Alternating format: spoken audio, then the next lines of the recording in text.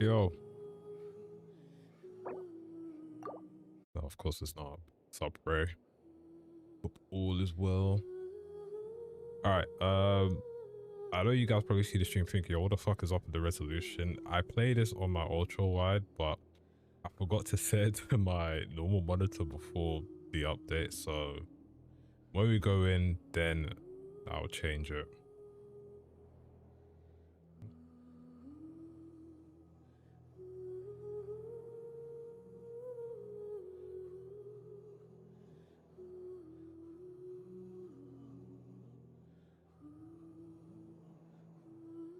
What's up, Trayvon? What's up, Yuri? And boy, everyone's ready for Shesnaya. I'm kind of curious how this one's gonna be. I hope it's not too long, but I wouldn't be surprised if it is. But I kid you not, I haven't played Genshin properly probably in like 2 months now. Like I've done this like the story stuff and everything, but in terms of exploration, I've gotten like the what's it called? Oculus for the new regions, the Moon region, right? But in terms of like the treasure chest and all of that stuff, I haven't been bothered to do it. 6 to 8 hours. I mean, if it's in the 6 hours, it's not too bad. But 8 hours is yeah, that's pushing it. I won't lie, man. I will not lie. What's up, Joshua?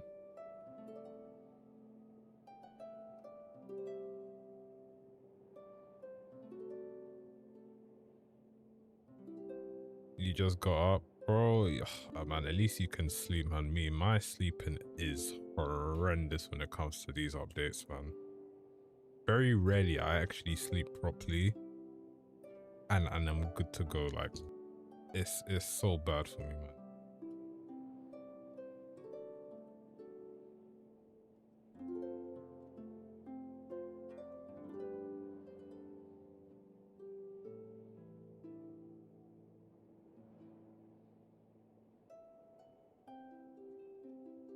It's morning, bro. It's like 3 in the morning. That's not morning, man. It's still like nighttime. If the update was at like 5, 6, then sure, I don't mind. But because it's out at like 3 or 2, sometimes 4, it's not good, man. It's either I stay up, right, and be extra tired, or I try and sleep beforehand and then I'm still tired regardless. I like rest. Yeah, mainly because the timing it comes out for me, currently like 3 AM for me, right? I try and sleep around 9, 10-ish, but my body just doesn't like it. So I don't even sleep until like 12-ish sometimes. And then I'm up at like 2:30 or something just in case. There was the one occasion, I think it was for Zenless, was it 2.8? Yeah, I slept through the whole update. I couldn't be bothered to get... And my body just like, nope.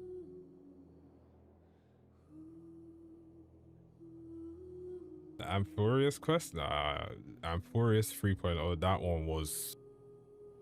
That was something else. What, like 10 hours? And it didn't help that like half of it was muted, man. Yeah, I know you tried waking me up, Ruben, but like I was out cold. Like I genuinely thought the update was the following day. That's why I just went to sleep normally. And I woke up and I saw a message. I was like, oh fuck, man. Yeah, I was out cold then. I was out cold. I don't know why I didn't check with the day before or something. Usually I do, but I was so certain that it was on the Thursday, but apparently came on the Wednesday for me. Which is why now I always like double check on like the Monday.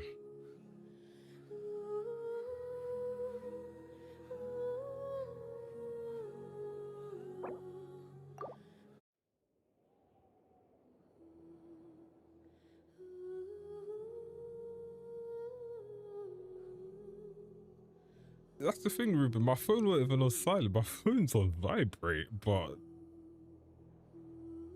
there are certain times where I'm just like, I will hear nothing. Like, I think the other day, my sister, she came back late, and I thought she was like gonna come back in the morning or something, right? And I woke up and I saw like 4 missed calls because my mum locked the door. I was like, oh shit. And she's like, oh no, I managed to get it. I was like, oh boy. Yeah, thank you, Trayvon, thank you. Now I don't know why my Botrix chat is so scuffed. Why is it? Dude, maybe I should have reset my PC beforehand, but I'm not.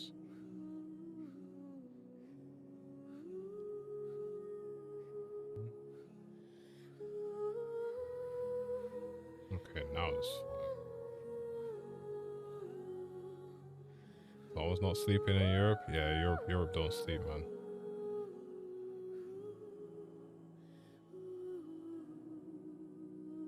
Servers are up? Nah.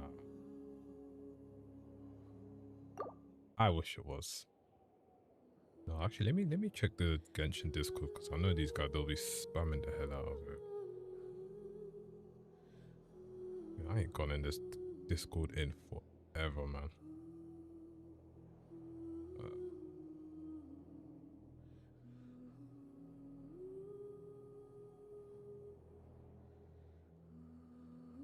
Ban? Nope.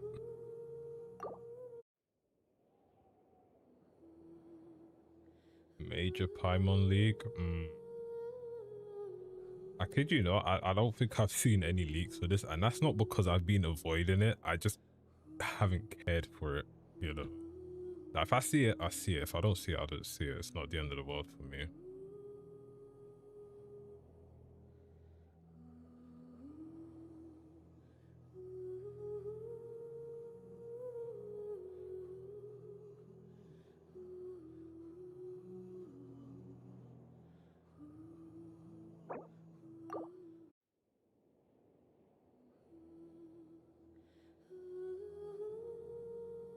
Like, even like how long the stuff are, I don't even check, and that's, I'm not bothered for it.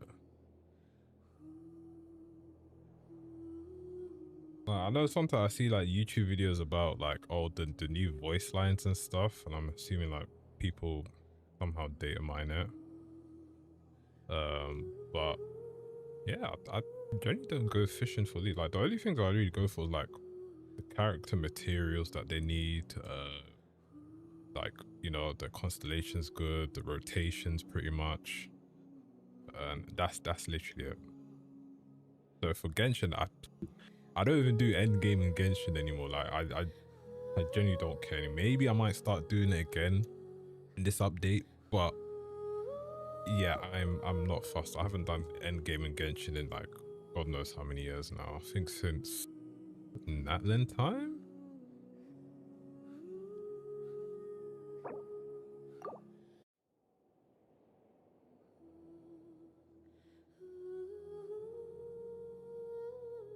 Silver Palace, bro, that story was so good. Like, I enjoyed it from when I played the first beta, and I was like, yo, okay, this is gonna be good.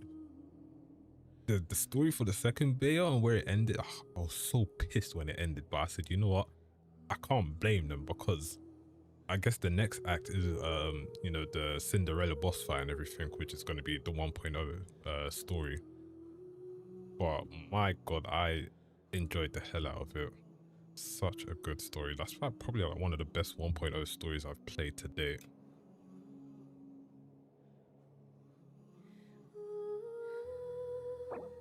Nah, servers are not open yet. Or at least not for me anyway.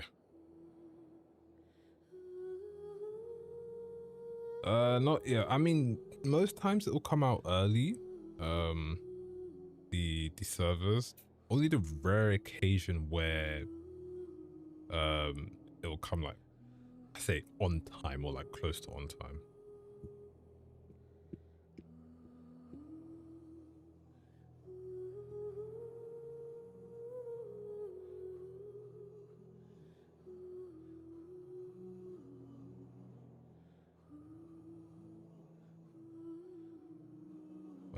and most times you'll know the server's up like when everyone's spamming it in the Discord chat.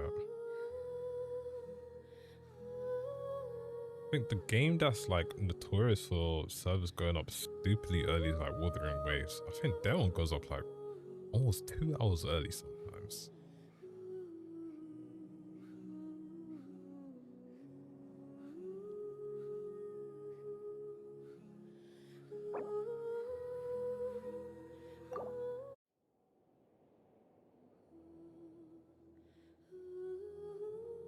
How am I doing? I'm alright. Running on like 2 hours sleep. I won't even call it sleep, I nap at that point. But yeah, we'll be fine, we'll be fine.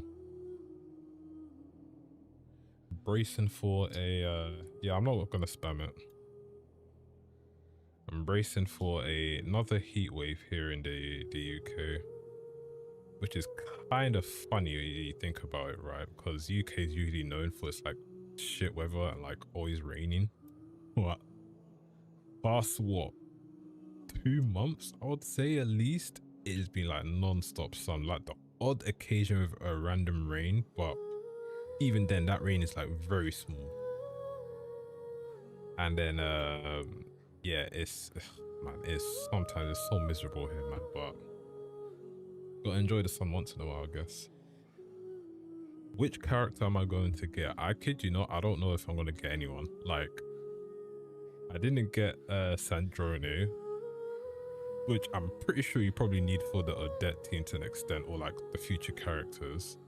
Odette, I might get.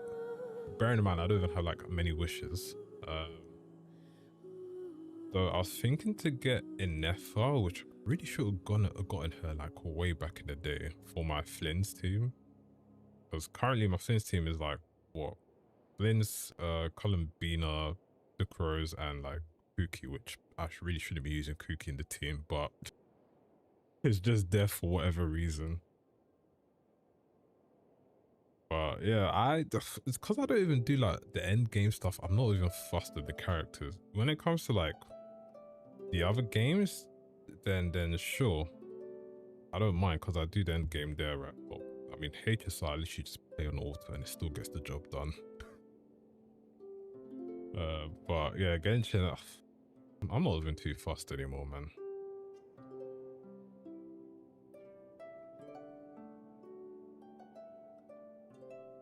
But yeah, Nefa, I'll probably go and get when she's up, just for my Flynn's team, and then after that, we'll see for the new region.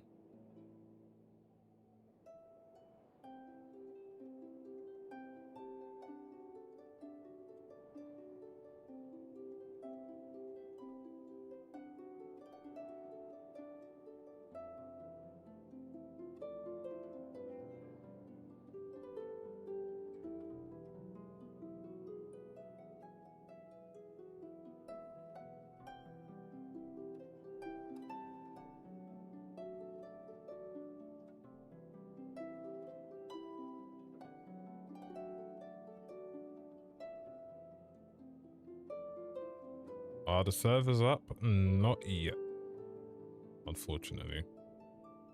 Usually there is, it usually comes up early, but yeah, nothing yet.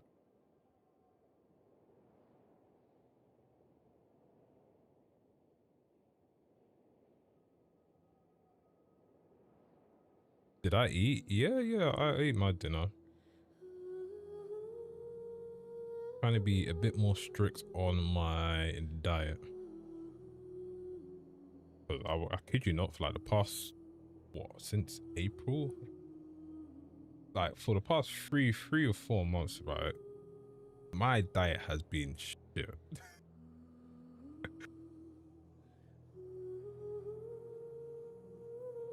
My diet has been terrible. I mean, I can still get with some stuff, but like, yeah, I've definitely slacked off.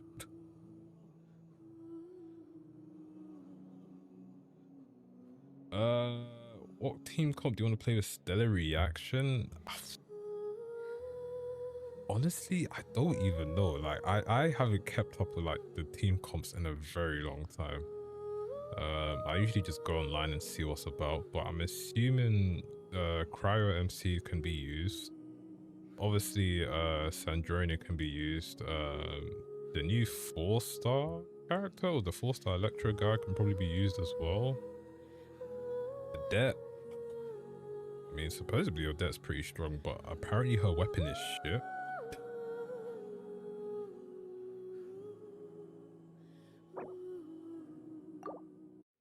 Apparently servers are going up.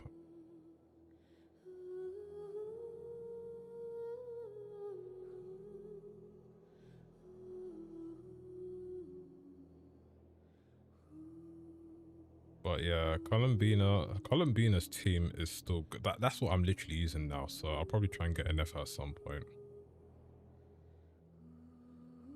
Yeah, Cryo MC is supposed to be good, and supposedly the weapon that you can get is really good as well. So maybe I might start using him now.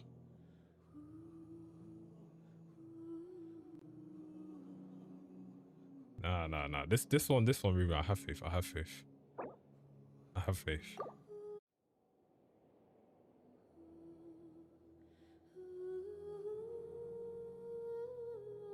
Evernight, I do see you, but please stop spamming it. It's a bit weird.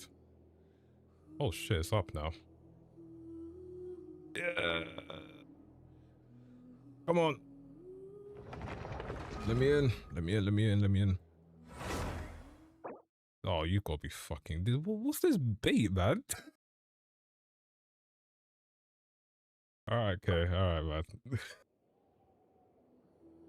Did I get an ultra wide monitor? Yeah, I got one, like, at the start of the year, but I need to change the resolution because for whatever reason, Genshin doesn't, like, automatically do it like the other games.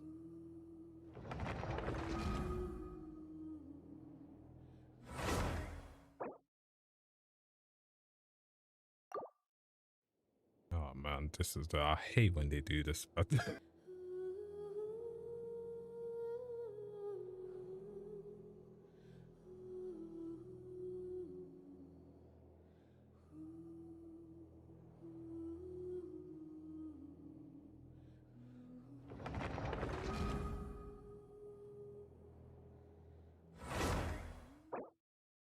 oh come on, let me in. What is this? Bro, they always do this to me, man.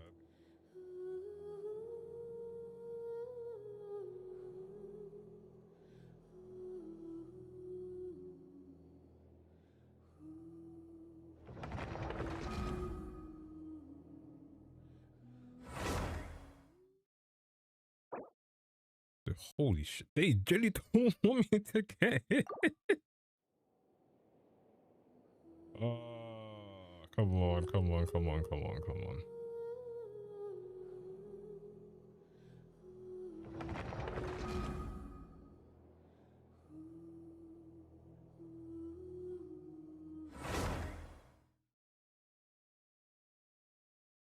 Finally. Holy. Right, let me change my resolution. 1 second.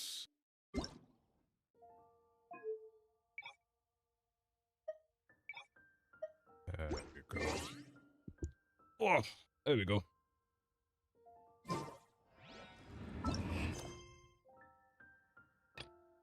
Into the wind.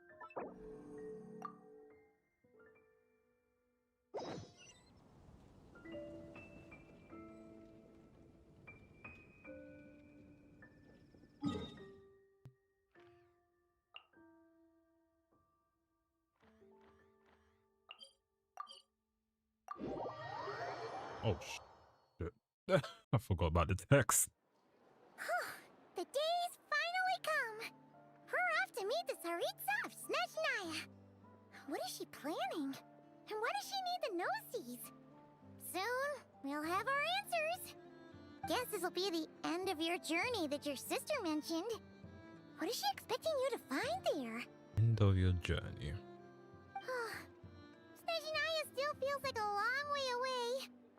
Hopefully, there'll be plenty of time to relax, eat some good food, and have fun before we arrive. But whenever Paimon gets thinking about how our destination is right around the corner, all these questions come flooding into Paimon's head. It makes her so nervous. Yeah. Anyway, enough about all that. We can't start the final leg of our journey with that kind of mindset. Just think. We've fought dragons and sea monsters, defeated creations of the gods, faced prophecies of doom and the threat of the abyss. Heck, we've even been to the moon! With all that experience under our belts, how could we be any more prepared?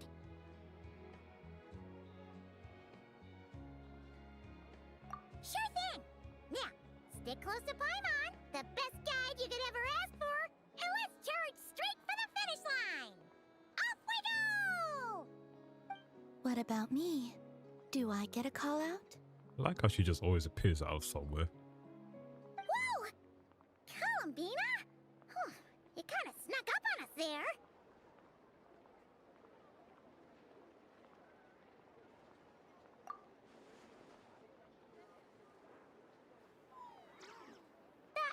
Don't look at Paimon! Paimon didn't sell you out this time. Oh, so it was you! Alright, guess there's no hiding it now. All your friends have gathered at the flagship to see you off. I invited Sandrone too, but she said she had to go back to Snezhnaya. She must be busy. She had some nasty things to say about you before leaving. Would you like to hear them? She hasn't changed a bit. Alright, let's hear it. If they're heading to Snezhnaya, I'll bet it's to cause trouble for Her Majesty the Tsaritsa. Attending a farewell party for people like that would not be a good look for me right now. Also, please tell them not to count on getting help from a Fatui Harbinger in Snezhnaya. Our time working together was not terrible, precisely, but we're on different sides. So when you get there, don't do anything to make life difficult for both of us. Well, that definitely sounds on brand for her. The attitude, the reasoning. Alright, we'll do our best to keep our distance then. No, you've misunderstood. I think she means that she'd like you to go see her. As long as you don't make things difficult for both of you, you'll be fine. Huh. You really have to read between the lines with Centrone. Go on, get to the flagship. Everyone should be there by now. I told Lauma that you once treated me to a truly unforgettable meal. Today, I want to return the favor. Am I gonna do the It's world quest? my gift to you. Maybe. It's definitely nice to be treated, but hopefully by this point, you know that you don't owe us any favors. The moon of Nodcry will always give you a warm welcome.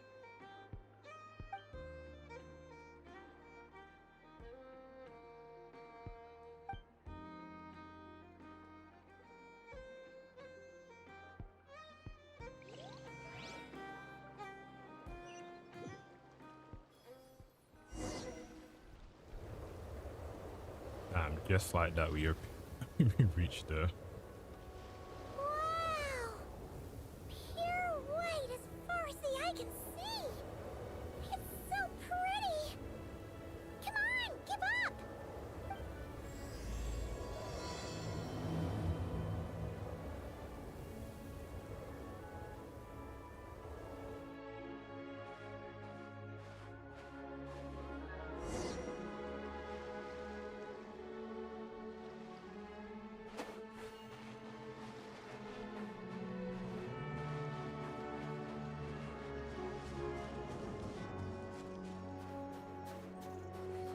Look! They look similar to the ones in Nodcry. You know, just minus the effects of Kuraki. That's a sure sign that we're officially in Snezhnaya now.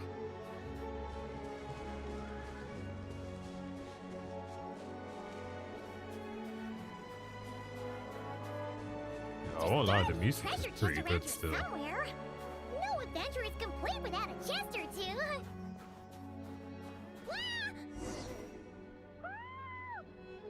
Bro, really, Paimon?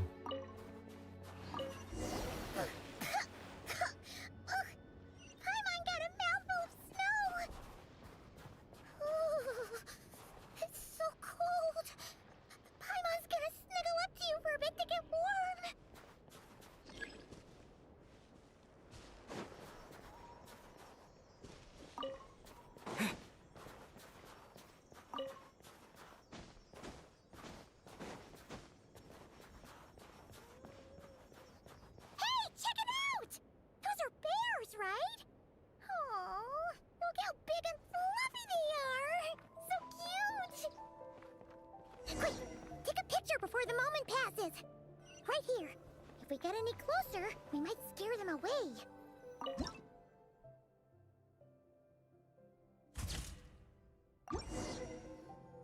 Let's see how your camera skills are these days. Oh, wait a sec. Paimon sees something! Come on, quick! It looks like a train carriage!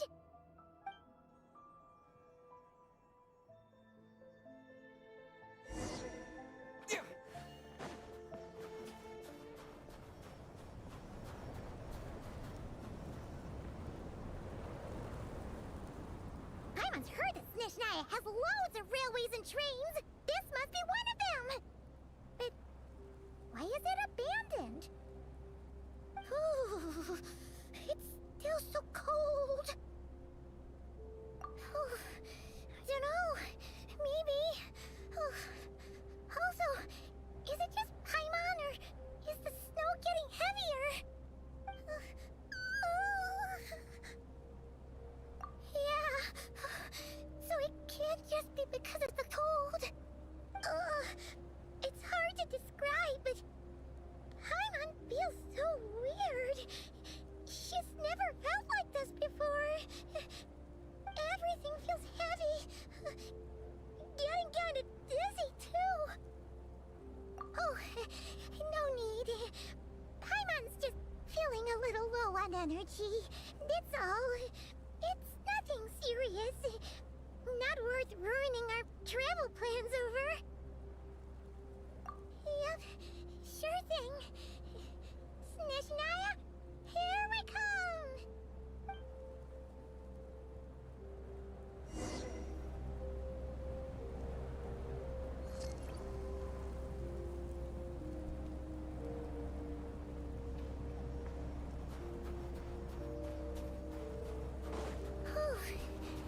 Seems like the snowstorm is getting worse by the minute.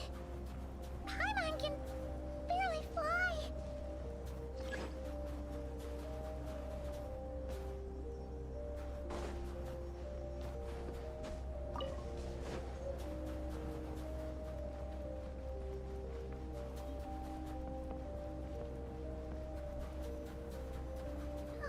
Oh, look!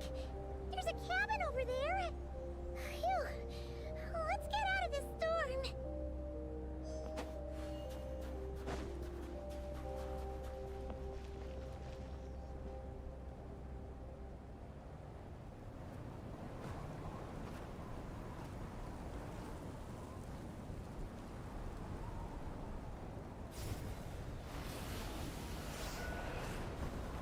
Oh boy, man got yeeted.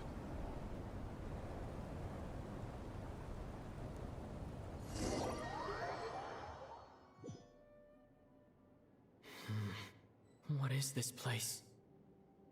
Where's Paimon? I need to find her fast.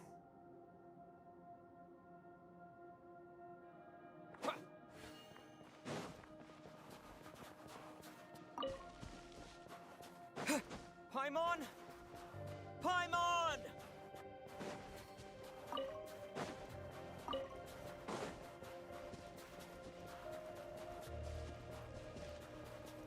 That's strange. Where could she be? I guess I'll try further ahead. Hang in there, Paimon.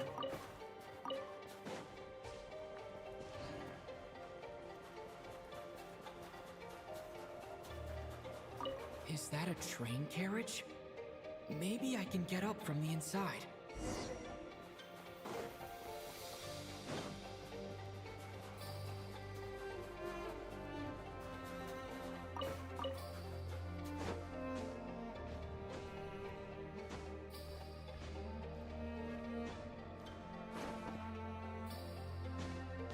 The stamina in this game, man. I'm so used to Wuthering Waves where I can just run around normally, man.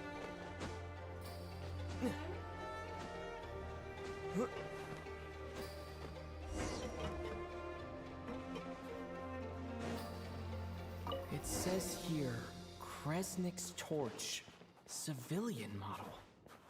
It's definitely getting a little warmer now it's turned on. I really hope Paimon's okay.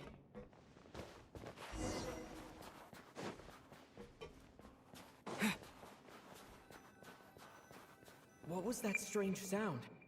I can't tell if... Paimon? Paimon, is that you?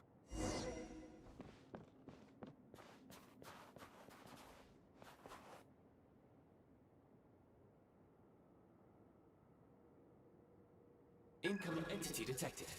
Authorization granted. Initiating original. Hello, Descender, who's reached the eve of tomorrow. Eye of Grey at your service. Time since Was last bro activation. about to say transcender? Time measurement unavailable due to the influence of... Anyway, it must have been a very long time.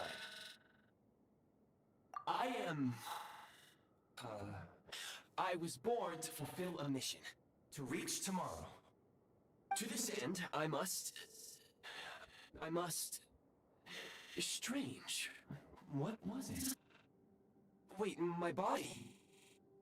Huh? Why is my body like this? Apologies. After a long period of inactivity, it appears that a lot of data has been lost. Anyway, I was created so that humanity could reach tomorrow. But I am unable to load further details at this moment. Nevertheless, serving humanity remains my primary objective. I have detected a drop in your surface body temperature. You cannot remain active in this state for much longer. In accordance with my preset programming, upon reactivation, I must ask the one who awakened me the following question. Will you accept me, Transcender? I will assist you, protect you, and fulfill my mission until we reach tomorrow. Tomorrow.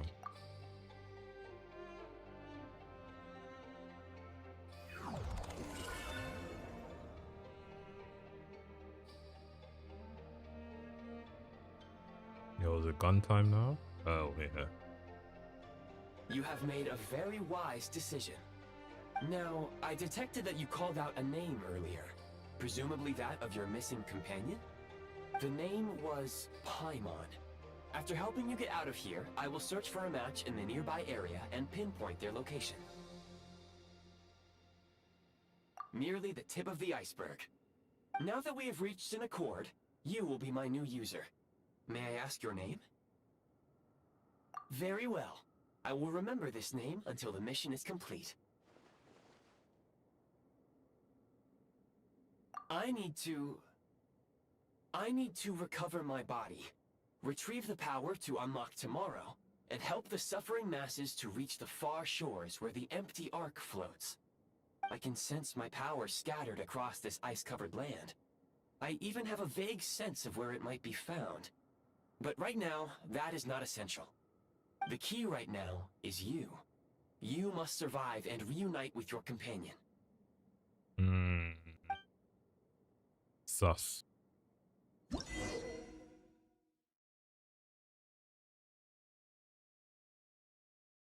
You may now execute the command, Demolish.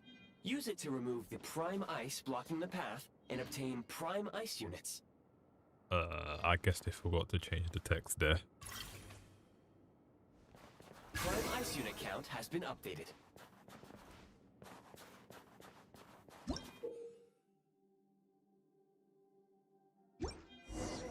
You may now execute the command, Build. Use it to create a prime ice construct to prop up the door. Huh, interesting.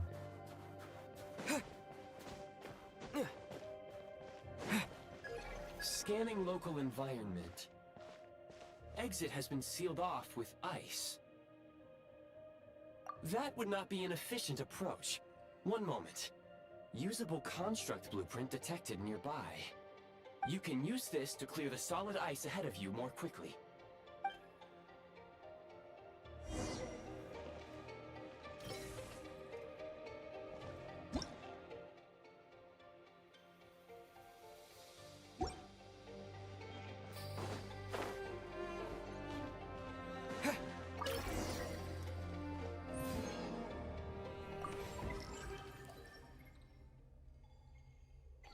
Construct blueprint added to records. You may now execute the command, Build Heat Source. Generate a temporary heat source to rapidly melt the solid ice.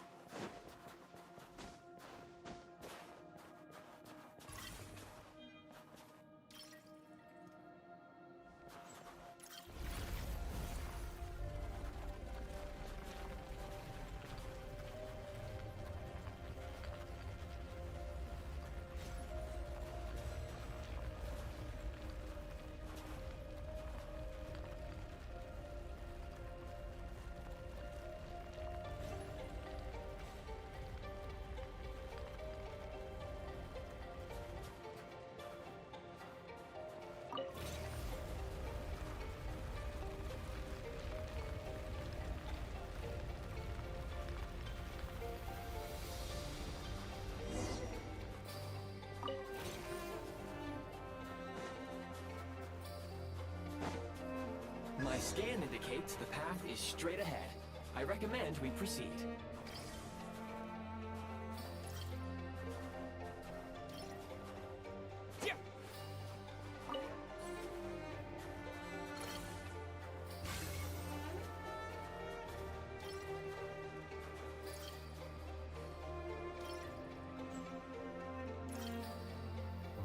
Fuck, man.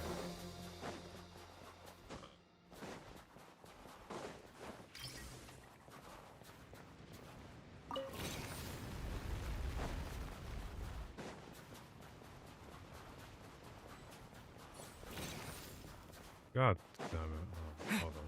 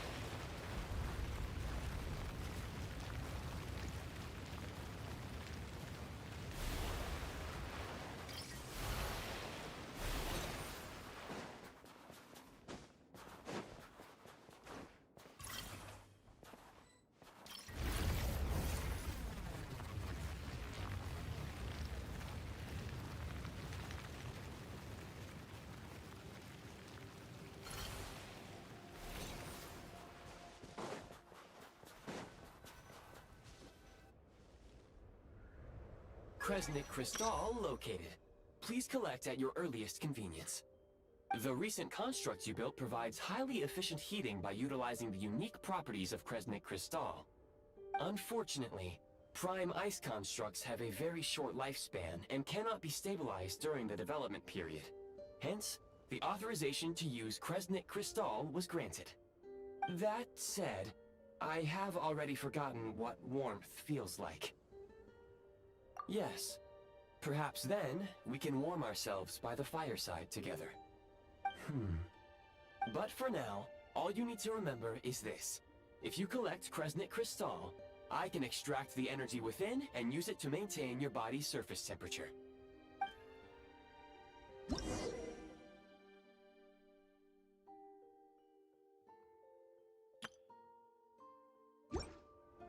Low power. Please use Kresnik Crystal to replenish energy reserves. Signs of physiological activity detected in the distance. It is highly likely to be your travel companion, Paimon. Go. Go now. Be reunited and sing together. May all the people be united as one. May all of life rejoice in unison. Bro, what the fuck? Yeah, this person is hella sus, man. Approaching the target location. Scanning for signs of life. Life forms detected. 2. Affirmative. However, that is not the reason for my confusion. According to my database, this location is a train station, meaning the number of life forms is unusually low.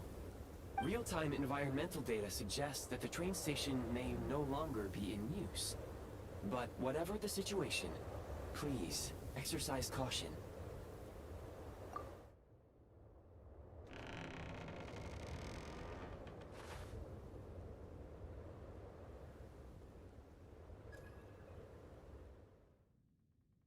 Paimon!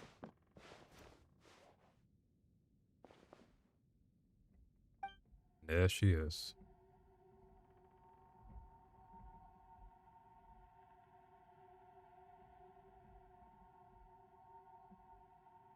Oh shit. Yo, already? Yeah. Who are you? Don't worry. She's only sleeping. You must be the Traveler. She called your name repeatedly while attempting to battle her way through the blizzard. Newcomers to Snezhnaya struggle to adapt to the sheer cold at the best of times. Lately, even the locals are suffering, with a powerful monster having summoned a bitter snowstorm.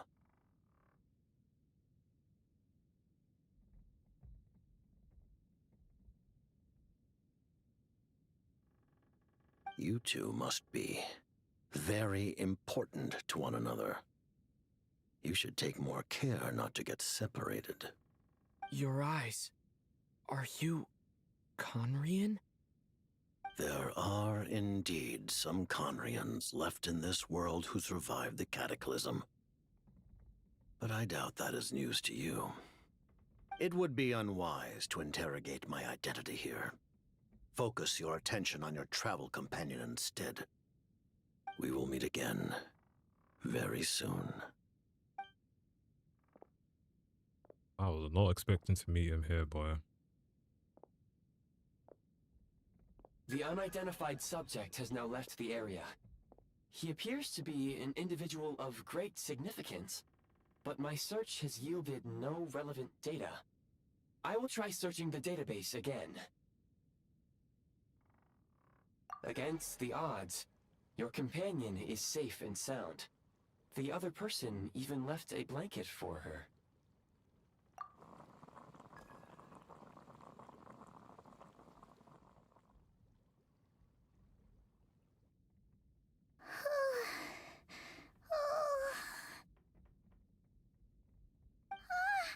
Traveler! Oh, thank goodness you're okay. Paimon was so worried. She looked everywhere for you. It's okay. Take it easy. Are you feeling alright? Pretty much the same as when we first got to Snezhnaya. Paimon must have got a cold. She was feeling so faint. She just couldn't keep going any longer.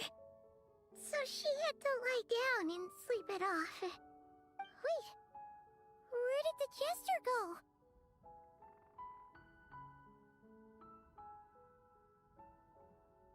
Yep, the director of the Fatui. The Jester Piero. So, you met him? The Jester must know everything about the Tsaritsa's plans. But there's no way he'd tell me just like that. We might well have ended up clashing. Well, he was right about one thing. Right now, the most important thing for me is to take care of Paimon while she's unwell. He had no intention of explaining his motives, and he left in something of a hurry. Hey! What the... Who is that? It looks like... half a pair of goggles. How amazing! A self-aware, talking pair of goggles.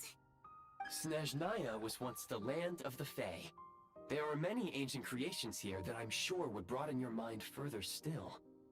Mind you, my database is also expanding as we speak. You must be a rare creature yourself. Yeah, no shit, she's rare. Oh, wow! Well, thank you so much. You've earned yourself some of Paimon's favorite candy. Oh, but by the looks of it, you probably can't eat that, can you? Goodwill detected. Instead of candy, perhaps I can suggest my preferred strategy. Please clean me regularly to keep me operating at peak efficiency. Oh, that makes sense. Every pair of goggles needs wiping clean once in a while. Sure thing, mister. Anyway, back to the Jester for a second. Paimon's still confused about something. When he first showed up, he already knew Paimon's name. And he acted like he expected Paimon to know who he was, too. Paimon could tell that he was Conrian from his eyes. And he definitely seemed like someone pretty important. But beyond that, Paimon didn't know anything about him. It was only later, after he rescued Paimon from the snow, that he properly introduced himself. That The only reason Paimon knows he was the jester. Oh, seems unlikely. He ran into the snow following the sound of Paimon's voice with a really anxious expression on his face. He didn't act like someone who knew she would be here in advance. And after bringing Paimon here, he just stared out at the snow. He didn't do anything to Paimon at all. In fact, he barely said anything. Wouldn't even answer any of Paimon's questions either. Paimon didn't feel unsafe around him, and he didn't seem to have any ulterior motives. For all we know, he might have just ignored Paimon's questions so she'd give up and go to sleep. Please allow me to interrupt. Fatui and director are unfamiliar terms. May I ask for clarification? Wait, you've seriously never heard of the Fatui? Oh, they're like the Tsaritsa's inner circle. Really powerful people. And the director is their boss. Understood. Since they hold elite positions and serve their god directly, it stands to reason that they would conduct themselves with due decorum. I am inclined to agree with your assessment, Miss Paimon. I did not detect any ill will from the gentleman in question.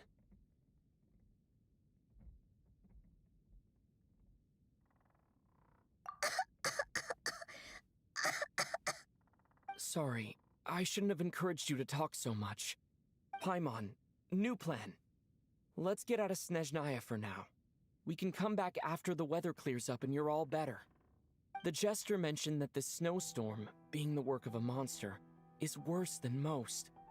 Even if we made it to Snezhnegrad, we'd still have to wait out the storm before we could do any exploring. Oh, well, it's really nice of you to look out for Paimon, but she doesn't want to hold you back.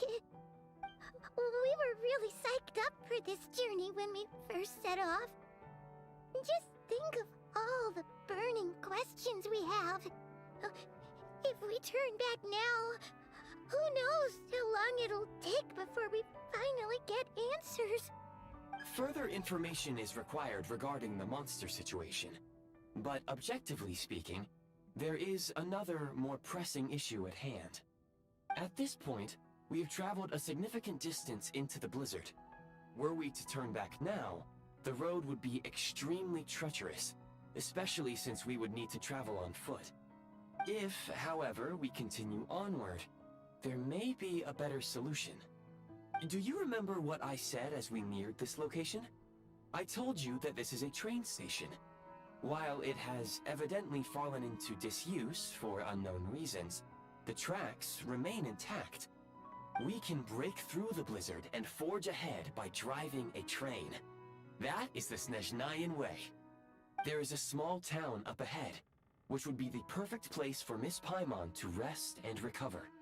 Paimon thinks Goggles here makes a great point. Let's do that! Oh, come on. Don't worry.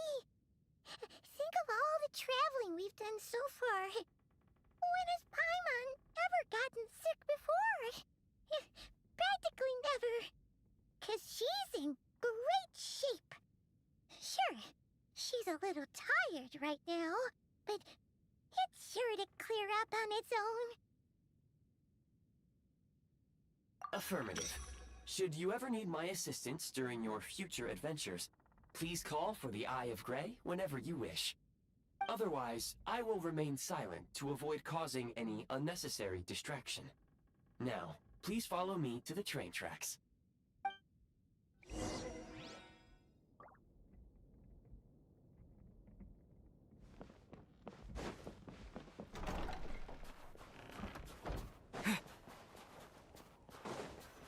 Please confirm when you are ready to depart.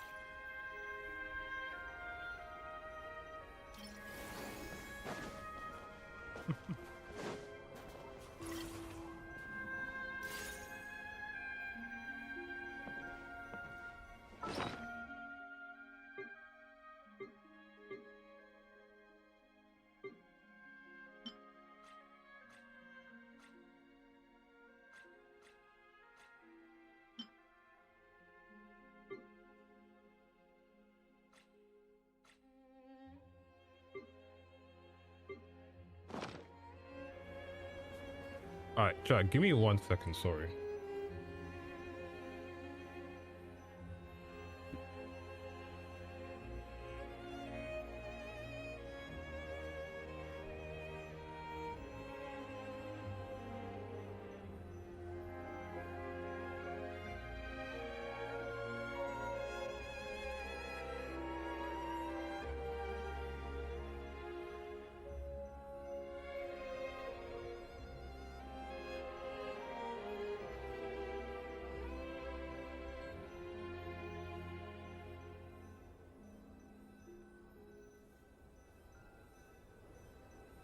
Ugh.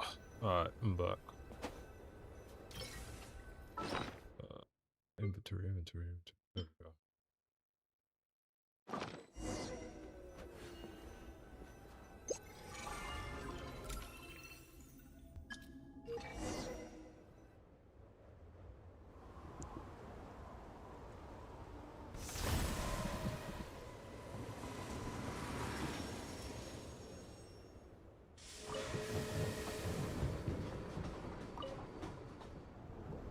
Heading north from here, we will soon arrive at... Wait, there's an error message. Could not detect clear tracks. What exactly does clear mean? Brace for impact, friends! Preparing to enter impromptu flight mode.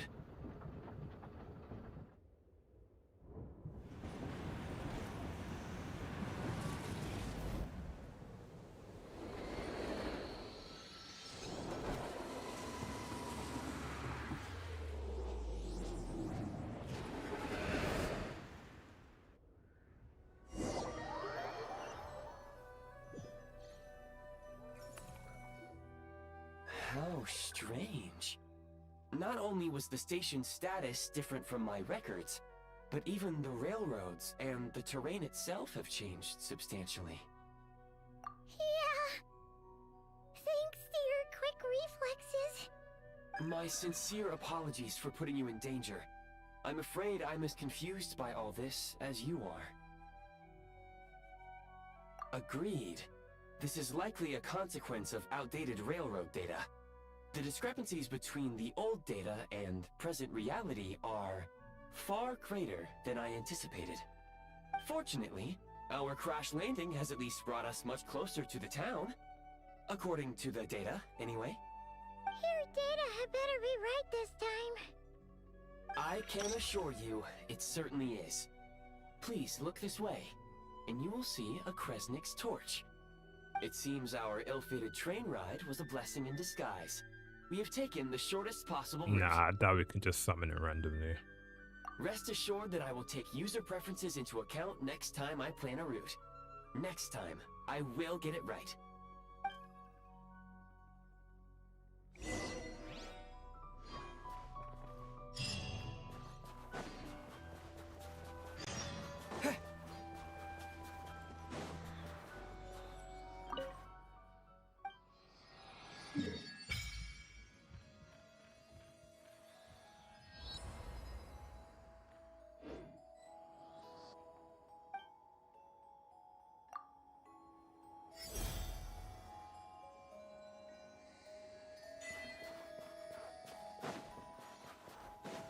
Excuse me, is there an inn nearby? I'm sorry, but they've all closed.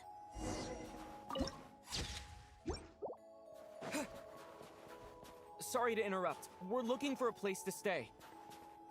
I can't even afford to warm my own house, let alone run a business. Damn, boy, these mans are hella grumpy. Excuse us. Is there anywhere we can stay around these parts? Oh, I'm afraid not. You'll have to try your luck somewhere else. All we can do is wait for the next shipment of Kresnik Crystal to get here.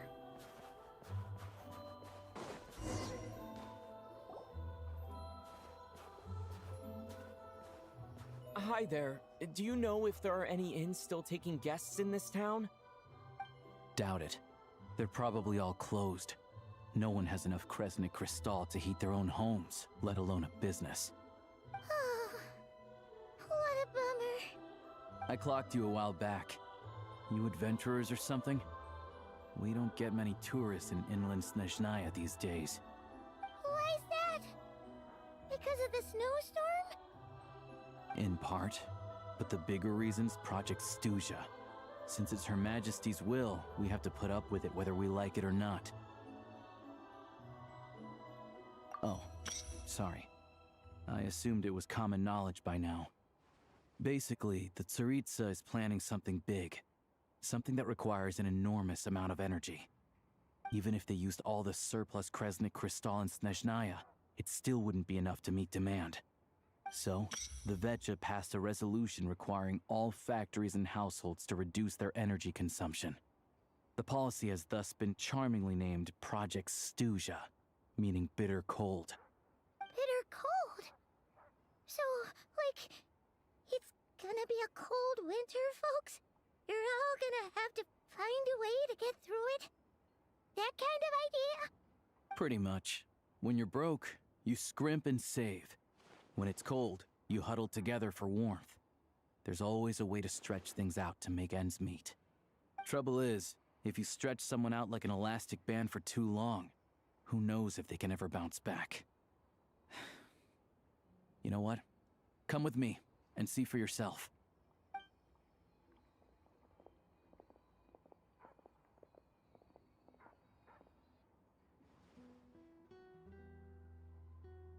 Can you please explain to me why the price of Kresnik Crystal has gone up by 1/3 again?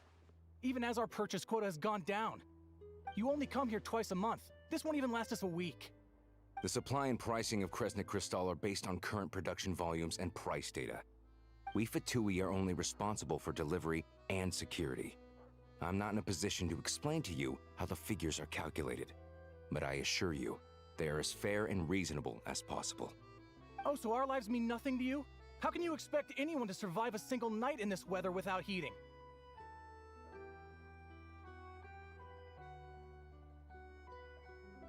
Since you insist on making me repeat myself every single visit, I will remind you again.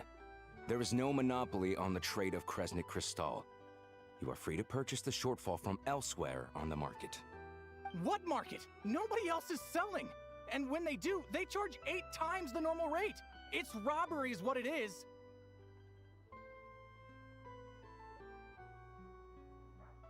Damn.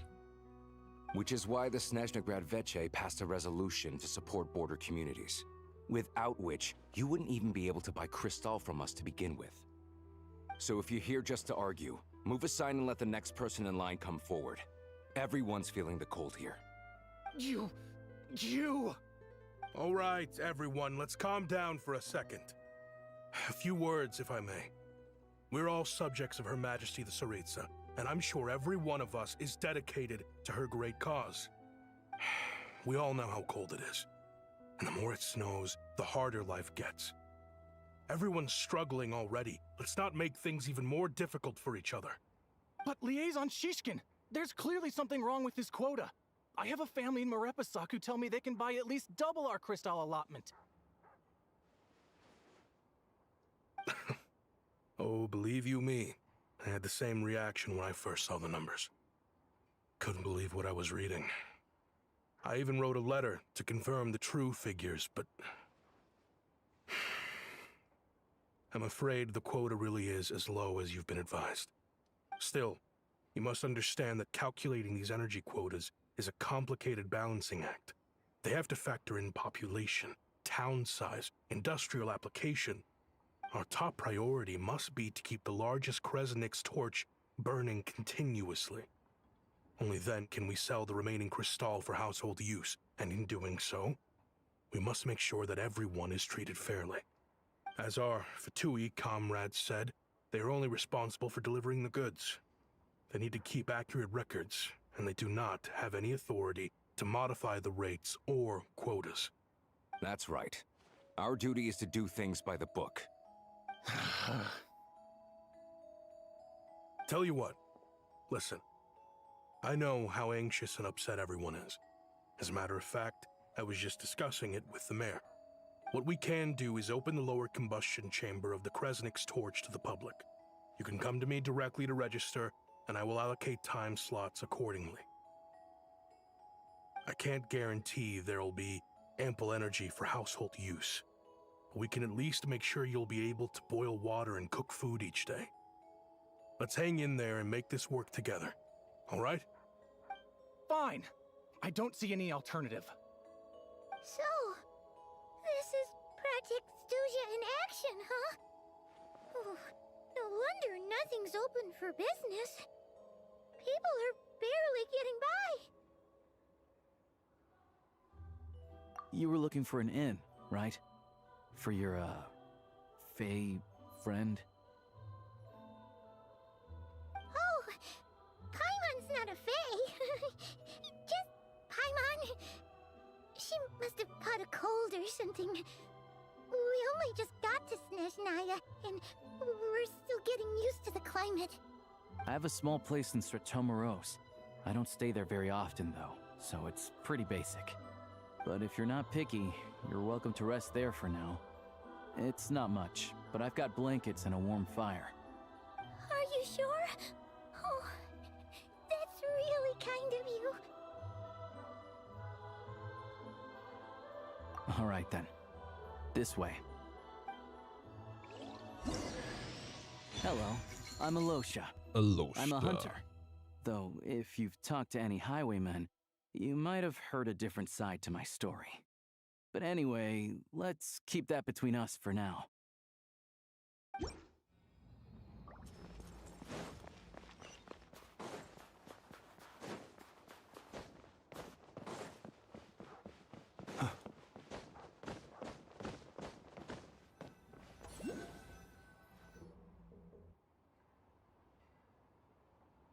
Oh, so cozy and warm. Paimon's getting nice and toasty. Oh, wait. Paimon only introduced herself so far, didn't she? This is Paimon's best friend, the Traveler. Good to meet you. I'm Alosha. Most travelers find the Snezhnayan climate to be a shock to the system at first. But as long as you keep yourself warm, you should be fine. Still, you should keep an eye on your condition. When people are too quick to dismiss a cold, it can easily end up turning into something more serious. Don't say that. Paimon's too young for chronic health issues. They aren't in town right now, and they won't be back anytime soon. The train station has been closed ever since these power shortages began. I do a lot of hunting, so I spend most of my time exposed to the elements. But even the animals wouldn't survive long in a storm like this, let alone a hunter. Nothing to do but sit tight in town until the weather improves. I get that you're in a hurry, but even if the station were open, that doesn't mean there'd be any trains. We could end up stuck here for a long time, I'm afraid. What? Your own train? Wait, hold on. That train? The one that suddenly fell out of the sky and crash-landed on the ice? Oh, we got lucky and found it in a cave. Oh, then our luck ran out and we had a little accident. Pretty crazy for a random find in the mountains. Well, as long as your train's good to roll, you might get to Snezhnagrad after all. I've been doing some digging recently. Turns out, the real reason for the current energy crisis in Stratomoros is that some of the supply is being seized for a private stockpile. But to expose what's going on, I need to catch them in the act. So, I'm heading off to catch a rabbit. Huh? Wait, a rabbit stole the crystal? It's a figure of speech. Real rabbits couldn't pull this off. They'd prefer carrots to Kresnik Crystal anyway. Shishkin, Mr. Positive Attitude, let's all get along now, shall we? Him? Really? Paimon never would have guessed. Huh? You're coming with? Huh. Oh, okay then. Just give Paimon a second. second to get ready. Alright.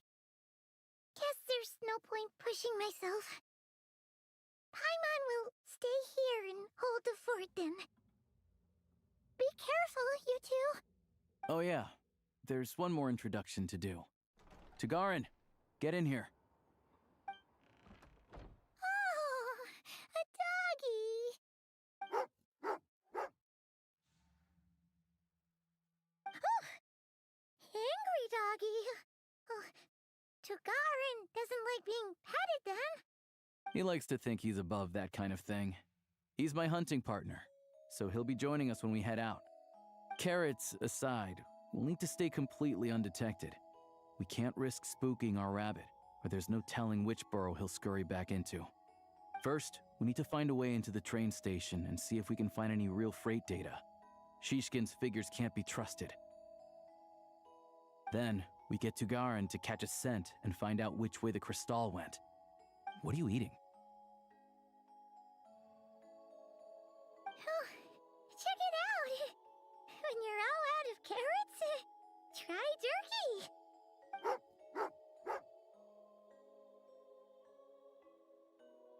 Good doggy, good doggy. A fellow dog lover, huh? Yep. And rabbit lover. Carrots are great too, you know. Good to know. Eat up, Tagarin. We got a lot of work to do.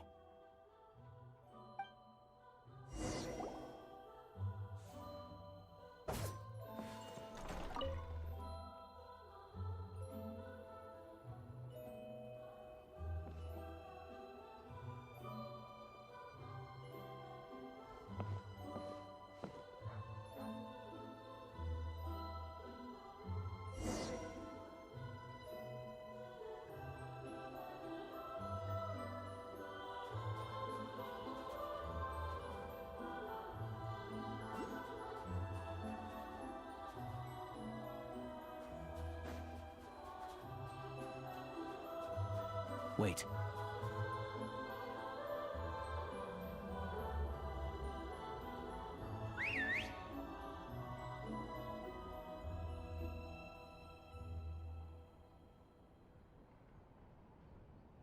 Damn boy, they're really chasing after the dog.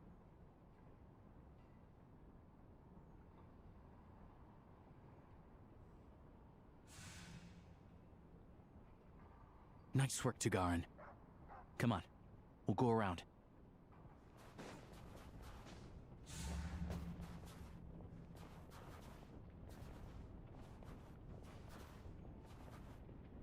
Nah, no, everyone's asking for a skip button. It's been like 6 years now. You ain't getting no skip button for this game. I don't think they want to do it, which is a shame because if they actually done it, I'll do the side quests. It saved me from clicking every minute.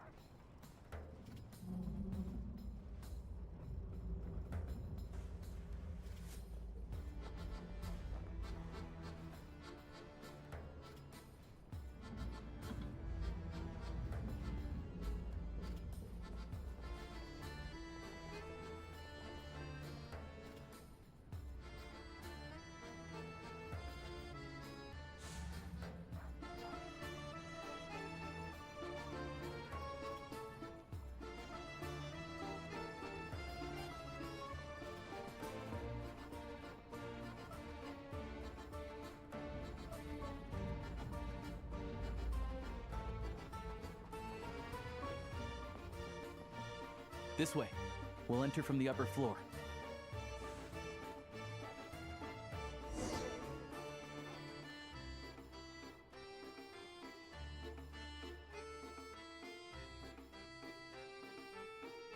Yeah, they did say they're gonna make it faster, but I don't know. It don't feel faster from the last time I was doing it. There we go. A freight list. Straight from the Fatui. So Shishkin won't have had the chance to doctor the figures. Looks as new as the day it was printed. I guess no one bothers reading these unless they have ulterior motives. Yeah, this is all we need. Come on, let's get out of here. Then go track down the crystal. Tugarin's a keen hunter, and catching rabbits is his specialty.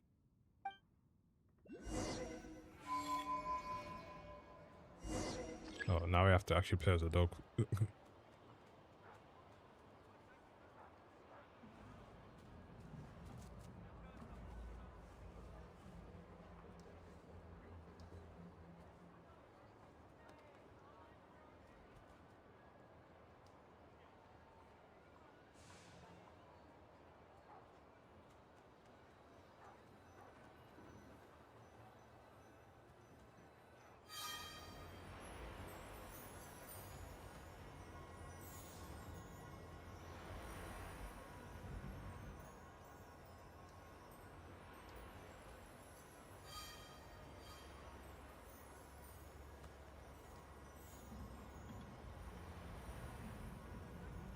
I sound like heavy. Anywhere there's a stove, there'll be the scent of crystal. That's the first normal. I've heard.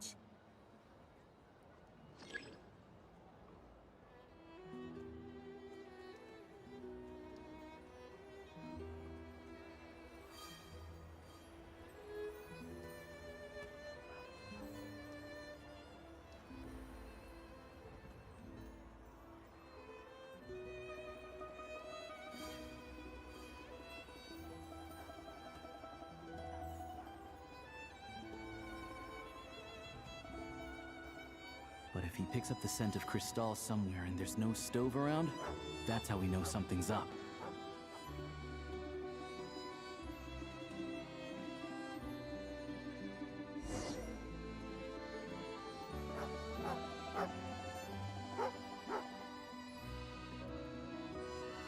This must be the rabbit's warren.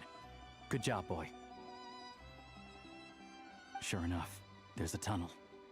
You stay here and keep watch. I'm gonna take a look inside.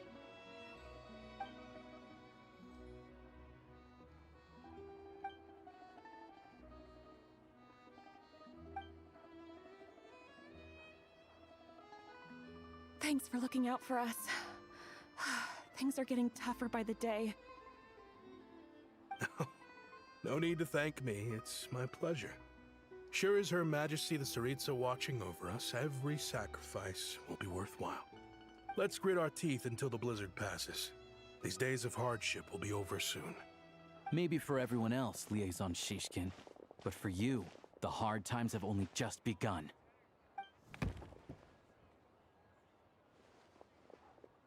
Huh? Who are you? What's the matter?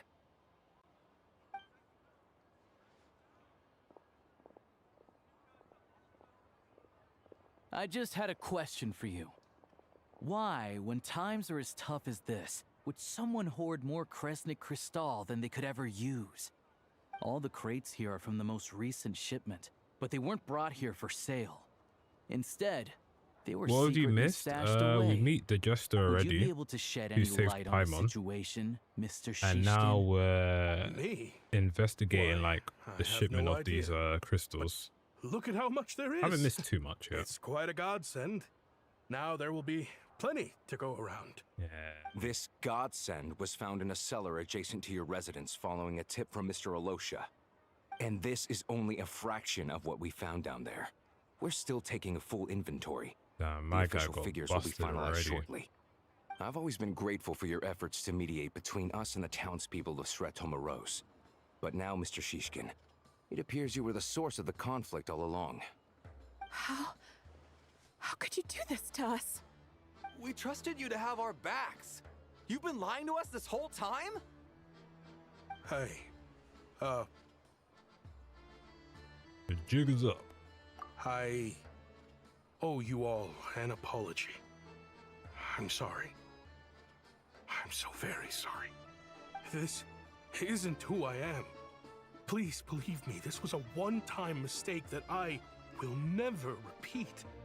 We all know how difficult life has been since Project Stuja came into force. Energy is an increasingly scarce resource. People everywhere are getting desperate. But some places have been hit harder than others. I grew up in Alatir, a small village with no train station. Deliveries of Kresnik Crystal have ceased there entirely. If nothing is done, they're all going to freeze to death.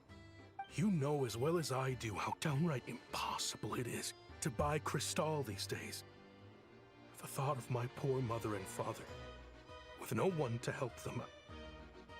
Oh, I felt so afraid. A classic sub-story. I watched as energy grew scarcer by the week, all the while knowing that their lives were at risk. Then one day, I looked at the Cristal shipment in front of me, and a terrible, selfish thought entered my mind. Looks like I'm just not cut out to be a criminal. I'm so sorry. Once the Fatui have finished their count, you'll see that the numbers match their waybill.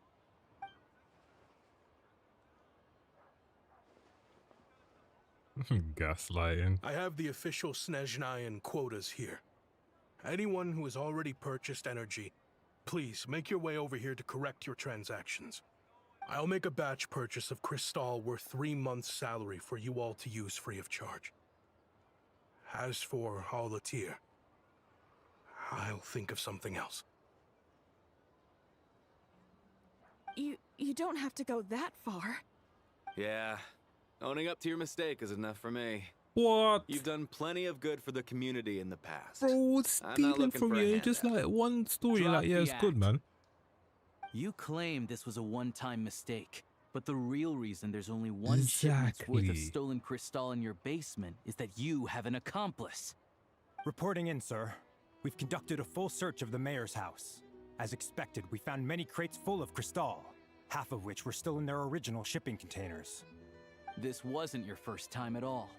You've been colluding with the mayor of Stratomeros for a long time now. The train station's currently out of service, but it does open for a short Yeah, window man every tried time to there's an gaslight energy us, delivery. fam. And every time a train pulls Weren't in, gonna happen, you're there bro. on site to take Open inventory up my and window, give me a oversee the sec. workers unloading the cargo. The mayor handpicks said workers. Per his instructions, they transport the Cristal by tunnel at night to the mayor's house, and he sells it out of town. But since he can't get the goods out of town by train, he had to arrange an alternative method of transportation. This meant slower sales, which gave me plenty of opportunity to catch him in the act. Wait, the mayor's involved in this too? Preposterous. What proof do you have of any of this?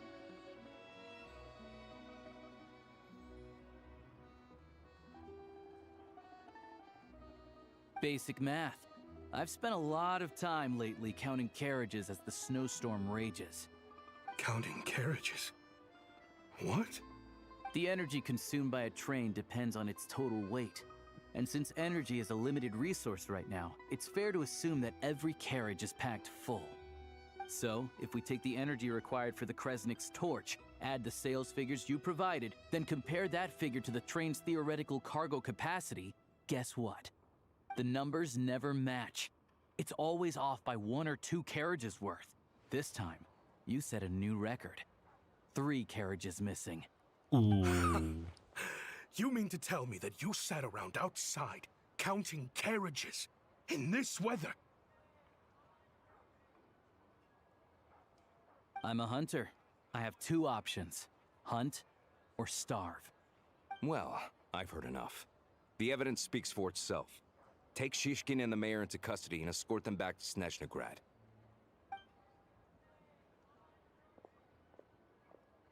You cocky little brat, ruining my business. Just you wait. Mm-hmm.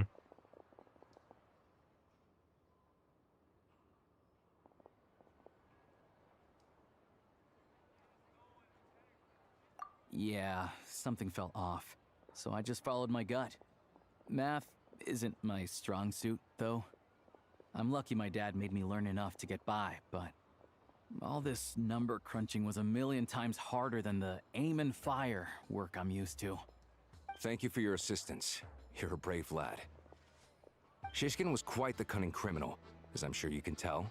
He did all of this right under our noses, and we never suspected a thing. A wolf in sheep's clothing. He had everyone fooled. Even with that sob story he fed us. He was probably trying to keep the mayor out of it, not just mask his own motives. Without the compelling case he put together, even I might have fallen for it. Alosha, was it? Tell me, are you really a hunter? We can go find some wild animals if you want. I'll fire off a couple of shots, and you'll see whether I'm the real deal. I didn't mean to cast suspicion on your identity. It's just... well, I'm sure you've heard of the Rokot. Recently, they've been recruiting people with your kind of talent. They hide in plain sight under false identities, working against Project Stuja, sometimes directly opposing the Tsaritsa herself. They aren't a violent organization, and their goal is to improve the lives of the common folk. But still, as a member of the Fatui, I wouldn't be doing my job if I didn't keep tabs on them. First I've heard of this. I don't really keep up with what goes on in the city. All I know is, people who don't mind their own business in the city end up paranoid about everything. As for me, I just couldn't stand Shishkin. I'm from Alatir myself, and I can tell you, nobody's lived there in years. Why would an abandoned village need Crystal? Of course, no one really cares about the fate of that place. I'm guessing today is the first you've heard of it. I see. It does sound quite tragic. Really. Well, thanks again for your assistance, and your friend here too. I will report this incident to Snezhnegrad. The Fatui will take over energy distribution until new officials are appointed. We'll also ensure that the train station resumes normal service as soon as possible. Looks like it's my turn to brush up on math now. I never liked it as a kid either.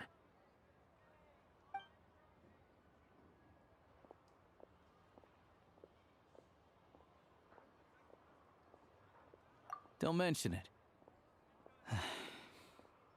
Isn't the soldier overseeing the delivery supposed to verify the quantity of the goods? Was he just careless? Or was he being paid off too? Who knows? Excuse me. I'll take a share of Kresnik Crystal too. Thanks. I need to take a detour before we head back. There's someone I have to deliver this crystal to.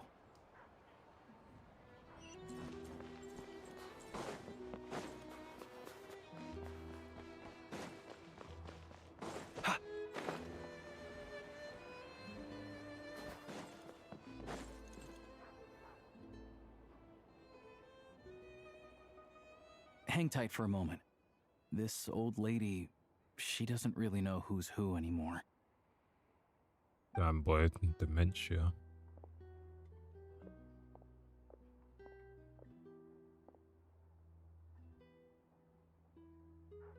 Oh, grandson. It's so cold today. You must be freezing. Ma'am, it's me, Alosha. Alosha? Alosha who? You know me. I came by earlier today. Cleaned the ashes out of your stove, gave you some warmer bedding, and washed your back.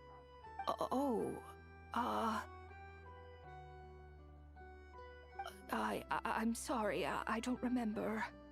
Now, how often do I get to see my grandson, hmm? Come on, take a seat and relax while I fix you something to eat. It's okay. You just rest. I'm fine. Oh, you. It's nice to come and visit your old granny once in a while, isn't it? Sretomaros, a good town. All sorts of things to do and people to meet. And the local officials are good to us. Sit down, come on, take a seat. I still have some fruit left. Let me get it for you. Please, don't get up on my account. You need to rest. Where's the fruit? Right under the basket by the door. Or maybe it was on the bedside cabinet.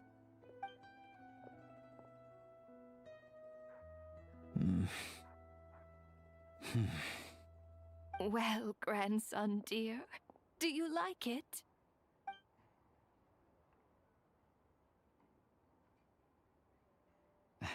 Very much, ma'am.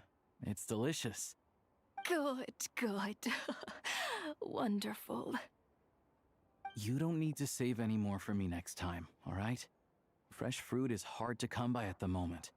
You should eat it as soon as you get it. Oh, I Denial? don't need it. I'm fine. But if Could you be. like it, come back for some more soon.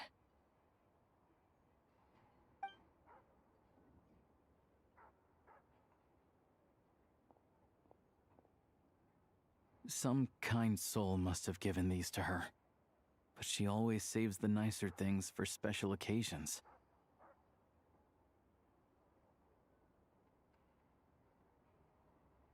I met her at the market back before her health began declining. She was a lovely old lady. We're from the same hometown.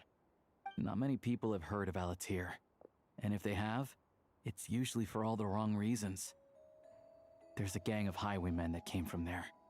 Now that it's an abandoned village, it's rare to find anyone who shares fond memories of our hometown. So after we got talking and realized we were from the same place, we decided to keep in touch by letter. I first learned of Stratomoros's energy supply problems from a passing comment in one of her letters. Then, after her health went downhill, I started visiting more often to check in on her.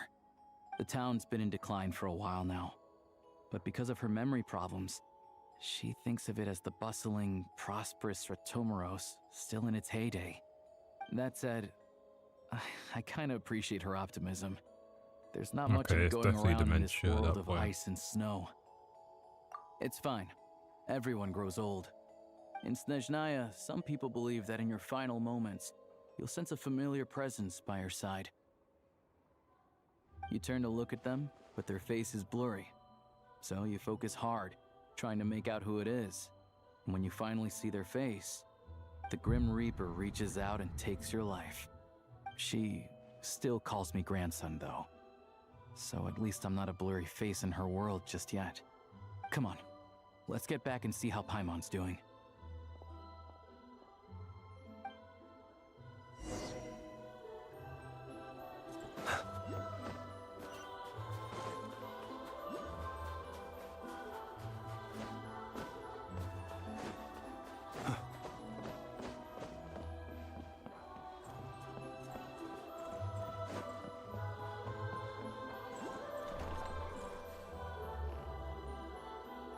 Paimon, we're back.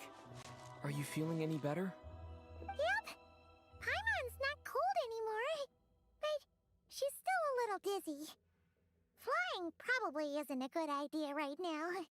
Paimon might lose her balance. But Paimon's sure she'll be fine. It's probably just from getting hit on the head by that pile of snow when we first arrived in Snezhnaya. Her complexion's looking much better. Let's keep an eye on her. Sure. But enough about that. How did everything go on your end? Are you all set? Did you have any trouble? I'll explain. It's a bit of a long story.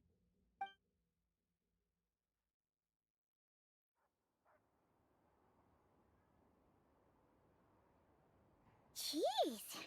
You guys got pretty busy. Sounds like the liaison officer and the mayor were running quite an operation. Good riddance to both of them. It's a good thing you managed to catch them. So, you said the train station will open again soon, right? And everyone has enough crystal now? Yeah. Well, enough to survive at least. Project Stuja isn't going away anytime soon. People will still have to scrimp and save to make ends meet. Don't know. The goal of Project Stuja is to gather energy for the Tsaritsa, but no one knows where that energy's going. It's never been made public. The thing is, we were told that the project would only last for 6 months, but time and time again, they keep extending it. Extending it? Does that mean the Tsaritsa's plan isn't going very smoothly? That's what everyone suspects. In principle, any proposed extension needs to pass by majority vote in the Snezhna Veche. But even though opposition has been growing, any detractors end up caving into political pressure from the rooster, Pulcinella. He's the chair of the Snezhna Veche and a key figure in the voting process. He has the backing of many powerful and influential people. How come the Fatui are picking on ordinary people even here in Snezhnaya. I don't see it like that. Fundamentally, the Fatui will always think and act in the Tsaritsa's interests. But that doesn't mean they don't care about the plight of the common folk. The only reason Sratomero still receives Crystal shipments is because of a relief proposal put forward by the Rooster himself. Then there's the Fatui soldiers providing support in every corner of the nation. Even the Northland Bank provided some mora for disaster relief, and they're as conservative and indifferent as they come. It's just that the rich and powerful in their fancy palaces live in a completely different world from us. There's always going to be some conflict when those worlds collide. Yeah, well, even though we all believe in Her Majesty the Tsaritsa, there are still many differences of opinion on how best to tackle the big issues of the day. Regular folk don't have an easy way of getting their voices heard in Snezhnograd, while the rich and powerful are either unwilling or afraid to speak out for all sorts of complicated reasons. The Rokad provides the disaffected with false identities and an outlet to vent their frustrations. Of course, an organization like that exists in a gray area. The moment the Veche think they've crossed a line, there's sure to be a crackdown. But so far, they've been doing their best to help the common folk. Like us, don't you mean? You didn't hesitate to join in. You're not new to this, I can tell. That's because we're adventurers. It's our job to help people out with commissions and get to the bottom of things. Sounds like we're going to get along. So, what's your business in Snezhnograd? Aside from taking your friend to see a doctor, of course. I want to meet the Tsaritsa. It's complicated. I've had run-ins with many of the Harbingers along the way, and I really need to know what the Tsaritsa is up to. Her ultimate goal, what the Gnosis mean in all of this. Since I've made it this far in my journey, I have to find the truth, whatever it takes. Wait, so... no way. Are you who I think you are? Uh-oh. Sounds like you've heard of us then. We're getting more famous by the day. I didn't realize I was in the company of giants. Honestly, we're all as curious as you are about what the Tsaritsa's planning, and why it has to involve us freezing to death in the snow. But getting in the same room as her won't be easy. The common folk aren't permitted to meet her at the best of times, and right now, she's probably not even in Snezhnograd. Word is, she's heading east on a campaign to slay a monster. Yeah, so you've heard of it. A wild, unpredictable it's been monster an hour with the power 30. to summon snowstorms. Or It also almost an hour absorbs everything 40. around it into its body, But the so quest it's growing has only been constantly. like an hour, like 15 Now, minutes it's so so far. big that the Tsaritsa has deemed it the #1 You haven't threat. missed too much Luckily, as it grew, it became increasingly less mobile, so it doesn't pose an immediate threat to this town or to Snezhnograd. I'm sure the Tsaritsa and her personal guard, the Druzhna, won't have any trouble defeating the creature between Druzhna. them. It's just a question of how long it'll take. Suffice to Yeah, say, I think it'll you probably won't be seeing something her anytime related to them. soon. You'll have to wait until she gets back. Fair. Well, the Fatui will be taking over management of the train station for the time being. Things should be up and running by tomorrow. Once it's open, we can see about getting your train towed to the station. Whoa! That's gotta take a lot of manpower. Are you sure we can talk them into it? The Fatui aren't exactly spotless in this whole mess. Plus, we helped them out. Should be easy enough to negotiate. As far as I know, all the paperwork is dealt with upon manufacture. I've never seen anyone check it, so I wouldn't worry. Having a train makes everything much easier. We'll reach Snezhnograd in no time. I need to head there myself anyway. Got some game to trade for Mora. I know a good doctor in the city. I'll introduce you when we get there. Oh, thanks so much. Let's get a good night's sleep ahead of our big trip tomorrow.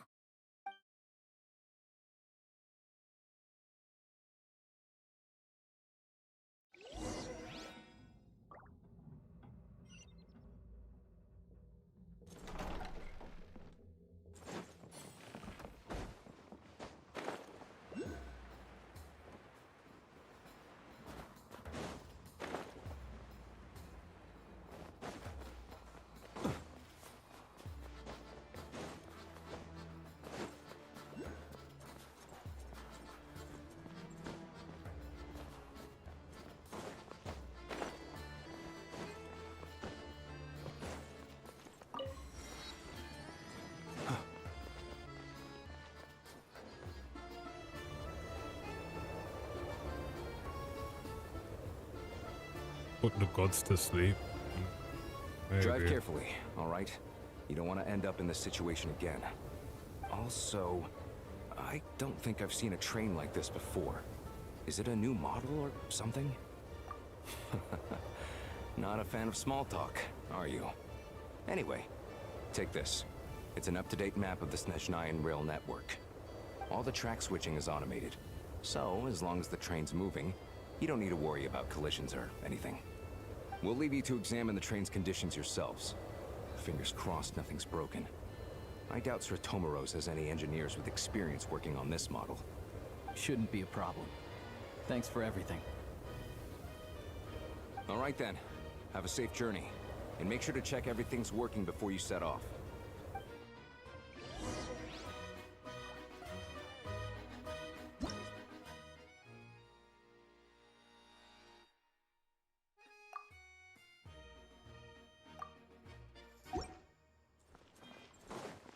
Damn, I said really got our own personal train.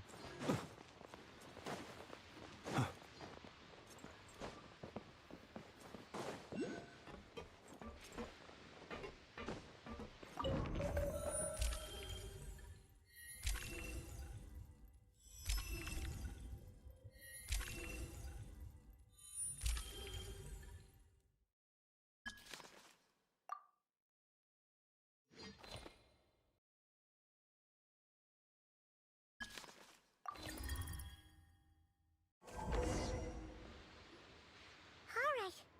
Looks like our destination settings have been applied. Let's give this thing a final once-over and then head out. Goggles, your time to shine. Affirmative. Running vehicle diagnostics. What's this? Engine, green. Wheels, green. Frame, minor damage, but no impact on function. Diagnostics complete. All systems nominal. Neat! Huh. Paimon still can't get over the fact that you just found this tech lying around in a random cave. I've lived in Snezhnaya my whole life, and I've never heard of an interactive, talking train autopilot. Strictly speaking, I wasn't designed purely to drive trains, though I doubt you have any interest in navigating the practically unreadable operator's manual yourself. All configurations are complete.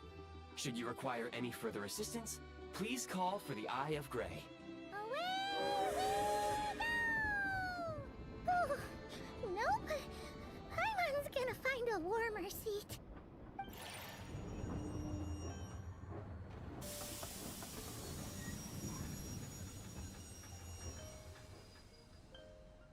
Huh? What's going on? Oh boy. Oh no. Oh no indeed.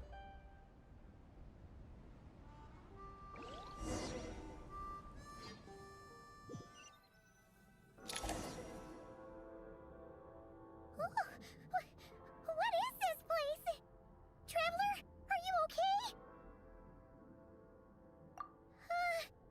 Paimon's still airborne, but it feels like swimming through thick, gloopy water. It's horrible. Just our luck. Of all the things that could have gone wrong.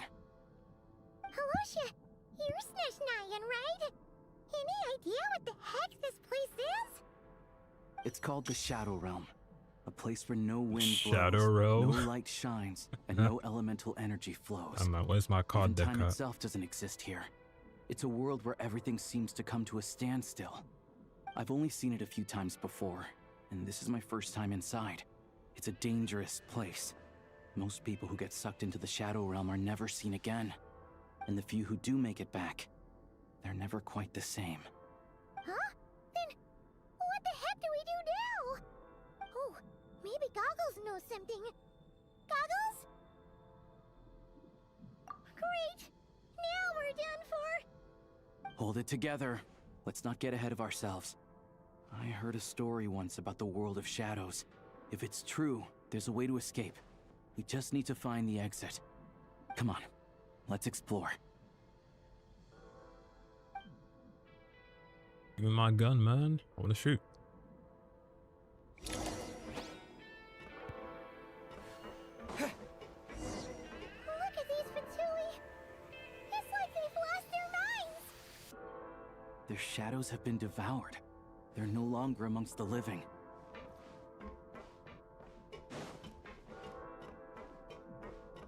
I'll take points. Yeah. I can't channel elemental energy here, but I have a few gadgets that still work.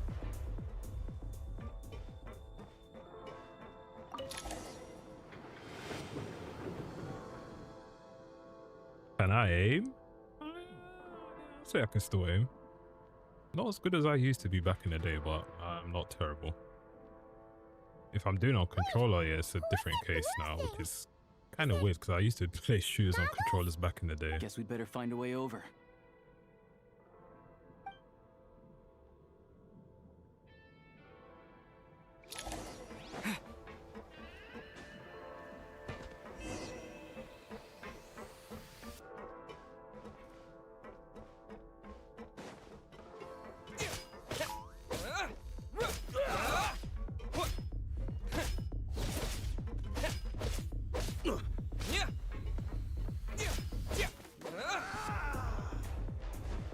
I don't think I even need to fight them, honestly.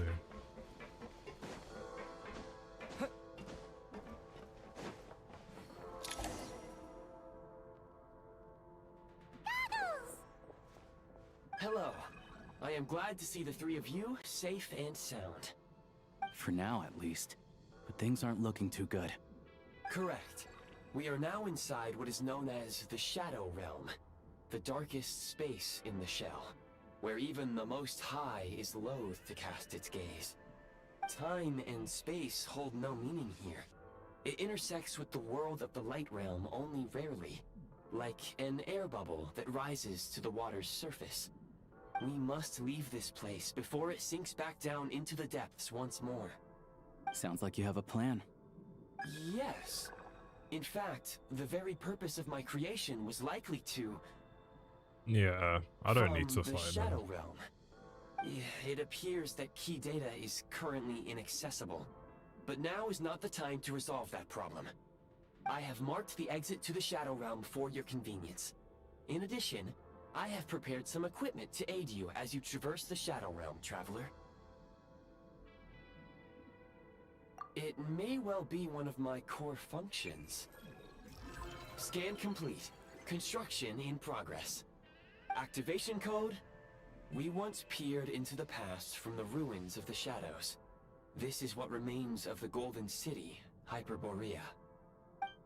Hyperborea.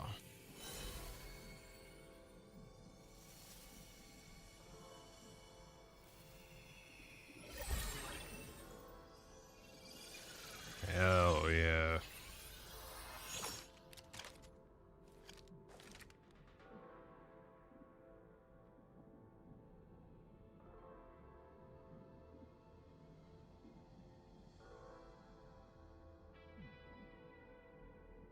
Whoa!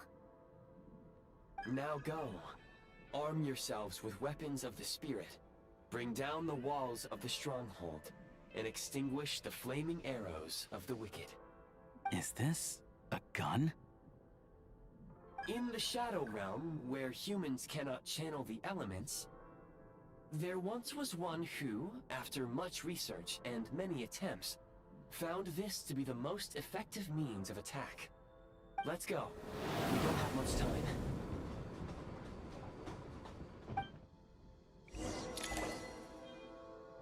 Alright, what do we have? Sprint, slide, reload. Push to aim and what? What he preset too?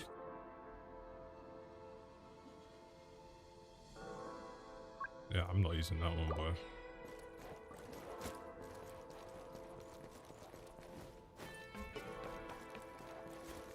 When you encounter small obstacles, you can simply clamber over them.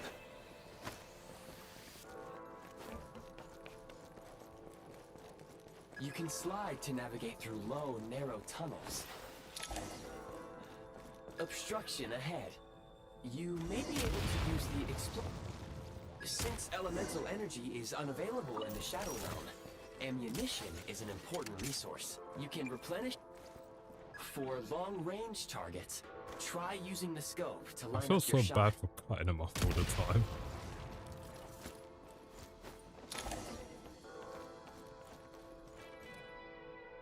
Many hostile units approaching. I suggest a new strategy. Take cover and pick them off one by one.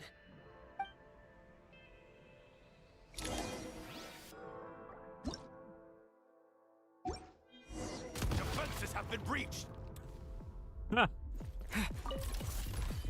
Wait, that guy's still alive. What the fuck?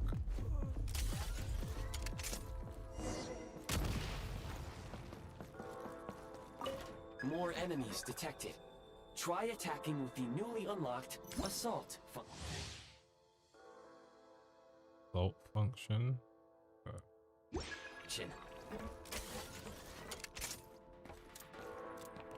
Change of tactics. Defenses have been breached. Change of tactics. It's high. Oh my god, they really put that trophy in. Or the achievement, I should say. Oh god. I ain't played Overwatch in a hot minute, man. Poor guy's got smoked. Nice. Gotta recharge. Over.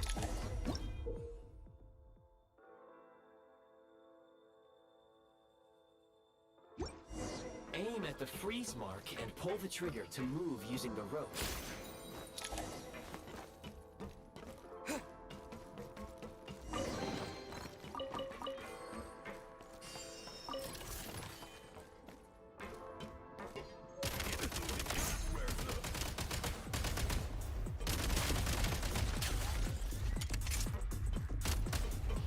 Charge.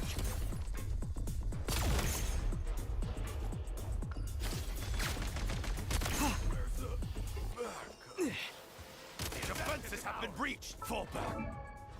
Taking cover. Some supply points can restore a small amount of I stamina. wish there was like a Press on. dedicated crouch button. Okay, so I just have to go to cover automatically.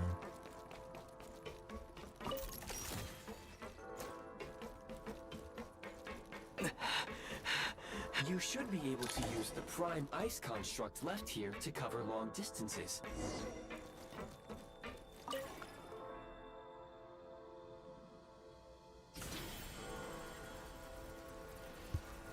I knew.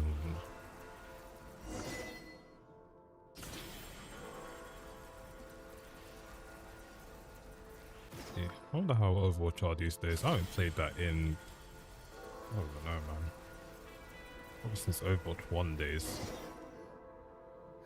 Been forever. Get over there now. I recommend using this grappling gun. Such devices were originally used to secure structures in the Shadow Realm. If you detach the connected hook, the grappling gun will automatically fire a rope to another nearby hook. Okay. So, we just removed this hook, right?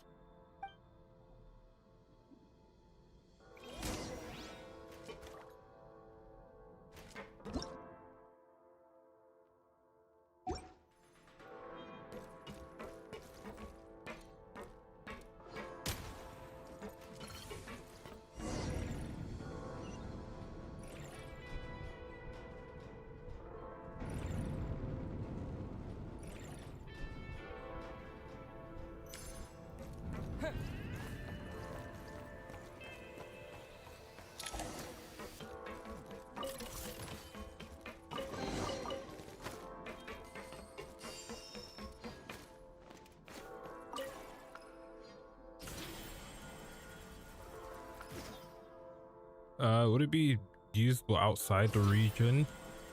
Probably not for now, but supposedly there's like a game mode, like end game mode that's coming out for it. I mean, if there is, I'll probably play that more, honestly. Reload.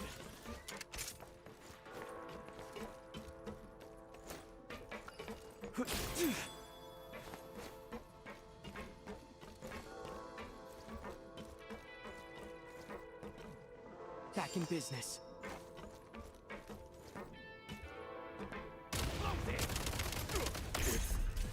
Over.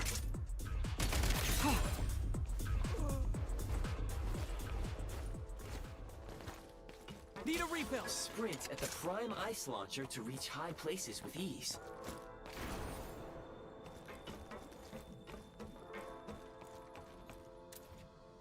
Charge!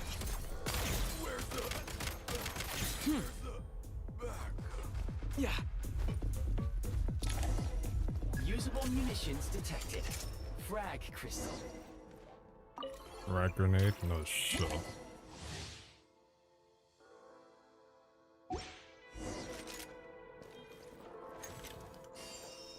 Try this! Taking cover. Time to catch my breath. Taking cover. Frag out!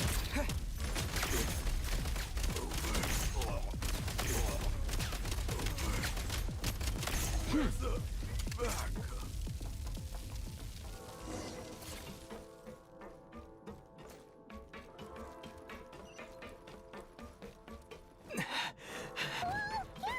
Shift your center of gravity and slide down. Valorant.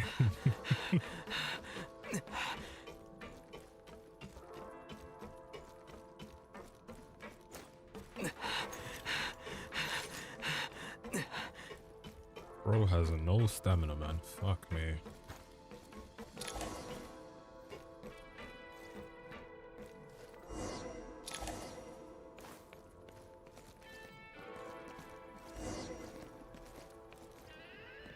Switch mode. Mind the rhythm. Oof, clean. How much longer is this gonna take? The exit is right ahead.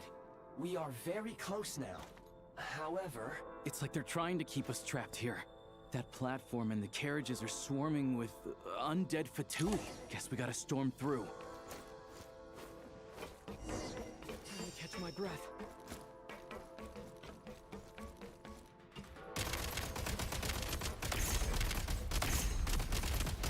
State number 2.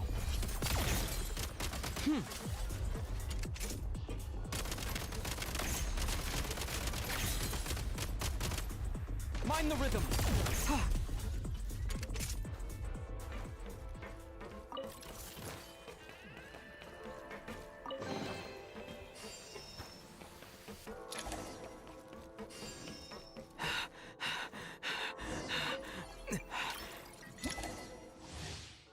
Grenade launcher? Oh my god.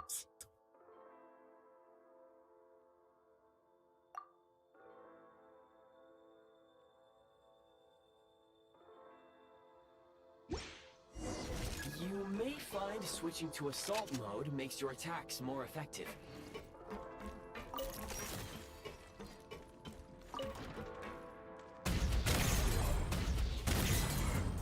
Say hello to my little friends. Back in business.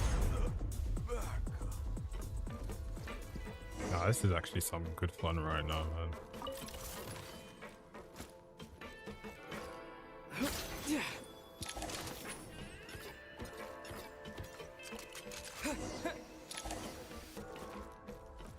Oh shoot, boss fight?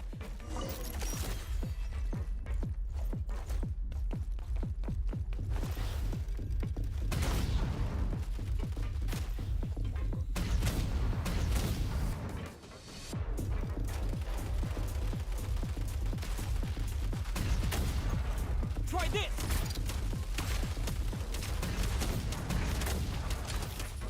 Come on! We're almost there! Yeah, that was easy. Huh? Why is everything shaking so much? Looks like the Shadow Realm is about to sink back down into the depths. The exit is right here. You mean this weird bubble thing? Wait, how exactly do we... No time to think. We just gotta go for it.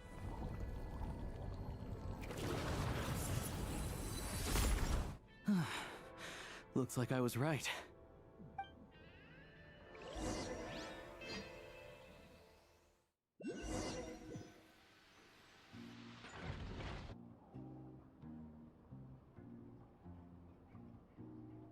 I can't believe the Shadow Realm manifested right on the railroad tracks. It's almost unheard of. Lucky we made it out. All thanks to you and that awesome gun. Ah, so you have heard of the Golden City before? Yeah, it came up a whole bunch in Nokrai. You're a pretty neat surprise in that sense, aren't you, Goggles? We had no idea they left cool gadgets like you behind. Make no mistake, it was a team effort. For a first-time firearm user, your performance was quite outstanding, far beyond my expectations. As Alosha said, it is highly unusual for the Shadow Realm to manifest in a place like this, but we should still watch out for similar dangers ahead. Oh, let's hope not. If anything else goes wrong with this trip, Paimon's gonna have train trauma for life. The Shadow Realm can appear anywhere, not just on the railroad. I am simply advising that we take sensible precautions. Now, if you wish to further calibrate and upgrade your firearm, you may do so over there, provided you have the necessary components. Please take a moment to catch your breath while I repair the body of the train. Amongst other things, this will ensure Paimon is a little warmer while on board. Oh, thanks, Goggles. You're a trusty train conductor. Well, maybe trusty isn't quite the right word, considering. Anyway, at least you get the job done. Yes, of course. And just like the Eye of Grey, I am sure it will be a great asset to you in your future adventures. If not the trustiest, then it will at least get the job done. Let's get some fresh air while the Eye of Grey fixes the train. Yeah, sure. Paimon wants to forget all about the Shadow Realm. It was so creepy in there. Stretching her legs might help take her mind off things.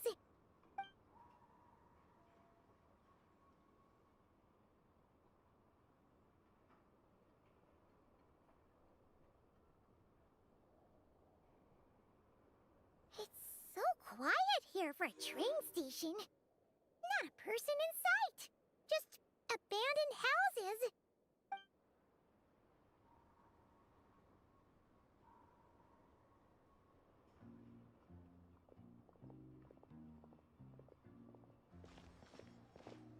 Huh?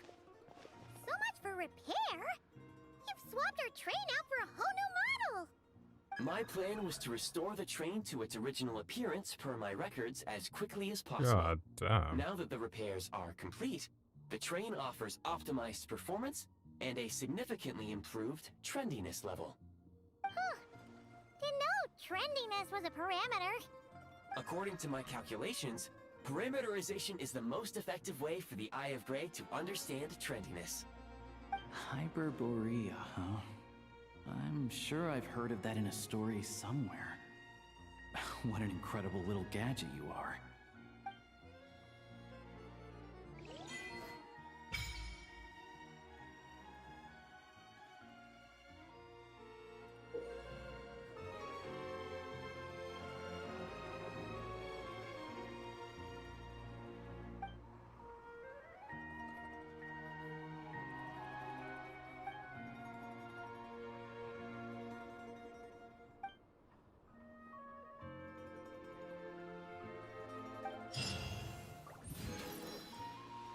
Grappling gun? Damn boy.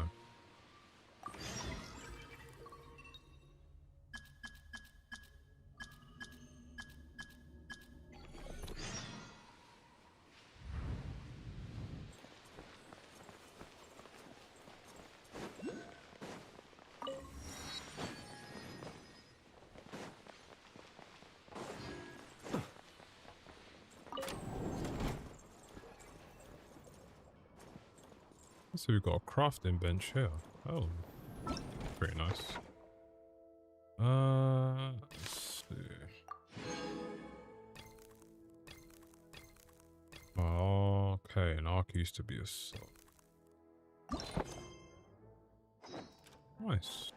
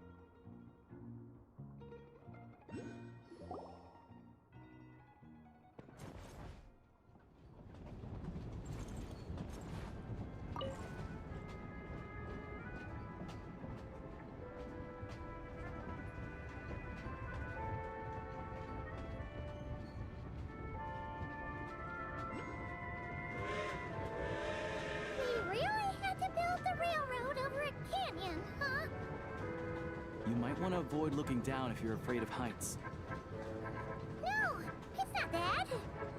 Paimon's just praying that we don't have yet another accident.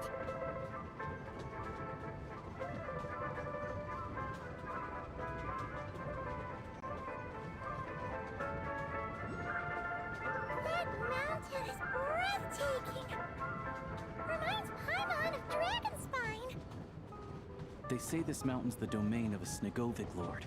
A lot of the Snegovic retreated there to live in seclusion, so it's a pretty mysterious place. You hear all kinds of stories. Even the residents of the nearby town of Svietlo-Lidovka steer clear of the summit, and they make a living off of harvesting prime ice.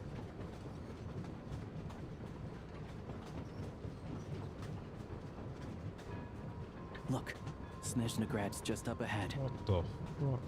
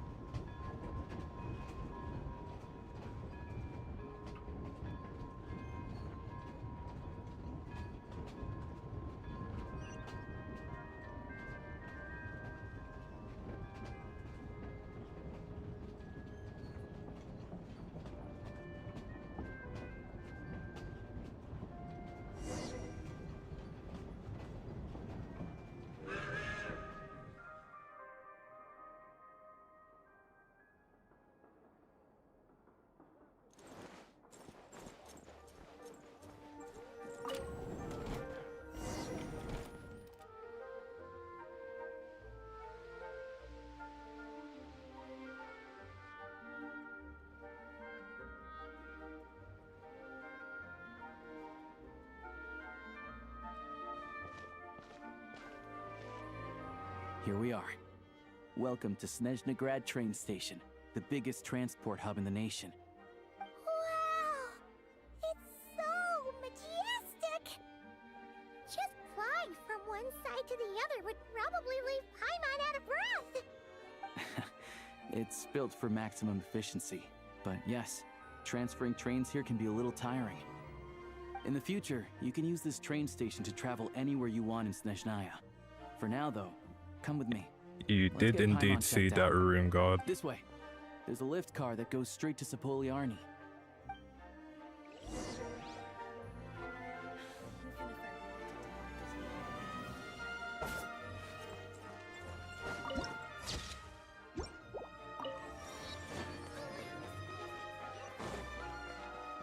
Look!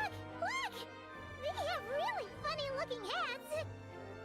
Bro. Those ones are about the same height as Paimon! But it looks like they can't fly! Those would be Volkudlak and Domovoy. Look You'll also see down. the Winged No. Vila and the Snowborn Snegovic, amongst others. No wonder! We'd heard that Snezhnaya used to be the realm of the Fae. Paimon can really see it now.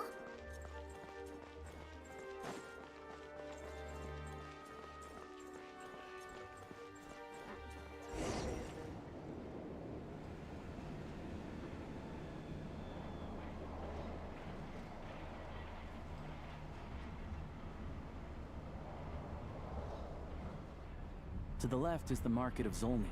They sell everything there. You can often find some nifty little trinkets. To the right, you'll see the Korolyevsky Theater in the distance. Look at that! Incredible! It's the call of Snezhnaya, the land whence I hail.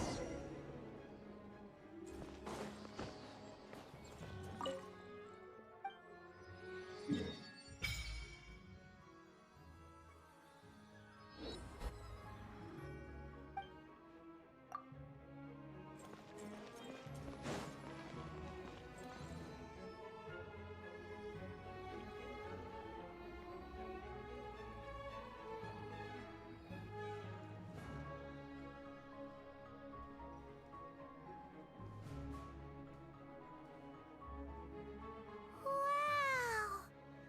Snezhnograd is stunning! Seeing it with our own eyes makes all the trouble we went through to get here worth it! I found it pretty stunning when I first came here too. But I soon found out that stunningly beautiful means stunningly expensive. The prices here are crazy. I'm just a small-time hunter, so Zolny is where I spend most of my time. This way will take us to Podvorier Restaurant. They offer food and lodging there, so you can get settled in while I fetch the doctor. Is that gonna be stunningly expensive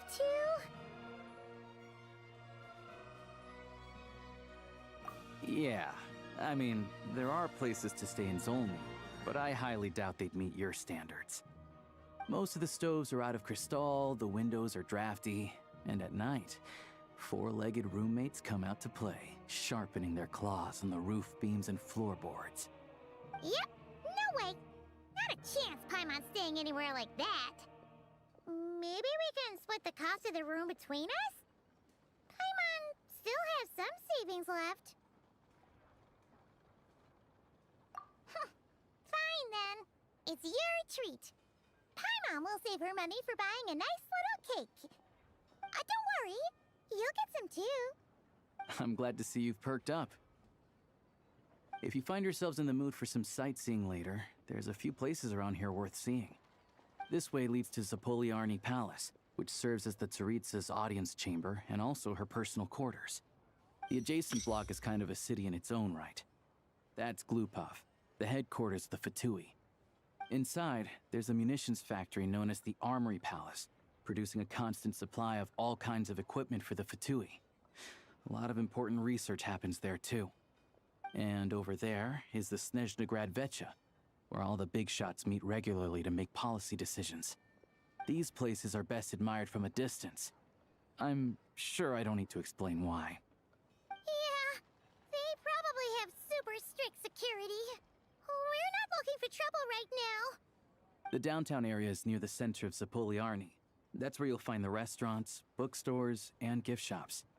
Another place of interest is the Northland Bank, which is over this way. Oh, and I'm sure you'll want to make contact with the Adventurers Guild at some point, right? That's right here. Ooh, speaking of adventuring, we use alchemy quite a lot. Do you know where we can find a crafting bench? No one practices alchemy at Snezhnegrad, I'm afraid. Apparently there's some historical reason for it. Oh. We'll just have to use the one on the train then. Kinda inconvenient. Wait, how come there's one on the train if that's Snezhnayan too? Yeah, I don't know. Not my area of expertise.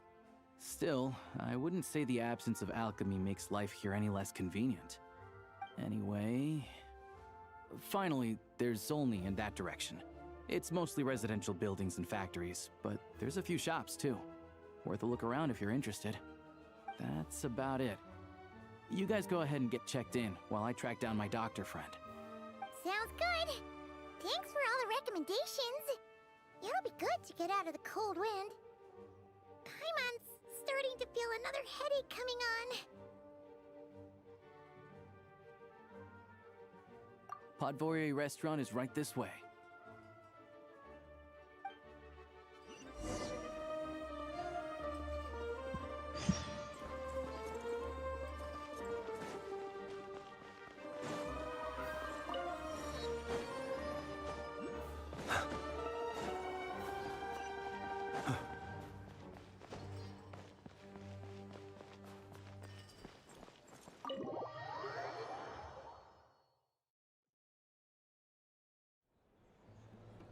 Yeah, probably meet some other playable characters here at some point.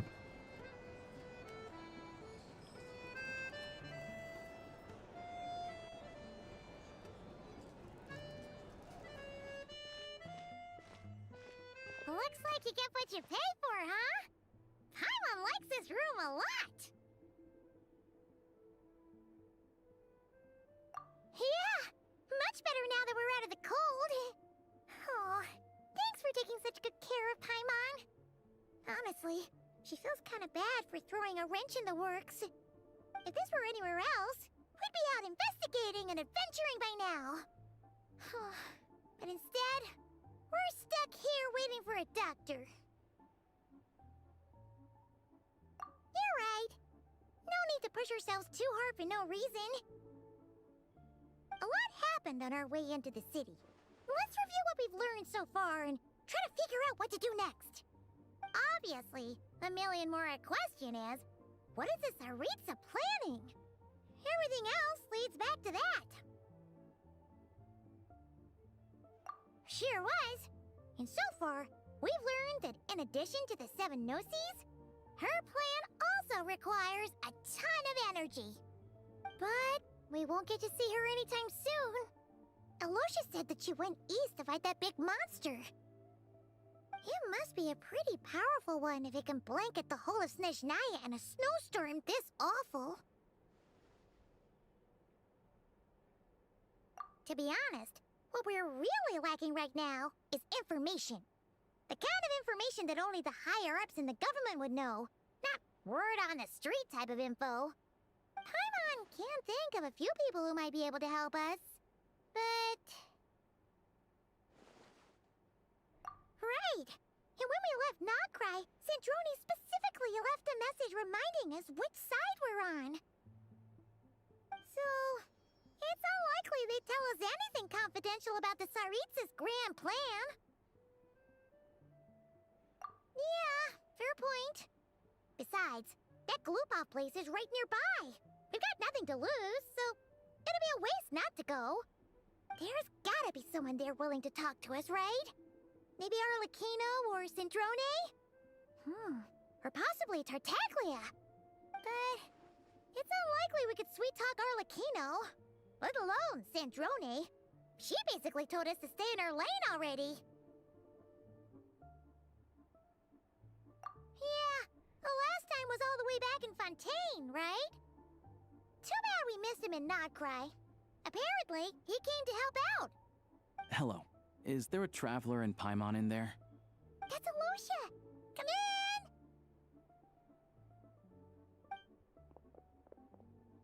Hello, I'm Dr. Luneva. Alosha mentioned that one of you is feeling a little under the weather. I see.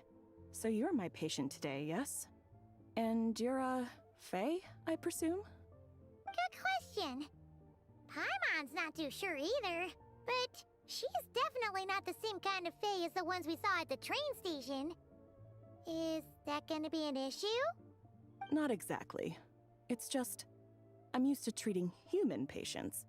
Fae tend to be far more resilient than even the healthiest and most long-lived of humans. But don't worry, I do have some experience treating Fae. I've even diagnosed plenty of cats and dogs in my time. Safe to say, I have a fairly eclectic range of expertise. It'll be fine. Paimon's basically the same as a human, right? We're no different when it comes down to it, are we? That's just because Paimon knows how to eat. Now, please take a seat.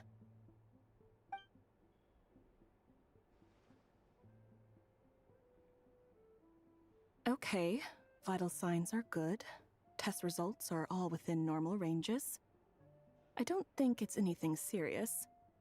More than likely, you've just caught a cold. I can give you some medicine to tide you over, but as long as you rest properly for the next couple of days, you should feel better. Make sure to keep an eye on your temperature, though. If you find yourself with a persistent low-grade fever, or if your symptoms don't improve, just contact me again. Sounds like there's no cause for alarm. Thank you, Doctor. You're very welcome. Just doing my job. I'll leave you in peace now. Time to visit my next patients. Take care. You heard the doctor. Best you rest up here for a couple days. No sightseeing for the time being. All right, then. Guess we've got no choice. Let's just treat it as a short vacation. Short I have to get back to vacation it. indeed. If you need anything else from the doctor or me, go to the Hunter Trade Station in Zolny. The boss there knows how to reach me. Hey, no big deal. You saved my life in the Shadow Realm. This is the least I could do. See you around.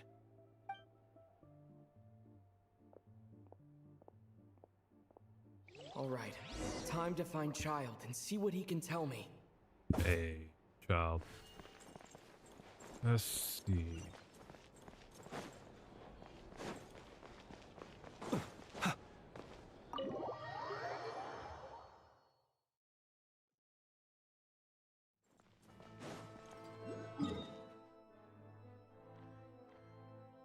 Dude, there's so many waypoints, man. Holy fuck.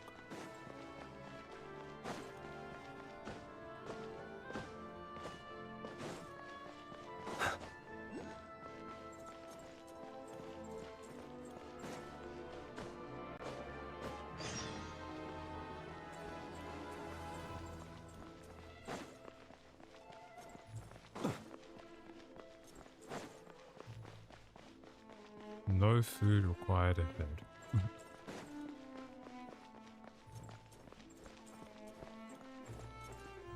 Yes, that was her.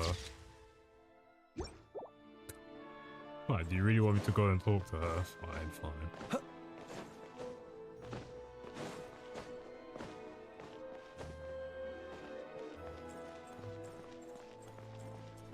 Dude, I will not lie, the stamina in this game actually annoys me, man. She over here.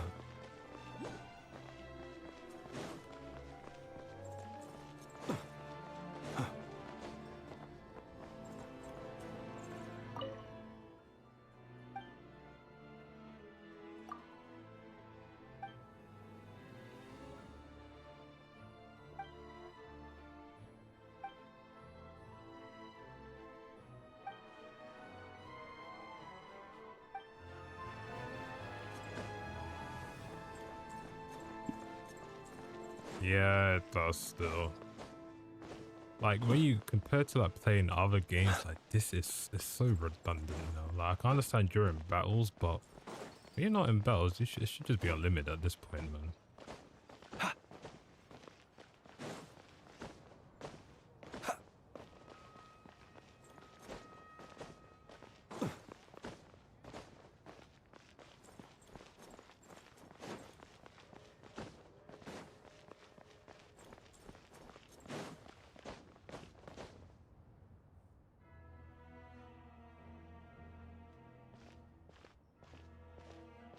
Hold on.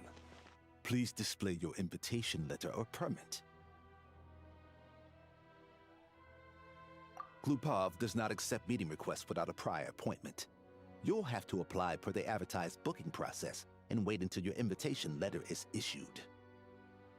Might I ask who you're hoping to visit? Another one who thinks the rules don't apply to them. I don't understand why people think they can just talk their way in here. You don't just show up and land a meeting with the Harbinger. But I have to go through the motions for protocol's sake. Honestly, it's such a waste of time asking when I already know what the answer's gonna be. Wait a moment. I'll pass on your message. If Child is unavailable, you'll have to go through the proper procedure.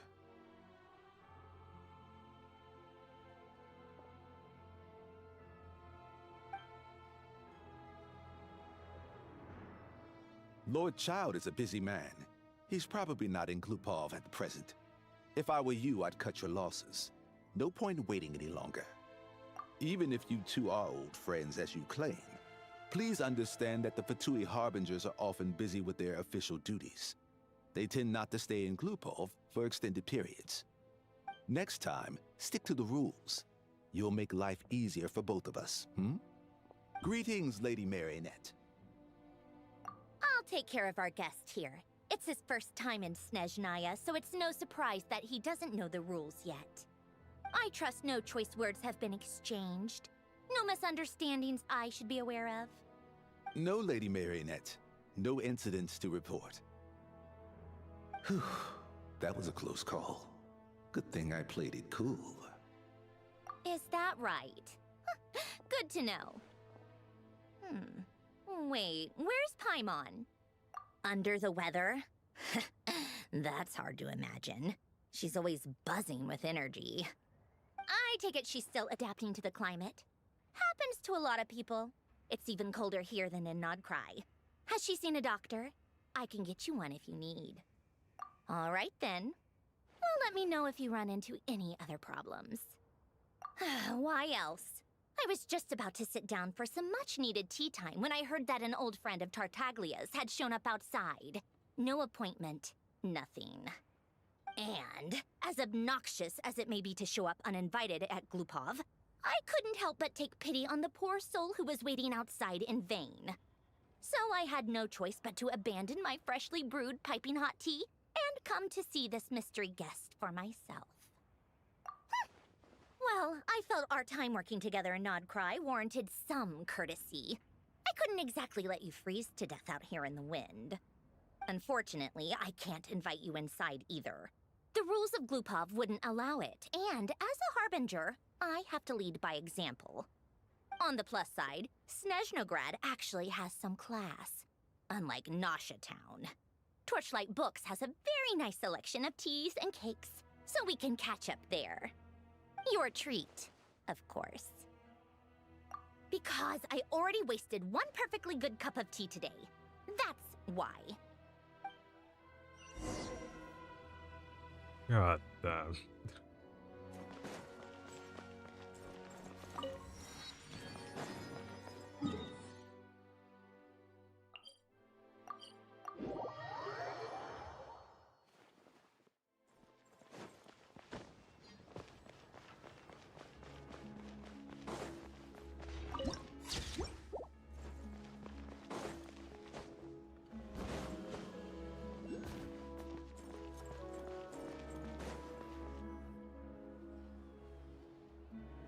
I've ordered for the both of us. No objections, I assume. I'm sure you trust my taste. Okay, let's get down to business. I'm guessing you don't actually have any urgent business with Tartaglia, per se. You just want information, right? Wanna take a guess? Of course you'd say that. You shouldn't underestimate Counselor Tartaglia, you know. That's right. I'm sure you've heard of the Snezhnograd Vecha by now. Well, he's busy preparing some paperwork for their next meeting. They'll be discussing yet another extension to Project Stuja. It's basically all anyone cares about in the Vecha these days. Yeah, he's more of the shoot first, ask questions later sort, isn't he? It all started with a very detailed letter that Capitano left for the jester, Piero, before leaving for Natlan. In that letter, he detailed the future arrangements for his subordinates. All of his key people were reassigned to Tartaglia. I guess he'd already prepared to leave us for good all the way back then. But Piero didn't reveal the contents of the letter until the events in Natlan had concluded.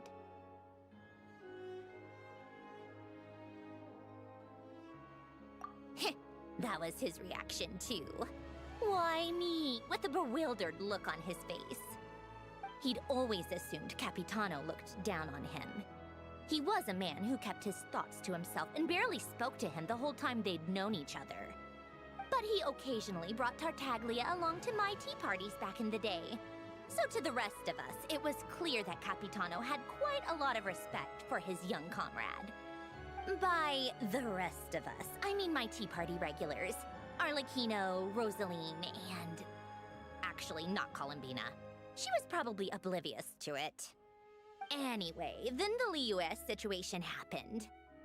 Normally, it took a lot to get under Capitano's skin, but that time he was furious. It's not really my place to talk about it, though. You can ask Tartaglia about it sometime. Basically, Tartaglia probably had the wrong idea about Capitano all along, right up until Piero revealed the letter he'd left behind. Capitano believed that despite Tartaglia's immaturity, he showed great potential. Plus, he possessed a kind of purity rarely seen among members of the Fatui. Yeah, it's one of the few things that I'd agree those two have in common. But there's one other reason why Capitano chose Tartaglia to assume command of his troops. He knew that after he was gone, several of the others would swoop in on his army like vultures. With the ones who stood to benefit the most being the Rooster, Pulcinella, and Regrator, Pantalone. Once they divided Capitano's troops between them, they'd be more powerful than ever. no one would be able to stop them. So, you can see why Capitano chose to hand that letter to Piero, right? Exactly. Piero also needed to back a harbinger as soon as possible. And, all things considered, Tartaglia was the best choice. Even though Tartaglia has had the support of Northland Bank for a long time, he and Pantalone are ultimately not cut from the same cloth. I'd say Capitano made a good judgment call. Anyone else caught in this situation would probably feel like they'd been hung out to dry. His best course of action will be to distance himself from any shady business, while still maintaining friendly relations with Pantalone, but seeking Pulcinella's support at the same time. What's the point in having a tea party if you don't spill a little tea? Besides, none of this is confidential anyway. Ask any journalist out there. They'll give you all the lurid details. You'll see it firsthand if you ever sit in on a session of the Snezhnograd Vecha. All the factional strife, whether open or unspoken, it plays out for all to see in that one little room. Having a voice in the Vecha is the only way to steer policies in your favor. So, every person in that room represents a particular interest group. Pantalone, for instance, represents the financial sector, and Tartaglia represents the Fatui soldiers.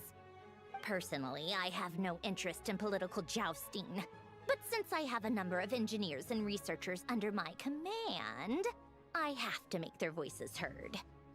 Then there's Pulcinella, the linchpin of the Vecha. He represents politics itself. Everything involves him, so nothing can bypass him. Any issue that comes up, he knows how to mediate. That's what the Tsaritsa values most about him.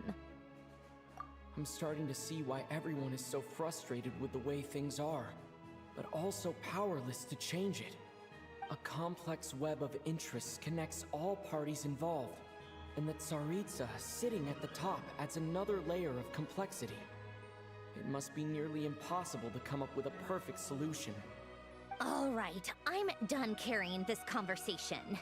Time for you to answer a question of mine. You must have known that you can get the info you needed from me. So why was Tartaglia the first person you asked to see and not me? Huh? Jealous? As if. Wait. Oh, I think I know what it is. Columbina passed on my message to you before you left Not Cry, right? I only meant you should be mindful of which side you're on. Is that actually why you didn't ask for me? Because you took that to heart? You... fair enough. It's not your fault. I blame all these politicians I've been hanging around with lately. Always beating about the bush when they talk. I guess it must have rubbed off on me. Anyway, just ask for my help next time, okay? Little things like this are no problem. Lady Marionette. What now? Can't you see I'm on my break? Whatever it is, just leave it on my desk. I'll look at it later. Sorry to disturb you during your break, ma'am, but I'm afraid it's an emergency. Isn't it always? I've told you before, fixing the tracks and transporting ice blocks does not constitute an emergency. The equipment in Svietlolaidovka is in urgent need of maintenance. With how the weather's been recently, we suspect that the cause is a buildup of snow, exceeding the maximum weight limit. The supports on one of the machines broke and fell, awakening a dormant beast and leaving many of the ice miners trapped in a nearby ice cave. Luckily, Odette's team was nearby and launched a rescue operation, but we're still facing a severe manpower shortage for both the rescue and engineering teams. I guess that's it then. Our tea party will have to end here. I'm the only engineer you'll need. Do you actually want to come with, or are you just saying that? Nice of you to return the favor. I'll have a couple of people look after Paimon. They can let her know that you had to step out for a while. Given how urgent this is, I'm sure she'll understand. And honestly, I'd rather have your help than anyone else's. Between your skills and experience, you'd be reliable help. Then let's go.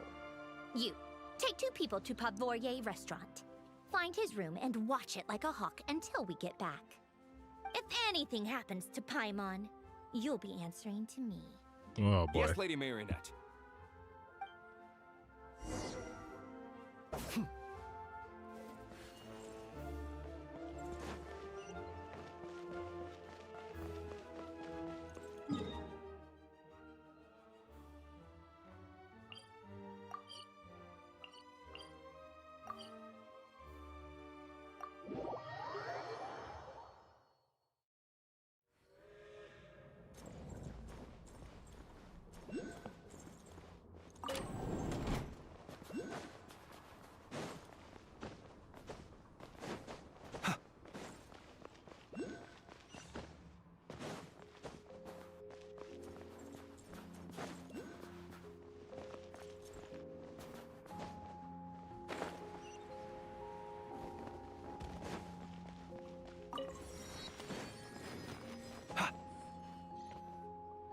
They weren't exaggerating. This is really dangerous. It's a good thing only one of them broke. From what I've been told, most of the trapped miners are over in that direction. Yeah, you do that while I check the rest of the equipment. I'll evacuate the people around here as I go. Meet me back here as soon as you're done.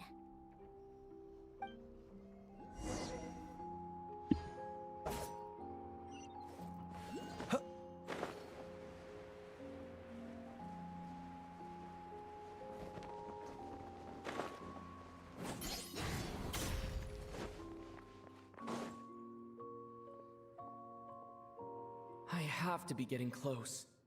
Don't go any further.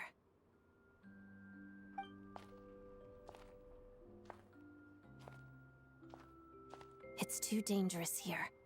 There's a highly aggressive monster on the prowl. You need to leave, now.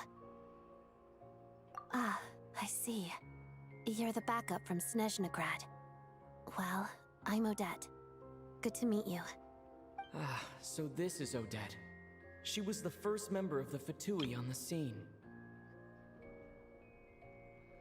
There are 5 people trapped in the cave. Monster type is unknown, and so is its location. Let's go. Every second counts.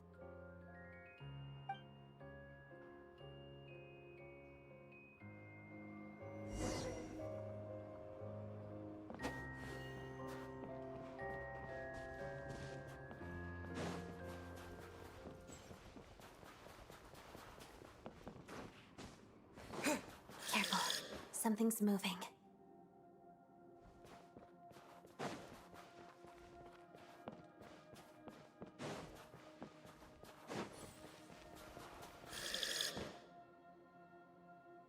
This must be the monster's shadow. Looks like a tough opponent.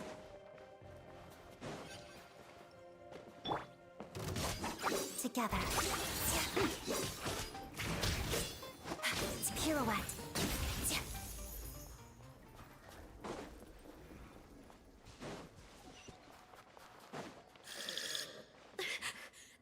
Stay back! Why is the traveler electric? No, they just put him as electric. Let's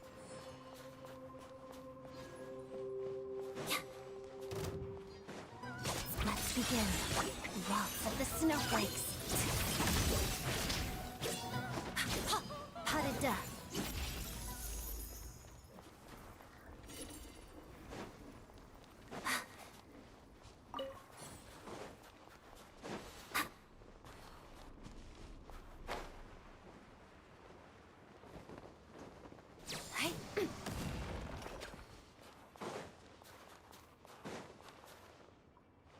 I see them. They're right behind the monster. The monster seems very agitated. It could attack at any moment. Let's make the first move.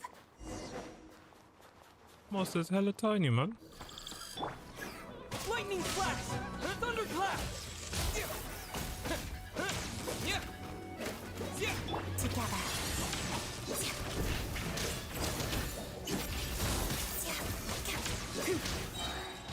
Crystalline Adagio.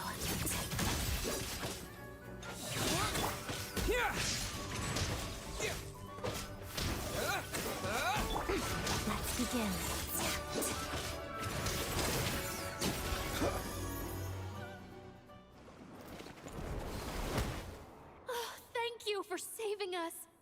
have been monster fodder otherwise. Thank you. Thank you. You're welcome. You should be safe now. Follow this route out. He and I will stay behind to watch the rear. Thank you. Come on, let's go. This way.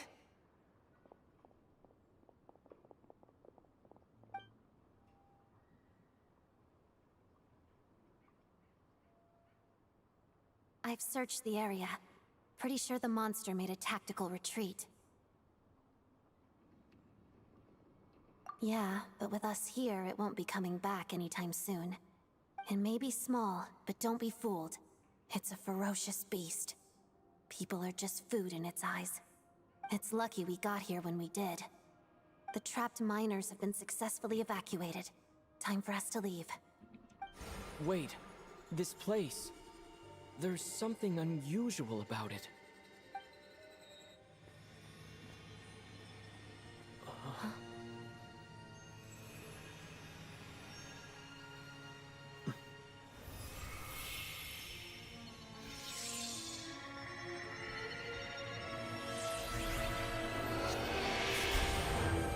Oh, right, it's the sword. What is that? I don't know. It's back? Guess it has family.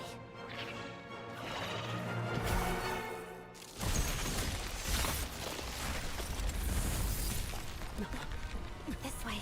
Run!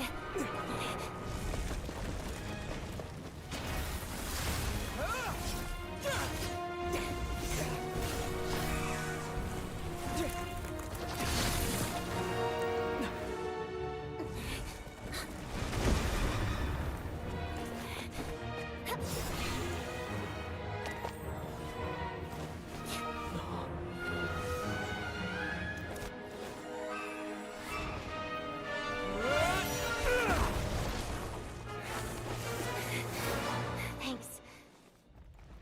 Let's get out of here.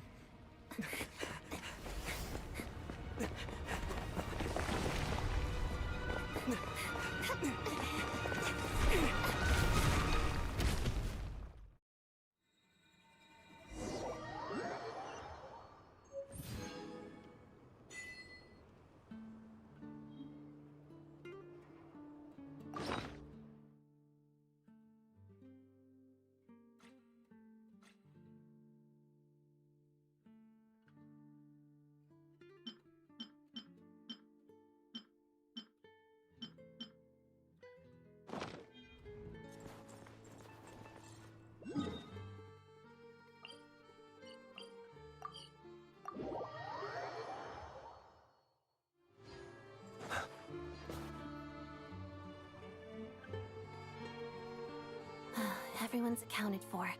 We managed to rescue them all. We also placed a sign at the entrance to the cave, warning people to stay away. You really held your own today. I still don't know your name. Don't think I've seen you before. I'll remember the name. All right then. See you around. Hello, Lady Marionette. I hear the rescue operation was a great success. I knew I could count on you. What brings you here, Odette? Here for a performance? No, a Fatui mission. I happened to be nearby and heard the crash. She hasn't introduced herself then. Odette is the prima ballerina of Snezhnograd. She's quite the celebrity. If you ever hear people mention the two crowning jewels of the Korailievsky troupe, they're talking about Odette and the prima donna, Vodianitsa. On top of that, Odette's also a rising Fatui star. It's looking likely she'll inherit the title of the Fair Lady. She learned all her combat skills from Rosaline herself. Used to be one of her most valued subordinates, too. You flatter me, Lady Marionette.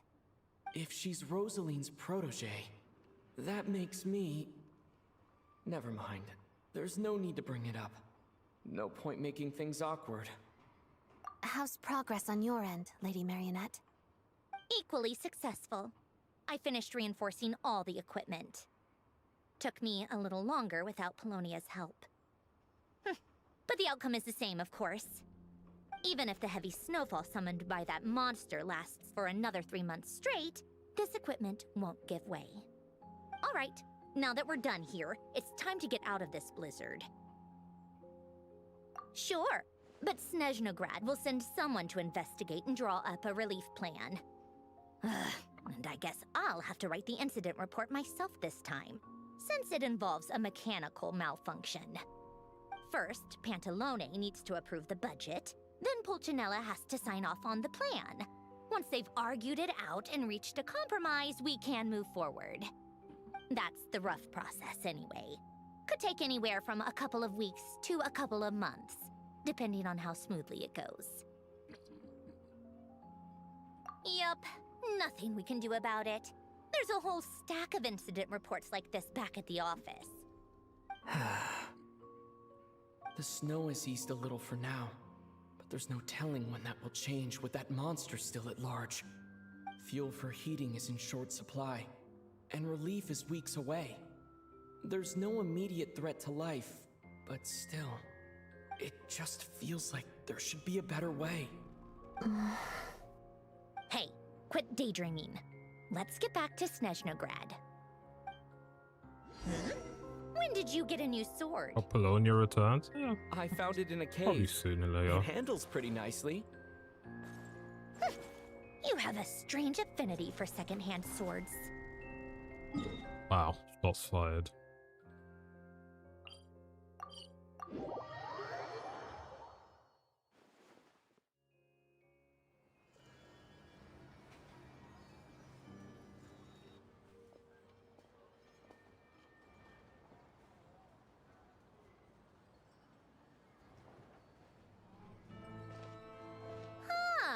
Well, if it isn't Counselor Tartaglia, Mr. Big Shot himself. Go easy on me, all right? I'm still recovering from the interrogation the real Big Shots put me through. Hey, comrade, it's been too long. I heard you came looking for me earlier. Nicest surprise I've had in a while. Good to see you too, Odette. I'm guessing you guys just got back from Sviatlo Lajdovka. How'd it go? Crisis averted? It went fine. How about you? Any new developments? Not really. Same Mr. as Worldwide ever. Growing indeed. opposition to Project Stuja, and the usual rebuttals are starting to ring hollow. The results of the mock vote were pretty dire. Pulcinella was fuming. I've never seen the old man so angry. That's not good news. It takes a lot to rattle him. Yeah, obviously if push comes to shove, there are ways to crack down on dissent. But... Sorry, I have to ask something. This is going to sound blunt, but may I? Huh? Of course, fire away.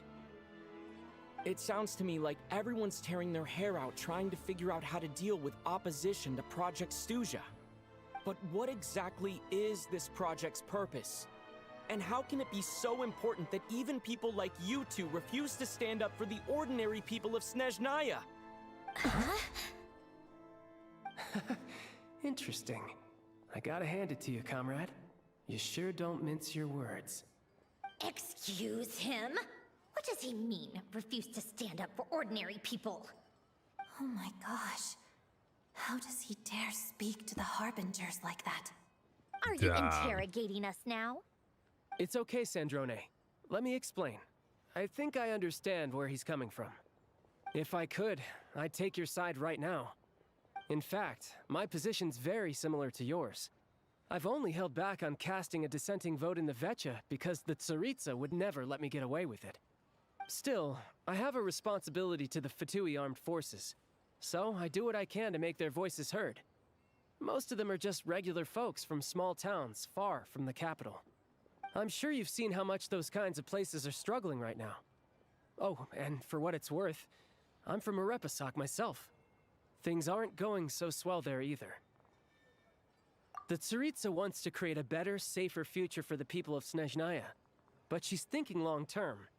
I don't doubt that from where you're standing, Project Stuja seems to be creating all sorts of issues for everyone. But considering the Tsaritsa's vision for the future, these are sacrifices worth making. Sounds cold, I know. But I promise it's not as black and white as it seems. Maybe Sandrone and I can't oppose Project Stuja outright, but we're constantly raising our concerns in Vetcha meetings.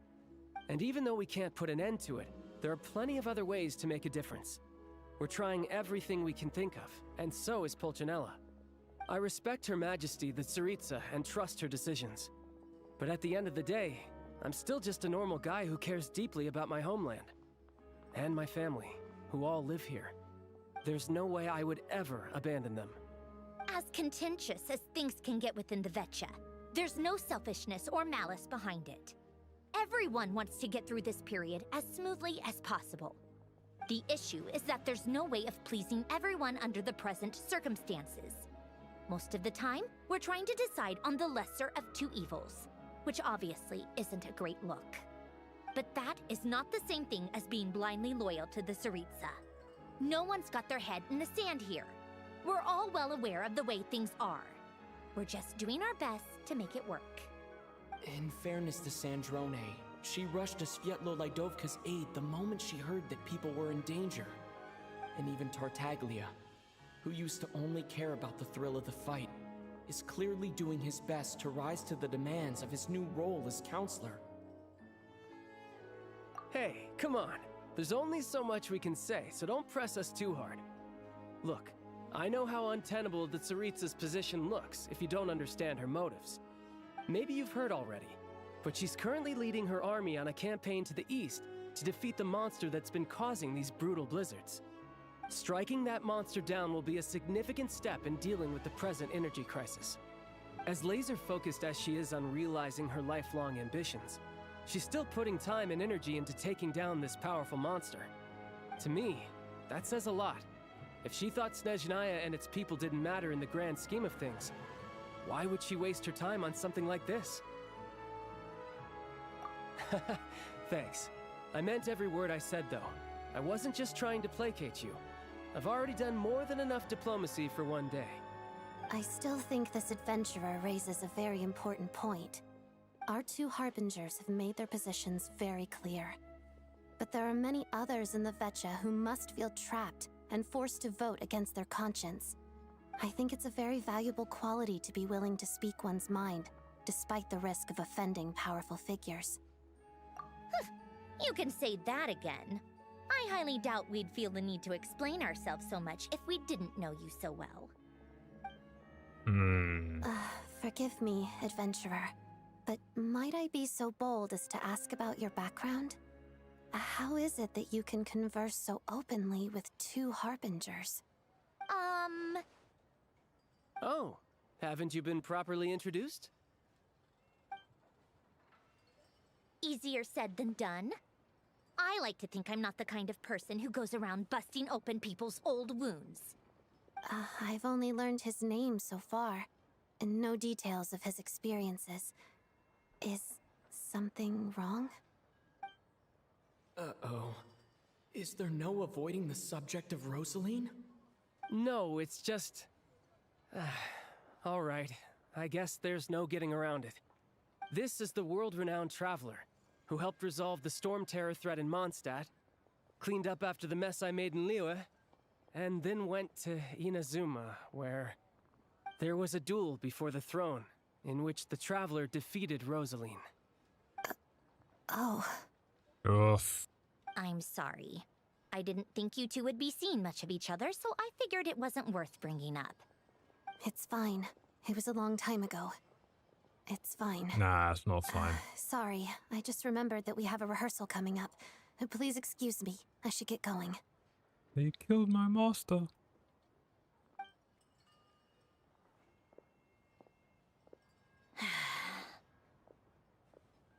I've mentioned this to you before, remember? She was Rosaline's most valued subordinate. But they didn't actually get along. Not that Rosaline was really the type of person to make friends, but death has a way of resolving a lot of conflicts. Don't let it weigh on you. Like she said, it was a long time ago. It's in the past now. Odette has a very different personality from Rosaline. Give her some time. I'm sure she'll work through it. Oh, by the way, where's Paimon? It's not like her to hide away. She hasn't been feeling well, so she's resting at Podvorier restaurant. I got a couple of my people to look after her while we were gone. Oh, right. Sorry to hear that. Poor thing. Reminds me of when Tonya was little. She really felt the cold back then. Used to get ill all the time. I felt so bad for her seeing her lying in bed, coughing. She was so mature for her age, though. Whenever someone came to visit her, she'd greet them with a smile and would never complain. I'm sure Paimon's a good kid Genshin too. does on that one, boy. You're a little short on manpower, right? Let me have a couple of my people take over for yours. I'll send my most capable and reliable. They'll make sure Paimon can recover in peace. Well, that would be great. Your people are more qualified. Hey, don't mention it. I'm sure you have things to do. Hopefully this takes a load off your mind. So no more accusing me of not being on your side, all right? Already? That was quick. I'm afraid I can't help you there. Our director's recent movements are confidential. Even we're not in the loop. If you hadn't told me, I never would have known he'd gone south. I assumed he'd been in Glupov this whole time. Well, I guess I'd better go sort out Paimon's security situation. Technically, we didn't even I have some kill other work her. to It catch was up on at the Glupov Shogun. anyway. Me too. I have Well, an she incident shouldn't really report be to write up. pissed at us, you know. We Let's just leave won it the there for fight fair now. and square.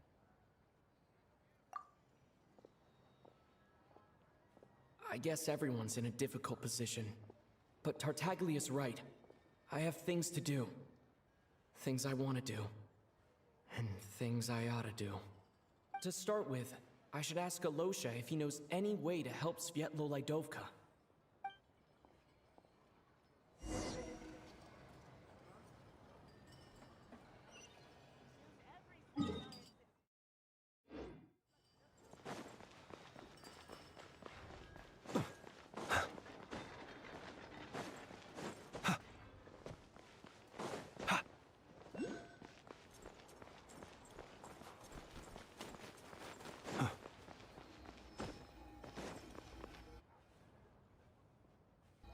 How strange.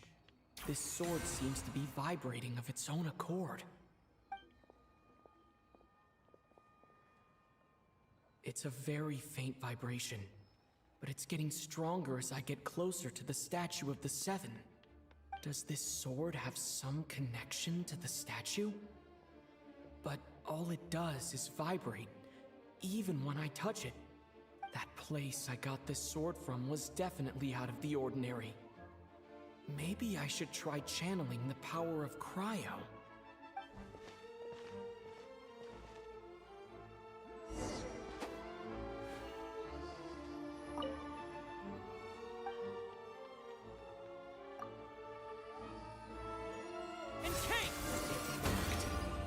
There really is something special about this sword.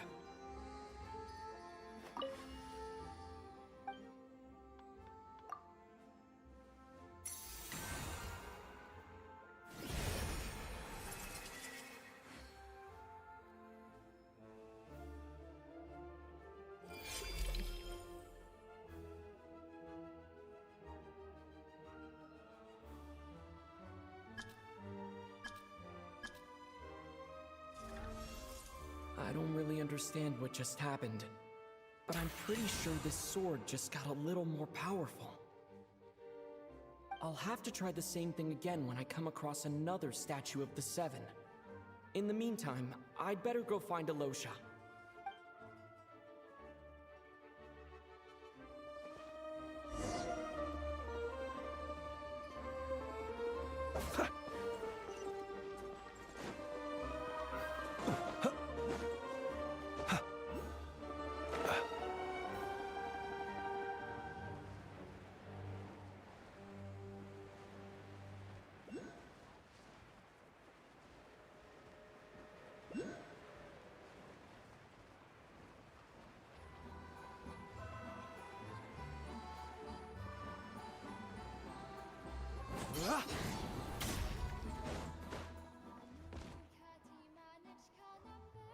Hello there. How can I help? Ah, sure thing. Give me a second. I'll go fetch them for you.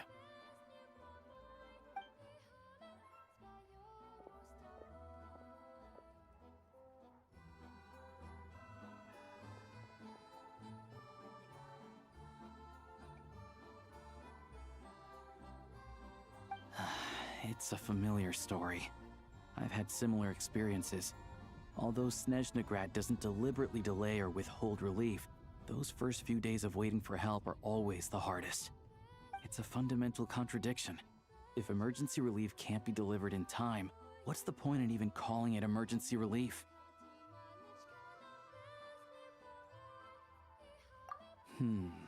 Not necessarily. I think there's a good chance that Kresnik Crystal from Stratomoros will start flowing into the market. When we resolve Stratomoros' energy issue, it's like we open the floodgates.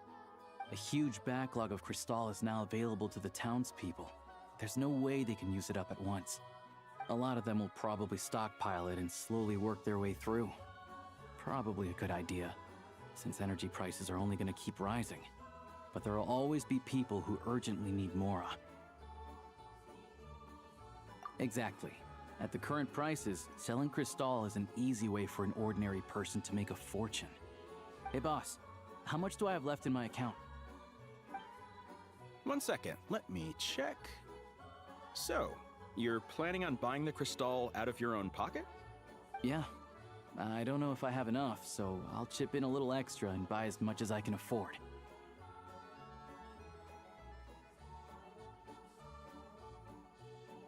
No, it's fine. You're new to Snezhnaya, and you have your own living expenses to worry about. Besides, you're already providing the train. Here's your Mora. See what you can find at the market. But I doubt there'll be much Crystal left. Yeah, well, can't hurt to take a look. Let's see. Huh?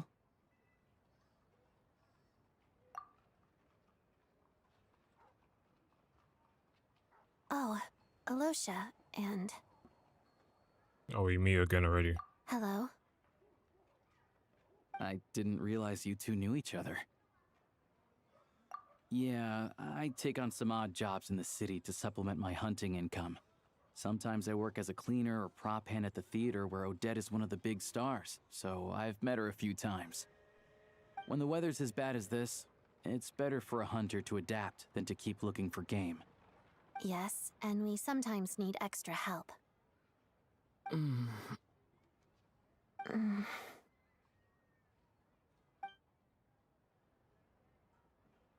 Wait, why is the atmosphere so awkward? I thought things went pretty smoothly in Svietlolaidovka. So, what brings you here, Miss Odette? Looking for some new props? No. After I got back to the theater, I couldn't stop thinking about the situation in Svietlolaidovka. It bothered me so much, I couldn't focus on my dancing. So I decided I'd come here and see if there's anything I can do. You too, I presume. I suppose that's why you're here. I didn't feel comfortable expressing my true opinions in front of the Harbingers. Not least because ordinary Fatui like me don't even know what Project Stuja is all about. Without knowing the full picture, I can't make sense of it. And at some point, if things aren't making sense to me, I can't just keep going along with it. So many people feel the same way. They wish they could do something, but all kinds of reservations hold them back. Explains why groups like the Rokot are springing up to fill the gap. Yes. Well, that's one option. But there are risks to consider with organizations like that. The Fatui does not encourage their activities. Right, because things can get out of hand, and it's hard to hold the right people accountable when they do. I've heard about a few cases like that. Sandrone said Odette was on track to inherit the title of the Fair Lady. If so, she'll be able to find out what Project Stuja is really about. Still, it's probably a little soon to ask her about that. There may be more to the story. What's on your mind?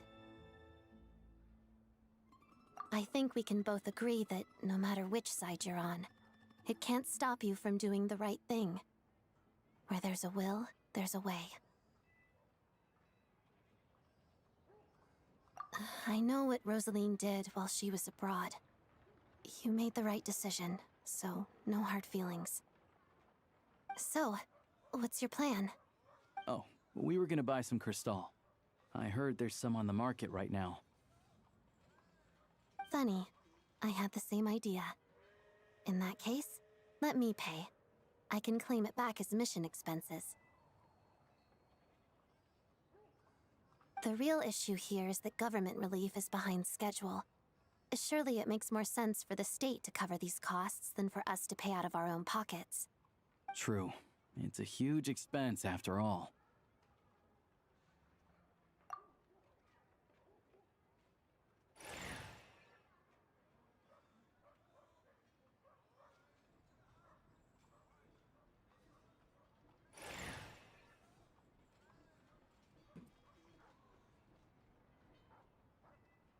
Let me see. I'll take it all, please. And I'll be needing a receipt. Right. Choose mission budget under the expense category, but be sure to specify emergency rescue operation in the description. Otherwise, the normal reimbursement limit will apply. Let's book this train. Regulations say that if we need to transport Kresnik Crystal during Project Stuja, extra carriages can be added 1 hour before departure.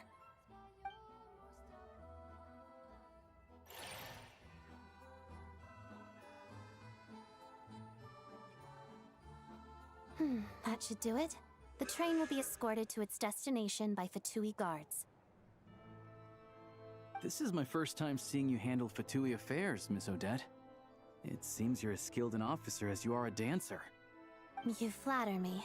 It's only because I've been doing both my whole life.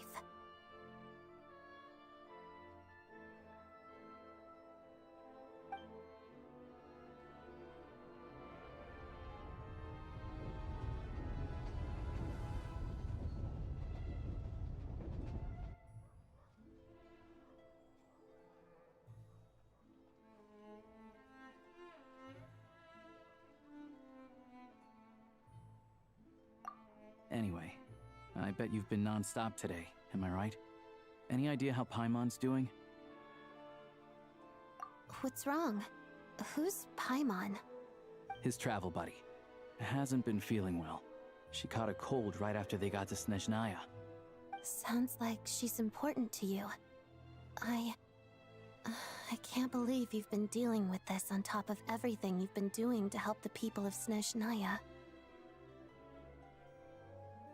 I've got nothing going on right now, so I'll join you. I want to see how she's doing. May I come too? I have some candy that someone gave me back in Svietlo-Lidovka. Plus, I know a little bit about relieving cold symptoms.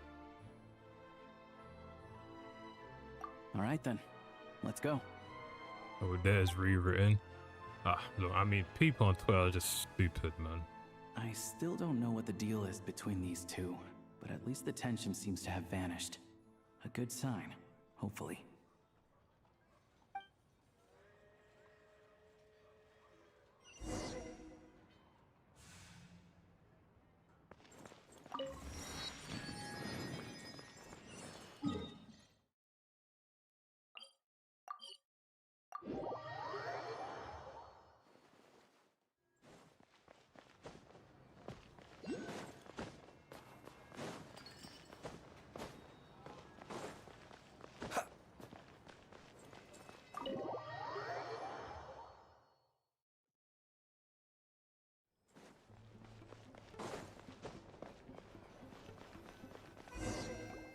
Hello. Sorry, but there's a sick person recovering in this room. Can I help you? What happened? Oh. Please, excuse me. Are you the Traveler? Could I take a quick look at your Adventurer Handbook? Master Child said I should verify your identity.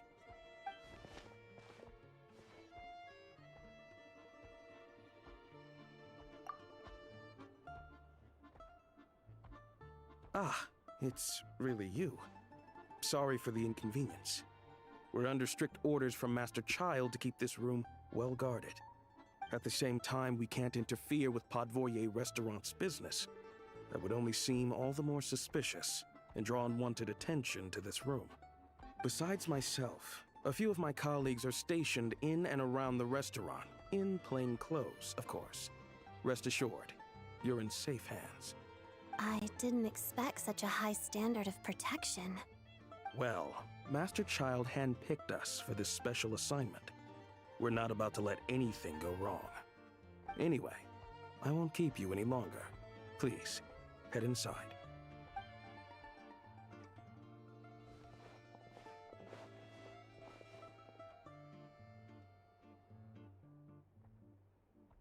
Traveler! Alosha, you're back! Oh, hey! Who's our new friend? Hi, I'm Odette. The Traveler and I crossed paths a few times. Another friend from the Fatui, huh? You're practically a member yourself by this point. Paimon's definitely on the mend. We should be back to our usual travels in a few days' time. Seems like that doctor was right. It's just... Paimon's limbs are still feeling a little chilly. I have just the thing. Whoa! What's this? Is that a flame inside an ice cube? Wait, is this real ice? How's it not melting? And how does the fire keep on burning? All keen observations. You're right. This is called core ignis. Whenever I've caught a cold in the past, I found I recover much more quickly if I place this by my bed. You're welcome to borrow it. Awesome! Wow! It's so nice and warm! Oh, it's like magic. Your name was Odette, right? How did you two meet again? Looks like she's in pretty good spirits. That's a relief. Any progress with your investigation yet? No surprises there, I'm sure. They're not likely to let anything slip. The Rokad, huh? Let me think. Members of the Rokad keep their true identities hidden, but I think there might be someone I can introduce you to. Leave it with me. Meet me at the Korolyevsky Troop tomorrow, and I'll tell you how it goes. Would anyone like a drink? I'm gonna head to the bar. Paimon will have... maybe some hot milk? Yeah. Paimon's in the mood for something warm. Enough with the secret chat, you two. Let's catch up properly in a minute. Paimon wants to know everything that's happened today. It'll be kinda like Tabletop Troop. No reason why listening to a story can't be an adventure.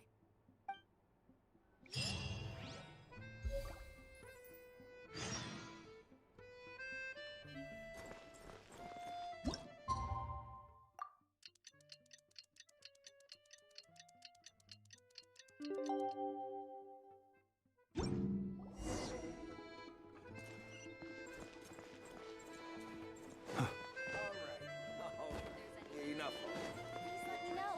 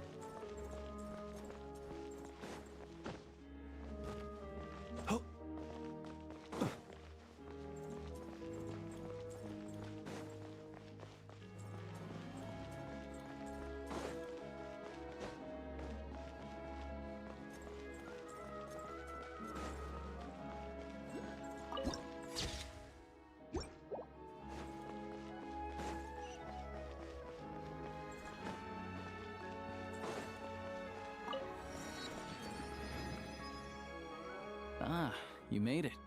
I've got some tickets, and I managed to set something up with the Rokot. It'll have to wait until after the show, though. Happy to stay and watch? I doubt you've seen the Korolyevsky troupe on stage before. Pleasure. Here, this is the way in.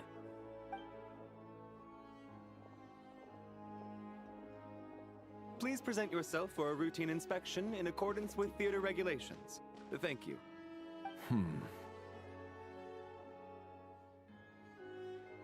Indeed. Who are you, Mr. Character?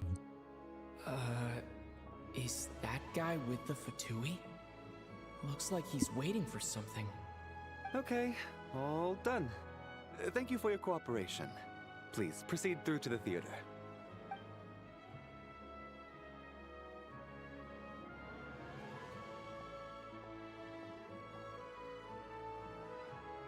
What's up? Everything okay? Snezhnaya's business and political leaders are always passing through here, so it makes sense that security's tight. Still, it's a little unusual to see the Fatui's Armory Palace guard here. You saw him, right? The guy right at the back. Strong, silent type. His name's Valeri. He's part of the Special Assignments Battalion, but I only ever see him here for one thing. To look for a guy named Mitya. Supposedly a researcher, though he never seems to put much time in at the office.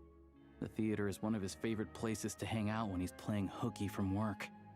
But that's not for us to worry about. Let's go. The show's about to start.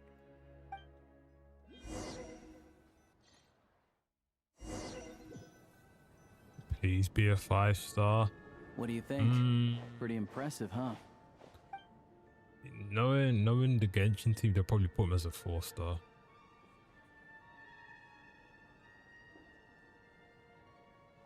Oh, the one in Fontaine? I hear it's iconic. Never seen it for myself, though. Here we are, just in time. Sorry, coming through.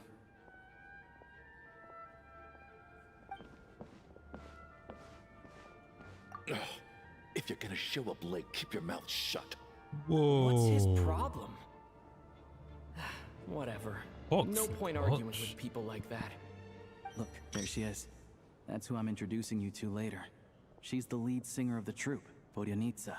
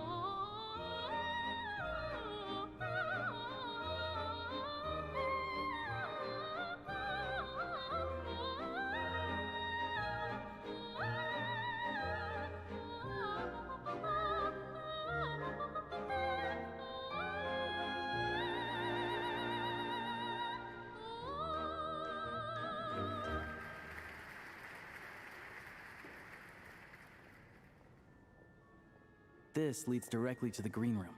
They're expecting us. Vodyanitsa will be waiting for us there.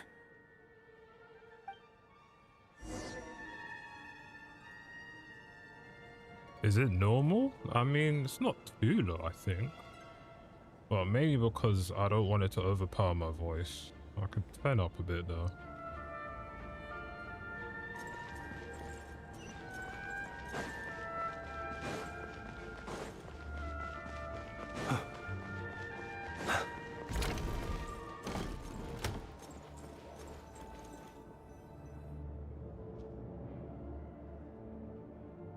Hey there, excuse me. Can you believe it? I am so mad right now. Come in.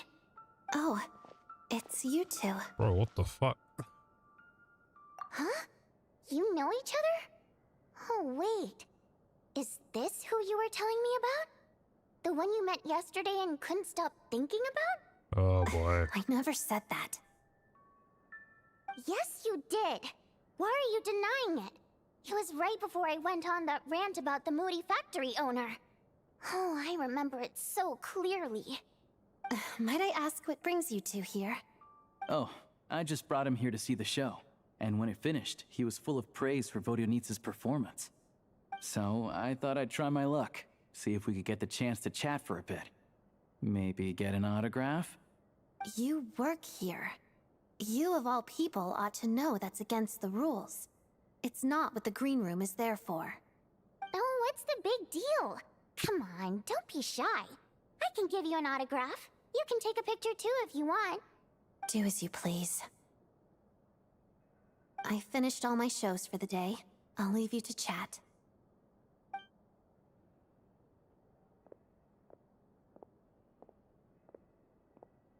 I wasn't making that stuff up, you know. Odette's just too proud to admit it. She thinks very highly of you, and so do I. You did the right thing in Svietloladovka. We're good. Odette's out of earshot. I'll lock the door. Okay. Confidentiality, of course. The Rokat is very strict on that. Whoa, Alosha! Not out loud! Not with an outsider here. Relax, I've taken care of it. Look at this.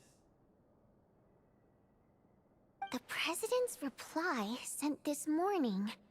Wait, so he's been approved to join? You put in Diluc side by side. Oh, bro, Diluc needs an update, man. You told me last night that you wanted to get intel from the Rokat. Unfortunately, Rokat intel is only available to members. But ever since you set foot in Snezhnaya, we've been working together. I've seen the way you work, your character, and your motives. Everything about you is perfectly in alignment with what we're trying to achieve in the Rokat. So I figured I might as well cut to the chase.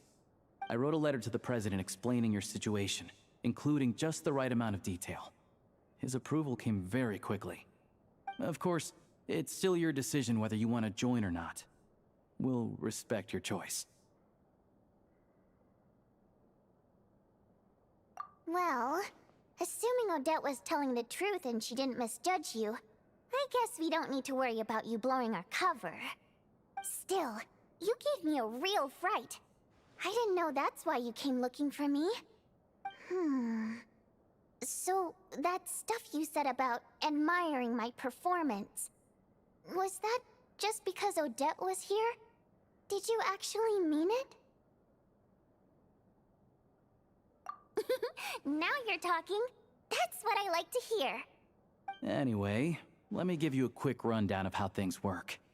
Like I said, the Rokat is a covert organization, and we hide our identities. Members typically don't meet in person or even know each other's identities. This helps us maintain a high level of independence and secrecy. Because of this, members are basically free to decide their methods without constraints, so long as the outcome of any activity doesn't violate the organization's principles. After all, we don't have any ostensible contact with each other. This way, if anything goes wrong, no one else will be implicated. Beyond the freedom to choose how you operate, it's also your choice whether to act at all. We have plenty of members who have yet to take any action. In short, joining the Rokat in and of itself won't place any restrictions on your activity in Snezhnaya. There's a code of conduct you can read if it interests you. But basically, as long as you don't plan on using your anonymity to go around doing evil, you'll be fine. I tried reading it 5 or 6 times. Never made it all the way through. Even the most lackluster script makes for more interesting reading. Great. Then I'll go grab an official application form. Be right back.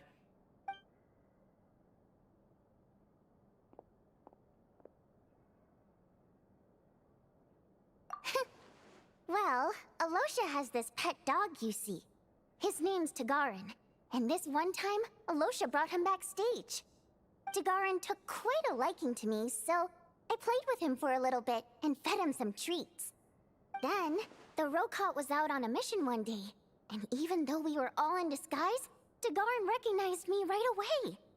Just a coincidence, really. We didn't report it to the higher-ups, though, to avoid dealing with the fallout. Like... my job at the theater, for instance. I really needed to make ends meet. By the way, what were you complaining about just before we came in? Did everything go okay with Chuganov? Everything did not go okay. That's why I was so mad.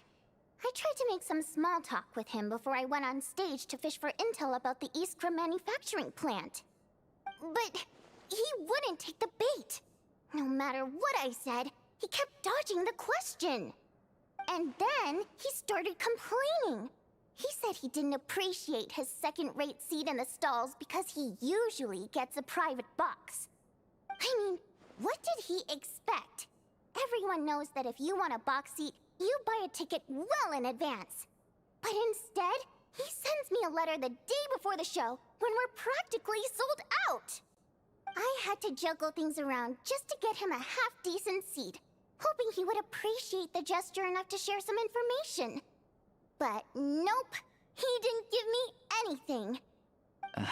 Yeah, meeting Chuganov in person has definitely been a disappointing experience. Oh, you probably don't know who we're talking about, do you? Chuganov was that older guy you were sitting next to today. I'm sure he didn't make a great first impression on you either.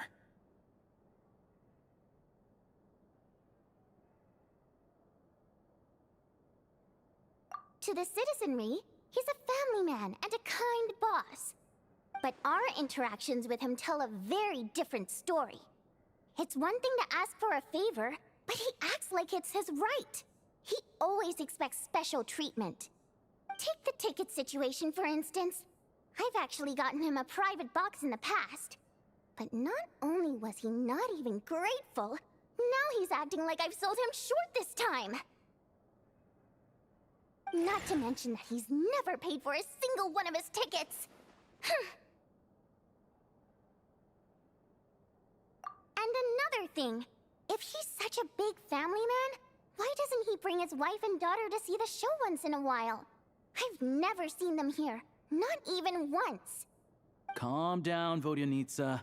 If you won't do it the easy way, we'll have to try the hard way. But first things first, here's your application form. Go ahead and fill it out.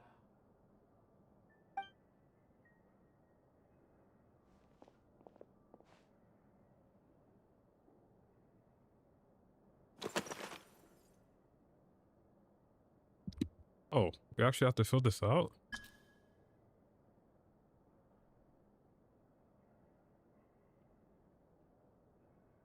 Jenny little... Oh, what the fuck?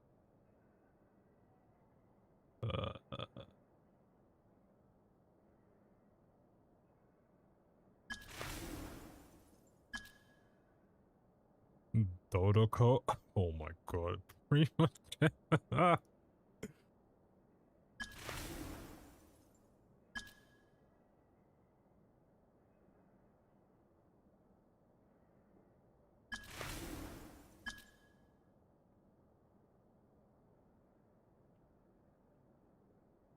Mom told me to give it a try. Yeah, sure not.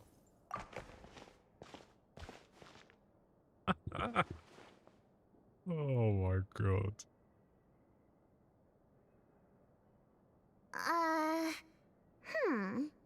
Looks like I'll need to make a few little tweaks Oh, here come and on. there. That was good. But other than that, Ain't you're no good tweaks to go. needed. We'll hold on to this for you. All right. Now that we're officially Rokat comrades, I can tell you. Chuganov is the target of our current operation. Recently, we've done some recon work at the Iskra manufacturing plant, which pretty much confirmed that their energy consumption is way beyond the legal limit. All we need now is some direct evidence to present to the Vetcha, so we can demand that they shut the plant down.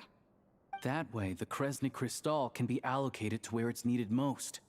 I was hoping he might let slip during one of our chats, but he's too tight-lipped. We'll have to find another way. I'm meeting another regular theater goer tonight, Mitya. Mitya. But Valeri's here too, and he's probably looking for Mitya, so he may end up being a no-show. Don't you worry. He must know how to dodge Valeri, or he wouldn't be showing up on time for every performance. Metia is a renowned energy expert.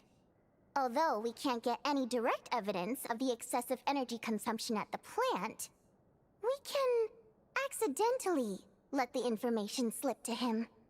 The authorities should take someone like him seriously.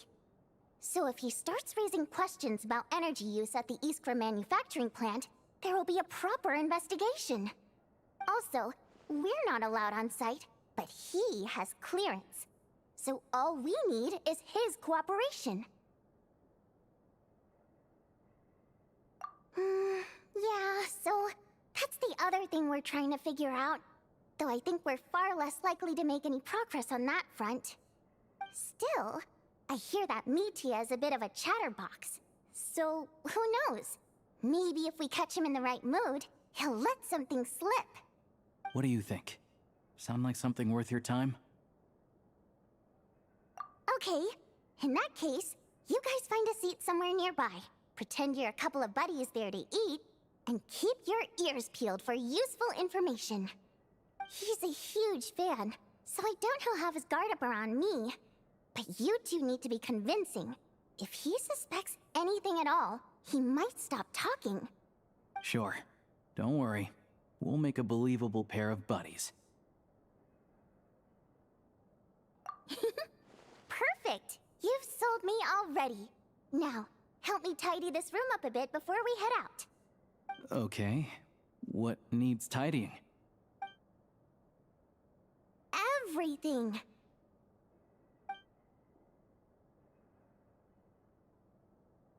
I just realized we're still on Act 1 of the quest.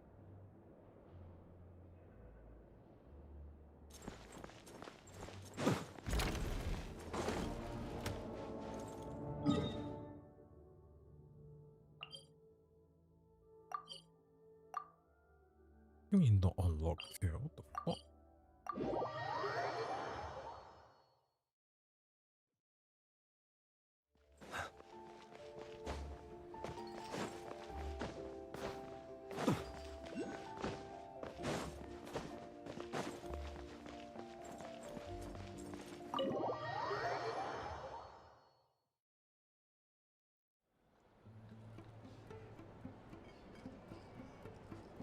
We come here often, so we shouldn't stand out.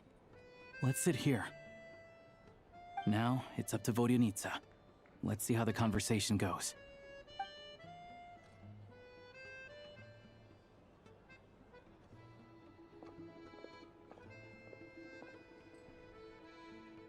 Mr. Metia! Over here! Over here! Oh, sorry. I got a little held up on my way here. Now we have even less time than we planned.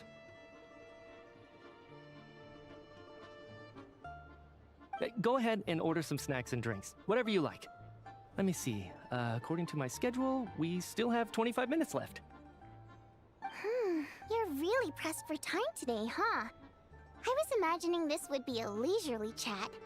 If you'd prefer, we can always reschedule for another afternoon when you have more time. No need. Getting to meet the lead singer is a very precious opportunity for me. I'm not about to pass it up. I've already had to decline your invitation several times because our schedules rarely align. If I don't grab this chance while it's here, who knows when the next one will come around? Well, it's very kind of you to make time just for me. I'm not too sure, to be honest. But Snezhnaya's full of weird and wonderful things like that, so people tend not to bat an eye. I'm sure the same will go for the Eye of Grey and Paimon. The reason I invited you out for tea and a chat today was to get some feedback from a true fan of the theater. Well, I genuinely have nothing bad to say. No matter how many times I hear you sing, it never gets old. It always seems fresh and new somehow. Maybe it's because the more times I listen, the more details I notice.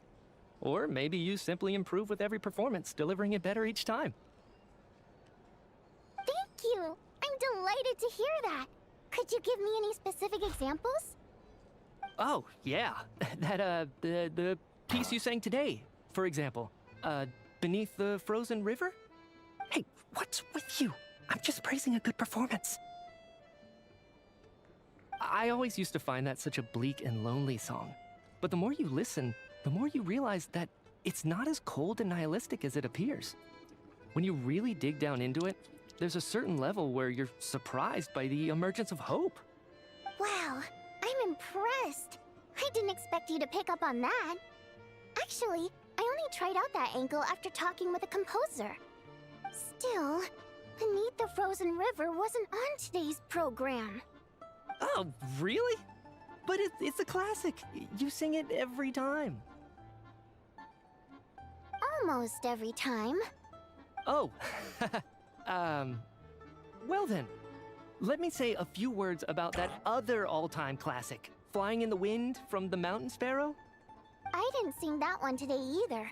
My voice wasn't quite up to it, so I switched it out at the last minute. Oh, but, Sorry, Mr. Mitya, but you were at the theater today, yes? Of course I was. Remember? I said hello to all the troupe members before the show started. You, Odette, and the others. So, what did Odette sing today? Elegy of the Snow-Winged Goose, of course. Correct. I see. I see. You find my singing boring, don't you? That's why you don't remember a single song. Looks like I'll need to cut a few from the program next time. No, that's not it. I swear. All right. I'll be straight with you. I'm sorry. My mind was wandering as you took the stage today.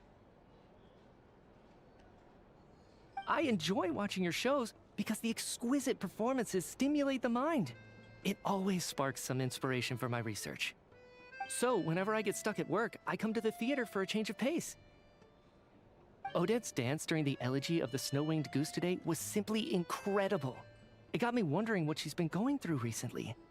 That look of sheer defiance in the face of utter tragedy? It was so inspiring. I started scribbling in my notebook right away. Not that I made a ton of progress in the grand scheme of things, but I still think it was productive. By the time I snapped out of it, the entire show had finished. So what you're saying is, you didn't listen to my singing at all? Unfortunately not. I'm sorry, I don't know which is more disrespectful. The fact that I don't always come for the show itself, or the fact that I missed your performance. Seems like things are getting a little awkward. Mitya just stepped into a conversational minefield. If there's one thing Vodyanitsa doesn't like, it's people who show disrespect for her performance. This meeting was so hard to set up. Don't tell me it's already falling apart. It's fine. I suppose this is affirming in its own way. At least, it shows that our performance really touches people's hearts, right? Don't let it bother you.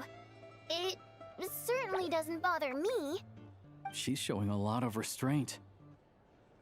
Well, I'll be sure to let Odette know how much you adored her performance. Please don't say that. I always love your performances too. It's just that inspiration struck at the wrong time today. I'm usually all ears. I know, I can tell. That's why I value your opinion. I'm sure some people can't stand it when others praise their coworkers right to their face, but not me. No, sir. Fair enough. I still feel kinda bad, though. But you know what I really can't stand? People who only show up to the theater to pretend that they're cultured. Makes me sick to my stomach.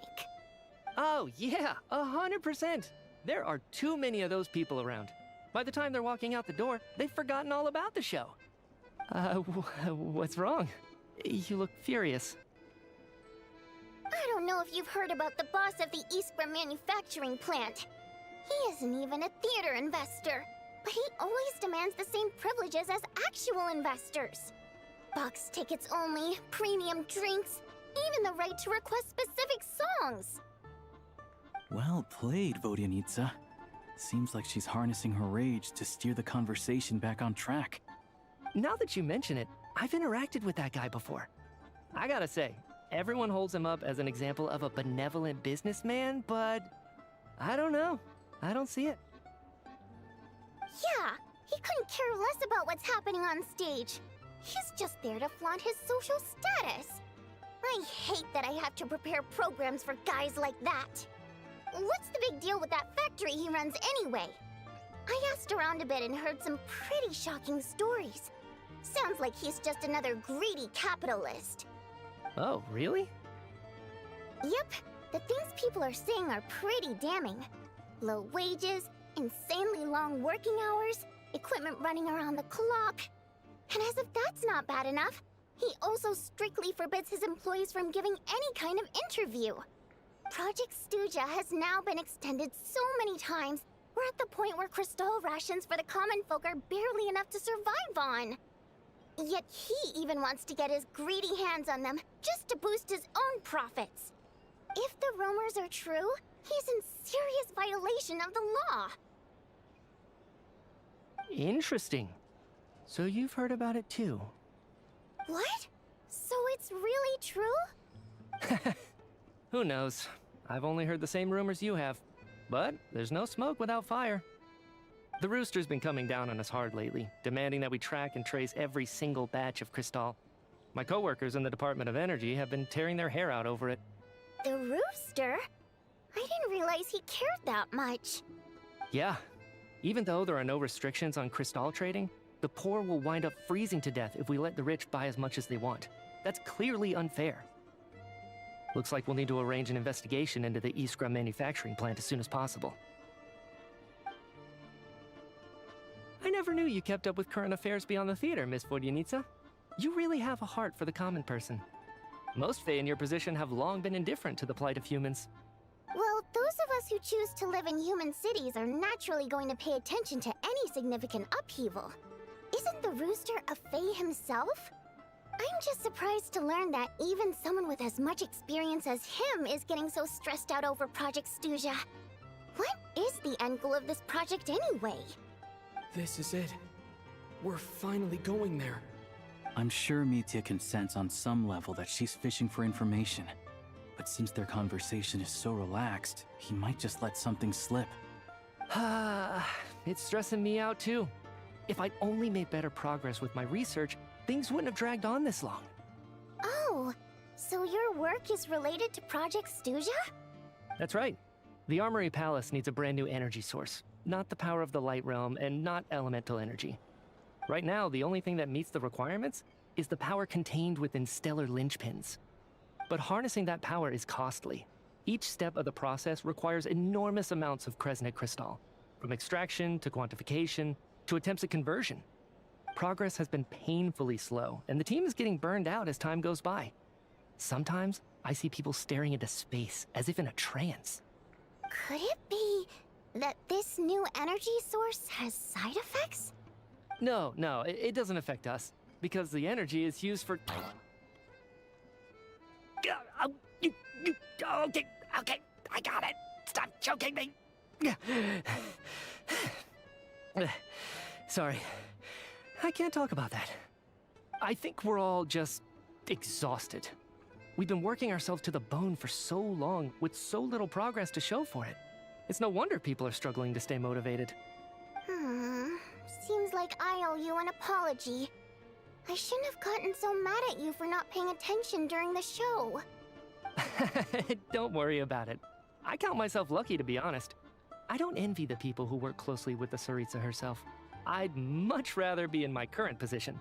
At least I don't have to shoulder any major responsibilities. So they're trying to develop a completely new kind of energy.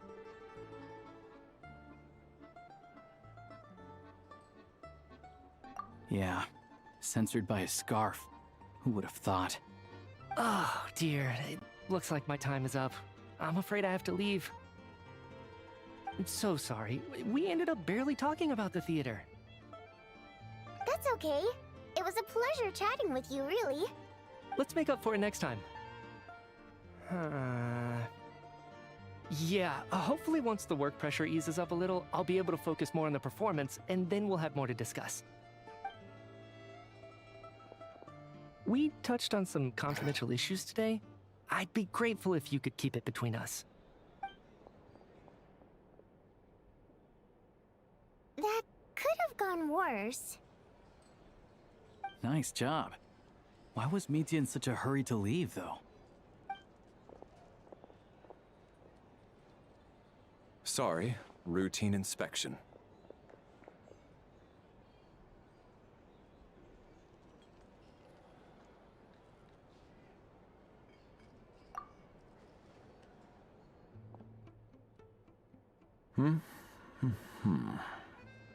Okay, let's go. So he wasn't rushing to get back to work. He must have calculated that Valeri would find him here in exactly 25 minutes. That's frighteningly accurate. One of the main duties of the Special Assignments Battalion is to ensure that important figures stick to their schedules. All right, time for us to get going too. Excuse me, check please. We'll settle our check too, then. Oh, hello there. Mr. Mitya paid the check before leaving. He also asked me to pass on a message. He said it was an honor to share his tea break with Miss Vodyanitsa and her two friends. Wait. So he knew we were here all along? This raises a lot of questions. Did he deliberately mention the new energy source so that we'd overhear it? Maybe his work isn't confidential after all. Maybe the key here is the purpose of this new energy. I guess that's the next thing to look into.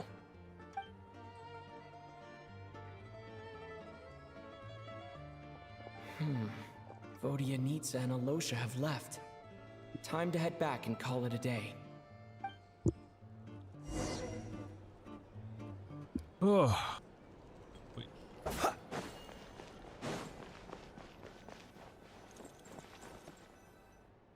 You're back!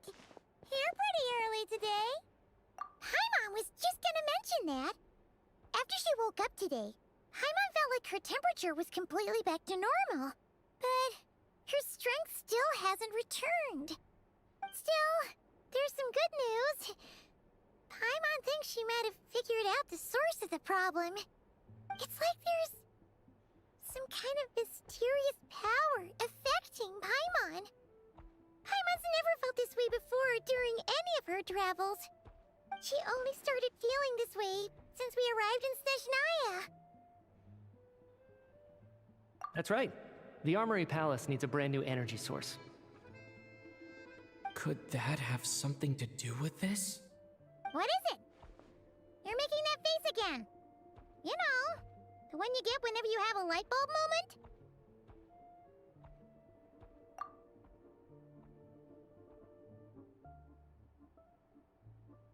So, they're trying to develop a new energy source here? And you think that might be why Paimon's feeling unwell?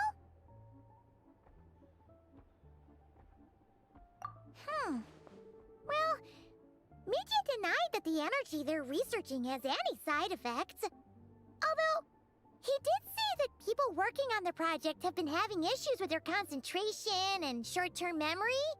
And even so, those are completely different symptoms from Paimon's.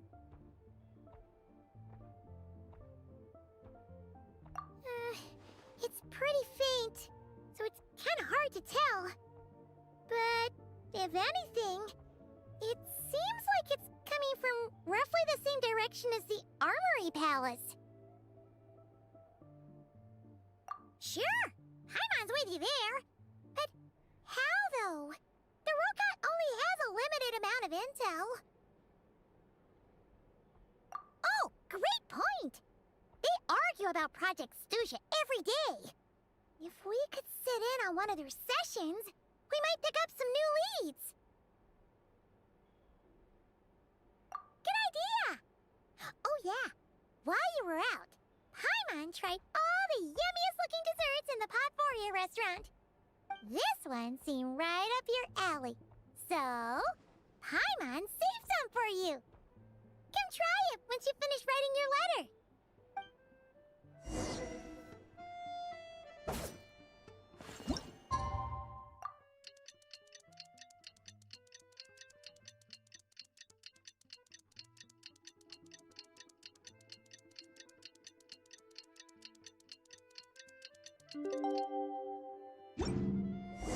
Alosha replied. He says that we won't be able to speak at the Vetcha, but he can arrange for us to attend as visitors. Time to get ready. Then head to the Snezhnograd Vetcha.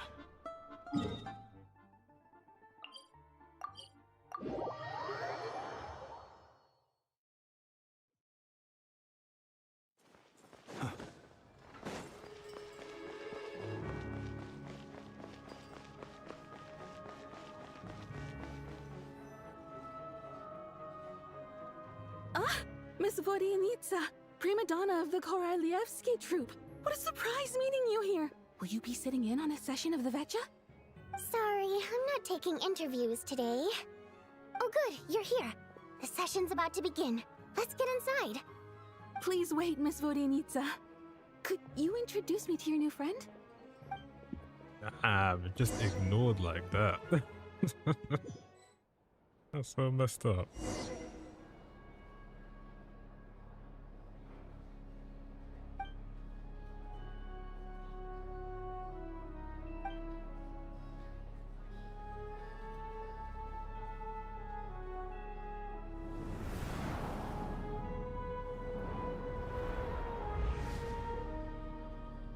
In summary, the energy management commitments made for the outgoing period have been delivered upon.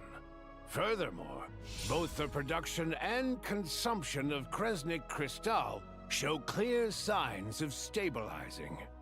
The relevant agencies have assessed the present circumstances and determined that the status quo can be sustained until the next period.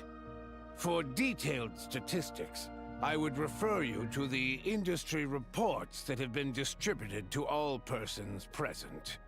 It should also be noted that while the recent blizzards have led to a significant increase in people's energy expenses, this is strictly a short-term phenomenon associated with a remotely located monster. Her Majesty the Tsaritsa is giving her full attention to this matter. We should have every confidence that it will be dealt with swiftly and conclusively. A financial report on disaster relief is also present in this report, courtesy of Pantalone.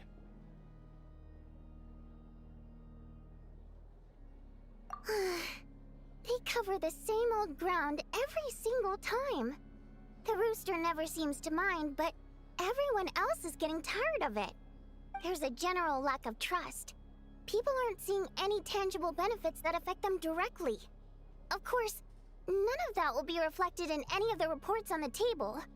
Yeah, if it weren't for these hard copy documents, I could have at least made something up. Oh, don't mind me. I'm just out here trying to hit my interview quotas. Bring out the kvass. Ever read it? Best-selling newspaper in town. If I remember correctly, you guys don't even have a sales permit. You have to sell from stalls on the street. Okay then, best-selling street stall newspaper in town. Still counts.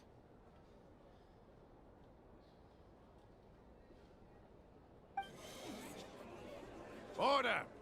We will now open the floor to the representatives. If there are no further substantive issues to discuss, we will then proceed to a vote on this motion. Snezhnaya has a long tradition of treating members of the Fatui armed forces and their dependents favorably. But recent surveys shows that Fatui families in remote areas have access to 15% less crystal than the average civilian family in Snezhnograd. It's been said many times before, but it bears repeating now. There needs to be a clear and consistent rationale behind how crystal is allocated, or we will soon face immense public backlash. Perhaps you wouldn't need to keep repeating yourself if you would hear me out for once. I say again, true consistency exists only in principle. In the real world, fairness is relative. You appear to treat resource allocation as a simple function of production and population. So what about when the equipment used in production breaks down? Have you factored that into your equation? And do you even know how long it's been since Snezhnaya last conducted a census? If I knew the answers to questions like that, I'm sure I'd be a very wealthy man. And I doubt I'd be going by child. I'd like to bring the focus back to the specific issue I raised. Or do you wish to deny that favorable treatment for Fatui dependents is our long-standing policy? It's easy to be a critic when there's no accountability. That seems to be a running theme in the anti-Project Stuja cohort. Defeat the ringleader and all other problems will magically resolve themselves. That's what they seem to think. But in case you aren't aware, not one jot in my report would change whether Project Stuja continues or not. So you have no intention whatsoever of finding a solution to this problem? On the contrary, I'm the only one here who ever brings solutions. Child opened by speaking up for the armed forces. Regrator struck back with style and a war of words ensued.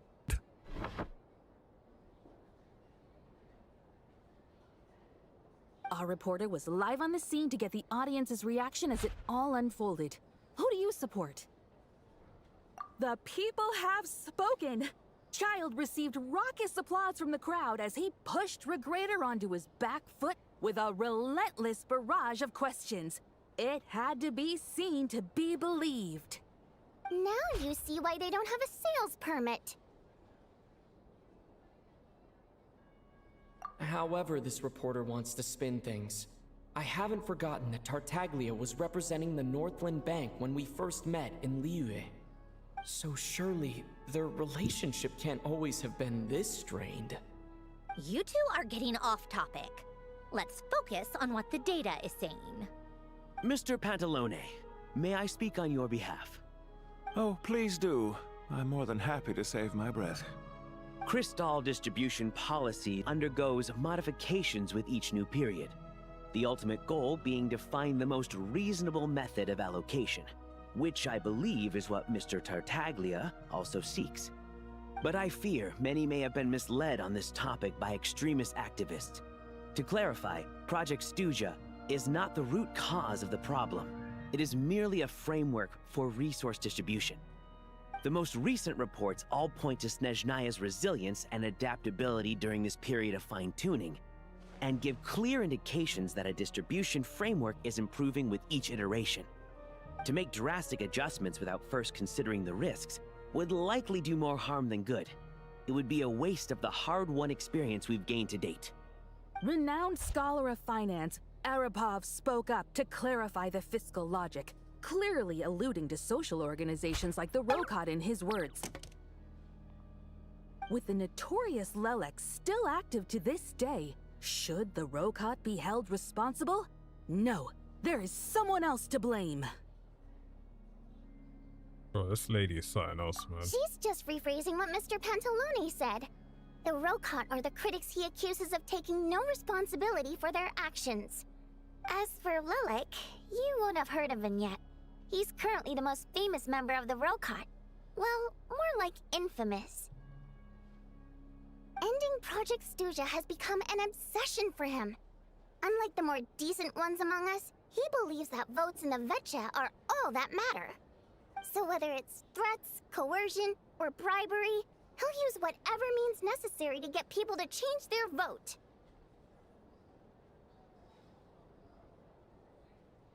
And since we're already on the subject, what do you think of Lelek's methods? Are you for or against? Despite a handful of detractors among the audience, the people overwhelmingly support Lelek. We stand with Lelek! At least someone here wants to take this discussion seriously. I've been considering that issue myself. What you really need is more precise regional data, right? I think it would be easiest to let the Fatui handle it, since they're already in charge of Crystal shipments anyway. We may as well get them to collect some data while they're at it. Whatever you need, you can ask the Fatui to look into it for you. In terms of supervision, I think the Druzhna would be a good fit. I had hoped to discuss this with Miss Vesna, but sadly, she's not present. I will be happy to take a note of your suggestions and present them to Commander Vesna for a decision upon her return. The Commander has always taken a keen interest in Project Stuja. However, given the Druzhna's demanding workload, I'm afraid it may prove difficult for them to provide any practical support. Let us refrain from jumping to conclusions until a concrete and actionable plan is in place. My apologies, Lord Rooster. There are numerous issues to address here, including manpower, time sensitivity, and reporting lines. Nevertheless, I support drafting a proposal. Follow the usual procedure, and it can be raised as a new motion for all parties to evaluate at the appropriate time. In that case, I'd like to share one thought before the proposal is drafted. The issue of time sensitivity was raised just now, which I presume relates to the official reports. In fact, the Energy Commission already collects regular statistics on each urban center and its surrounding area. Would these be of any use? That's a good idea. I read every issue of Sviet-Lolaidovka's report, and although my focus is mostly on the section about equipment operation, the energy consumption statistics also yield a lot of insights. Be that as it may, does no one see an issue with using local data to determine crystal quotas? In the long term, it seems like a very risky solution. Not if they are used purely for reference. So long as we have the report from the Northland Bank's headquarters to corroborate it, no one will be able to fool me. Very well then. It appears that this arrangement is acceptable to all parties. Yeah, sounds good to me. The members reached a provisional consensus on the issue of improving treatment for Fatui soldiers.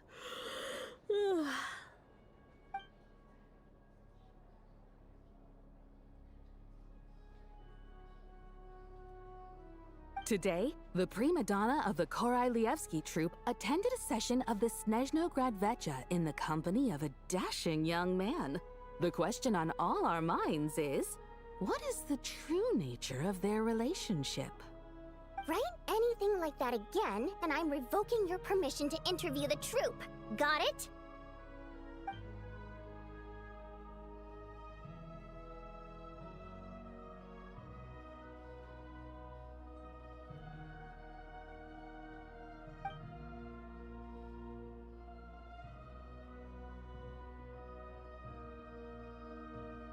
Now then, if there are no further contributions from those present, we shall proceed to the final vote.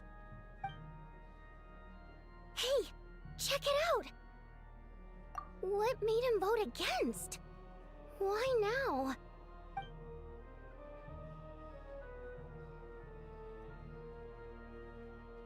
The votes have been tallied. Those in favor of continuing Project Stuja total 61%, securing a clear majority. That was too close. The margin has shrunk yet again. Chuganov was a huge loss. I'll bet Lelik is behind this. I wonder how Pulcinella will respond this time. Chuganov. I see. Lelik strikes again. Yes, go, Lelik. Once Project Stuja is defeated, our unwavering support at Bring Out the Kvass will finally pay off when we make our comeback. I can taste our victory already! In accordance with the result of this vote, Project Stuja will remain in effect until the next Vecha period. Finally, may I remind us all, we debate only for the greater glory and solidarity of our nation. May the Aurora shine ever on, and the Tundra always stand firm. The session is concluded.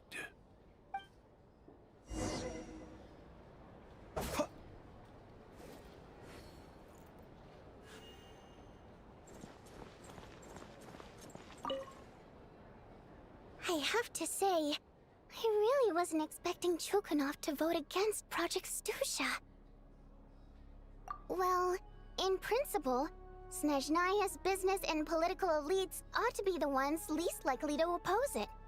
As we heard, Project Stuja is basically just a resource distribution framework that requires everyone to cut back during the winter.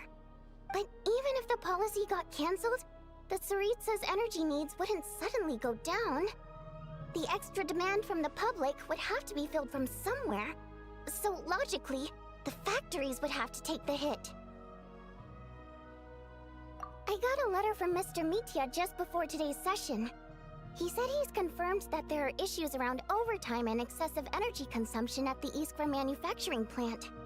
In a situation like this, once the Rooster receives the report, he'll order the factory to halt production and submit to an investigation before issuing a penalty. But that's a week-long process, and thus didn't make it onto the Vetcha agenda this time. I don't think he suspects anything so far.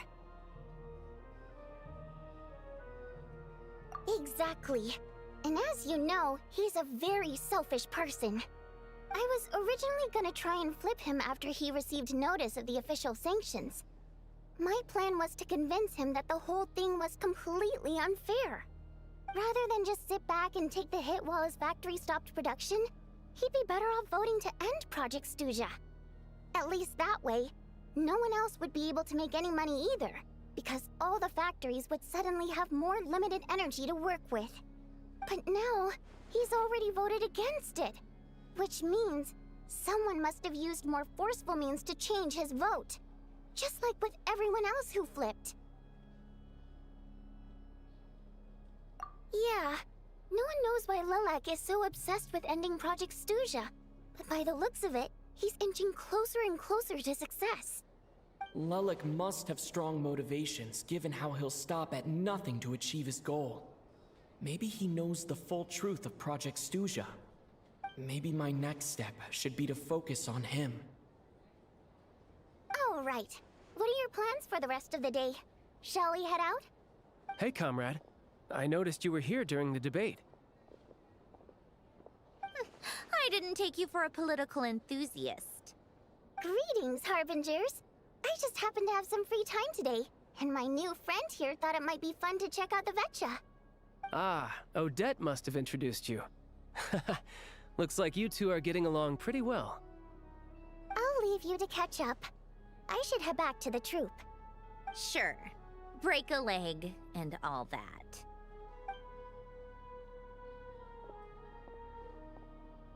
Thought it might be fun to check out the Vetcha, did you? Things are never that simple with you, Traveler. There's no way you're here for kicks and giggles. Tell me I'm wrong. Oh, yeah. To some, he's a captivating enigma. To others, he's the bane of their existence. No one ever thought that some anonymous nobody from the Rokot could cause such a stir. Huh? You want to look into Lelik? Then I'm sure his days of anonymity are numbered. What do you think, Sandrone? Fine by me, I guess. If the Traveler actually manages to expose Lelik, it'll be doing Pulcinella a favor. In return, it seems fair to let him in on what we've learned so far. My thoughts exactly. Sharing is caring, after all. Head back to Glupov and grab the files on Lelik. It's easier to just pull the records than go through the rigmarole of getting the Traveler a visitor's permit. As you command, child, sir. In that case, since we're going to be waiting anyway, I'll have someone brew a pot of black tea.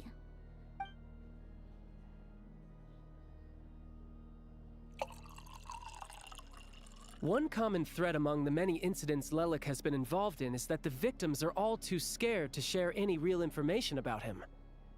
Clearly, he must have threatened them in some way. His modus operandi is to silently infiltrate the scene and leave a threatening letter behind. But neither the letters nor the crime scenes ever yield any clues to his identity. So all these files have to offer are short statements by the people affected. They don't give us a lot to go on. If nothing else, it shows we're dealing with a trained professional who's versed in counter-surveillance.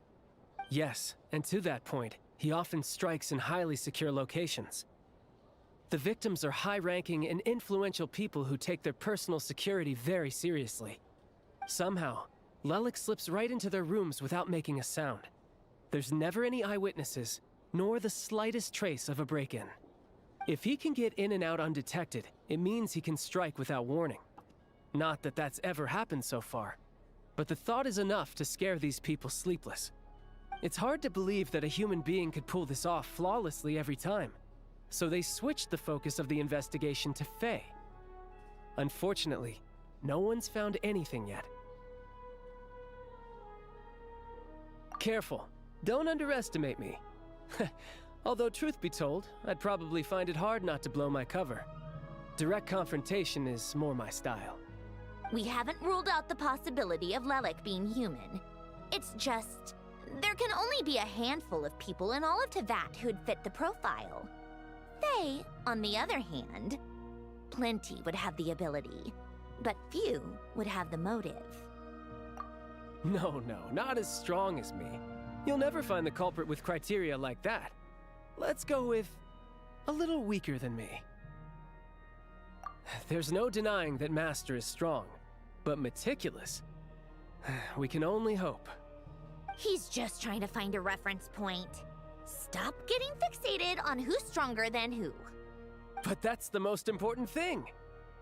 In my opinion, anyway. Odette. Yeah, that seems about right. Her skills are solid, and she's always calm under pressure.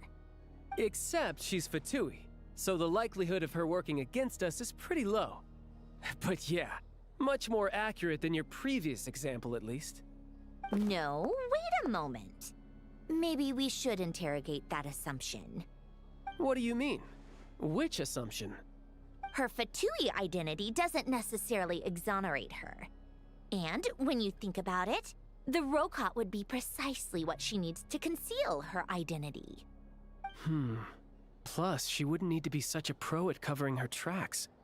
She'd already know where the Fatui will be and when, so she could choose the perfect time to act. Oh, yikes. I was just thinking out loud. Why is this starting to sound like such a convincing theory? Still, what reason could Odette possibly have for trying to call off Project Stuja? Arlecchino would be the best person to ask. She knows Odette best. Unfortunately, she isn't back yet.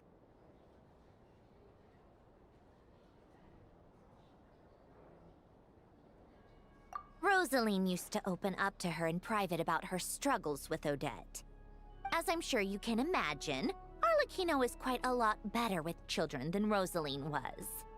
She gave her some tips on how to handle the situation, and Rosaline managed to reach a settlement with Odette before leaving. So I suppose there were at least no lifelong regrets left behind. Beyond that, I don't know the details about that side of things. But I do know that Odette definitely has a motive to hold a grudge against Project Stuja. The reason being, her father passed away during the early stages of the project. That was back before it had been named Project Stuja, when things were still being worked out. But in essence, it's remained the same ever since. Huh, the more you know. Rosaline was always so self-centered. I never understood why she started paying so much attention to Odette.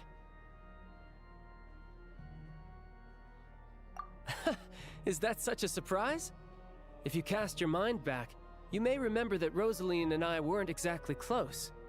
We had tea together a few times, but that was about it. Odette's past is no secret. Her father was a Fatus and her mother was a very famous ballerina. On the surface, it looks like she followed right in her parents' footsteps. But the truth is quite a different story. After her father passed away on a mission, her mother was overcome with grief. She broke her leg during a performance and could never dance again. Odette was only interested in ballet at the time, but this tragedy left the family with both breadwinners gone. They could barely make ends meet. Per Capitano's policy, family members of Fatui who died in the line of duty had to be appropriately accommodated and provided with adequate assistance. So, regardless of how Rosaline may have felt about it, it fell to her to resolve the issue of Odette's family's livelihood. In the end, the solution they agreed upon was to have Odette join the Fatui. Right, because the alternative would have been a one-off compensation payment, I guess. In that sense, joining up was definitely the better option. Still, she must have had mixed feelings about it, right? If she doesn't even like the Fatui. It's just a theory, a possibility. But as a motive for Odette to become Lelik, it holds up. That said, I have no idea where Odette's head is at right now, or what her conflict with Rosaline was about.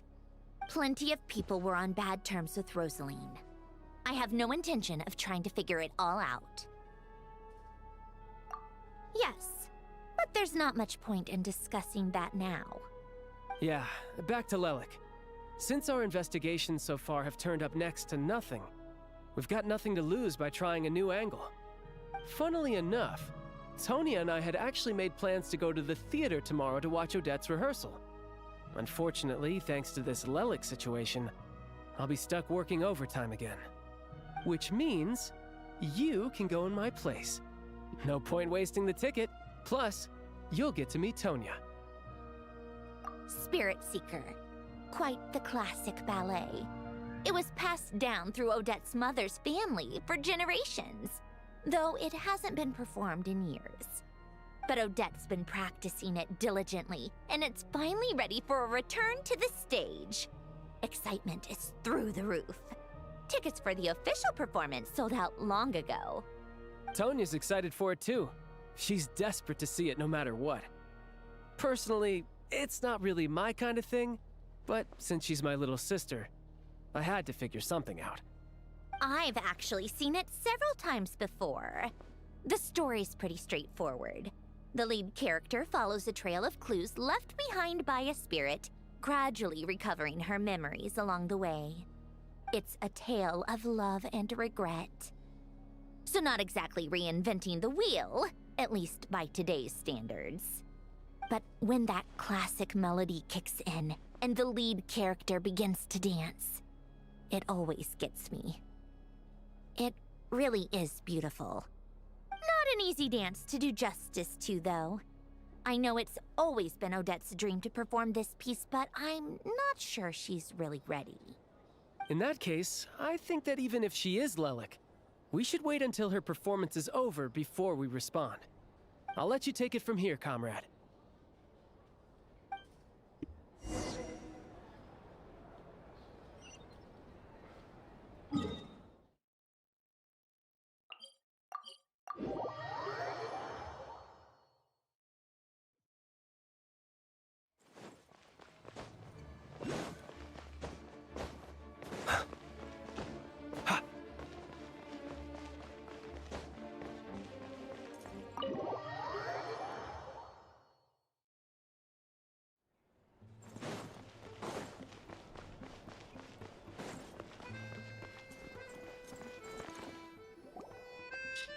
Sounds like you've made a ton of progress today.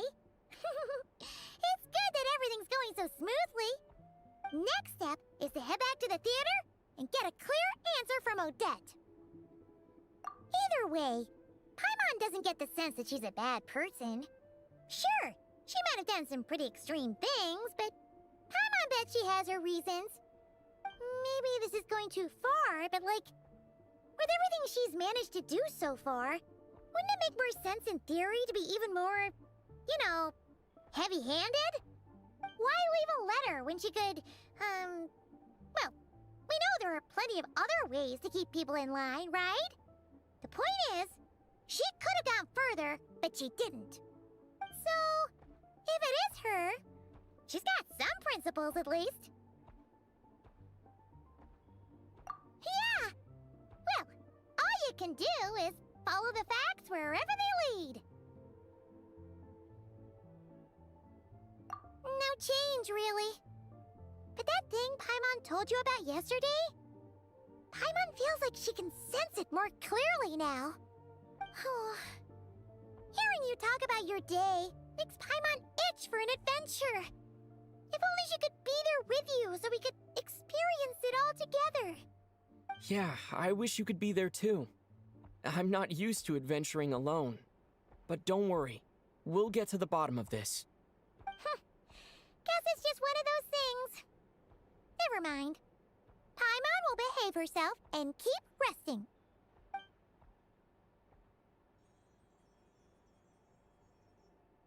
If Odette is Lelik, she may well have inside information on Project Stuja. Her father was involved with the project's early implementation and tragically died in the process. Now, she's dedicated herself to bringing it to an end. It's hard to imagine she could have gotten this far without knowing anything at all about the Tsaritsa's true intentions. When she spoke to us as a member of the Fatui, how much did she let on?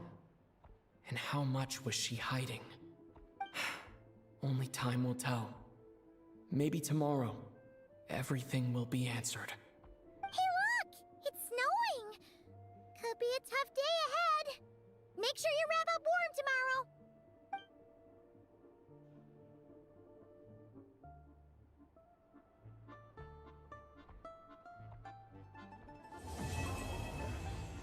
Hey, Act 1 done.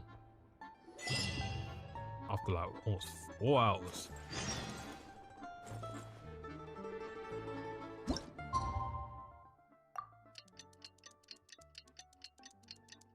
Now it should start picking up.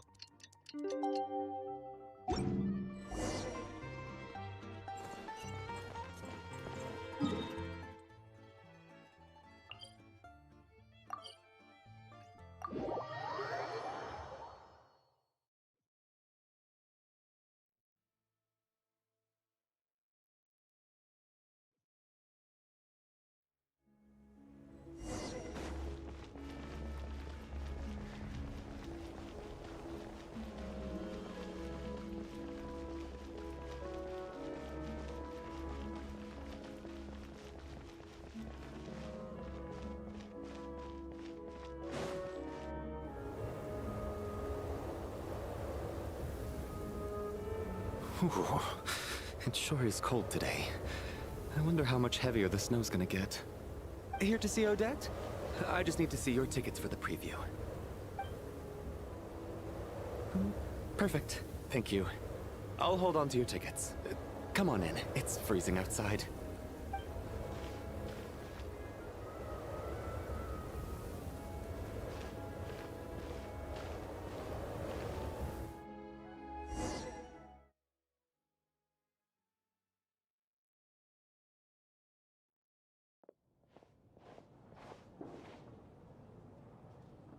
I think I'll leave the Lelic question until after the show's over.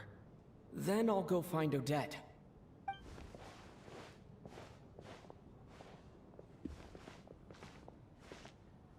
Child said he was originally going to come with Tonya. So I'm guessing Tonya's already here somewhere. Is there anyone here who looks like a Tonya? Let's see. It's a small audience. Makes sense for a preview. But wait, I do see some familiar faces. Mr. Chuganov's back again by the looks of it. Oh, and is that Mitya? And that Fatui officer, Valeri. Guess he must be playing cat and mouse with Mitya again.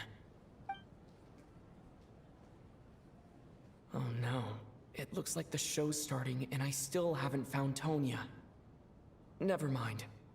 I'll just have to take a seat for now and see if I can catch her afterwards.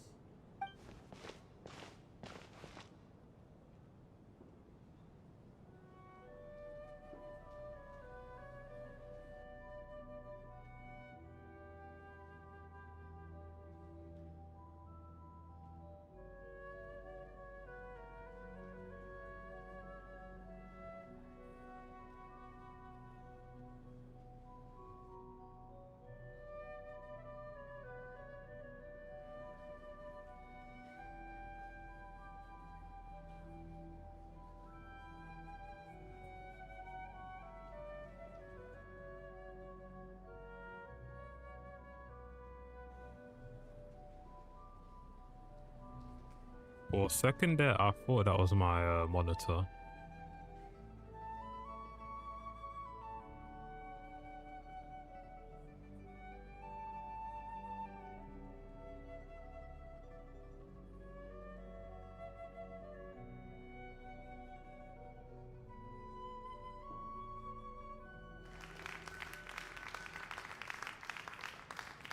Hello, members of the audience. I'm a staff member here at the theater. Today's performance was a very special one for us, as it marks the first attempt in a long time to revive the classic Snezhnayan ballet, Spirit Seeker. To commemorate this occasion, we would love to take a group photo of the cast, crew, and audience members present today. Could I kindly ask the audience to please come up onto the stage?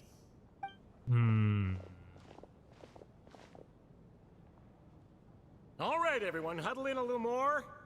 Now, look at the camera. 1, 2, 3.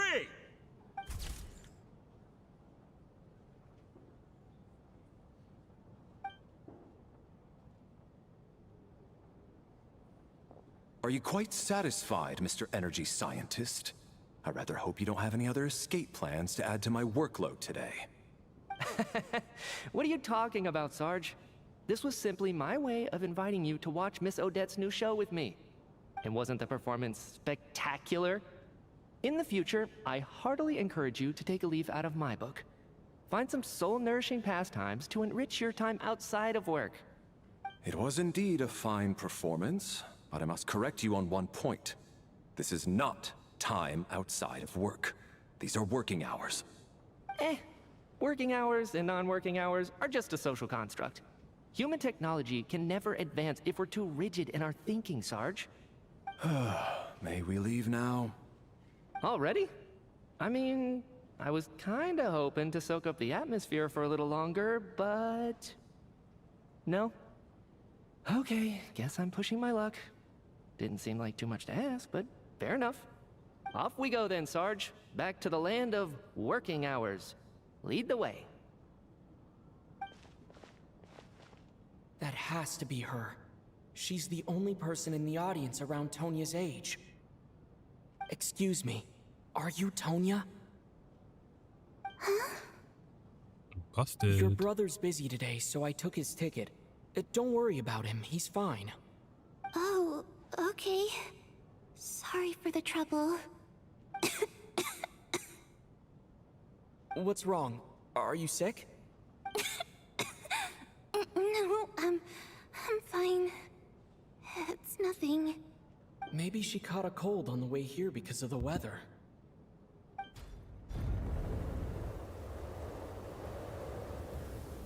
I haven't seen snow like this in a long, long time. It's most unusual. I know. It's completely white out there. You can barely see a thing. I've never seen such heavy snow in my life. Let's wait it out for now. You'd be lucky not to freeze to death in this weather, let alone find your way. Well, look at that. Maybe we shouldn't be in such a rush to get back after all. What do you think? Let's wait and see. Why do you need to take it so seriously? Fate has given us this wonderful chance to take a break. We owe it to ourselves to make the most of it. Come to think of it, there's a small inn not far from here that always keeps plenty of extra blankets on hand for guests. I know the route well. Shall I head over and borrow a few blankets? That way, anyone in a hurry can wrap up warm for the journey back. Just remember to return them next time you're over this way. Sir, there's really no need to go to all that trouble. Hey, it's no trouble at all. Wait here, I'll be right back. What a kind gentleman. Very good. My wife and daughter are waiting for me at home, so I shall be heading back as soon as I get my blanket. So... are you expecting us to go back to the Armory Palace wrapped in blankets too? Don't worry about that. I made arrangements in advance. Should I not return to the Armory Palace within 3.5 hours after Operation Showtime begins, an armed squad will be sent to collect us. They will escort us back. You are one of our key military personnel, so any weather-related risks must be eliminated. Operation Showtime? So, wait. Every single time you drag me back to work when I sneak out, it's a whole official operation? I gotta say, you've really turned this into quite a moral dilemma for me. It's snowing pretty hard out there. I think you should stay here for now. You seem a little under the weather. Sure. My brother might come pick me up in a bit anyway. Time to get to work. I should head backstage and find Odette. I need to look her in the eye and ask her about Lelik. Excuse me, are you looking for someone?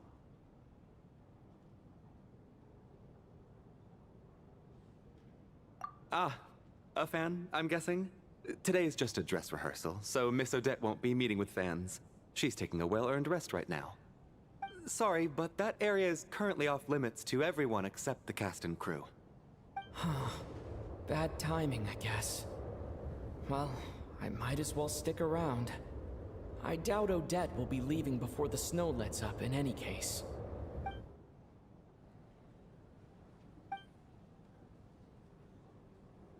What happened to the gentleman who went to fetch the blankets? How has he still not returned? I was thinking the same thing. It's still snowing very hard. Do you think something might have happened to him? Whatever the reason for his delay, I must say I hate nothing more than people who make empty promises and fail to deliver. Well, I have to treat my employees like that on occasion, but that's different.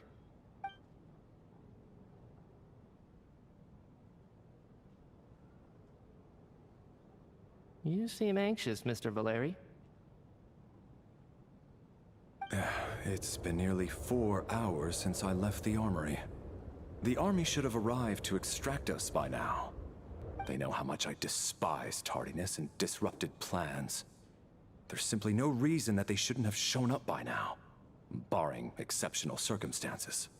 Surely a snowstorm like this one counts as such. Few things in this world can stop the Snezhnayan army, Mr. Mitya. And a snowstorm is certainly not one of them. Why don't you go out and take a look? They might be right outside, waiting for your orders before they dare come in. An absurd hypothesis. I have no intention of leaving your side for even a moment until I have escorted you back to the Armory Palace. This doesn't look like an ordinary snowstorm to me. That guy who left earlier, it looked like he just vanished into thin air. Either that, or my eyes were playing tricks on me.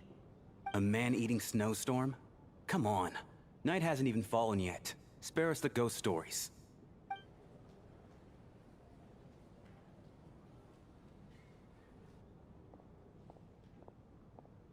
Traveler, didn't know you were coming today. How come you didn't say anything? Oh, right. I assumed you were looking for me and Vodenitsa. Odette's still backstage. Whoa, that's quite a snowstorm out there. I've been working backstage this whole time, so I didn't even notice. No wonder the audience hasn't left yet.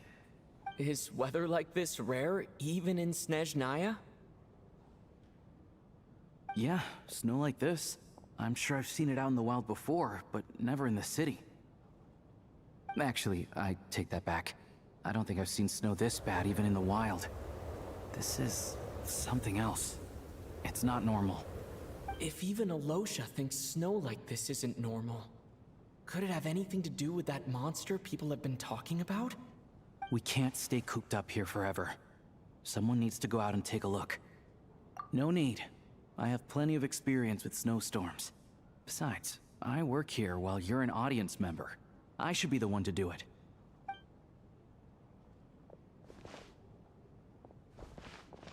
Everyone by the door.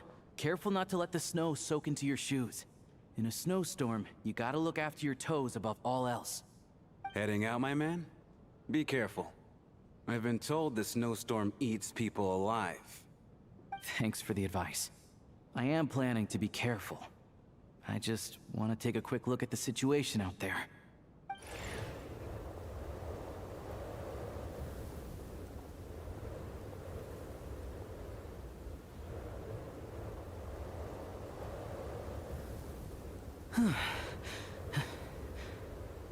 He's back! He's back! How was it? What's going on out there? Did you see any soldiers patrolling the area? Something about this storm isn't right.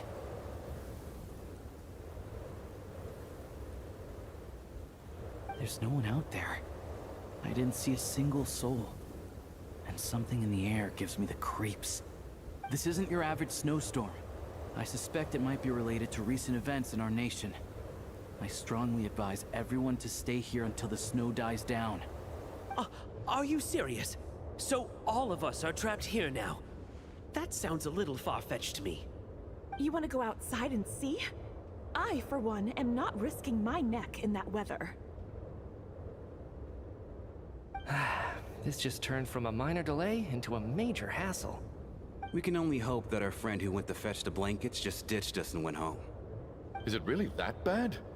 But my daughter, I won't be able to read her a bedtime story tonight. Huh? What are you all still doing here? Whoa! It's snowing hard! So now we're stuck here? Oh, this is terrible!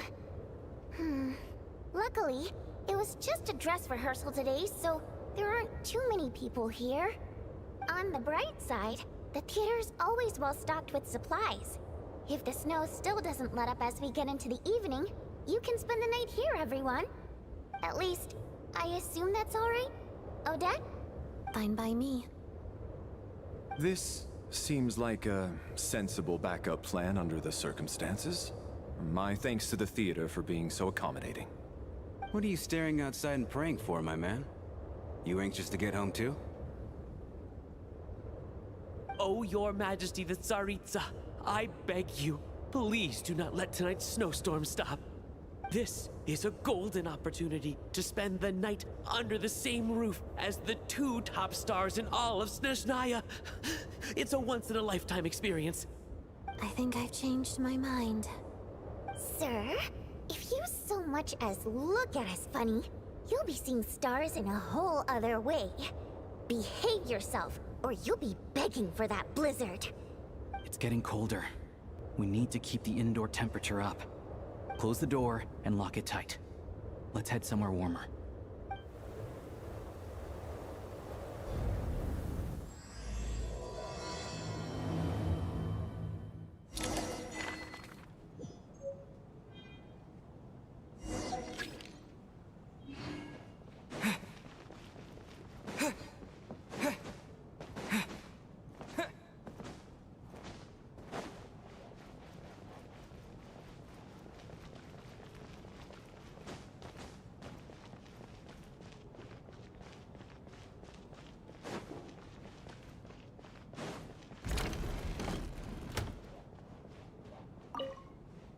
And then there's the aristocrats.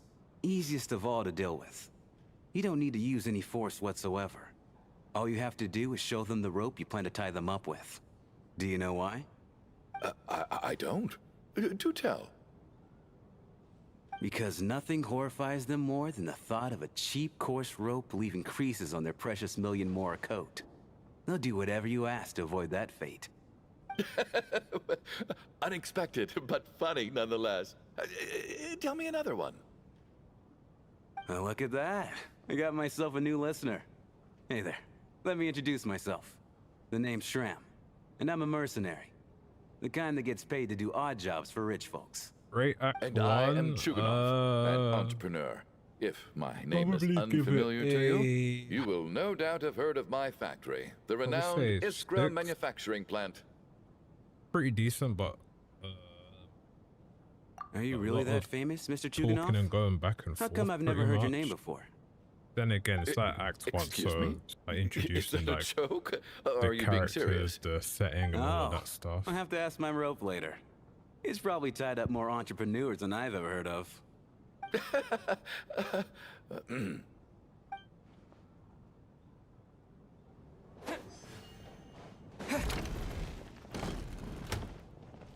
My husband has major trust issues.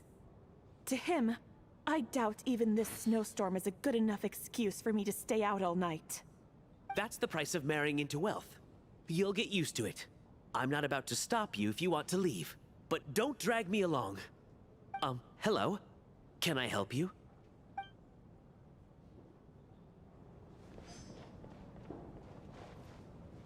How are you feeling, Tonya?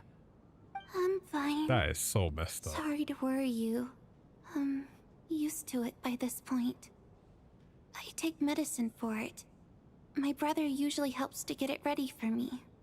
Child must take great care of his sister. He's never mentioned Tonya's illness, though. You know, I actually find this whole thing kind of exciting. Stuck in a strange place thanks to a snowstorm. Having to spend the night with a bunch of interesting characters. It's pretty cool, don't you think? Exactly. It's like One of those stories where an ordinary school trip turns into a magical adventure. I've always wanted something like that to happen in real life.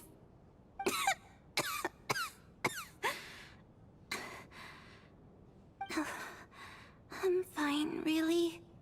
Just got a little overexcited. Look after yourself. Otherwise, your brother will come after me.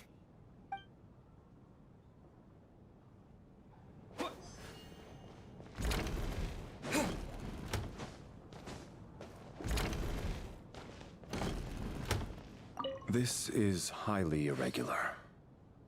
A delay of over an hour during an operation like this theoretically warrants a Harbinger-level response. I wonder what the issue is. The storm, or something else. Sarge, the day you learn to let go and just enjoy moments like this is the day you'll finally understand the meaning of life. Ah, why, hello, sir. I believe you were the one sitting at a nearby table back at Podvorye Restaurant. Any friend of the theater's star performers is a friend of mine.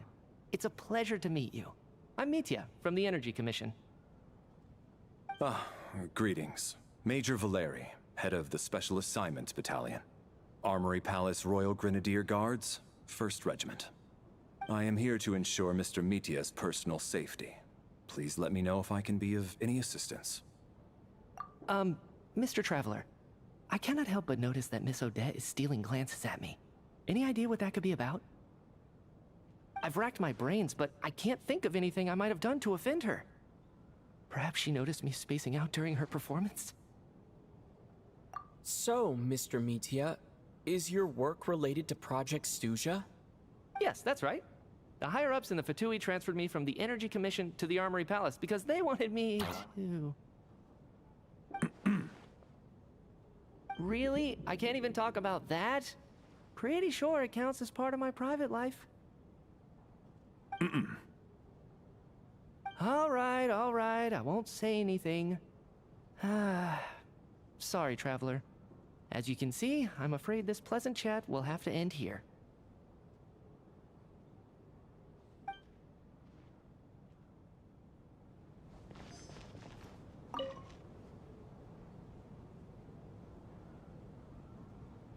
I don't think it's ever been this lively backstage before. I didn't know you were coming today.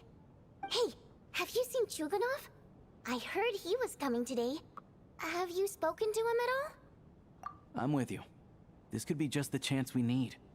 Yeah, I gotta figure out a way to coax some more intel out of him. I want to know why he suddenly changed his stance on Project Stuja. What exactly happened before the most recent Vetcha vote? For the Rokad, or just out of personal interest? Shh! There are other people around. Don't say the R word. Oh?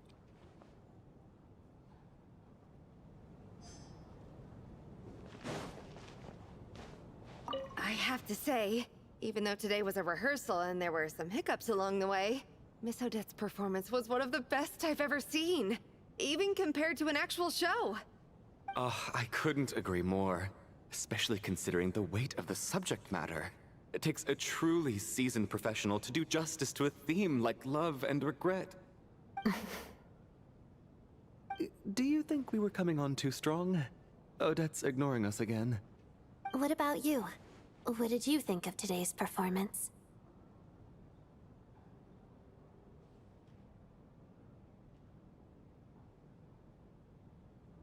Oh my, that's very flattering of you. Thank you. I'll make sure to save a ticket for you when the show's performance ready.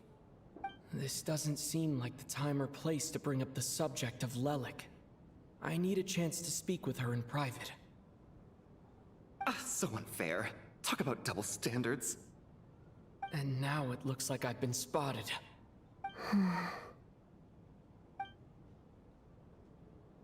You know Mitya too? No, I don't. I just have a feeling that he might be dangerous.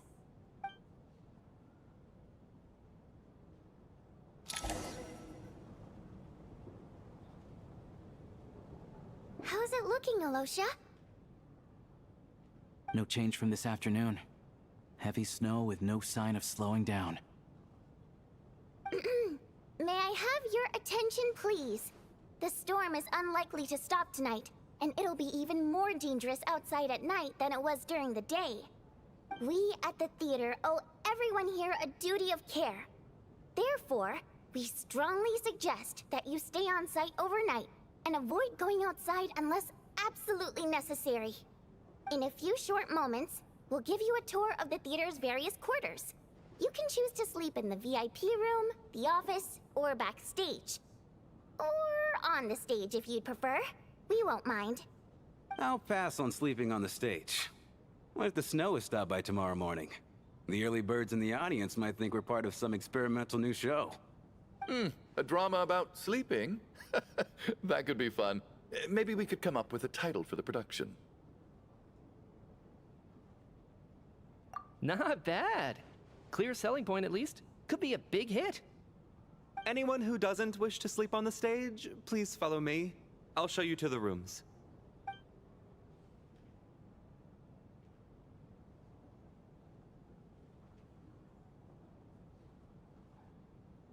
I guess I'll call it a night. Though I feel like I won't sleep very well without Paimon here. I'm sure she'll be worried that I haven't made it back yet. But as long as she looks out the window, she'll probably realize what's holding me up. I wonder if she's feeling any better yet. At least she hasn't been getting any worse.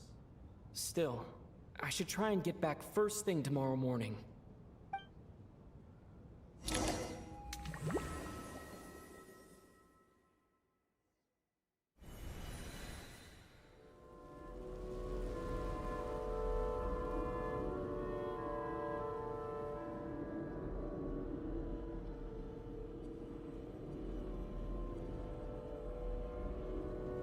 Ah, finally.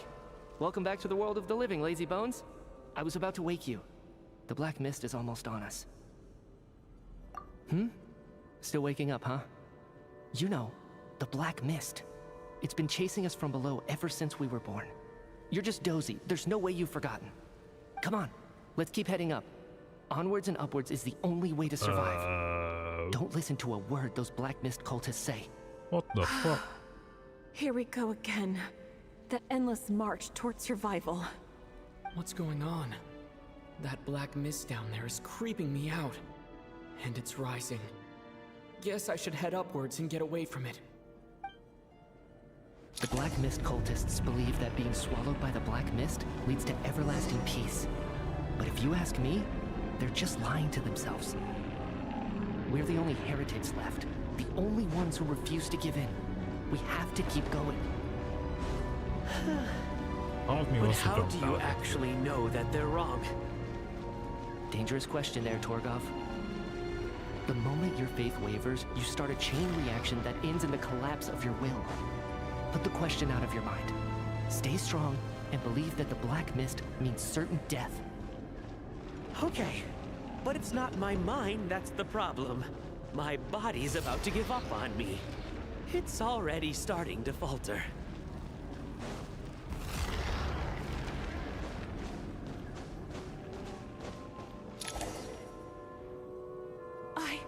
I can't do this anymore. I've had enough of being forever on the run. What's the point of it all? All this will pass eventually, I promise.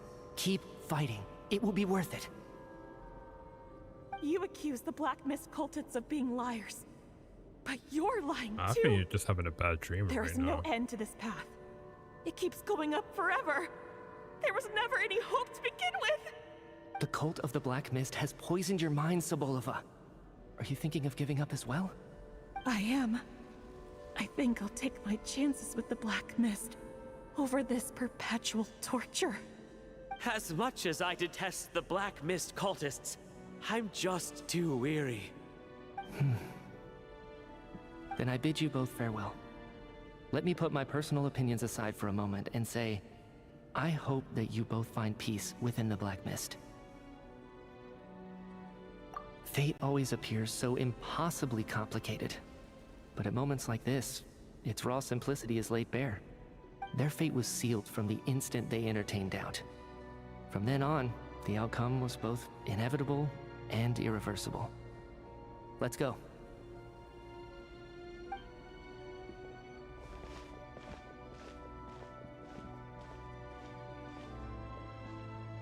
Torgov and Sobolova are gone.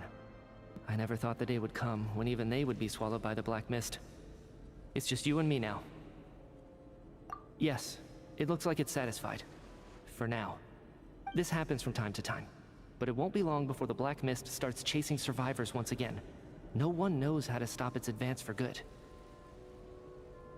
Well, we should make the most of the precious moments of rest that those two offer us.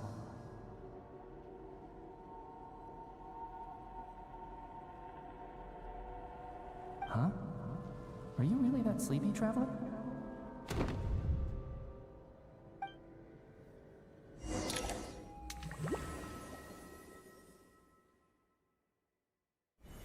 Help! Somebody, come quick! What is it, Chuganov? What's wrong? Huh? Is it morning already? What's all the commotion? Sounds like it's coming from next door. I should check and see what's going on.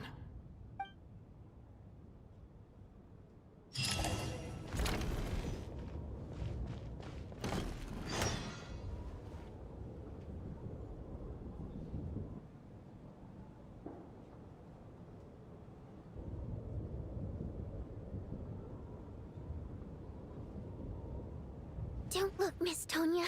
Stay here. Okay. What happened to them?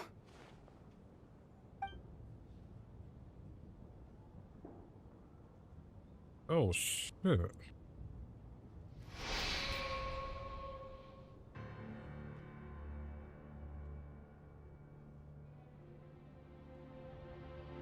These two people have passed away. And the strange thing is that somehow, I knew this was going to happen. I knew that they would be the ones to die. Have I seen this moment before?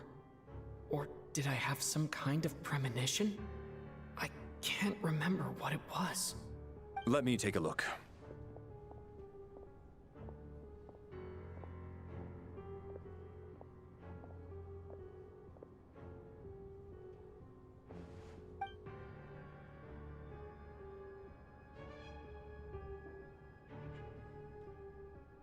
No vital signs in either of them.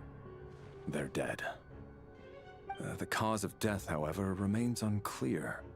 No wounds on the bodies, no signs of a struggle, and no skin discoloration caused by the buildup of toxins.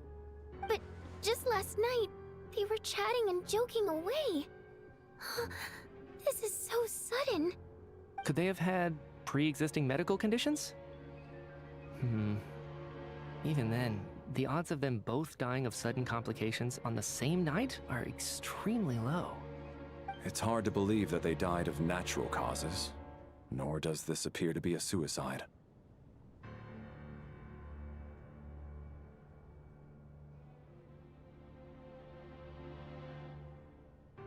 Who was the first to discover the bodies? It was me. But these deaths have nothing to do with me, officer. I got up early because I wanted to see if the snow had stopped. Then I noticed that the door to this room was open, and it looked like there was a man and woman inside. I just went over to see what was going on.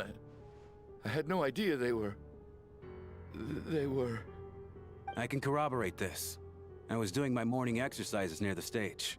When I saw Mr. Chuganov heading this way, I followed him. I can also confirm that I didn't see a single person approach that room before him. The snowstorm was raging all night, and it's still going now. There's no way someone could have come in from outside, correct? You mean an intruder? No, not possible. I slept by the door last night as a precaution. There's no way I wouldn't have noticed if anyone had tried to open it. Everyone, split into pairs and search the theater for anyone in hiding, or any signs of suspicious activity. I'll follow up with a full search of my own shortly. Go, there is no time to waste.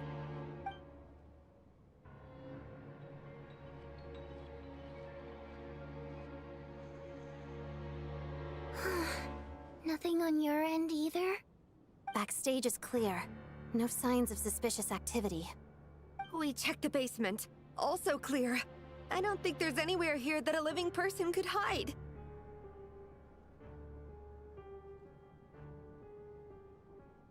Are we certain that the theater doesn't have a back door?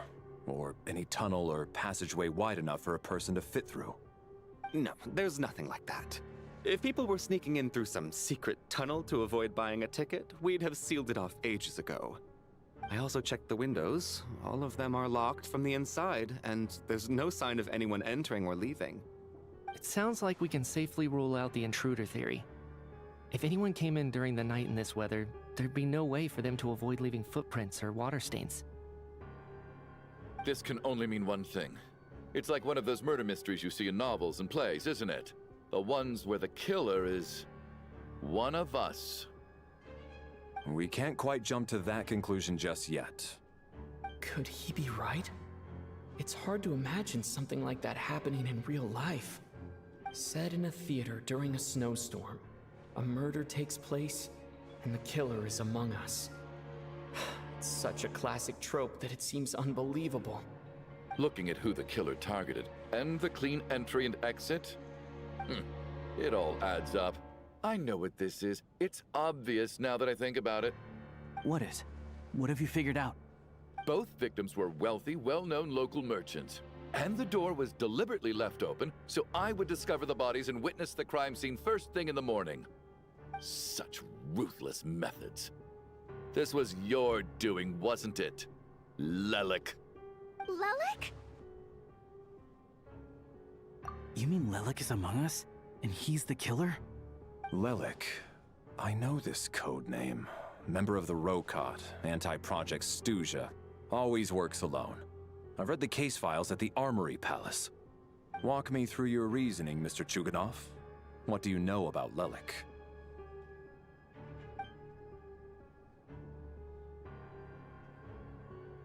What now, huh? What now, Lelik? What more do you want from me? I already voted against Project Stuja at the Snezhno Gradvecha. You snuck into my house the other day while I was asleep. Left a threatening letter. And I did all that you asked.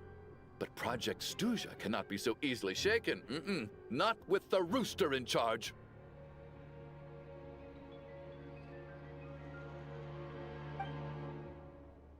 So he really was threatened by Lelik. That makes sense. And now you're resorting to murder to threaten me. Isn't that right? I knew it. The Rokot despises the rich. The lives of the wealthy are but refuse in your eyes.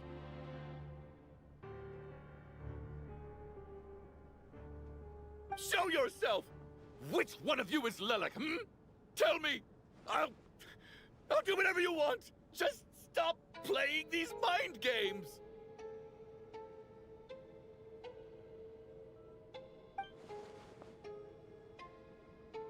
Was this really Lelik's doing? Would Odette really do something like this? If Odette really is Lelik, this seems out of character. But then again, how well do I really know her? I'm probably the only one here with a compelling theory about Lelik's true identity. But if I reveal it now, I'll be putting Odette in the line of fire. What should I do? I don't think it's likely that Lelik killed anyone. At least from the stories I've heard, he's never killed anyone before.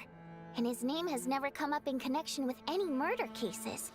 Besides, even if Lelik did want to threaten you, why resort to such an extreme and roundabout method? It's not his style at all. Vodyanitsa doesn't know that Lelik might be Odette, but her assessment is pretty much identical to mine.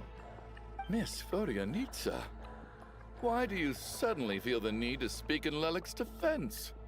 Defense? Oh, no, it's just... I'm worried that we're jumping to conclusions here, so I wanted to share my point of view. Also, I don't think the Rokot is as bad as you're making it out to be. Well, if you think I'm so wrong, what's your theory then, Why don't you tell us who the killer is? The case is still evolving, Mr. Chuganov. Please do not prevent others from expressing their opinions so early on in the discussion. Even so, there's no denying that the recent threat received by Mr. Chuganov may well be an important clue. So there's still a good chance that Lelek is right here among us. I can't do this anymore. I don't care if it's still snowing outside. I have to get out of here.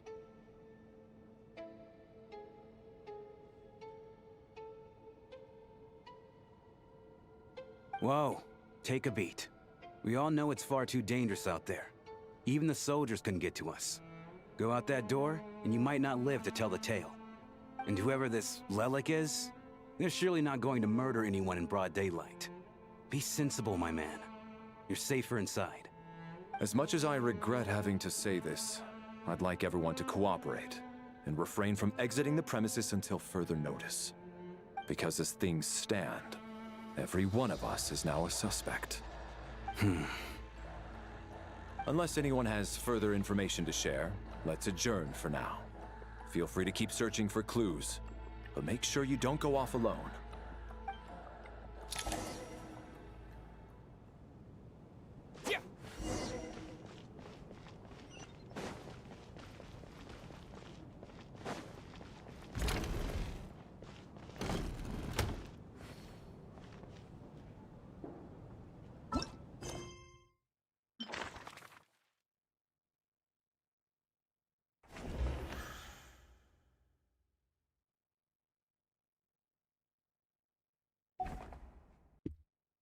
Wait, where is she? Oh, is she here? Not. Oh, there she is. It's sus.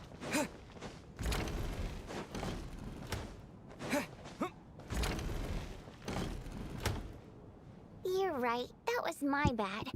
It was a knee-jerk reaction. I didn't think it through. Luckily, no one suspected my identity. Oh, phew. It's just you. I thought someone was eavesdropping. Since Vodianitsa and I were on the same page earlier, I think I should share my thoughts with the Rokot members first.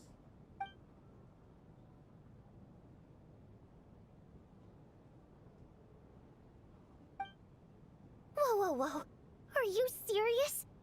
I don't know if this counts as gossip, but it's definitely on track to be the juiciest this whole year. Odette? Really? Odette? Oh god, how dumb does this make me look?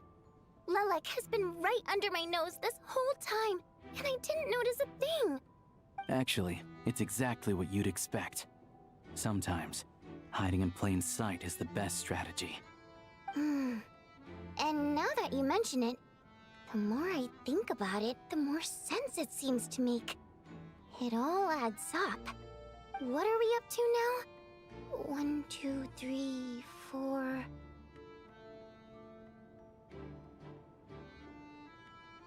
Odette's identities. She's my coworker, specifically a ballerina, and also a Fatuz, a member of the Rokot. Now, Lelek. It must be so exhausting. I just want to give her a hug. I guess since I've always known her as a member of the Fatui, it never even crossed my mind that she could be involved with the Rokot, let alone be Lelek. I don't understand. If she's with the Fatui, what reason could she have for being so opposed to Project Stusha? Probably best if you ask her that in person. Well, since you waited until now to bring this up instead of announcing it to everyone earlier, does that mean we're all on the same page here? Yeah. Lelek may not follow orders from the Rokot leadership, but as far as I'm concerned, she's never crossed the line. If anything, her actions benefit the poor. We need to confront her face to face. Do you think she'd really admit to being Lelek? I don't know. We'll have to see how it goes. For now, we'll work on the assumption that she didn't kill anyone, and see how much she's willing to tell us.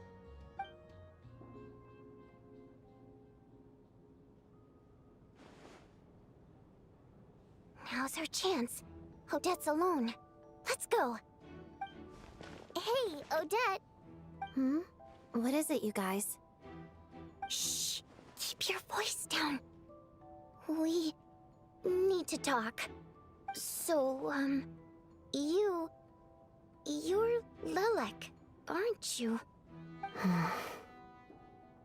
Alright, fine. You don't have to say anything or explain yourself. Just hear me out first. None of us believes you kill innocent people. Whoever murdered those 2 people last night, it wasn't you. The Traveler was the first to figure out your identity, but he kept quiet during the discussion just now. Still, it's clear where the group consensus is heading. Everyone believes Lilac is the culprit. If your identity is exposed, you'll be in a really bad spot. We're your colleagues, and we know what kind of person you are. I don't want anything bad to happen to you. So, can you clue us in? Tell us everything. The more we know, the more easily we'll be able to cover for you. Alright. Oh, she is. Yes, I'm Lilac. And no, I'm not the murderer. And thanks, but I don't need you to cover for me. Actually, I'm planning to reveal my identity. Bro, what the fuck? Huh? You're gonna reveal that you're Lilac? Here? That's right. I'll admit I was surprised at first when Chuganov guessed that I was here. It was just a lucky guess, but it caught me off guard. But after taking some time to assess the situation and confirm where everyone stands, I don't believe I have anything to worry about. Are you sure you don't need a second opinion? Given the circumstances. Mr. Valeri! What?!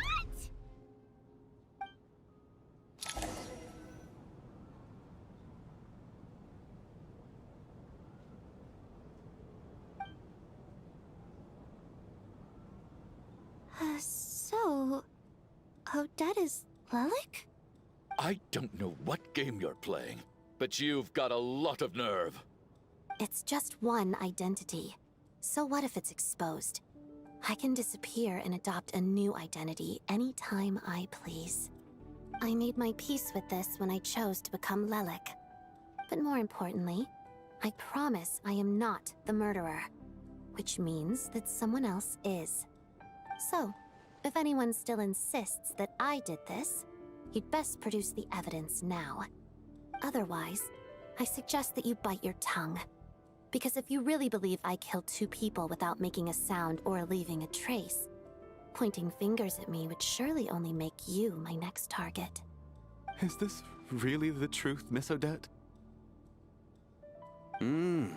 That's confidence, all right. I believe you.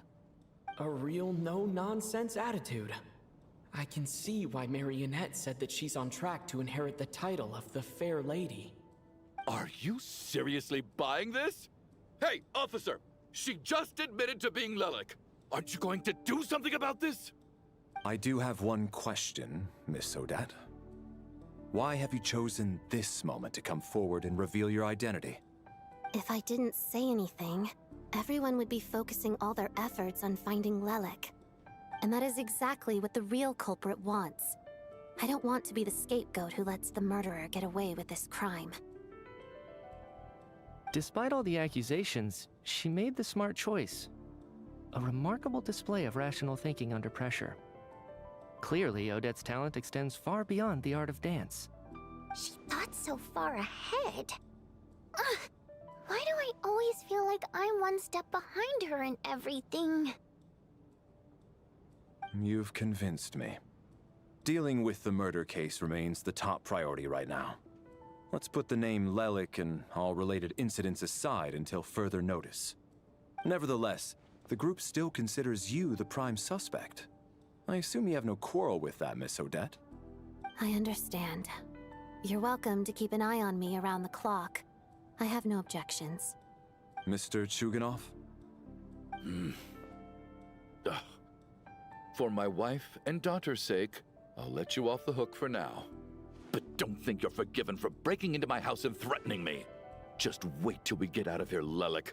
We'll settle the score then.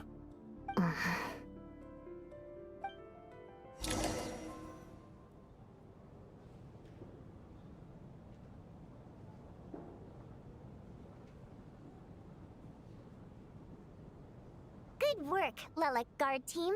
And Lelek too. Here, have some hot water. Turns out Valeri knew about my exploits. So now I've been told I have to guard Lelek with him. Shouldn't you be facing my way if you're guarding me? At the moment, it looks more like you're my bodyguards. If the true culprit is indeed still at large, as you have claimed, we must keep our guard up against them also. Don't worry, Tonya. We'll get through this. Once the snow stops, the officials will step in. The investigation will get easier, and then we'll be safe. But once the snow stops, won't everyone just leave? You're gonna miss us, huh? Well, some of us work at the theater, so we'll still be here. I'll even give you a special backstage pass. Really, Miss Vodyanitsa? That's awesome! You've made a fan for life.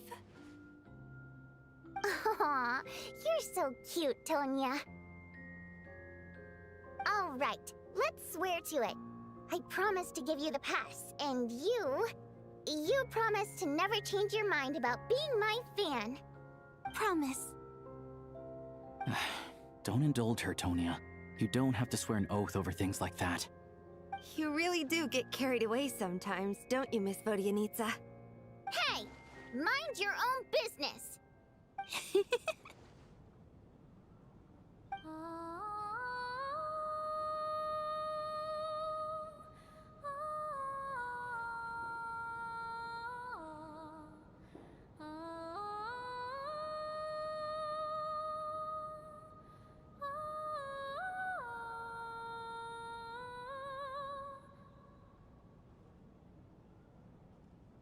Don't be nervous, Miss Water Imp. Everyone's here. There's nothing to be afraid of. Excuse me? Do I look nervous? Don't be ridiculous. No. You sound nervous, lass. Oh. Wait, but how... Okay, plenty of people know that I'm a water imp, but still... How come you understand our primary mode of expression? Primary mode of expression. I've not come across that concept before. Do enlighten me, Vodyanitsa. Well, it's just... We water imps tend to communicate our emotions to each other by singing, rather than facial expressions. The emotions we convey through song take precedence over our facial expressions. So, we think of it as our primary mode of expression. I'm impressed, Shram. I didn't take you for a man of culture, but you're clearly rather learned. It's not about being cultured or not. The thing is, this mode of expression can usually only be understood by other water imps. It's not a simple case of a song sounding happy or sad. And yet, you're clearly human, Mr. Shram. It's really not the big deal you're making it out to be. I think I just have a knack for it. Plus, I have a... very close friend who's a water imp. A delightful lady. But keep that a secret. Anyway, we spent so much time together that before I knew it, I noticed I could understand her expressions. Oh, I guess that makes sense. Still, the fact that you have a water imp friend is even more surprising. I'd better watch what I'm singing when I'm around you from now on. Hey, what are you implying? You're not secretly insulting the audience in your songs, are you? Heavens! Why would I do a thing like that? It's getting late. We should discuss our sleeping arrangements for tonight. To guard against the killer, someone needs to keep watch. I suggest that we don't sleep in separate quarters tonight. It will be safer if we all stayed together. As long as someone keeps an eye on Lelek, I'm quite sure we won't have any trouble.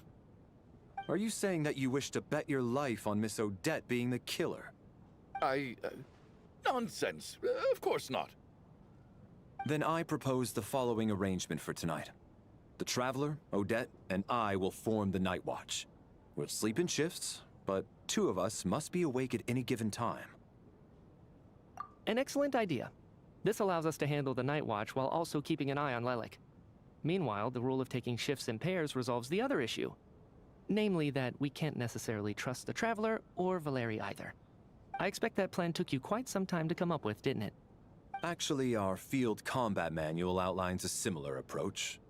Although the scenario there involves guarding prisoners overnight during field operations.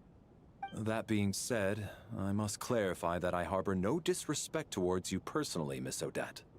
In fact, Lelik's numerous covert operations make fine textbook examples for military agents. I care less about respect and more about the fact that you just robbed me of 2/3 of my sleep tonight. I'm calling dibs on being the first to rest. Good night.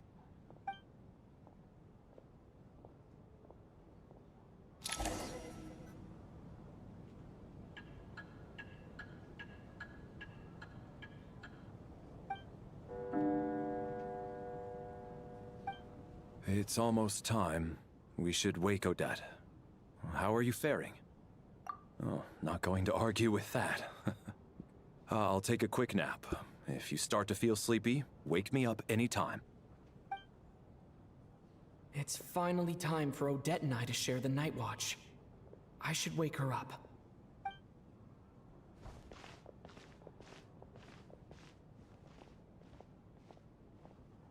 I came here to get information from her in the first place. Maybe I should think about what questions I want to ask before she wakes up. How long are you gonna keep staring at me?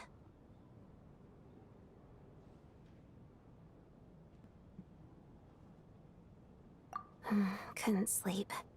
My mind's been running haywire. Plus, there's something I've been meaning to talk to you about.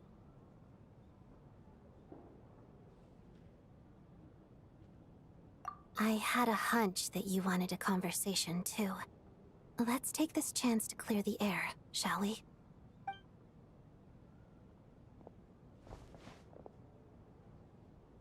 I just had a simple question for you, really. It's, Rosaline.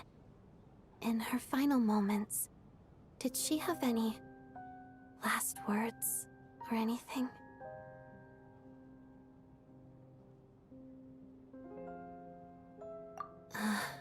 I see. Well, that was all. I have no other questions.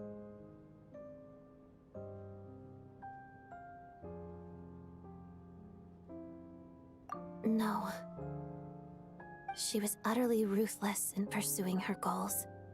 That kind of person should be hard to miss. And yet, even though I never approved of her methods, and she was an abrasive person, the fact remains that I am indebted to her.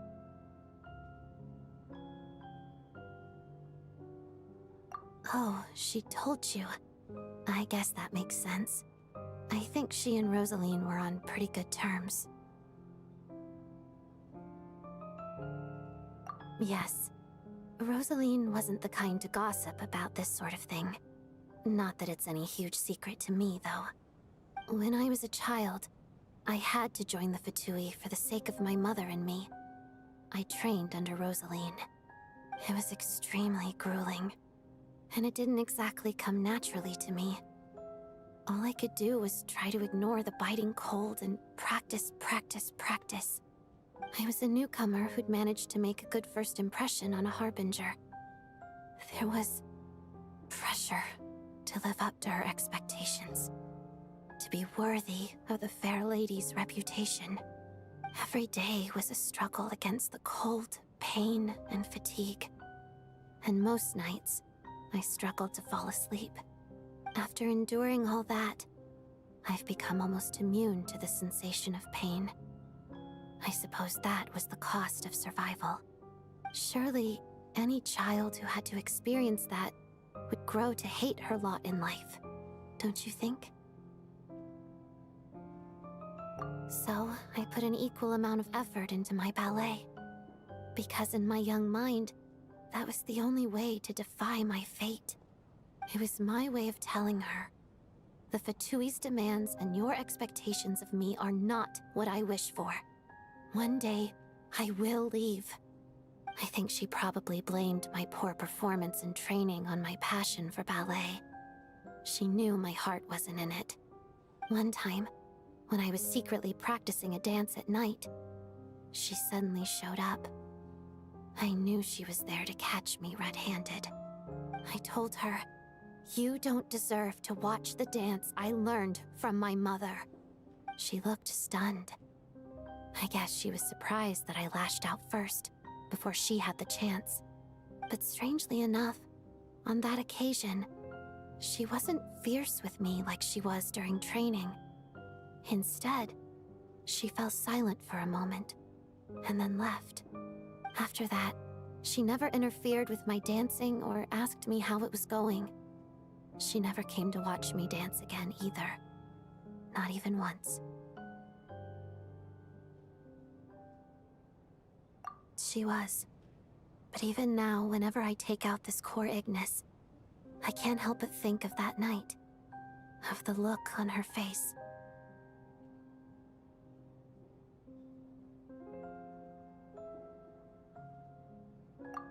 Sort of. Although gift might be too kind a term. This is her flame sealed within ice. A symbol of her favor, yes, but also her way of keeping an eye on people. She knew the location of every piece of core Ignis. If any recipient started acting suspiciously, she'd be on to them immediately. Trust her to make even a mark of approval feel suffocating. So, when news of Rosaline's death reached Snezhnaya, many people immediately crushed their core Ignis. It gave them a profound sense of relief, like they'd broken free from her shackles. But I kept mine. With my sensitivity to pain being as dull as it is, the warmth from this core Ignis is one of the few things I can still feel clearly. I still wonder, did she really come to stop me that night? I wasn't sure, but I was scared, so I said some really awful things. I guess she didn't leave anything behind. Not that I expected her to. It's fine. It's just a bit of a shame that we couldn't settle our differences before the end. She did. Are you sure she was talking about this event?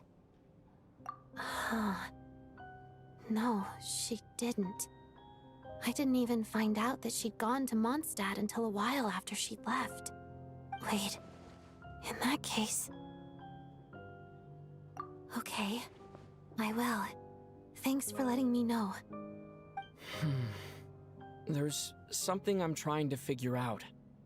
I'm beginning to suspect that Paimon's mystery illness is being caused by the energy research behind Project Stuja. Paimon's very important to me, so I have to get to the bottom of this. I figured that since you're Lelik, you might know something about all this. The ultimate goal of this energy experiment is to create a weapon for the final battle. The weapon's construction was completed in Nodkrai. Now, all that remains is to arm it with a sufficiently powerful energy. Yes, the weapon's development and all the related experiments are overseen by Lord Piero, the Jester, and the lab is located deep within the Armory Palace. I'm not sure why this experiment would be making Paimon feel unwell, though. The best way to get to the bottom of it would be to go there in person. Once we get out of here, I'll help you apply for an entry permit. And I'm hardly the organization's proudest member, as you know. You answered my question about Rosaline. I want to do you a favor in return. It's that simple.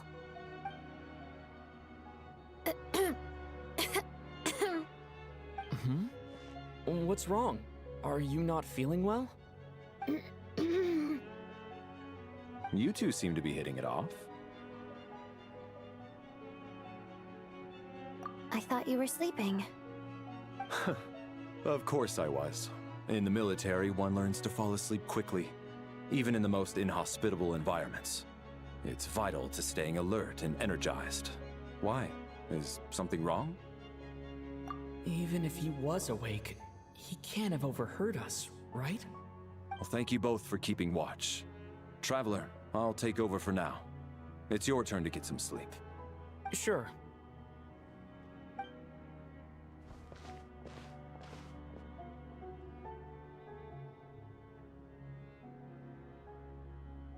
This is our second night here, but at least I found out a little more about Paimon's condition. I hope she's been sleeping well the past couple of days. Why do I feel like I'm being watched?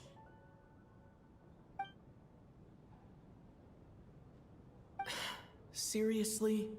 Is this payback for when I stared at her earlier? But I thought she was asleep.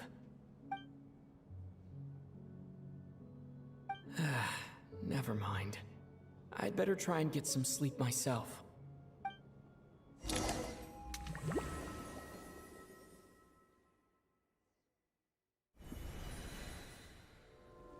Interesting. Hey, what are you spacing out for? Oh, Are you reaching your limit too? How long have we been walking for? Do you remember? Time's lost all meaning. Ever since we noticed that thing above our heads. What was it called again? A star key? Or key star? Anyway, the person who named it was swallowed by the black mist. Whatever it's called, ever since we noticed it, we've been walking up and up, hoping that as long as we reach it, we can find a way out of this place. But it seems like no matter how far we walk, we never get any closer. Well, we've come this far. You never know. Maybe we're almost there? Come on, enough moping. Let's go. The black mist is catching up.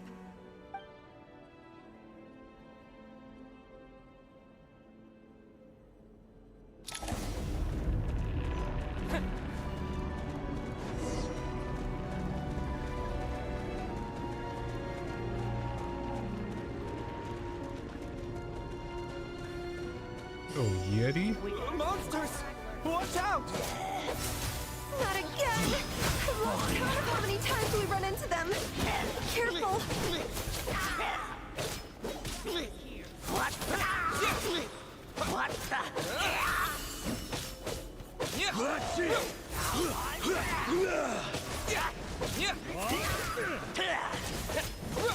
You guys are better thinking.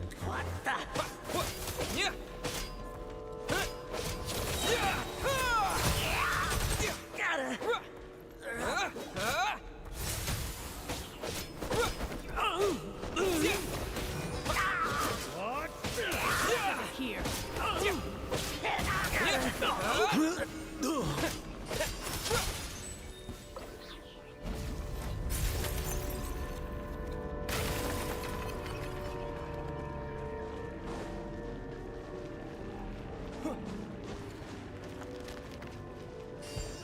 Here they come again!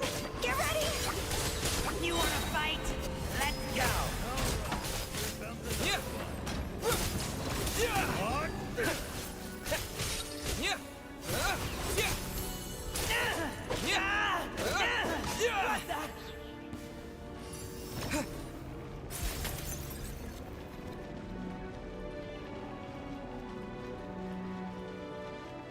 Monsters ahead of us. The black mist behind us. Feels like there's no line.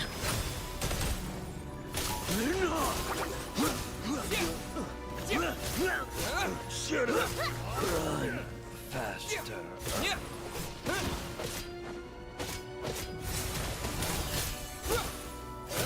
Backup is here.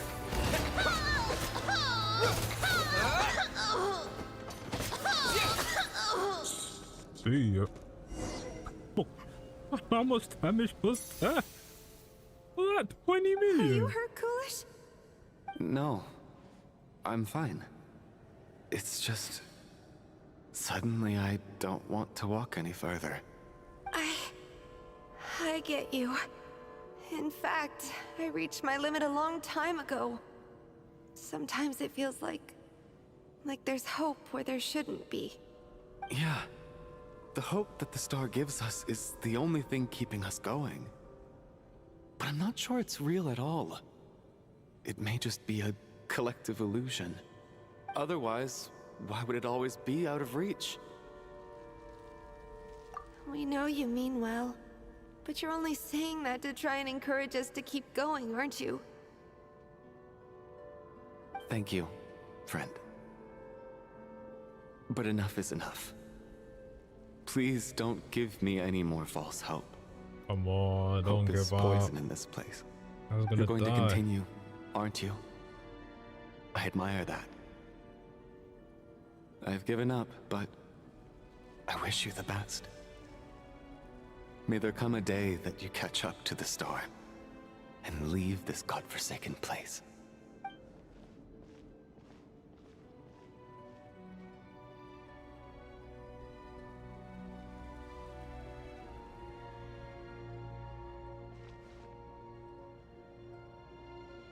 It's not an illusion. We really are getting closer to the star.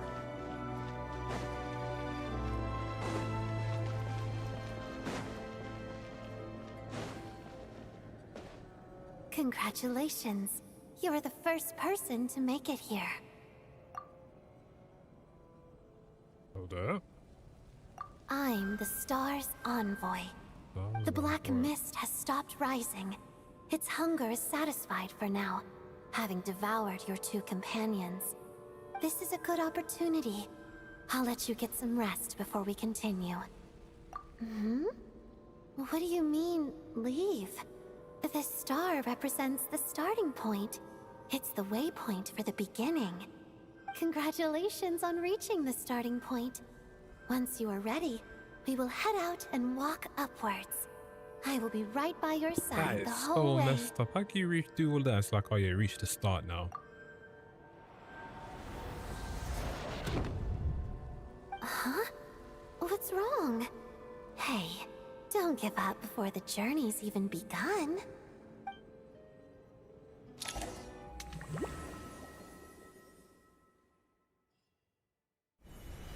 Rampana! Rampana!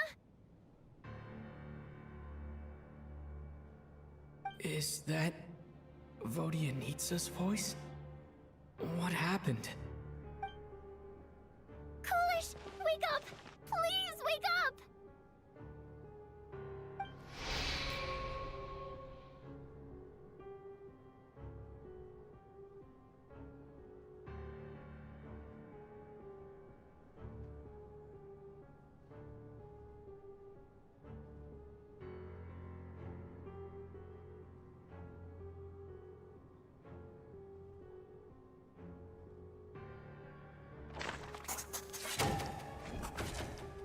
Cease.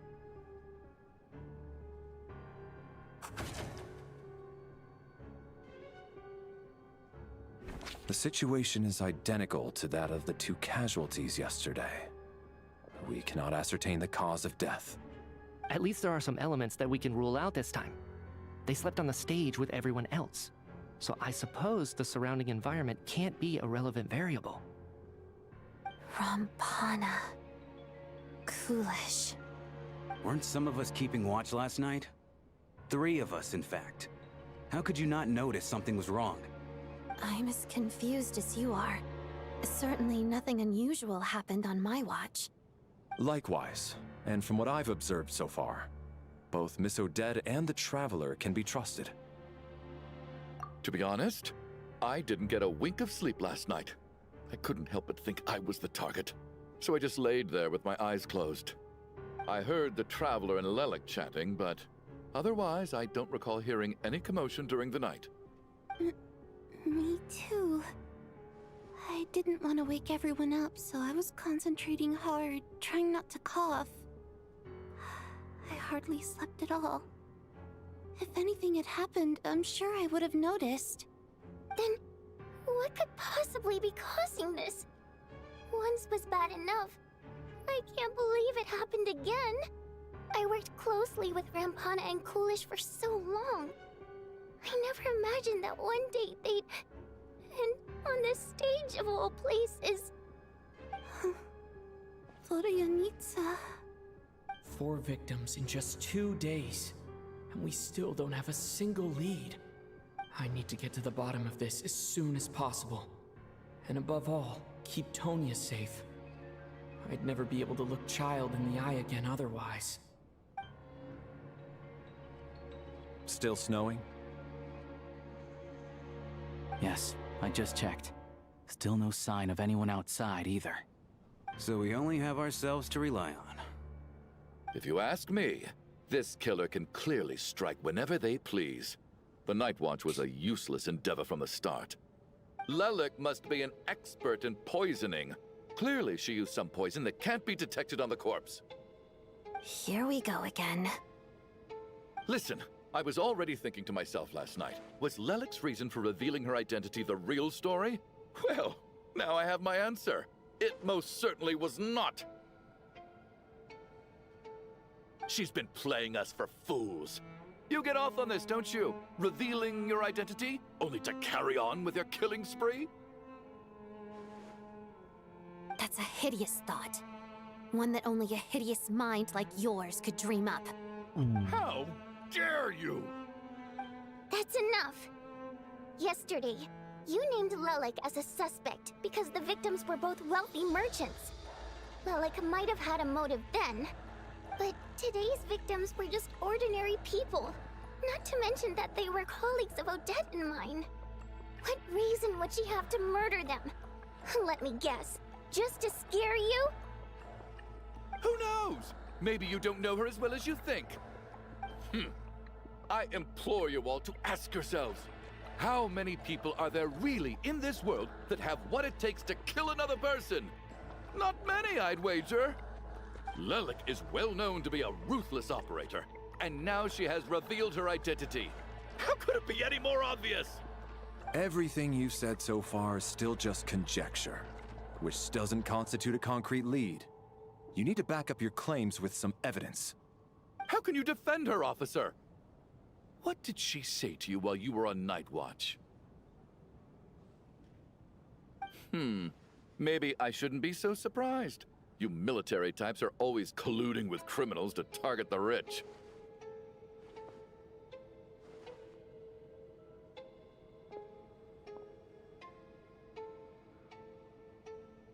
All so you can get your grubby paws on our hard-earned fortunes, then tell us to fall in line. The Fatui, the Druzhna, and the Rokot. Thugs, the lot of you!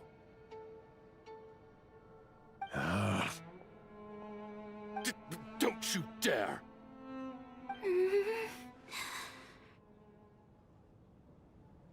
Sir, but you were the one who told us not to stop other people from expressing their opinions yesterday.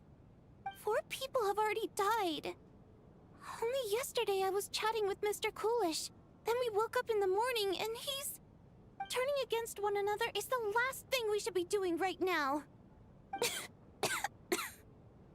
Little girl. Even if Mr. Chuganov is a puffed-up, pig-headed windbag who doesn't have a clue what he's talking about, he's still one of the victims here, isn't he?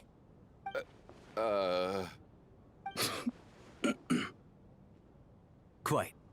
I had no intention of resorting to violence. But you're right, Miss Tonya. I ought not prevent him from speaking his mind. In any case, I believe Mr. Chuganov has calmed down a little now. We may resume our discussion. I don't think there's any need for that. What is there to discuss? Nothing about this situation is normal. Did you have an idea, Mitya? You're the brainiac here, right? Come on, clue us in. I've been mulling something over. All the leads we have so far concern things from outside the theater. Miss Odette's alter ego, the threats Mr. Chuganov received. But then there's the 2 double murder crime scenes themselves, which have given us absolutely nothing to go on whatsoever. That's highly unusual. Even with the most careful killers, there's always some evidence left behind. So what are you suggesting? I think this could be a supernatural event. It isn't characteristic of human-on-human homicide at all. Correct me if I'm wrong, but aren't you supposed to be a scientist? That doesn't sound like a conclusion someone like you is supposed to make. I got into scientific research because of my insatiable curiosity. But if the present situation defies all known scientific explanations, I don't mind shifting my curiosity toward the paranormal instead. Now that you mention it, I remember when I first came to the theater. I heard rumors about this place being haunted. Haunted? Yeah, I think I heard the same thing. But I mean, they're only rumors, right? We've worked here for years. Surely we would have noticed any spooky goings-on by now. Well, this has taken an unexpected turn. A haunted theater? If Paimon were here, she'd probably be hiding behind me in fear right now. Why don't we take this opportunity to look for clues again with a more open mind? Maybe a different perspective will help us see something different. Very well. Whether it's criminals or ghosts we're looking for, the same rules apply. Everyone needs to tread carefully. I'll move the bodies into the same room for now.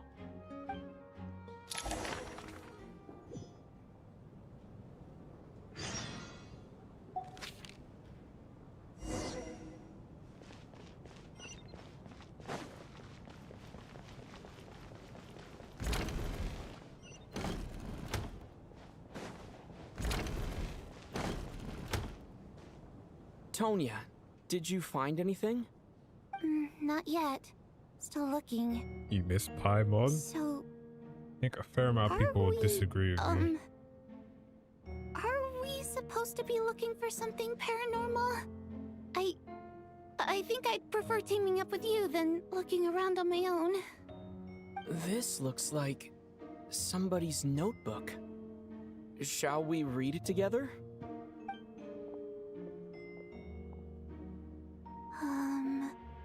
Well, it doesn't look scary or anything, so I guess it should be fine. All right, let's read it together.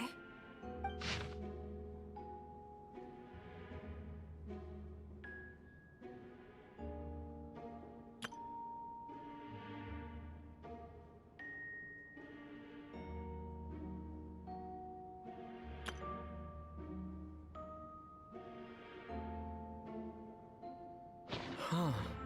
This has to be Vodyanitsa's writing, surely. Maybe it's a little rude for us to peek at this. I feel like I just read someone's secret diary by accident. It sounds like she's writing this for her parents, right? I don't understand. Why put this stuff in a notebook instead of mailing it in a letter? Because her water imp parents belonged to the aristocracy, who were driven out of Snezhnaya by the Tsaritsa long ago. And now they live somewhere new, where the postman can't get to.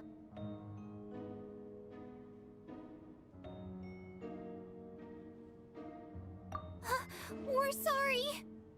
It's fine. My fault for not storing it properly.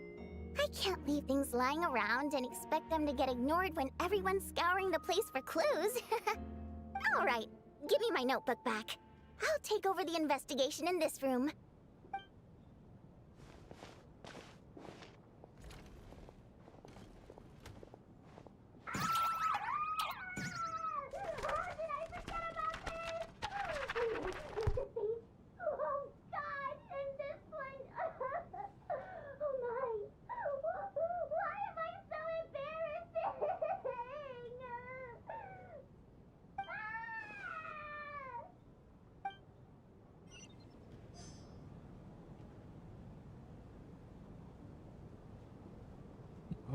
That was something.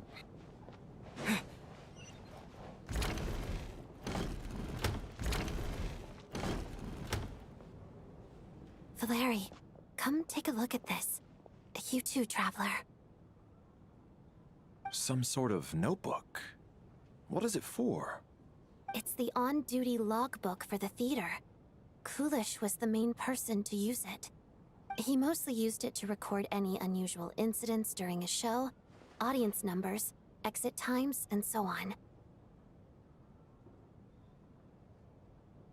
Yes, he'd always have this logbook with him when he checked tickets at the entrance. This should confirm a lot of key details about the recent show.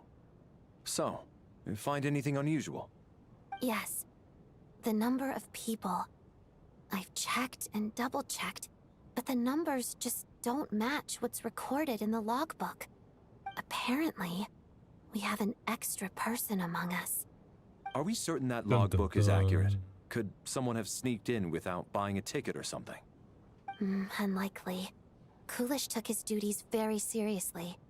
I've rarely seen any errors in his work. Not to mention that this was a dress rehearsal, meaning smaller audience numbers and tighter ticket restrictions than usual. Everything would have been well within his control. We no longer have our tickets with us, do we? They got collected on entry. I assume there's no way we can check them again. Unfortunately not. The theater recycles tickets. Once people are in the door, they don't tend to leave until the show ends, so we collect the tickets at the point of entry. Still, I'm inclined to believe that this discrepancy in the head count is significant somehow. Did an extra person just materialize out of thin air?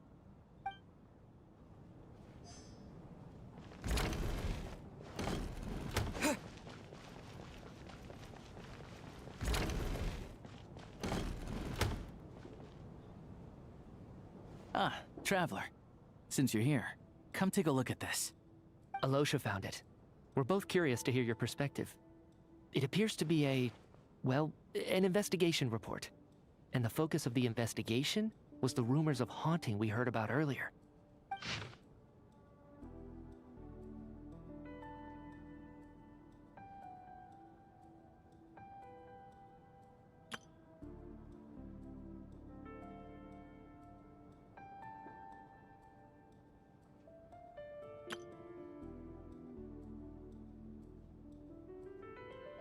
An investigation report, huh?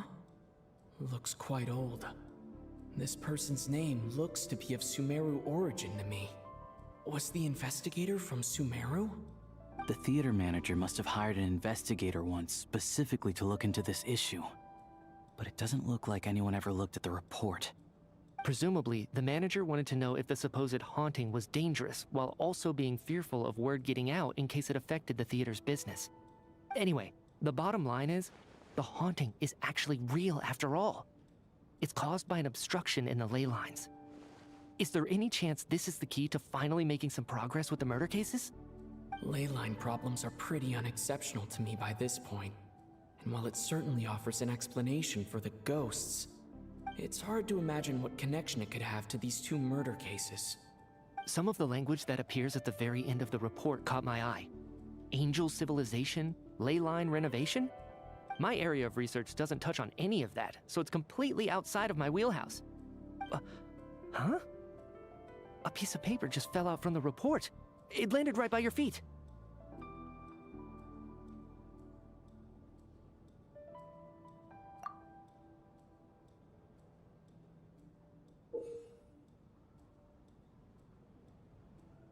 Death is near. How unnerving. It was tucked inside the report, so it must be a note left by the author. Death is near. Is that supposed to be what's going on here? With us, in the theater? But if so, how did the author foresee it? Could he predict the future somehow? Maybe things are more complicated than we thought. No, wait a second.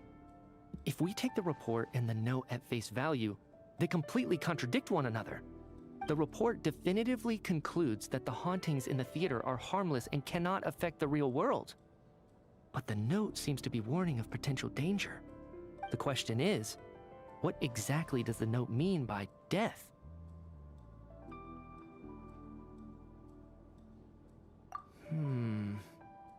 The various ways we could interpret this keyword lead in completely different directions. Let's pause our analysis here for now. I think we need more information. I mean, we already seen the trailer. How it's gonna come about, I guess we'll find out soon. If we take all this together, it's not impossible, is it? If anything, it's the natural conclusion. Oh, I beg to differ. This sounds to me like a product of a researcher's vivid imagination. And perhaps it's because I'm still viewing this through the lens of a typical murder investigation. But still, I'm struggling to be persuaded by your theory. Does it really sound that far-fetched? Alright, well, let's treat that as speculation for now. I do agree with what you've said, so let's go with your idea for now. Good. Okay, now that we finally have some meaningful leads, I think it's time to reconvene. Let's get the others.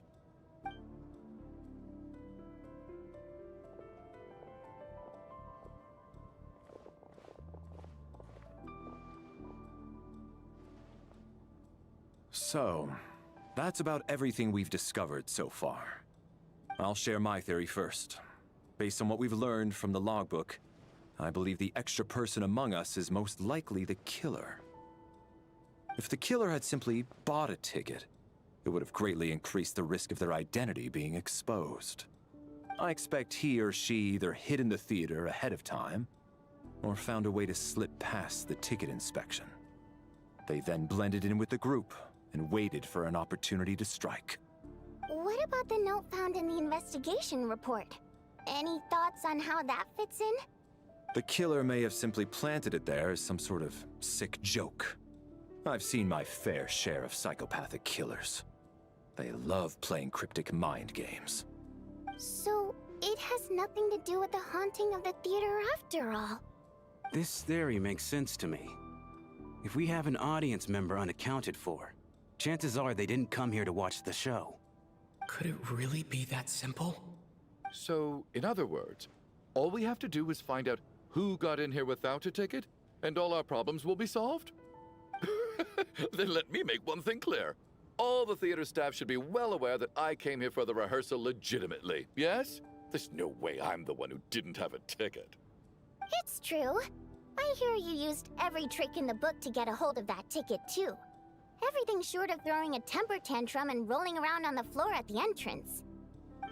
I most certainly did not degrade myself in such a way. Probably a stupid question, but I might as well ask. Did anyone here get in without having their ticket checked? Hmm? Guess it was naive of me to expect them to just admit to it. Especially after the unprompted Lelek reveal. Once was already a miracle. Twice would be unfathomable.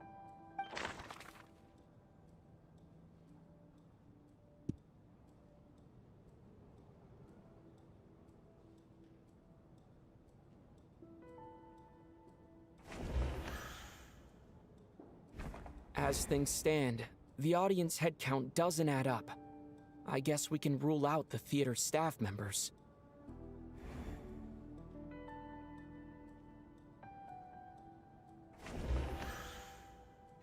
Valeri came to the theater to catch Mitya. Those two should be able to vouch for one another, and their motives are clear.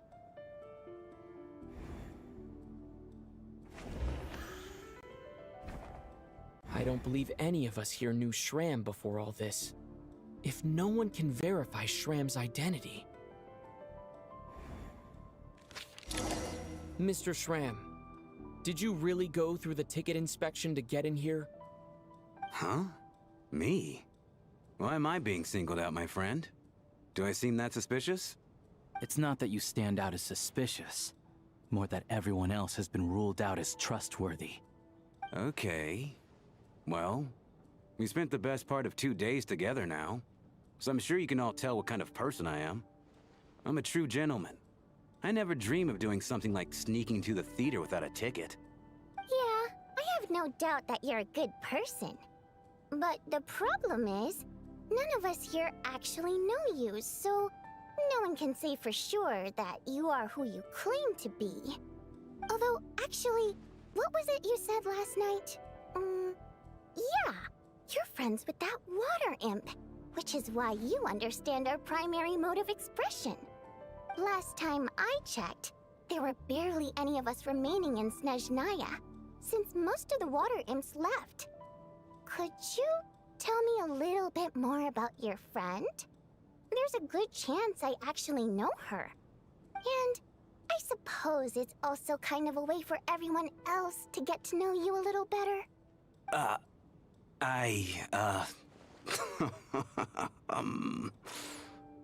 Good grief. Are you blushing? Pull yourself together, man. Stop giggling like a teenage boy. It's revolting. Hey, revolting is a little strong. All right, fine. I'll admit it. That water imp friend of mine, the truth is, we're dating. I was just the bodyguard hired by our family. But the stars must have aligned, because sparks began to fly between me and their daughter. Never in my wildest dreams did I think I'd get so lucky. We don't need details. Just get to the point. Oof. Okay. I'm just a little hesitant to reveal her name, that's all. You know how it is. These are delicate times. Even with me to protect her. If word gets out that she's dating a human, both the Fae and human factions will give her a hard time. Really? Wait, no. That can't be. Huh? Shram, what the devil are you talking about? Why is everyone looking at me like that? Surely you can understand where I'm coming from. Delicate times? Factions? Yes? You know, the Civil War? Last time I checked, the Fae and the humans were still at each other's throats.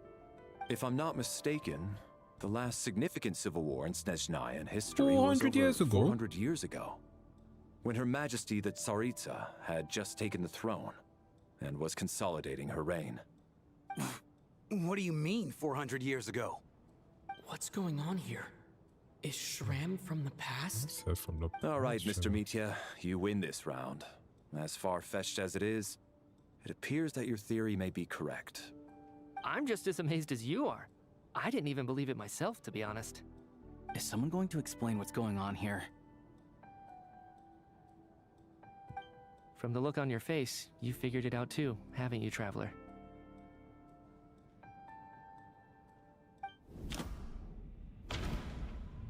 We're doing detective stuff. What's the Silver Palace? That seems to be the case. Shram's the extra person, but there's no way of learning his identity from this clue. No, the truth lies within the clues we've already discovered. Vodianitsa's private letter touches upon the history of the Water Imp aristocracy's exile, but reveals nothing about Shram's identity. The theater's ley lines have been modified to block souls within its grounds from returning to them. Some souls can even wander this place forever. Ooh. Mr. Shram's statement proves he is from hundreds of years ago.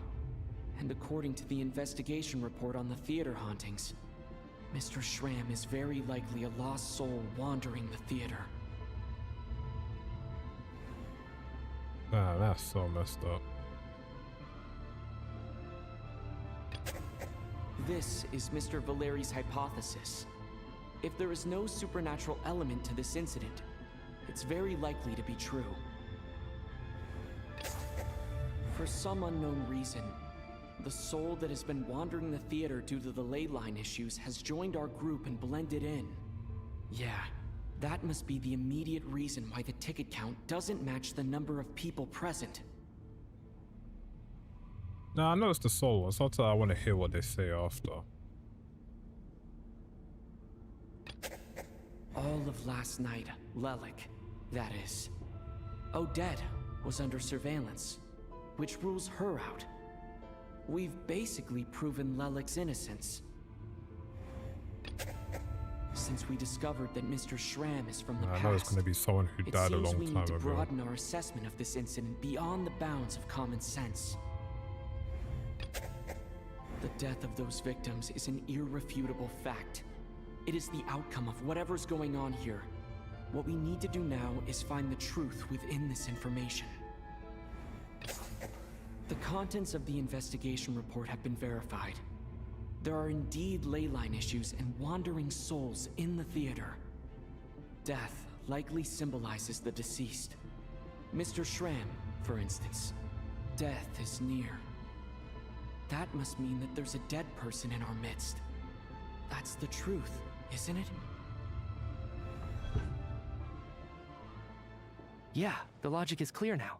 The investigation report said that there would be souls stuck wandering around the theater because the ley lines were cut off. Mr. Shrem must be one such soul who died in the theater a long time ago. In which case, that also makes him our extra person. So when the note said death is near, it must have been referring to death as in the deceased, people who died a long time ago. Someone who died a long time ago. In short, there's a dead person among us. The extra person we've been searching for is a ghost from the past. You mean I'm a ghost? No. Don't make jokes like that, my man. There must be some mistake. But even if I was dead, I know for a fact I didn't kill anyone these past 2 nights. Yeah, even if all that's true, the report also said the souls inside the theater can't affect reality, right? They're harmless. Then what if the problem isn't the souls at all, but the ley lines themselves? Always the ley lines have a powerful ability to attract and devour souls. Let's say that the ley lines are like a black hole, constantly seeking to engulf souls. But the souls that don't want to return are trying to avoid being sucked in. Huh. Why does this analogy sound so familiar? What happens when the black hole can't achieve its goal? I'm only speculating here, but the what if blackness. it ended up swallowing innocent souls by mistake? Or intentionally taking other souls to compensate? That could explain why we weren't able to determine a cause of death. If you're right, and their souls were devoured by the ley lines, it does make some sense. It does seem to explain a lot of the things we couldn't make sense of. Does that mean it's true? Except there's no concrete evidence. Mitya's relying on a lot of logical leaps. Still, it seems like the best explanation we have under the circumstances. Alright, so how could Shram not know that he's dead? Seems a little unlikely that he hasn't noticed anything unusual even after several days interacting with us. On the contrary, it's perfectly normal for a soul to wander the theater for centuries without questioning their existence or reason for being there. It's simply what's natural for them.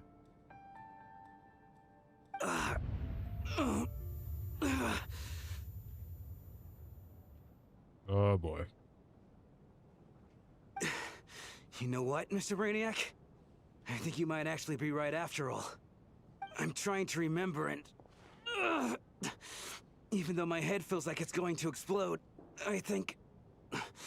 it's all coming back to me.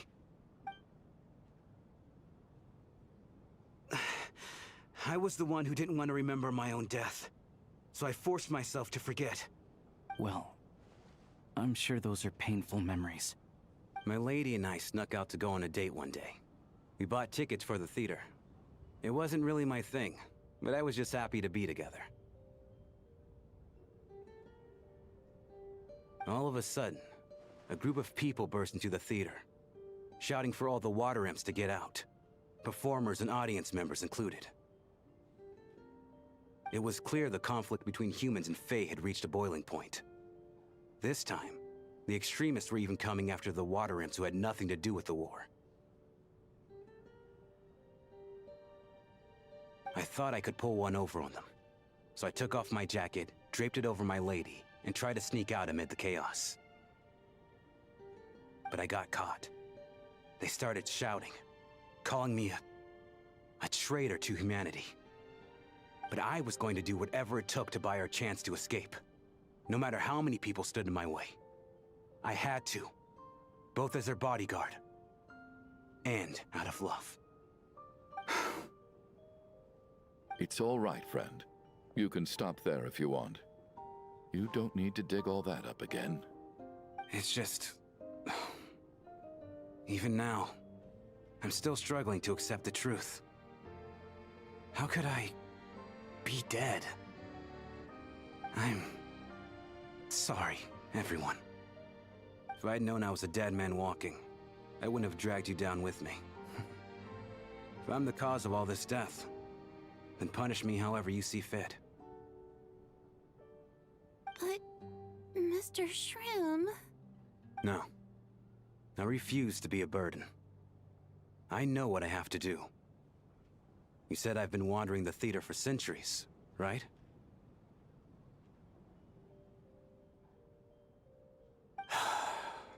I guess it's high time I got a breath of fresh air. Out there, I mean. I'll leave this place and take all this death with me. Go out on my own terms. Mr. Schramm, I'm sure we can figure out a different course of action. My good sir, we both know I'm not supposed to be here. I should have accepted my death long ago. One way or another, this has to end. Unless you're saying this goes against another one of your military principles somehow. No, I'm speaking on a personal level this time. Let it go, man. Oh, wait. One last thing. Miss Wateramp. My lover. Her name was Litia. Litia Ozarova. Do you know what happened to her? Ozarova. Oh, Auntie Ozarova. That's what we all called her. I remember her as a very kind elder. She had a bunch of kids, too. I'm so glad she survived. And she had lots of kids? Good. That's so sad for the guy, man. Good. I could hardly expect her to stay single just because of what happened to me, right? As long as she went on to be happy, that's all that matters. Besides, I'm dead. My soul's been wandering around here for so long because I was worried about her. But now, I can go without regret. There's no need to see me off, my friends. I've enjoyed our time together over these past few days. Perhaps we'll meet again in the next life.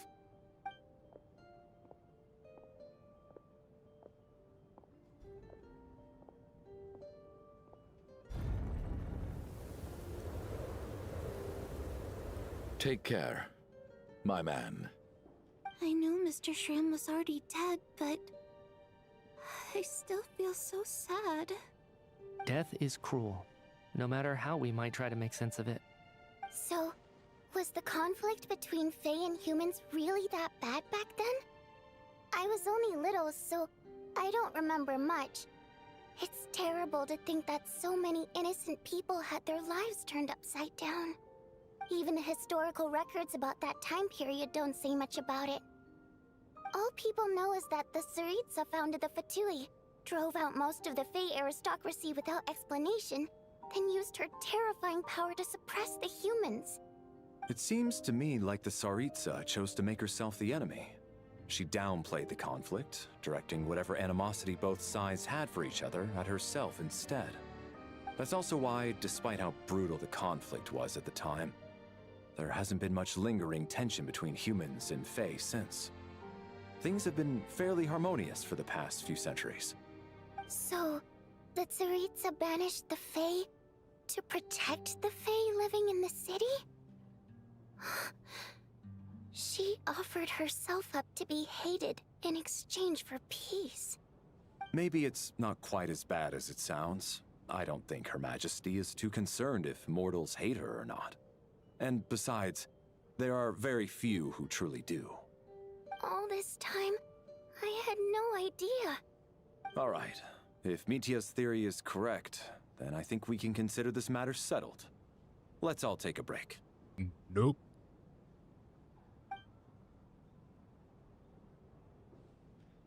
Ugh, if only this blasted storm wasn't still raging on.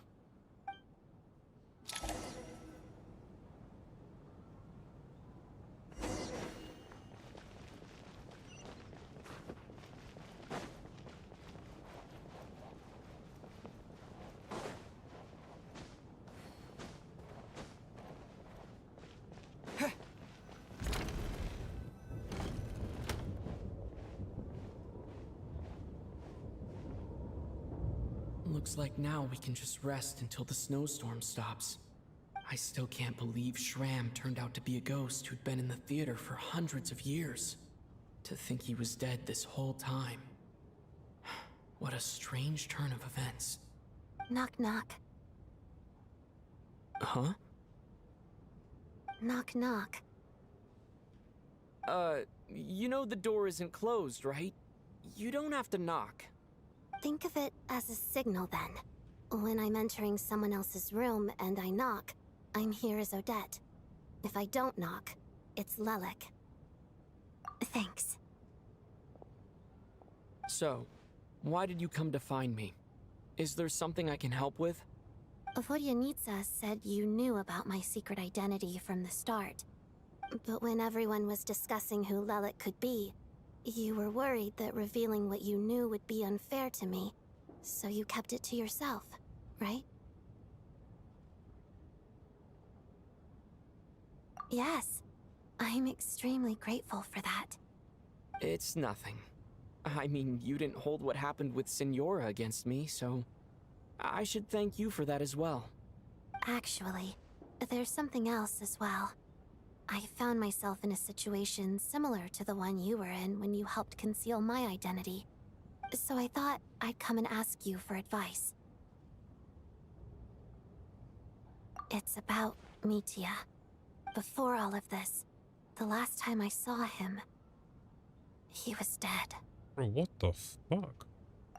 As I'm sure you know, my goal as Lelik was to stop Project Stuja. Well, when I found out the tech lead for the experiment behind Project Stuja was Mitya, I immediately started planning to track him down and threaten him to back out. I often saw him around the theater, but I soon concluded that making my move there would risk exposing my identity. So I decided to infiltrate the Armory Palace and go directly to his lab. That way, the threat would be much more effective. Well, I suppose there was a bit of luck involved, but I am a Fatus, so I already had some familiarity with the building's layout. But when I finally made it to his lab, Mitya seemed to be dead. I checked his breathing and his pulse. He had no vital signs whatsoever. I'm certain of that. I thought maybe another anti-Project Stuja activist had beaten me to it, and chosen a much more brutal method. So I made myself scarce. That's why you were so on guard around Mitya that first night here. Yes. When I saw him sitting in the audience during the performance, I could barely contain the shock. To me, it was a miracle. Somehow, he'd come back from the dead. But then, the murder started happening and things got so complicated that it wasn't really at the front of my mind. That is, until Mitya himself said there must be a dead person among us. Then, I couldn't ignore it any longer. And yet, you thought that bringing it up right away would single Mitya out. Just like when everyone was suspecting Lelik. Exactly. I thought there could be something I was missing. Besides, we soon figured out that Mr. Shram was a ghost, and we knew there was only one extra person, so we thought he had to be the one. But now, it seems like there's another candidate. I understand why you kept it to yourself. There was so much information being thrown around during that discussion. Bringing up Mitya would have just introduced more confusion. So, what do you think we should do? Let me confirm one thing first. When was it that you found Mitya dead? Around a week ago. Sometime in the afternoon. A week ago? That's earlier than I thought. I saw him just a few days ago at a restaurant. That definitely would have been after you found him dead. He seemed completely normal to me. Chatting with Vodyanitsa, trying to avoid Valeri. So he was definitely alive on that day. Huh. Well, all I can say is I know what I saw. Here's a thought. The reason we even suspected a dead person could be among us was because of the problem with the theater's ley lines. But Mitya's death happened inside the Armory Palace. The ley lines affecting the theater shouldn't reach that far. You're right. I guess he doesn't fit the profile of the person we were searching for. I think the chances of it being him are very low. Surely he can't have died for real in the Armory Palace. Unless... Unless what? Unless he really did come back from the dead. You're right. Do you think we need to disclose this to the others? Huh, what's this? A private meet and greet? Where do I line up? That's not what's going on here. Well, I was just making the rounds. Thought I'd try to lighten the mood a bit. Vodyanitsa's handing out food if you're hungry.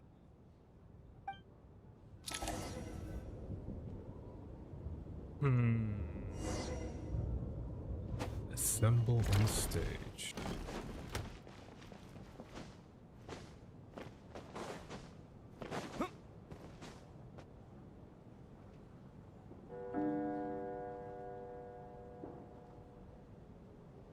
What is going on with this storm? Could it be connected to that monster that just arrived in Snezhnaya? I almost hope it is. Her Majesty the Tsaritsa left to vanquish that beast herself. We just need to wait for her triumphant return. Do you think people still feel the cold after they die? I'm wondering about Shram. Oh, maybe we should have given him a coat before he went out there. Death itself is cold, isn't it? I'm sure the storm will embrace him. Well, I hope he has a safe journey. I'm going to miss him, I think. It's not like we can blame him for Rampana and Kulish's deaths. Thinking back on it, we barely made it out alive ourselves. Once we get out of here, how are we going to explain what happened to their families?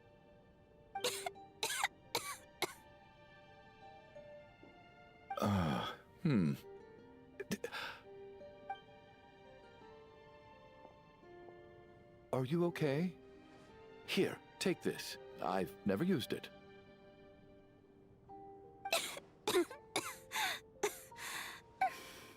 Thanks. Look who's Mr. Nice Guy all of a sudden. Is it because Tonya stood up for you this morning? At least you know how to return a favor. Ooh. Yeah, without Tonya, who knows how badly he would have been hurt. I told you already, I never intended to resort to violence. Duh, bunch of rascals. Little girl? I was rather surprised when you spoke up for me this morning. I didn't think I had many admirers here, so, thank you. Oh, no need to thank me. I said some bad stuff about you too. I've been, too embarrassed to admit it, but, you remind me a lot of my daughter. So kind to everyone, but never lets her old man off the hook. Unless my wife and I are having a fight, then she's always on my side. Especially when she was little. Every time I took her out...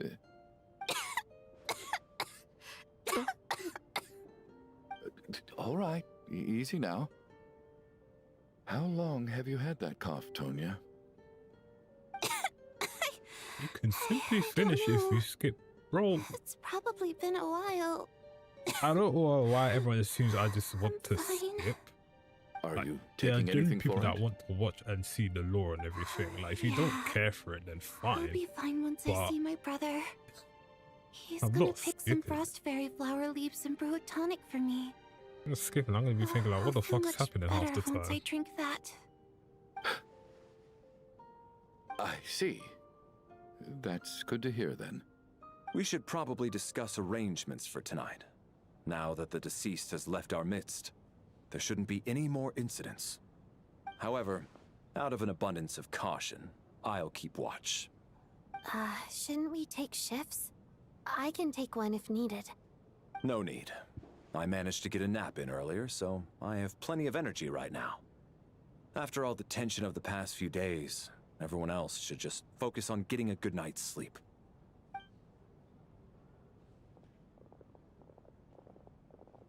Like, I don't know. To be honest, I don't even see the What a need to long like day. rush unless you're This like whole way situation behind. turned out to be way more complicated than I expected.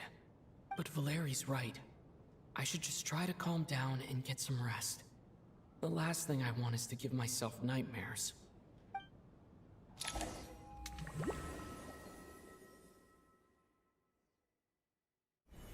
He's awake. He's awake! Get over here, you big lug, and take a look. If you must call me something, call me Mr. Door. The Black Mist is coming. You need to go. Oh, fuck. Are you all right? Can you walk? We just got attacked by monsters on our way up. That Mr. Door fellow protected us. He just seemed to come out of nowhere. Not much of a talker, but when it comes to taking down monsters, that man doesn't hold back. Curses! The Black Mist is catching up to us. We need to keep going. They're not gonna die. I hope. Mr. Door, I don't believe I've ever seen you around here before. Why is that? Mr. Door. There's no need to try to get to know me. I'm just Mr. Door. I have to find the door that belongs to me. Mr. Door! Looking for trouble! Get rid of them! I can just push these ones off. No need to thank me. This is where my duty lies. Having second thought? What the? See ya.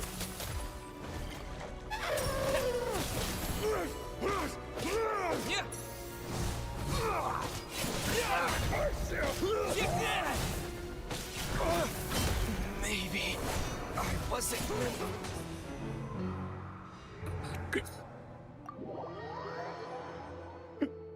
Just straight up die. Looking for trouble? I was not expecting to. I don't think I've died in this story segment in a very long time.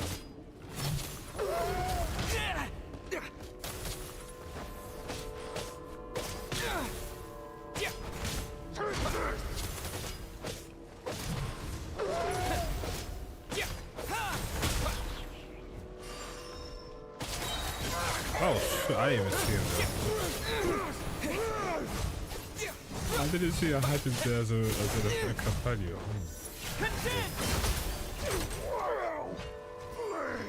Fuck me. I didn't actually see I had him as a companion. That's how tired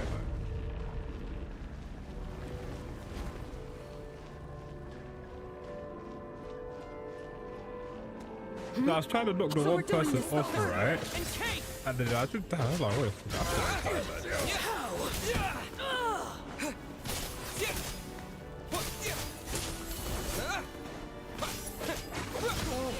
Remarkable work, Mr. Door. If I had your muscles, I'd do the same.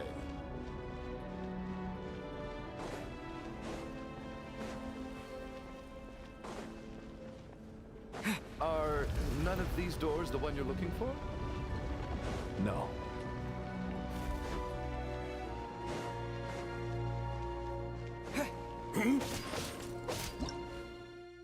Ice coffin.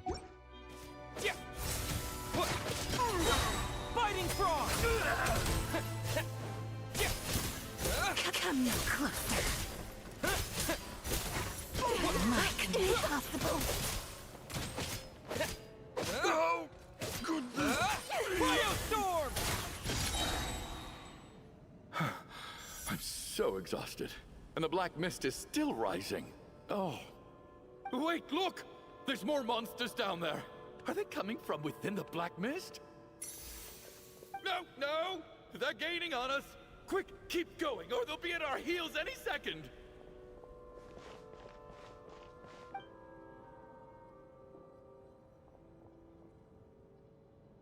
Mr. Door, what are you doing? We need to get out of here. They're coming! Found it. This is my door. What? You mean you're going to stay here? I am a door.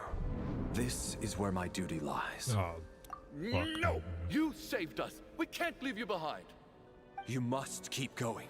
A door can only keep things out for so long. You must make haste. But...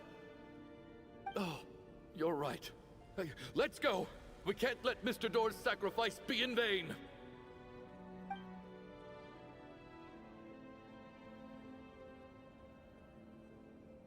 The black mist isn't moving anymore. Looks like both the monsters and Mr. Door are gone. I didn't just imagine all that, did I? Surely I wasn't so You know, scared the way out of these my guys mind are all that I dying, hallucinated what a are the chances they door as a actually human come back to being? life after this whole thing's resolved? Oh, okay, good. And you don't bring in a There's no character way we like both Valerie, yeah, hallucinated the same that thing. detailed, and you kill him off like that. Getting sleepy? Well, looks like we're safe for now. Go ahead. Let's get some rest. Now, if they actually properly kill him off, that is so fucked up, man. What time is it? Is it morning? I think I had a nightmare. I guess everyone's still asleep? These past 2 days have been exhausting. Valeri's keeping watch though, so he's probably the only one awake. Valeri?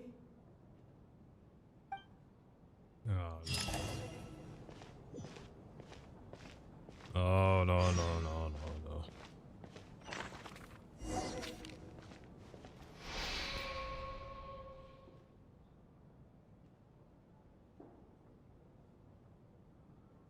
Wake up! Everyone needs to wake up!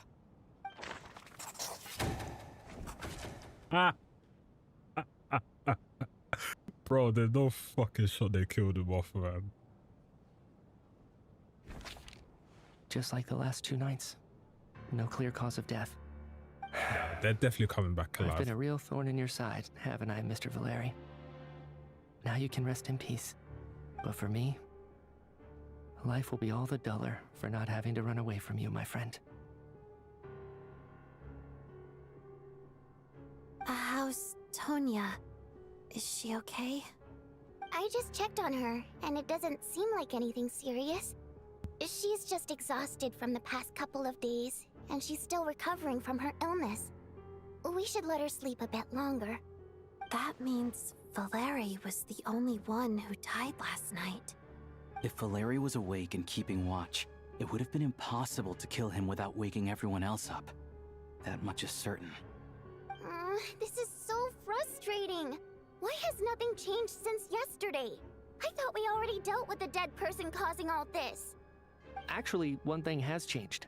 There's only 1 victim this time, not 2. Does that mean...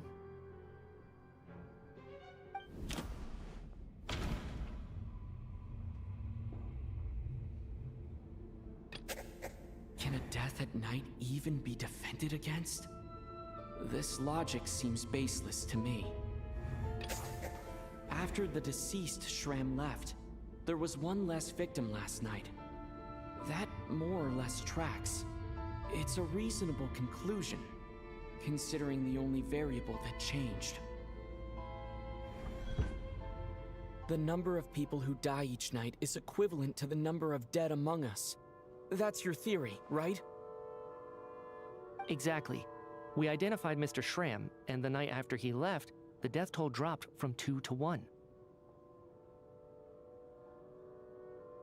By that logic, there must be 1 more dead person left among us. Another one? But there was only 1 person unaccounted for in the ticket checks, right? The head count should match up now. Having an extra person was definitely a cause for alarm, but being 1 person short isn't nearly as unusual. Someone could have left in the middle of the show, or made it out before the storm hit. 1 more dead person among us. If Mitya's theory is right, then what Odette told me seems a lot more relevant. It's just, at the time, we had no reason to think there was more than 1 dead person.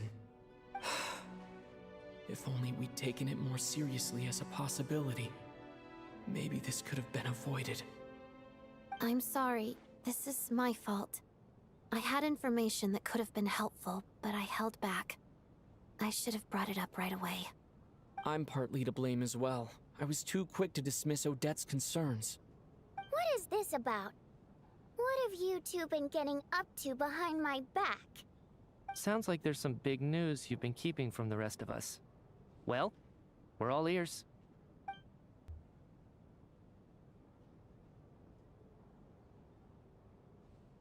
I'm the dead person? Wow, that's certainly news to me. Odette and I talked about it yesterday, but we thought it just wasn't possible, so we left it at that. Yeah, I don't blame you. If I'd been there, I probably would have reached the same conclusion. It just sounds too unbelievable. Let me just try and verify this. I just scoured my memories trying to think back to the afternoon Miss Odette mentioned. But I honestly have no recollection of dying. That's where I'm different than Mr. Shram.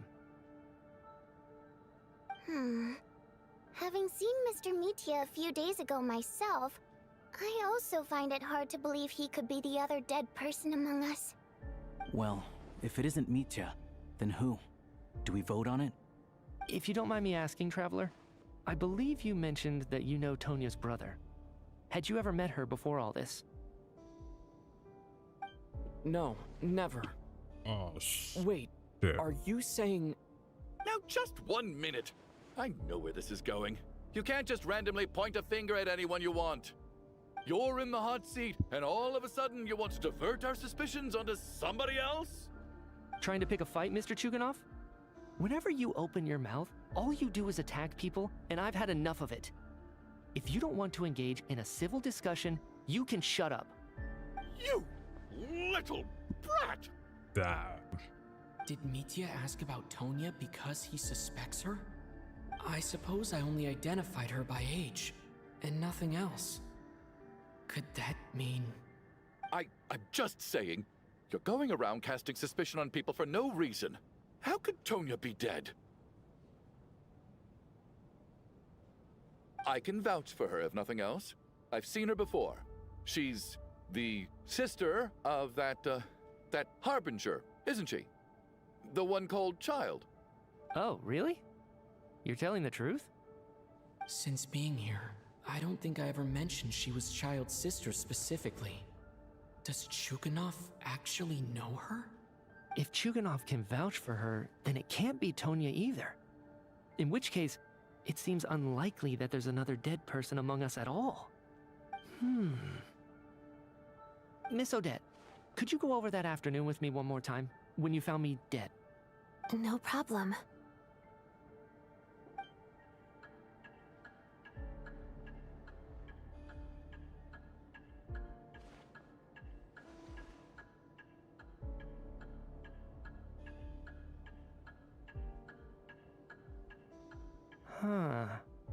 No matter how hard I try, I just can't remember anything about dying. But I do remember something else. Miss Vojanitsa, during our last meal together, I told you how some of the researchers were suffering from temporary memory loss. Do you remember that? Oh, yeah. You said it was hindering the progress of your experiments. You thought they were just under too much stress or something. Right. And even though I don't remember dying that day, I'm pretty sure I experienced something like amnesia. Some of my memories from that afternoon are missing. Are you suggesting you're missing the memory of your... Of course. How am I only just realizing this? Humans aren't necessarily aware of their own death. You mean being silently assassinated, or dying in your sleep? Situations like that? The researcher's amnesia. Suddenly it all makes sense. I must thank you, Odette. I think your perspective just helped me reach a breakthrough on a series of issues that have been troubling me for quite some time. All right. It's decided then. I'll be the one to leave today. Oh, leave? Hey, wait a minute. Aren't you rushing into this? What if you're wrong? You'll pay with your life. Come on, kid. Aren't you gonna fight for your life? This seems like a rash decision. I have other reasons beyond what's been discussed. In fact, thinking back, I remember during Miss Odette's performance, while I was sitting in the audience stalls, a brilliant new idea for my research popped into my mind. But then, my train of thought suddenly cut off. I can't remember it now at all, and I didn't take any notes. I guess that must be another instance of temporary amnesia. No. Hold on. I see where you're going with this. You're suggesting that each instance of temporary amnesia is a death, right? There's a glaringly obvious flaw in that idea, no? How can one person die so many times? I believe Miss Odette's account. During the period where my memory is blank, I must have been either dead or in a similar state. All it would take is for the same thing to happen in the theater, and I would come under the effect of the ley lines in this vicinity. This increases the likelihood of me being the deceased, does it not? But... There's no evidence to suggest that anyone other than me is a candidate for the deceased. So allow me, as a scientist, to treat this as an experiment. Please relax, everyone. I don't think things are as bad as they may seem. If I really am the deceased, then to leave the theater will be a relief for me. If, on the other hand, I'm still alive right now, well, apparently you've all witnessed my resurrection recently anyway. Who's to say I won't return from the dead again this time? Mitya's right. This is the only thing we can try right now. I think he's deliberately downplaying the gravity of the situation, though. He probably doesn't want to burden everyone. What is a scientist if not someone who gambles on experiment after experiment in an attempt to obtain the truth? With this snowstorm, the ley line phenomenon, ghosts of the dead, and my amnesia, we've been paralyzed by not knowing and powerless to do anything about it. It's a terrible feeling. But if I do get resurrected, you can be sure that I'll come back with the truth of all this. Just you wait.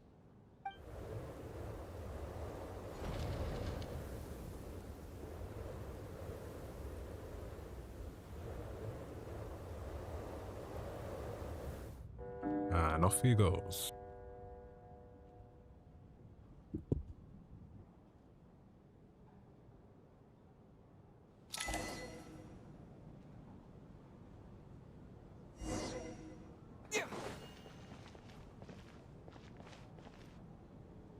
Poor Mr. Mitya. I didn't even get to see him one last time. Maybe it's a good thing that you weren't there to see it. It was a hard thing to watch. I hate goodbyes. Why does it feel like everyone around me is slowly disappearing? Not just in here, I mean. In the outside world, too. Maybe it's the realization that, at the end of life, everyone has to face it alone. Come to think of it, the main reason we're still alive right now is pure luck. Each morning here, for every one of us, there's the chance that we might not wake up. You could take it a step further and say that the same is true outside, too. Who can never be 100% sure when they drift off to sleep that they'll open their eyes again in the morning? If I make it out of here, I'm going to cherish every moment that I'm awake and live without any regrets. Without regrets. I feel like a strange sense of anxiety has been quietly growing inside me over the last 2 days.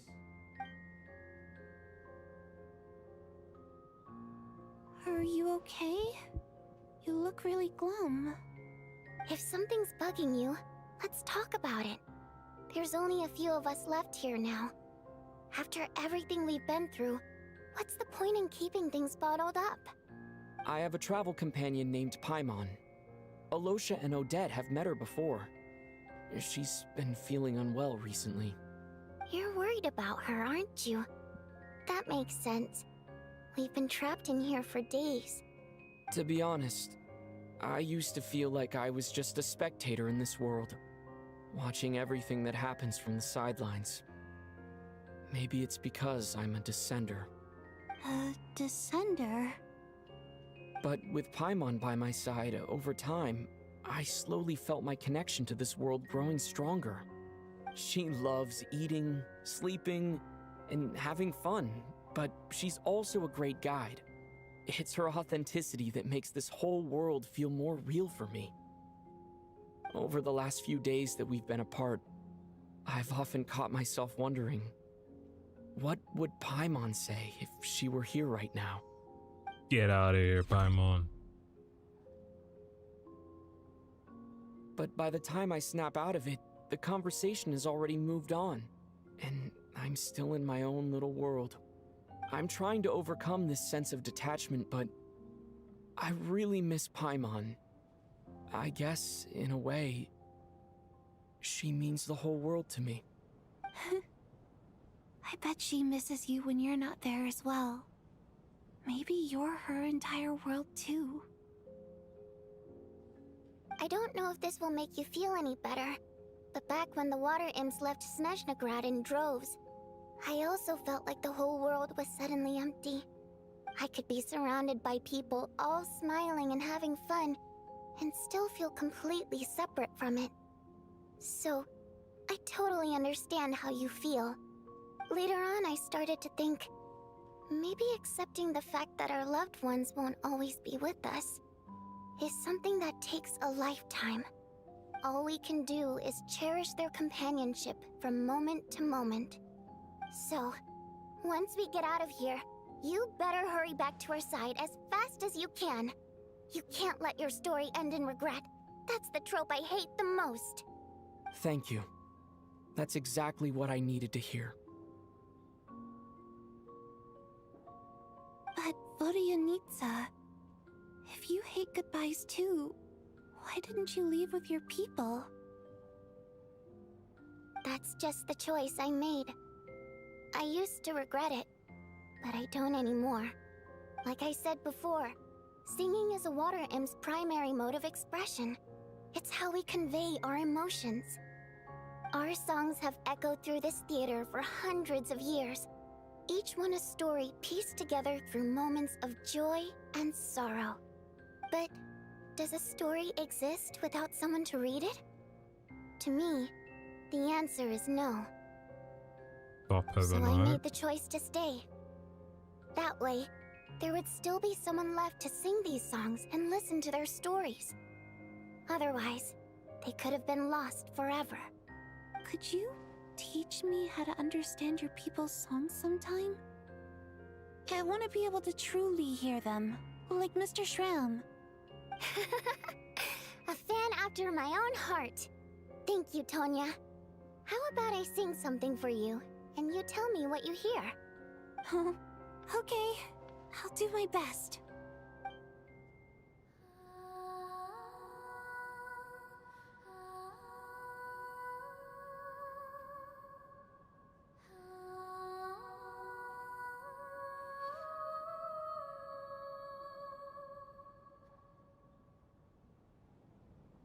I've never heard that one before.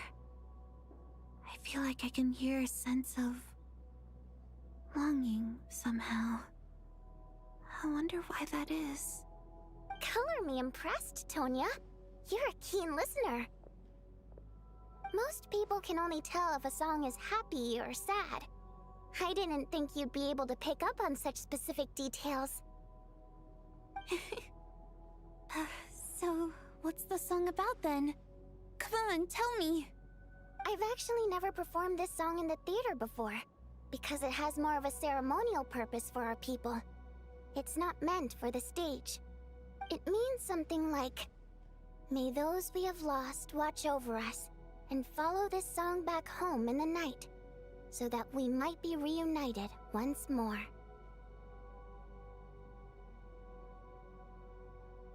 No wonder I could hear that sense of longing. You sing it for loved ones who have passed away. I hope it reaches them. It's getting late, Tonya, and you're not well. We should all turn in early. I suppose there's no reason to keep watch tonight. Okay, but, before I go to bed, could you sing that song a couple more times for me, Vodyanitsa? Of course. Anything for my #1 fan.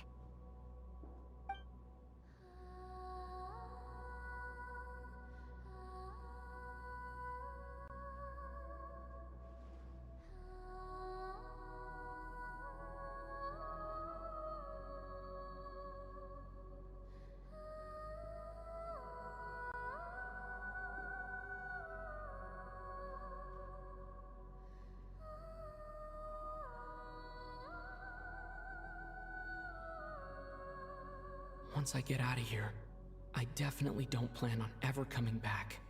But I guess that means I'll never get to hear Vodyanitsa sing again. That's a sad thought. Before I fall asleep, I should cherish this moment of companionship while it lasts.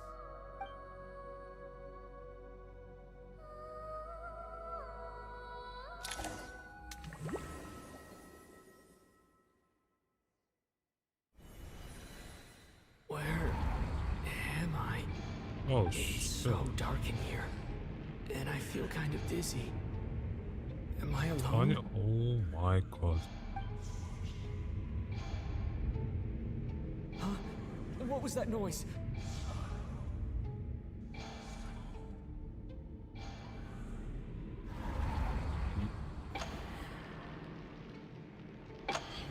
God, the horror section.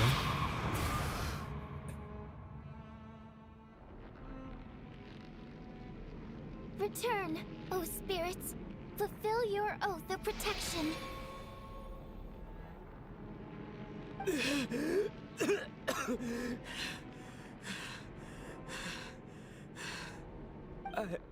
I'm alive? What just happened? No time for questions. Quick, over here. Turn on the switch. We need to bring back the light.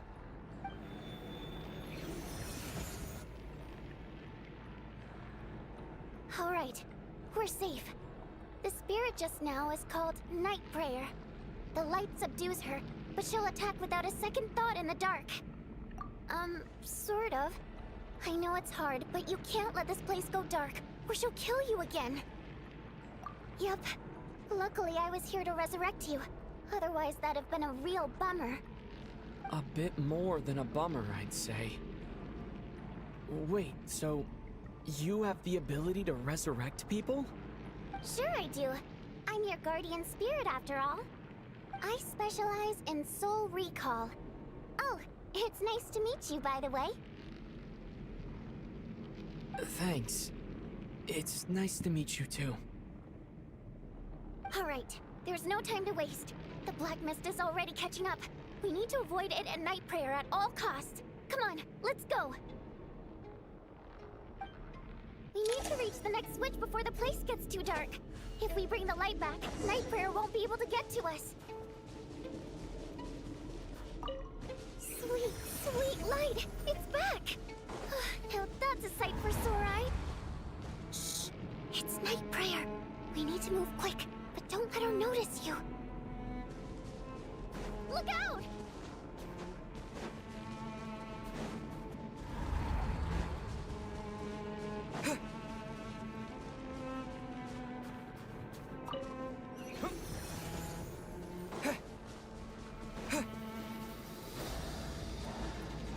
The next switch is over there.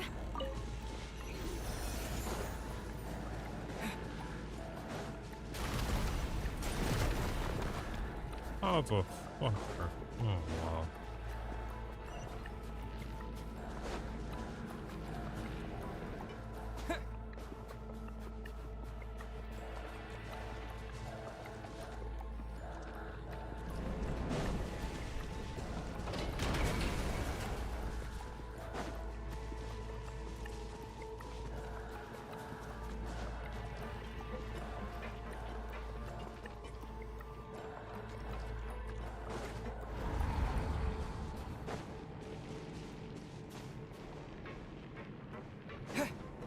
The switch is just up ahead.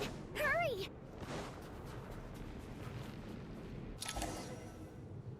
It's too dark. We're not gonna make it. Come on, faster!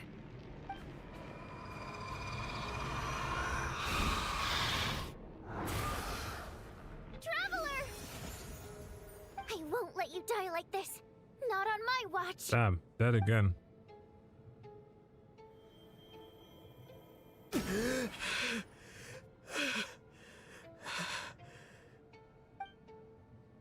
Even though it's not permanent, dying is definitely not a pleasant experience.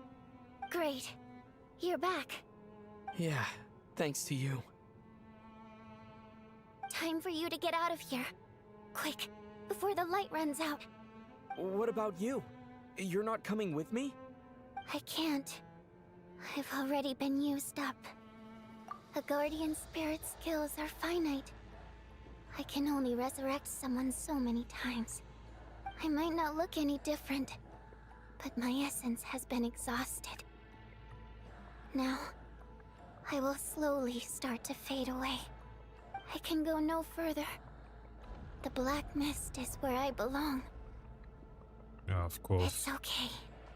Why didn't you tell me sooner? Because it wouldn't have changed anything. That knowledge would have just burdened you.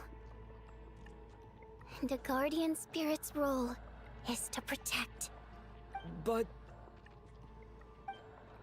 Go. Now, before it's too late.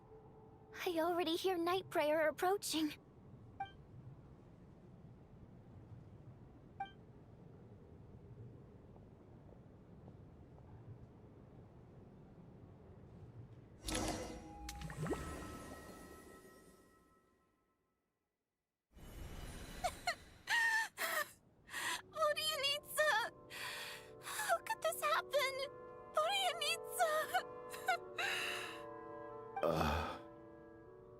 Well, I guess there's no need to inspect the body.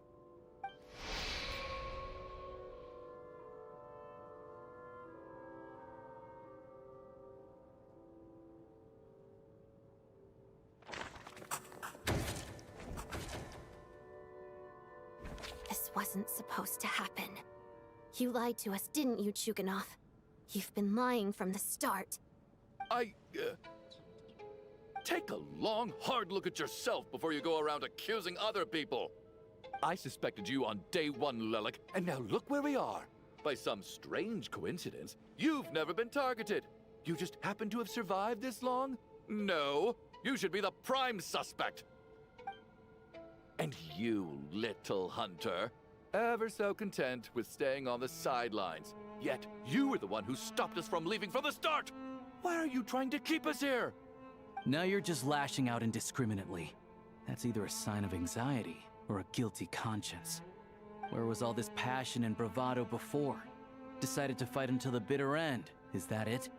Is that a threat? Fine, bring it on. You think I'm afraid to die after all this? You want to kill me? Go ahead. I'd like to see you try. After all the trauma of the past few days, everyone's been pushed to the breaking point. Valeria and Mitya aren't here anymore. Someone else needs to step up and take charge. But first, I need to think this through. Considering everyone left, who's the most likely candidate for the deceased?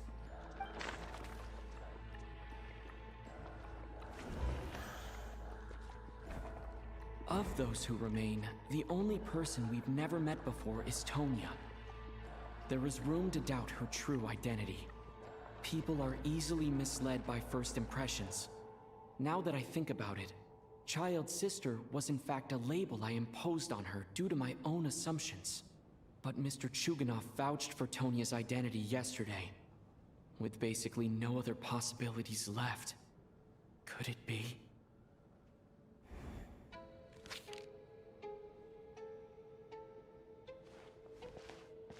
Tonya, how's Tusser been lately?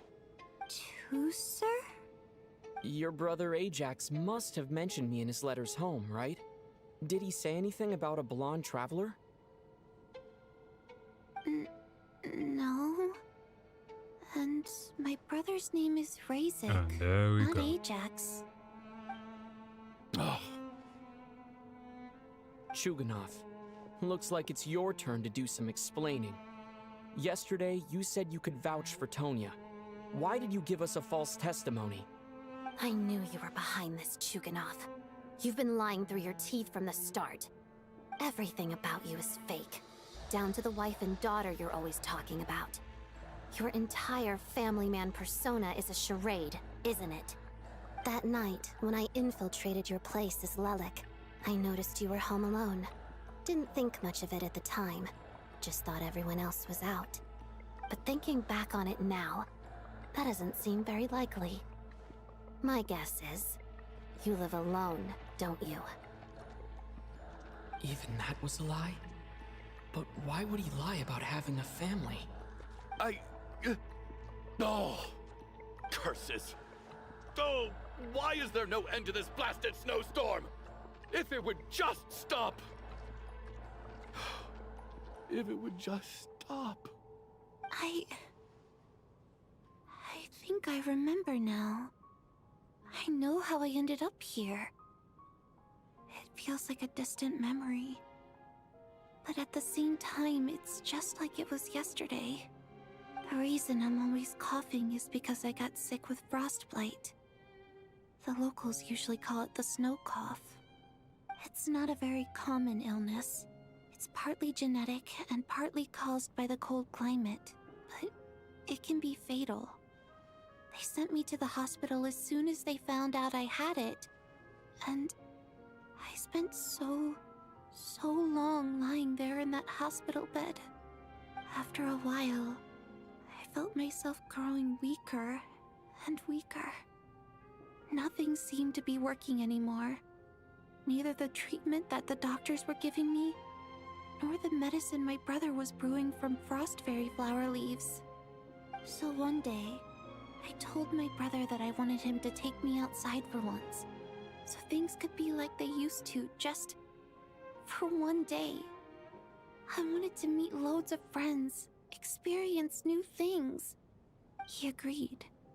He snuck me out of the hospital, and we escaped. We got to the theater, bought tickets, and went inside. Oh, it was all so exciting. I remember the show very clearly. It was amazing. But I found myself getting sleepier and sleepier. Oh, Tonya.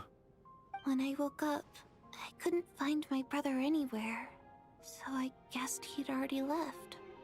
But there's no way he'd leave me behind. So I decided to stay here and wait for him. At the time, I figured he'd probably gone to brew some more medicine for me. I was planning to chew him out for abandoning me when he got back. Tonya, it sounds like by then you'd already... Yeah, I know. I understand now. Dead, aren't I? This cough and the feeling weak, it's probably just my body's memory. After all of that, it turns out I can't blame my brother after all. I was the one who abandoned him. I'm sorry, everyone. I realized this much too late. It seems like death skewed my perception. And now I've dragged you all into this mess. Your name probably isn't even Tonya, is it? Didn't that ever strike you as odd over the last few days? Well, when I was little, my brother and I read a storybook, and Tonya is the name of one of the characters. When we escaped from the hospital, our family and the hospital security were looking everywhere for us. So when you first approached me and said my brother had sent you, and called me Tonya, I thought he must have chosen a fake name that only the two of us would know.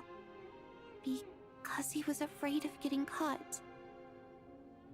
Now, it seems like that was just wishful thinking. At least your memory of death isn't painful. That is a small comfort. Now it's your turn, Chuganov. Talk to us. I believe no lie is ever told without a reason. Is that everyone here dead or something in real, well, not real life, but... You're right. These are like fake I was people? lying. I happen to know that the Harbinger child and his sister Tonya managed to get tickets, so... Dude, this is so I messed up, lied man. to you and pretended I knew them. And yes, I was lying about my family too. The truth of the matter is, I lost them a long time ago. I just refused to accept reality. And now I've spent the second half of my life living a lie. I'm a joke. My daughter's name was Iskra. And before you ask, yes, Iskra, as in Iskra Manufacturing Plant. She also died from the snow cough. She was just 6 years old. If she were Persona still 3 alive before? today, Yes. she'd be around the same age as little Tonya here. After Iskra passed, my wife couldn't bear to face those memories either. Question is, are they really dead? So she chose to start a new Without life. it. Without If they me. are actually dead, then One day when bro, I that's came home from so work and fucked. saw the empty room, I felt like I couldn't breathe. Subconsciously, I started to imagine that they were still there. I soon discovered that this was the only thing that made me feel any better, so I just embraced the delusion. Nothing more than a pathetic means of escapism, I know. But at least it's not a crime. So explain your false testimony then. The night before last, when I was chatting with Tonya, she mentioned that her brother would brew medicine for her from frost fairy flower leaves.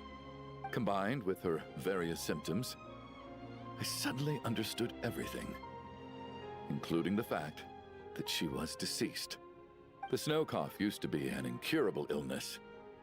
I would pick frost fairy flower leaves to brew medicine for Iskra too. It took hours and hours on the stove. But the year after my daughter passed away, the Jester of the Fatui announced that a cure for frost blight, also known as the snow cough, had finally been developed. It turned out that all previous treatments were completely ineffective. No better than random concoctions. That was the final straw for me. I just couldn't take it anymore. Just one more year. One more year, and everything would have been okay. So, more than anyone, I know full well that in this day and age, no one in their right mind would still be using frost flower leaves to brew medicine for the snow cough. Poor Miss Tonya, therefore, had to have been from an era when snow cough was still a terminal illness. So, you projected your daughter onto her? Even though you knew she was one of the dead?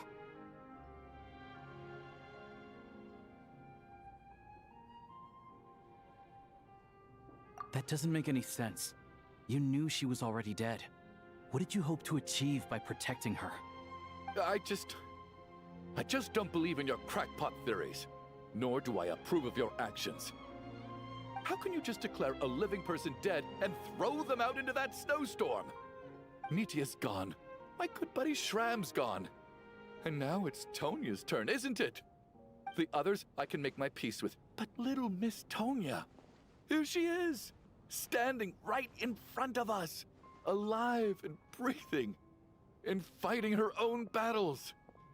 Yet you're quite happy to say she's dead? I just want her to live. Once this snowstorm is over, the very moment it stops, I'm going to march out that door and find someone who can fetch the very best medicine for her snow cough. I'll be damned if I'm gonna let you cast her out into the snowstorm before I have the chance to cure her. Not again! Not this time! Not when the cure is right within our grasp! I'd never be able to forgive myself. Mr. Chuganov, stop. I can't let you do this. Tonya. By the sounds of it, you've known I was dead since the night before last, right? I really liked Mr. Valeri, Mr. Mitya, and Miss Vodyanitsa. And now they're all dead because of me. I'm not happy about that. The reality is, you've been trying to fight your own demons through me. But all you've really done is trap me inside your delusion along with you. No! Damn. Listen to me. I want to save you. I do! Well, at this point, I'm quite sure that I'm dead. I don't need to be saved. The time I got to spend with all of you is more than enough for me. Despite all the bad things that kept happening, I got to meet so many interesting people and spend so many days and nights by your side. Since the day I escaped that hospital until now, this has been an adventure I never even dared to dream of. I'm very fond of you all.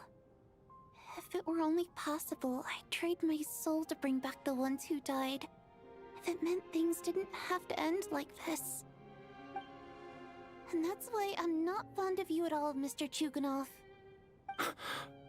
I'm sorry. I'm sure It's them that you owe an apology to, sir. Not me. Well then, I suppose this is it. It's time for my adventure to end. I've Another caused one enough bites the trouble. dust. You're leaving already? It's still early. Don't you want to stay a little longer? No, thank you. Oh, and by the way, my name is Patoshka. It was nice meeting you all. Feels strange that we're only being properly introduced now that it's time to say goodbye. Patoshka.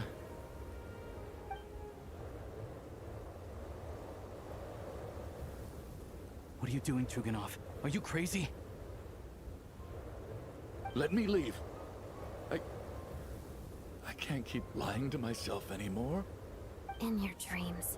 Don't think you're getting off that easy when you had a hand in the deaths of so many people. The Fatui have honed quite an array of enhanced interrogation techniques since they were founded. Once we're out of here, Lelik will personally give you a taste of every last one.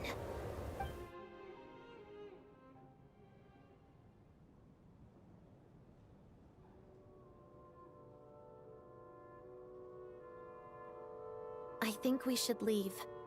I doubt this snowstorm is ever going to stop. For all we know, this storm might have destroyed all of Snezhnaya by now. Maybe even the whole world. Wait, we finally solved the mystery of the haunted theater today. Maybe let's at least try to enjoy tonight? Wrong. Fair enough. I don't particularly feel like dying in Chuganov's company anyway. And yet you won't let me die first. Hey, Chuganov, on a serious note, if we do make it out of here, you should close down that factory of yours. A lot of people are freezing thanks to you. Is this really the time to be discussing my factory? All right, fine. I'll shut it down. Doesn't matter to me anymore.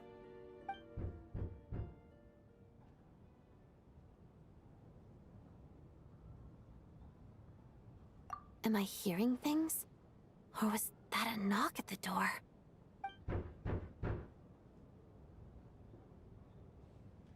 There it is again. But I don't understand. The snowstorm hasn't stopped, has it?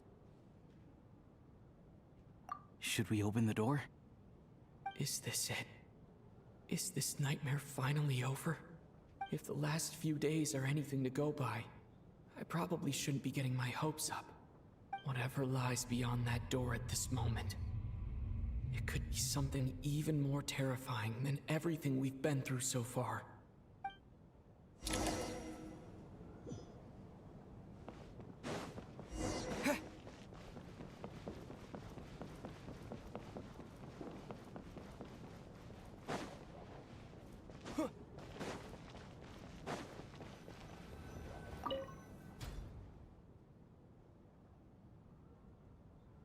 Oh, he's back.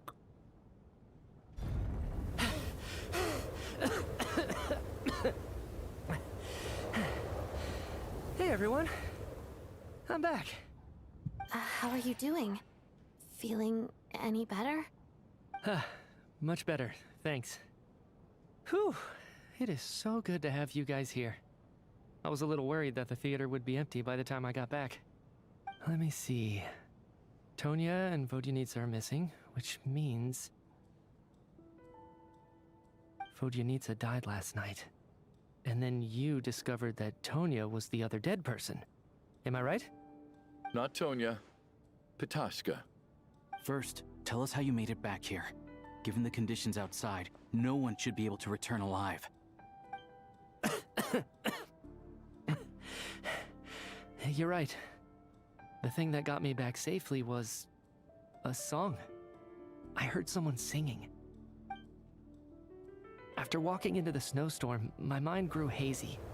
I don't know how long I walked through the storm before my mind completely slipped away. Then, suddenly, I heard the sound of singing. The voice instantly brought me back to my senses, and I regained consciousness. So I followed the voice, searching for the source of the singing. I searched and searched, until finally, just a few moments ago, there was the entrance to the theater, right in front of me.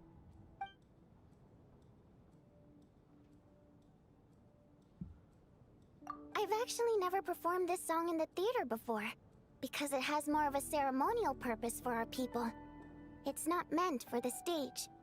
It means something like, "May those we have lost watch over us, and follow this song back home in the night, so that we might be reunited once more."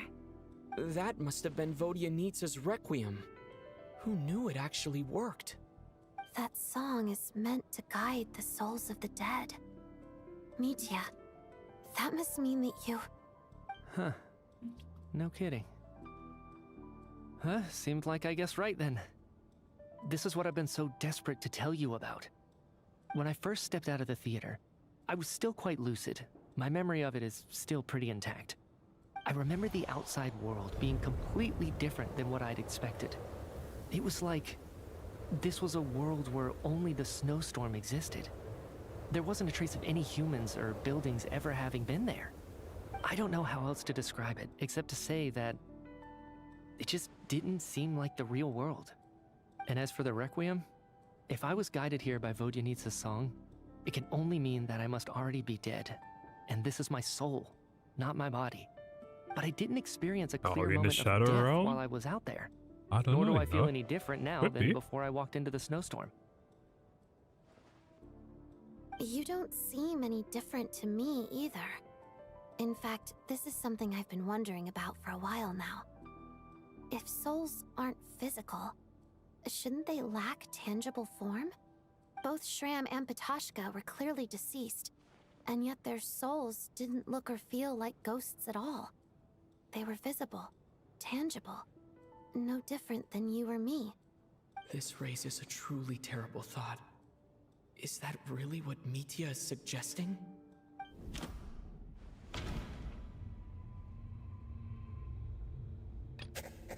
Mitya said the outside is a world where only the snowstorm exists. It must be connected to the ley lines, so going out there will only take us further away from the real world. Dreams can't explain everything, and this isn't the Sub-Zero's festival. Mitya's soul was summoned back by the Requiem, confirming that he is indeed already dead. And yet, he looks no different from us. Of course, if even the long-deceased like Mr. Shram can blend in with us undetected, then maybe we've all been dead from the very start. And all of us are now souls wandering the theater.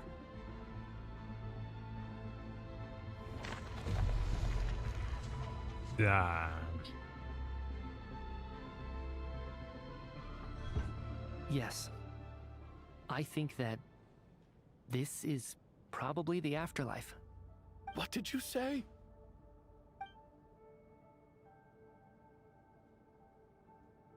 You heard me. We died in the theater. All of us did. But due to an obstruction in the theater's ley lines, our souls are trapped here, while an endless, infinite snowstorm rages outside. It's ironic, really. All that time, we were working so hard to figure out who the deceased among us were, when the truth was, we were all deceased. The only difference being some of us died more recently than others. Do you remember that note, "Death is near"? Seems like we misunderstood what it meant after all. Death was nearer than we wanted to think all along. The note simply meant that all of us were already dead. So all our attempts to survive, our search for the deceased, it was all for nothing? Hard to say. At the very least, we helped 2 lost souls find clarity and go to where they belong. The presence of those 2 is probably what caused our souls to be drawn in by the ley lines. In which case, the deaths we've awoken to over the past few days were just souls returning to the ley lines for good. If what you're saying is true, doesn't that make us the lost souls now? Huh, no wonder. This afternoon, when I was moving Vodyanitsa's body, I noticed that the other bodies in the room hadn't decayed one bit after all these days. That's further proof that those aren't physical bodies at all, but merely our shells here in the afterlife. Am I really dead? This doesn't feel real to me at all. No, that's impossible. This cannot be how it all ends. I still find it hard to believe that all of us are dead. How exactly did we die in the real world? None of us have any memories of dying, right? Not even knowing how we died is preposterous. Good grief! Surely there has to be some reason. Exactly. It's hard to rest in peace when you don't even know how you died. It gave me lots to think about as I strode out into the snowstorm. I racked my brains trying to remember the cause of my death, the exact moment I died, the root of all of this, right up until my consciousness faded. Wait. Hold on. Right before I lost consciousness, I think I saw something. I can't remember. And I think I lost my notebook and pen. Mitya, your hand. Is that blood on your fingers?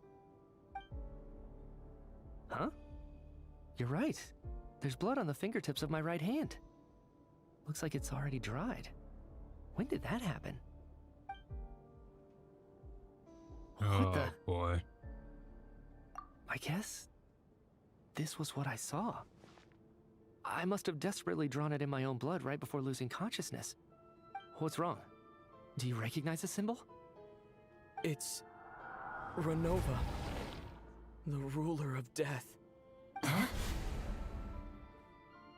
Alosha, do you still remember that Snezhnayan folktale you told me about? It was about the Grim Reaper. When someone's about to die, he appears as an incarnation of someone familiar to guide their soul into the afterlife. And as soon as you recognize his face, your life is over. I heard a similar tale when I was little. You think the Grim Reaper in this story refers to the ruler of death you mentioned? That's right. In which case, death is near could also mean that the Grim Reaper is here disguised in a familiar form. Death, the deceased, and the Grim Reaper? So it's a triple entendre. When I first saw this note, I thought it contradicted the investigation report. But now it seems like that was the whole intention. So the Grim Reaper deliberately misled us. Then, we started suspecting each other and searched for the deceased while they hid in plain sight. By that logic, the one person most likely to be the Grim Reaper incarnate is...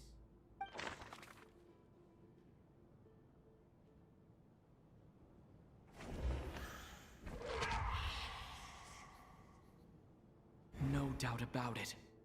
It's Alosha. Looking back at how everyone has acted over the past few days, Alosha is most likely the Grim Reaper lurking among us.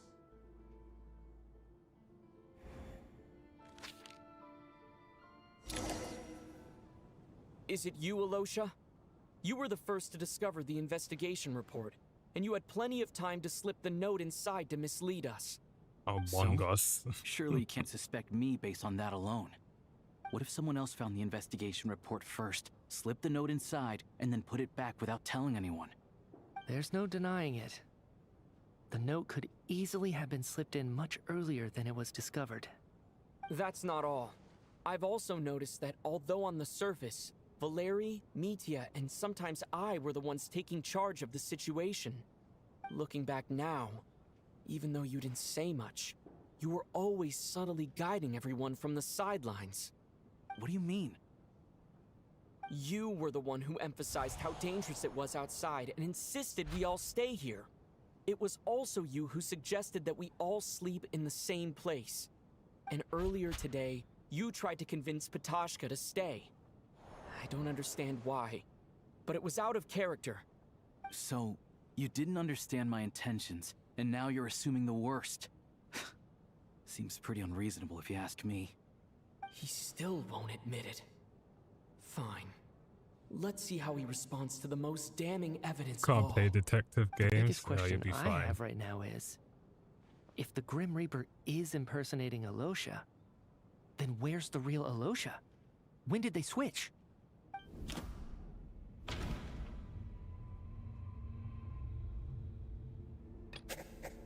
No, the Ruler of Death added a note to the investigation report at the time. This indicates that Alosha had been switched out even earlier than that. No, nothing related to Alosha happened that night. That's right. This was the moment. Right at the start, before any victims had even emerged, Alosha was switched with the Ruler of Death while everyone's guard was still down.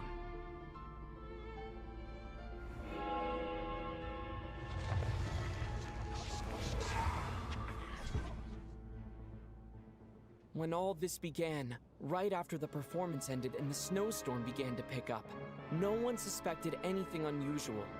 We just assumed we were snowed in. It wasn't until we discovered the bodies the morning after that we realized something out of the ordinary was going on. But it's clear now that the oddities actually started earlier than that, when Dimov walked into the snowstorm and never came back. Right. So Mr. Dimov was the first victim, not Sobolova and Torgov. And if we pinpoint that moment as the beginning of this incident, then one thing becomes clear. Alosha, you are the only person who walked into the snowstorm and came back without the help of Vodyanitsa's Requiem. More precisely, Alosha never came back at all. The one who came back was the Grim Reaper. Busted. Not bad. Well, since you've backed me into a corner, I suppose there's no point in keeping up the act anymore. Alosha? You're the Grim Reaper? I am no such tired cliché. Mortals should address me as the Ruler of Death.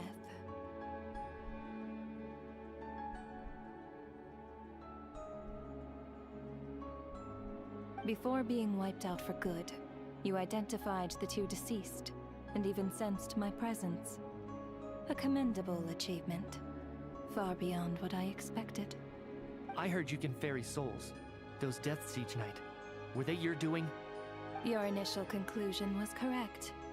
Due to the existence of the two deceased, the ley lines yearned to reclaim those long-lost souls. Every night they devoured an equal number of souls to fill the void. This required no intervention from me. Though, of course, ferrying souls is indeed my authority. Here, take a look. Oh, shit. What are you doing? That takes care of today's two. Straight up just killed them. Don't get so worked up. You are already dead, and your souls must return to the ley lines. I know we're already dead. You murdered us, didn't you? Murdered? No. Murder is when mortals usurp my authority. Death is my jurisdiction. If I require someone to die, I need not resort to such laborious methods as murder. You simply met the criteria to trigger my curse of death. I know about the curse of immortality. So there's another death-related curse too? You cursed us? When? And why would you do such a thing? So often, humans pray to me, begging to know when their death will come, and what form it will take. But few people ask why. If you must have an answer, know that death comes simply because one's time has come. So you're not gonna tell us the truth? Hold your tongue. By all rights, you shouldn't even be allowed to speak with me. Those angels from the past are to blame for the reckless renovation of the ley lines here. It's made my work on this occasion infuriatingly complicated. Work? So trapping us here, making us watch our friends die, that's just another day at work for you? You clearly have a lot of questions. Fine. As a reward for your remarkable accomplishments over the past few days, I shall answer a few of your inquiries, provided they aren't too unreasonable.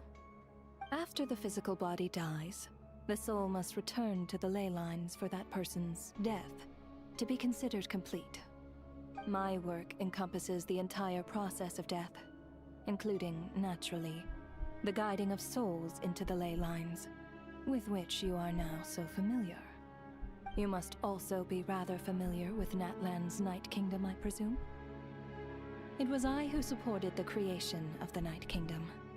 It provided a convenient means of guiding the souls of Natlan. Here, too, the ley lines connected to the theater underwent some modifications. The angels hoped to make them capable of accommodating the souls of some special creations. But this actually hindered their ability to accept ordinary souls to some degree.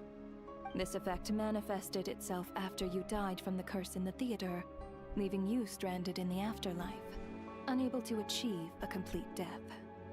But if souls who die from the curse of death fail to return to the ley lines within a short window of time, they will miss their chance for good. Then, they will remain forever suspended between life and death, no longer subject to the authorities of either. So if you don't resolve this matter soon, and see all our souls return to the ley lines before long, we'll escape your control. Mitya is sharp. This must be what Renova was worried might happen, and the reason she got involved to begin with. But if you have the authority to guide souls, why didn't you just show yourself and get it over with? Why hide among us in the form of Alosha? You seek to understand the mind of a god. Very well. I'll tell you. This is a theater, and I decided I wanted to watch a show about death. That's why I encouraged you to take the events to the stage. I found myself getting quite immersed. I suppose the entertainment you provided makes up for all the trouble you've caused me by being so defiant in the face of death. There. Are you happy with my answer? Can't say I am. Really? But it fits the stereotypes you humans have about gods. Just moments ago, you were complaining about how infuriatingly complicated your work here has been. Work is work, I get it. There are times when it's a huge pain, but you just have to get it done, right? That's a rather unique perspective for a human. You are in fact correct. There is a pain point in this case. Due to the obstruction in the theater's ley lines, there is a hard limit on the number of souls they can receive each day, making it impossible for me to ferry all your souls at once. Revealing my identity too soon would inevitably have led to futile resistance, and there was a risk that any souls who chose to run would disappear. Then there was the issue of the 2 lost souls you called the deceased. The way you resolved that quandary was all part of my design. That's what I don't understand. If all of us were souls of the dead, what made their presence among us special? For centuries, they have refused to return to the ley lines, exploiting the issues created by the angel civilization to resist being drawn in. Centuries of obsession accumulated during this process. You may think of this obsession as the resentment of the dead, and in this quantity, it was a bomb that could have detonated at any moment. It reached the point where I could not afford to leave it unchecked. But the only way to fix it was to help them acknowledge their own deaths, make peace with their regrets, and willingly walk into the snowstorm. Only then, with my guidance, could they finally return to the ley lines. Otherwise, you would not like to know what the consequences would have been. I vaguely remember seeing Batashka, but in the most terrifying form. Was that in a dream? Is that what would have become of her if she hadn't returned to the ley lines? I see your dreams brought you many revelations. So you see, death in fact grants wisdom to mortals. Souls connect to all things in the world and see the chain of cause and effect between them. It's nothing unusual. Anyway, giving psychological counseling to lost souls is not my strong suit. That is more of an angel's role.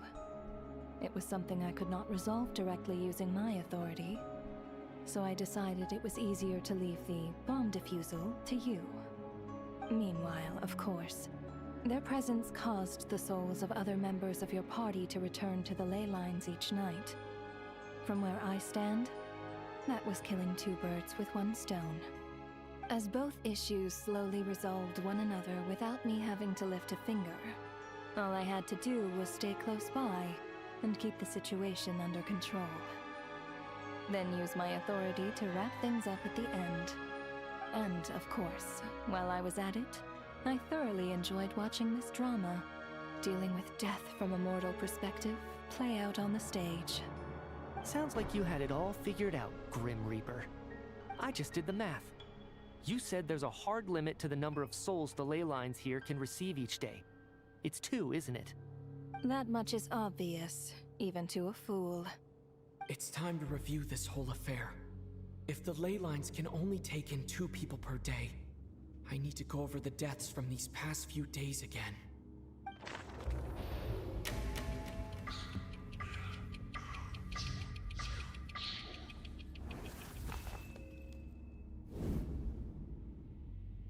Looking back now, none of us had the faintest idea at the time.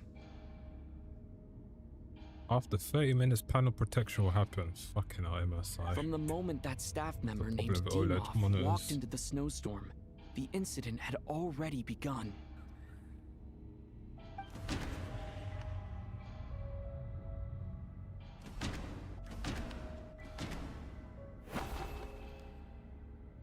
No. Let me go over this again.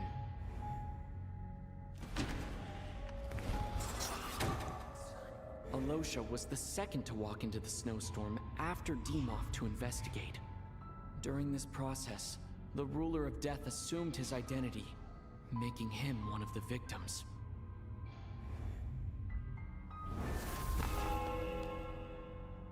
During our first night in the theater, everyone was caught up in the novelty of it all. No one could have expected there would be victims the very next morning. Despite all the confusion, and with the help of hindsight, we finally began to realize that something was amiss with the snowstorm.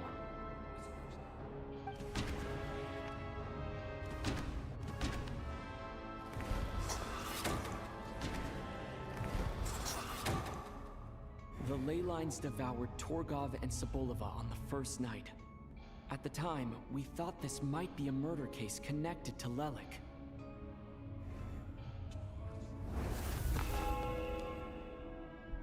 Odette and I spoke a lot that night. 3 people were on watch, but in the morning, we discovered that someone had fallen victim all the same.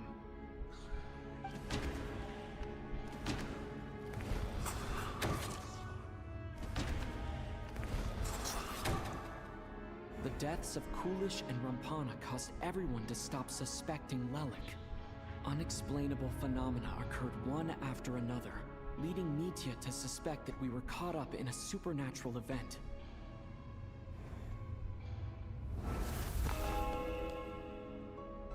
Later, we discovered that there seemed to be an extra person among us, and subsequently discovered the existence of the deceased.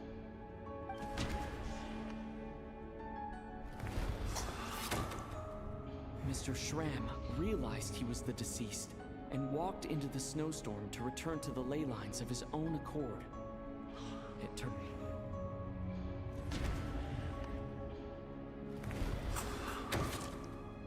He thought it was all over, but Mr. Valeri's death was a rude awakening for everyone. The ley lines consumed him during the night regardless. A lot happened today. Mr. Valeri's death led us to discover the connection between the number of deceased and the number of victims during the night.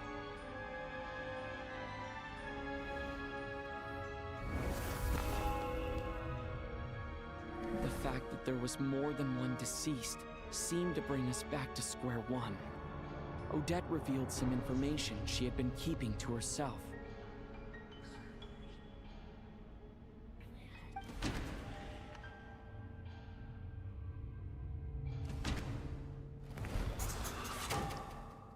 As it happened, Ptashka filled the void left by Mitya's return from the ley lines by walking into the snowstorm this morning.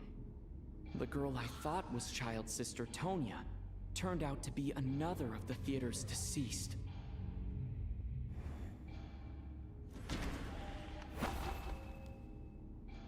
Although Mitya did indeed walk into the snowstorm that day, he returned from the ley lines with the help of Vodyanitsa's Requiem. The void in the ley lines hasn't been filled, so let's rule out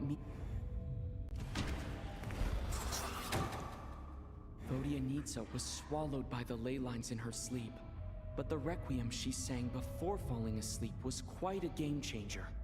Come to think of it, Ptashka was about to walk into the snowstorm at that time, and Renova, unaware that Mitya would return, was concerned that her soul would overflow from the ley lines. That's why she used Alosha's voice to try and persuade her to stay behind. Looking back, I suppose that was an early slip-up on her part.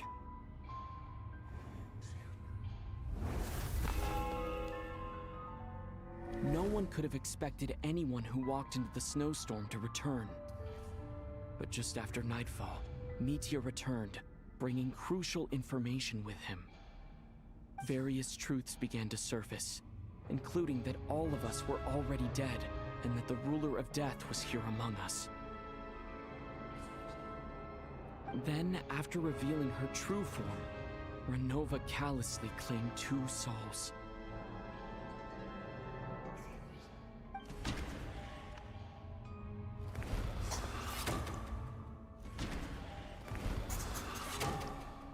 In fact, everyone was already dead by the time we took the photo. And in the days since, we've experienced many more partings in the afterlife. Now, only Mitya and I remain. And the true culprit behind everything still stands before us. In Mitya's eyes, I see the same anger and frustration that I feel. I don't know why you have to go and recall of that. Everything. It's all clear now. Your work isn't finished here yet, is it? The Traveler and I are still standing here, safe and sound. The Water Imp's song threw things off a little, but it is of no consequence. The ley lines have already anchored your soul, and the first ray of light tomorrow morning will take you back. I, meanwhile, need to review my attitude towards the Water Imp race. So the reunion in the night that Vodyanitsa mentioned, I suppose that was never meant to be a permanent reunion. That just leaves you, Traveler. My power only allows me to temporarily separate your soul from your body. The ley lines of Tevat would not accept you, and your soul is firmly anchored to your body by your will.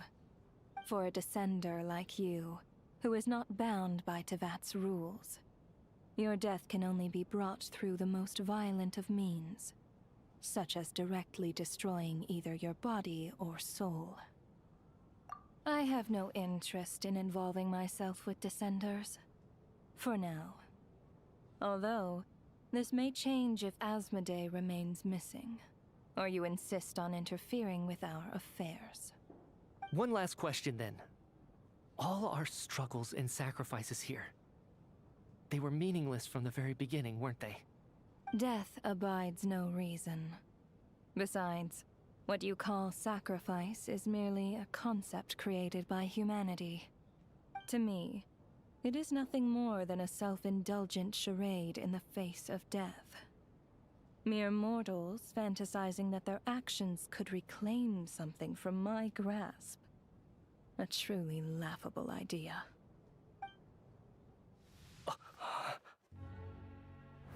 Grim Reaper, you really know how to get on my nerves. I'm not here to ingratiate myself with you. I kill merely because your deaths are necessary. Oh, you've made that quite clear. But humans don't take well to being scorned. Not even by the gods.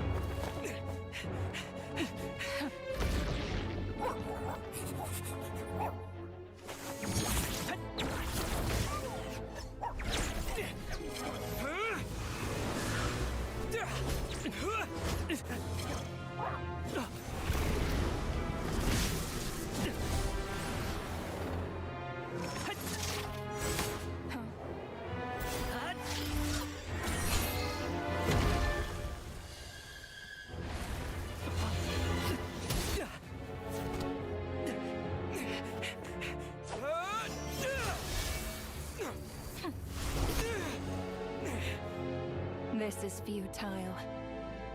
You must know that you are powerless against me in my own domain.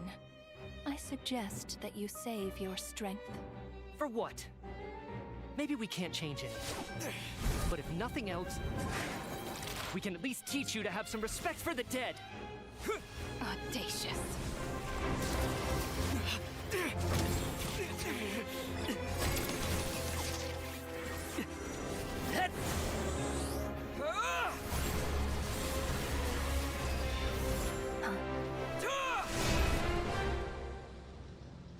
I'm sure she got hit.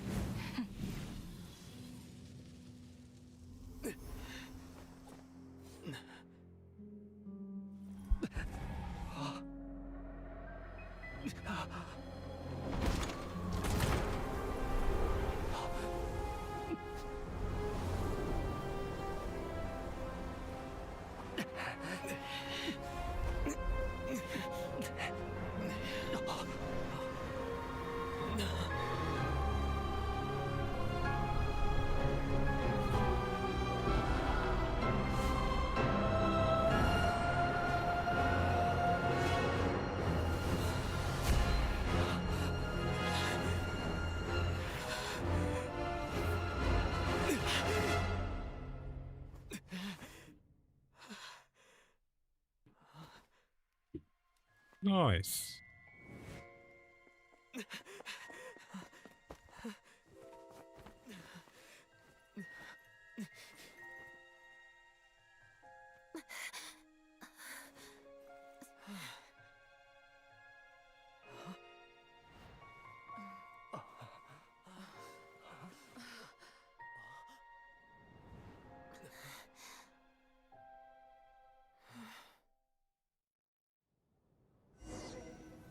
Yeah, back in reality now.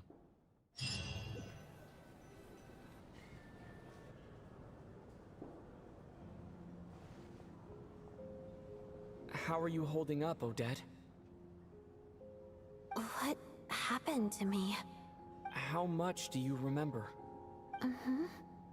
What do you mean? Is the performance over? I can't seem to recall what happened. Has Odette already forgotten?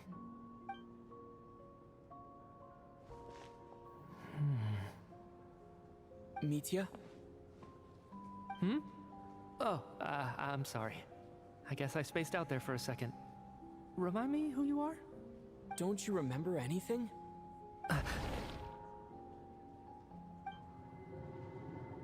Yeah, I remember now, comrade. Looks like we guessed right. Just like me when Odette found me at the Armory Palace. For some reason, everyone killed by the Ruler of Death eventually came back to life. Just with one catch. They forgot what happened while they were dead. Odette and the others have already forgotten everything. Why were you able to remember this time? Could this be the reason? You said this is the Ruler of Death's symbol, right? I don't see anything there. You don't? Huh. Okay, I guess that makes sense. I carved this into my hand in the afterlife, so it's not visible in the physical world. Does that mean I carved this symbol into my soul? What an unsettling thought. Still, at least I get to remember what happened. I suppose it's a blessing in disguise. What about you, though? The Ruler of Death mentioned that you're a descender? Is that why you can remember? A full explanation would get complicated very quickly. But that's essentially it. Well then, now that it's all over, let's figure out what we've learned. The first thing I notice is that everything here is precisely as we left it, right before our deaths. This confirms that time passes differently in the afterlife than in the real world. They say that right before death, time slows down, and your whole life flashes before your eyes. That must be how you know you have one foot in the afterlife by that point. Anyway, clearly the few days we spend in the afterlife probably only amounted to a few short minutes in the real world. This also aligns with previous reports of widespread temporary memory loss among the Armory Palace personnel. Now it seems likely that those were all brief deaths caused by the Grim Reaper's so-called curse of death. To those unaware of the truth, dying and coming back to life must feel similar to a short bout of catatonia.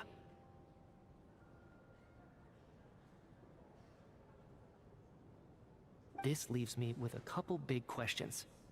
What are the conditions that trigger this so-called curse of death? And why are we resurrected after we die?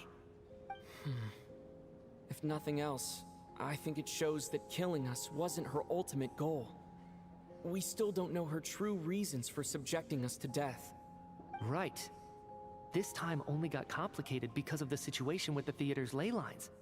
That's why she had to approach it differently.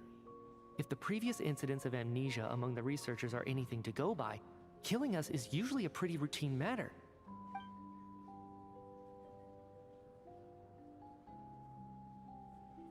Come to think of it, wasn't I about to note something down before I died?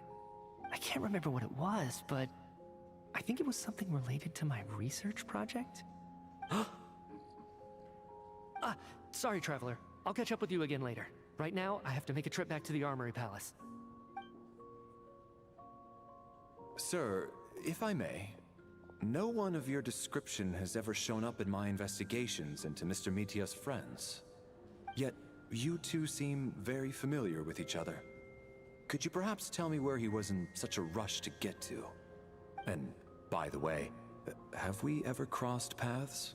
Forgive the presumptuousness, but I feel a vague and indescribable sense of familiarity about you. I can explain everything. Could you help me gather everyone in the theater in one place?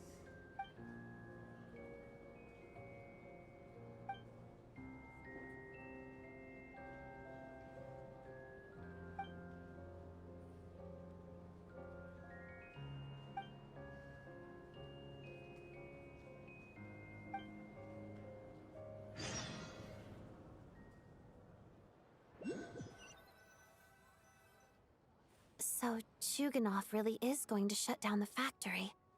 I guess this theater incident actually did us some good after all. So, you said I promised to take you to the Armory Palace while we were in the afterlife, yes?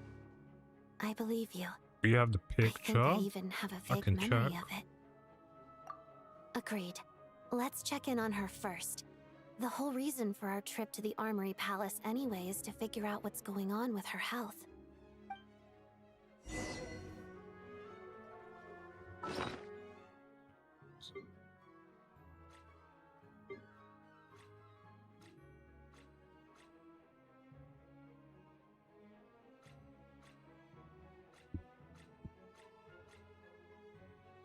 I must be blind. There's somewhere anyway.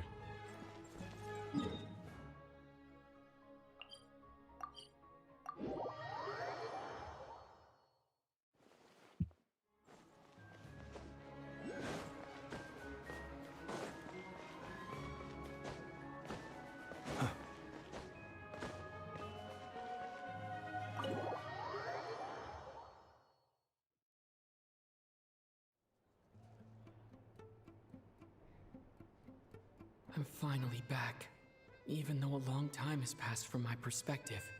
As far as Paimon's concerned, I probably just went out to watch a very short show. I should keep my emotions in check when I see Paimon again, or it'll seem weird. Wait. The atmosphere here feels off. Shh. Stay quiet. Let's go inside and take a look. Have we still not been able to notify Child yet? We need new orders. What if that person comes back again?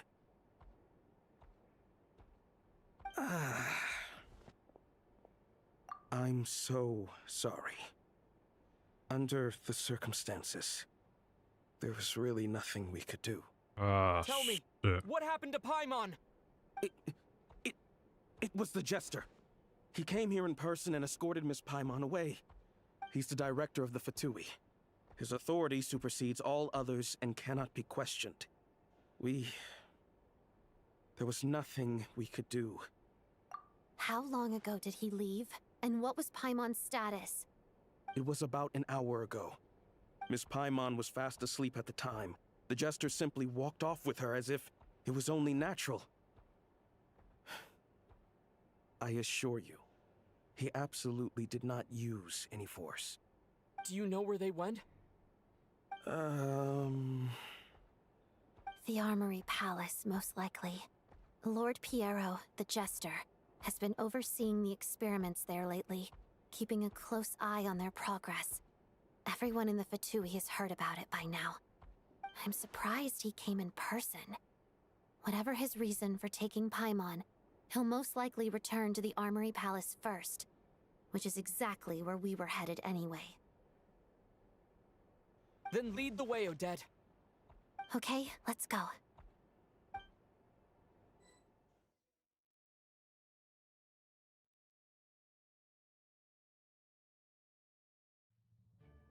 It's just up ahead. Quick, let's get inside.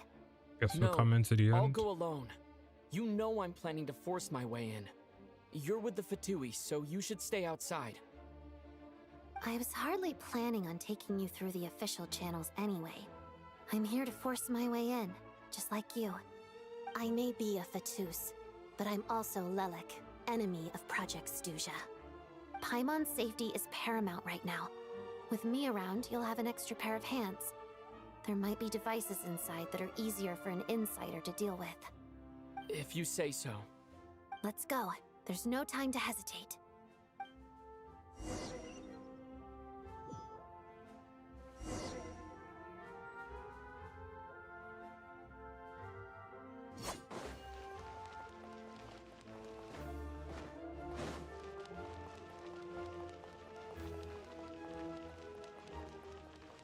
Hey, who are you? This part of the Armory Palace is under restricted access. What do you think you're doing? No questions, please. We're short on time. Close your eyes.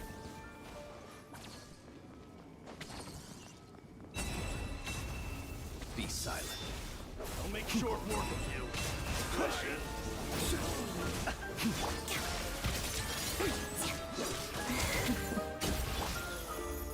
Surge. Close your eyes.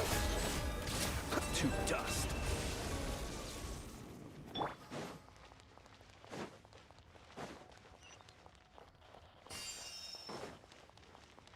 Fear the coming storm. Absorption test. Animal test 6308.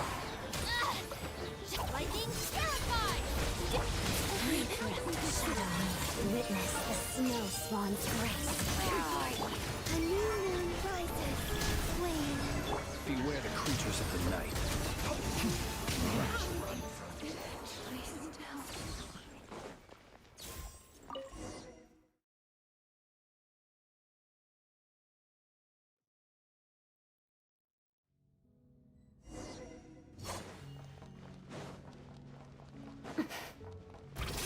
You have a pass? Where are you coming from? So, you're intruders, huh? Don't blame me for what happens next!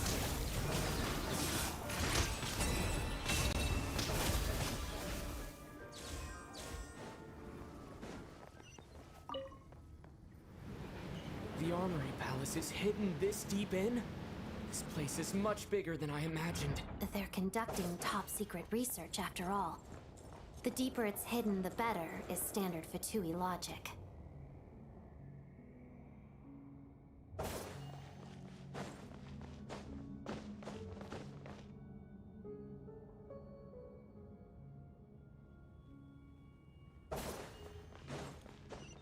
The style doesn't really look like the Fatui's handiwork, though. They must have requisitioned some structures from a past civilization. It also serves as a bit of a disguise. Looks like we're in for a tough fight. Stay alert!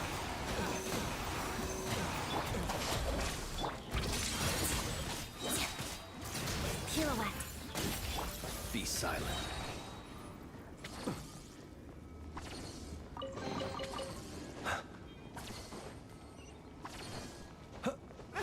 Intruders? Don't come any closer! Just what are you guys trying to do here? Short work of your scalp! Heart of death. Mission! Together. Animal hypostasis emulation! Absorption test! Animal test 60.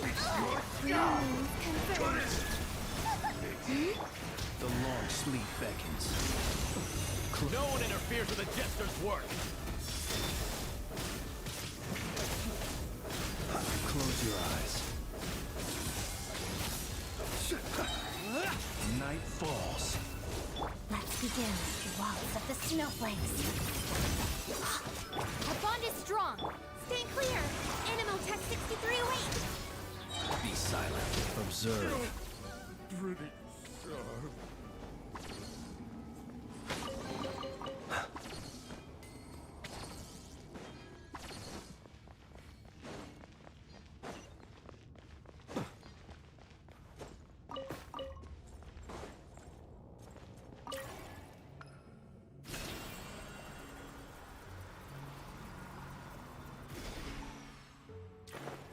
To be honest, I think he's trying to help Paimon. He probably knows something that we don't.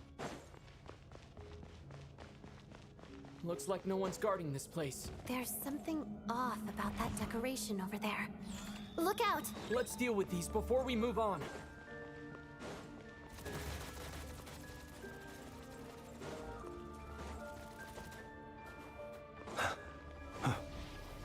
Shadow me. Dissipate!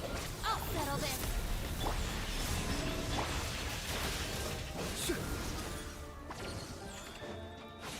Close your eyes. Observe. Close your eyes.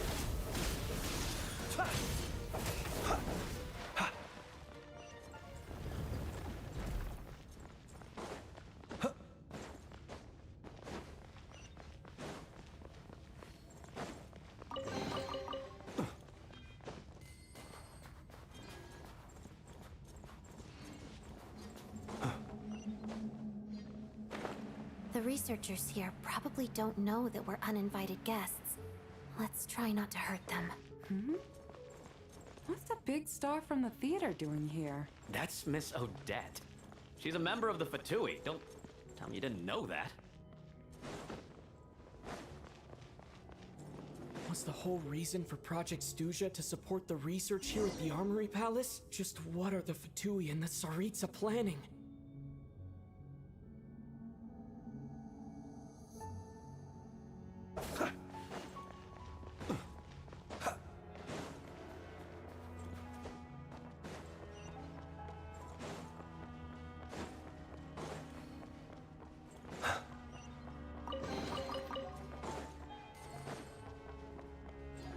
Whoa!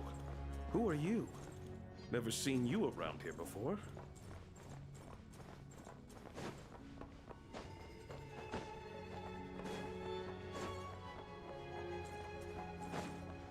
Looks like there's no way through here. Maybe using the power of this prism could help? My god. How could he even climb that, man? What the fuck? I think I see some images. It's the prism's power at play, causing images of the past to reappear, albeit only as illusions. Paimon. And the Jester. Is this another scene from the past? Yes. It looks quite old, though. I don't think it happened in the recent past. Me recent past. What are you hiding? What's going on here? What happened? The source seems to be the Armory Palace. They must have started some large-scale experiment. Wait, what if this has something to do with Paimon? We need to hurry!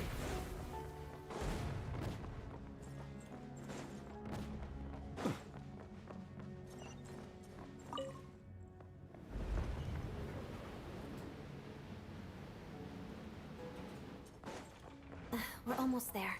The Armory Palace is just up ahead. Paimon, please be okay. Mission! Our bond is strong. Absorption test. Stay clear. Enhanced animo modules. Observe. Close your eyes. To dust. Night falls.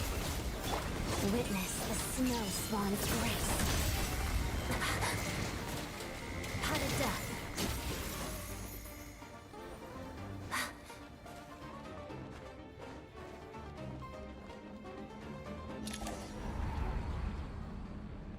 Yeah, I think we're getting some lore. Wait, I remember this feeling. It's the curse of death. No, not now. Why is the curse of death striking again already? Odette.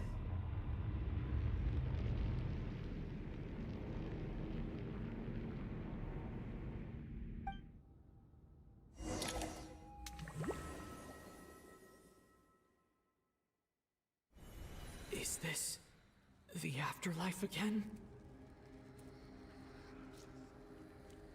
I need to find a way back to reality.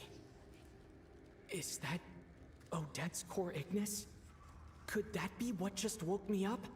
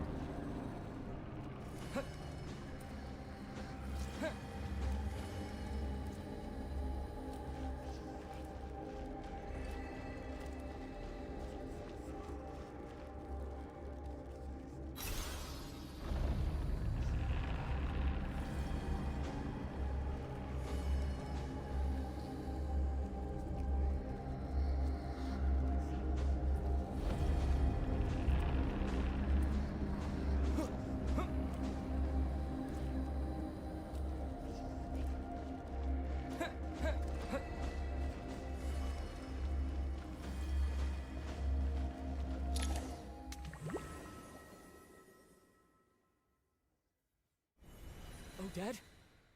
Odette! No signs of life. But past experience says that she should be resurrected before too long. Right? Did Odette intentionally use her core Ignis to guide my soul? I feel like something similar happened in a dream I had before. Thank you, Odette. If not for you, my soul wouldn't have found its way back to my body so quickly. And I might not have woken up so soon. But I'm sorry. I don't have time to protect you.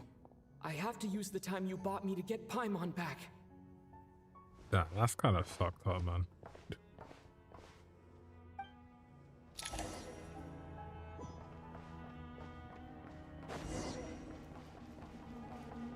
Sure enough, everyone here has been affected by the curse of death. Paimon! Paimon! No, wait. Paimon probably didn't escape Renova's curse either. She won't be able to respond to me right now. I'll have to find her myself.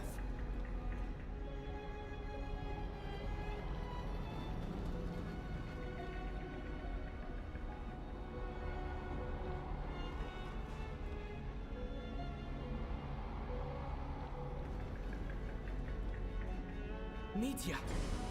Is this the laboratory he works in? What happened here to trigger the curse of death again so soon? I'll have to ask him when he wakes up. Finding Paimon has to take priority now.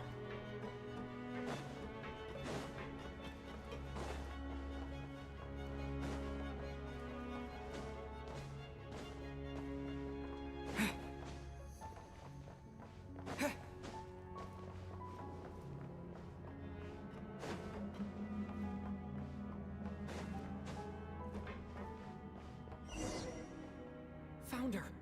Paimon really is here.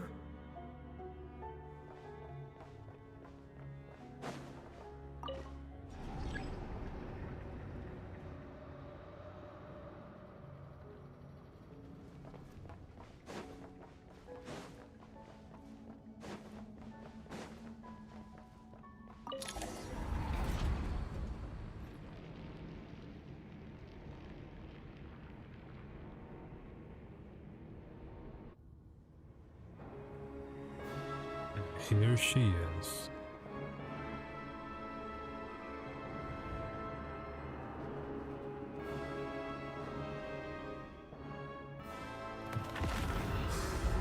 Ruler of Death.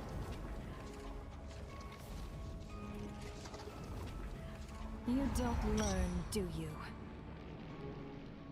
You've already been involved in one mass death, and now you show up at the scene of another. This might have passed for a coincidence the first time, but a second time? Am I to assume you are intentionally interfering in Snezhnaya's affairs? Judging by your expression, it seems that you understand little of what is going on here. In that case, a word to the wise. Do not interfere in Snezhnaya's affairs. A civilization that fails to learn its lesson constantly depletes its own worth. It will one day lose any reason for its existence. And as a descender, you are perfectly suited to be the lifeline to which a dying civilization might desperately cling. Consider your position carefully. No advice needed. I'll make my own judgments. Suit yourself. When the day of reckoning arrives, not even a descender can hope to escape unscathed. The time for resurrection fast approaches. The mortals here are not yet worthy to behold my form. So that will be all for today.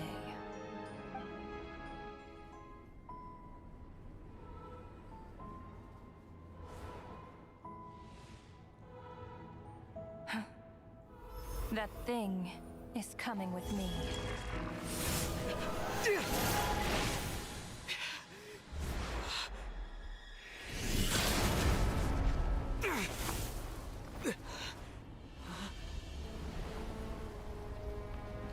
Man-like. You awoke sooner than I thought. The curse of immortality is stubborn, unable to enter the ley lines, yet not content to remain a spirit. Ruler of Death. What do you want? You perplex me. Both you and you. That thing may be a creation of Celestia, but it possesses none of Celestia's power, let alone authority. Your obsession with it baffles me. No matter, the resurrection will soon begin. It's worthless anyway. I'll reclaim it next time.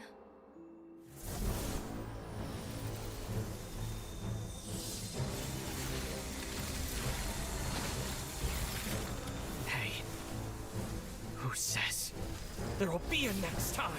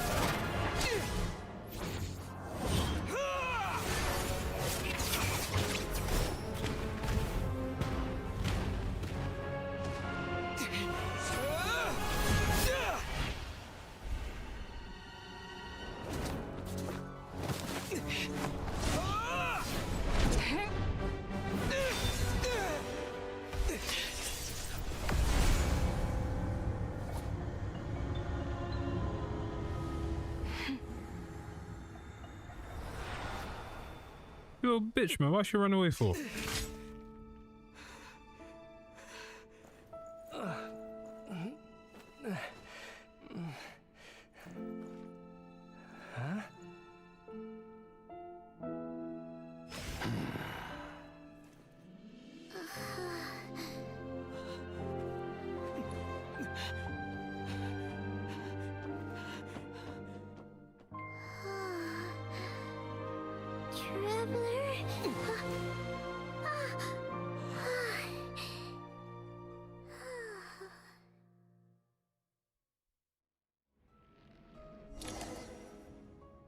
I missed you, Paimon.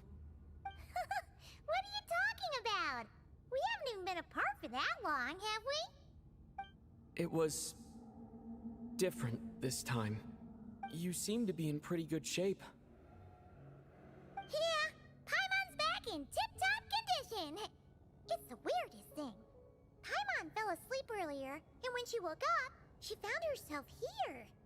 The Jester and that guy talking to him used some kind of energy on Paimon, and she could kind of feel it canceling out that other thing that was making her feel unwell. So, Mitya helped too? Apologies for leaving in such a hurry at the theater earlier. I was in a rush to verify some theories. Rest assured that your companion is perfectly safe. We reversed the effects that the experimental energy had on her. The Jester specifically instructed me to do so. I suppose this is our first official meeting, Traveler. I could not let Paimon suffer in her condition for a moment longer, and so I simply took her without explanation. I hope you do not mind.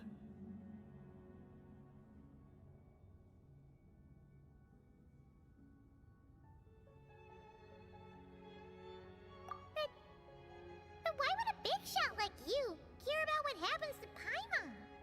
As I said when you first arrived in Snezhnaya, we once spent some time together. In the Oh yeah, you did mention that. And Paimon did think you seemed strangely familiar the first time we met. I'm afraid the reminiscing will have to wait. Mitya, let us continue with the report. What conclusions, if any, did you reach from conducting the final experiment of our energy research ahead of schedule? The good news is, my hypothesis regarding the Ruler of Death has been verified. As for the bad news, I recommend we suspend the experiments and Project Mistleton until further notice. Currently, we have no means with which to make a breakthrough. I say this purely as a scientist, guided by reason alone. I will trust your judgment. We shall put the project on hold until the Ruler of Death has been eliminated. Wait, what are you guys talking about? You want to get rid of Renova? Like, how? By killing her? By whatever means necessary, so long as it removes the threat she poses to us. Until then, everything we do will be in vain. After what just happened, I've ascertained Renova's goal. Or rather, the trigger condition for the Curse of Death. Okay, let's hear it. What she's doing is blocking Snezhnaya's technological progress, preventing us from possessing any means with which to threaten the heavenly principles. Just like the little lapdog she is. So, any ideas, research, or experiments that lead to technological progress can trigger the curse. Just now, for instance, I was set to launch a final phase energy experiment ahead of schedule. If the experiment was successful, we could have achieved a crucial breakthrough. As expected, though, the moment the experiment began, all the researchers, technicians, and witnesses died from the curse. All that effort, not to mention the energy and materials we relied on Project Stuja to gather for us, went to waste. In the end, nothing was gained. Does that mean something similar happened when we were at the theater? That's right. During the performance, I thought of an important breakthrough regarding the experiment, and wound up dragging everyone into this. So the nature of the curse seems to be something like... when moments of technological progress occur, all life in the vicinity is taken away. What a violent method. Of course, that meant the curse was normally limited to the Armory Palace. Since outsiders are forbidden from entering, this mass death phenomenon went unnoticed. Until Odette came along. I believe she was the first witness. The Curse of Death was triggered just before she infiltrated the Armory Palace that day. But you mentioned something about a final stage experiment. Doesn't that mean you've actually made some progress? That's right. Even with the gods locking certain key components out of reach, humanity can still advance technology in incremental steps accumulated over time. But, as I'm sure Renova anticipated, even incremental progress has its limits, a point where the truth you're seeking must be put to the test in an experiment. You mean, the experiment you were just about to do? Yes, We were at a critical juncture, a moment where the quantitative was about to translate into fundamental qualitative change. With this single experiment, we could have brought everything we've worked for to fruition.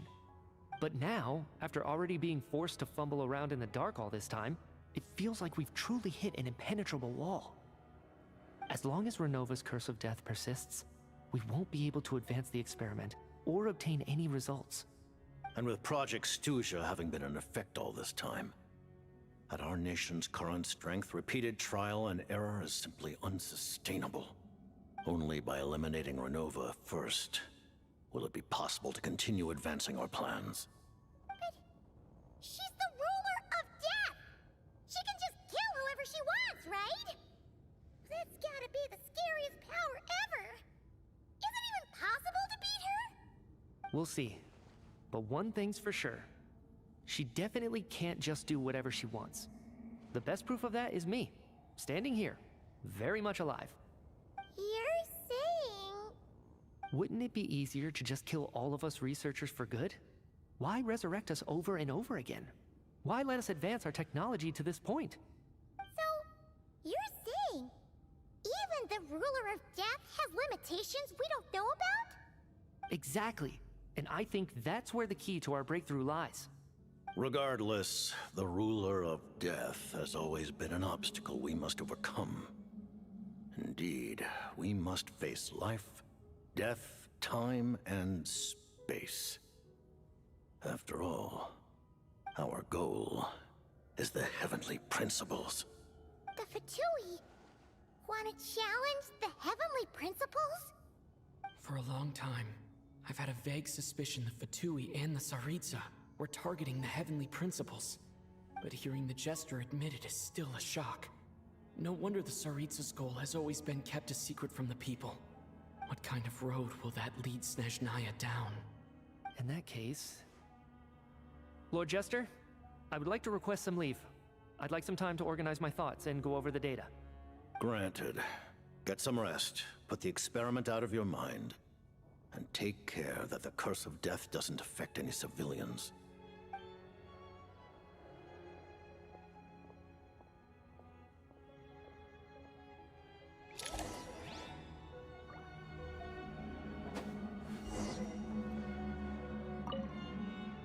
Information While time? there is yet time, allow me to offer you my hospitality, honored guest of Snezhnaya. Is there anything you wish to know? I remember hearing the term Mistleton from Columbina. Yeah! Paimon wanted to ask about that when the name came up just now. What is it? Paimon's heard of Project Stuja, but not this one. As you know, Project Stuja is a series of measures enacted to consolidate our nation's resources, the greater purpose of which is to serve Project Mistleton. Many of the things you have encountered thus far are essential Paimon talk is wild. for the advancement of that project. This includes the Kuvaki Experimental Design Bureau in Notdry. Researching Kuvaki was merely a facade. Its core objective was to use local resources and research findings to build Mistleton itself. And that's a weapon built for the final battle against the heavenly principles, isn't it? Huh? How did you know that? I was given some intel, and I made some deductions. Wait. You must mean that thing over there. Oh, Paimon's gotta take a closer look at this thing. Especially after you guys sent so many people to Nagrai to work on it. Kuvaki alone will not break through Celestia's defenses, let alone challenge the heavenly principles. The heavenly principles are no doubt accustomed to combating the power of the light realm, and elemental energy is simply the power of the human realm, converted to that form by the heavenly principles themselves. Any attempt to use this power against its creator would be a futile endeavor. For now, therefore, we have set our sights on the form of energy associated with the third descender and the stellar linchpins. This may hold the potential to allow Mistleton to contend with the heavenly principles. You could say that by reverse engineering the stellar linchpins to extract the energy within, we have obtained a source of anti-Celestia energy. The Kulagi Experimental Design Bureau, Project Stuja, and the new energy experiments. Huh. So, Project Mistleton is what ties it all together. And it looks like your plan is almost complete. No wonder the Ruler of Death came after you.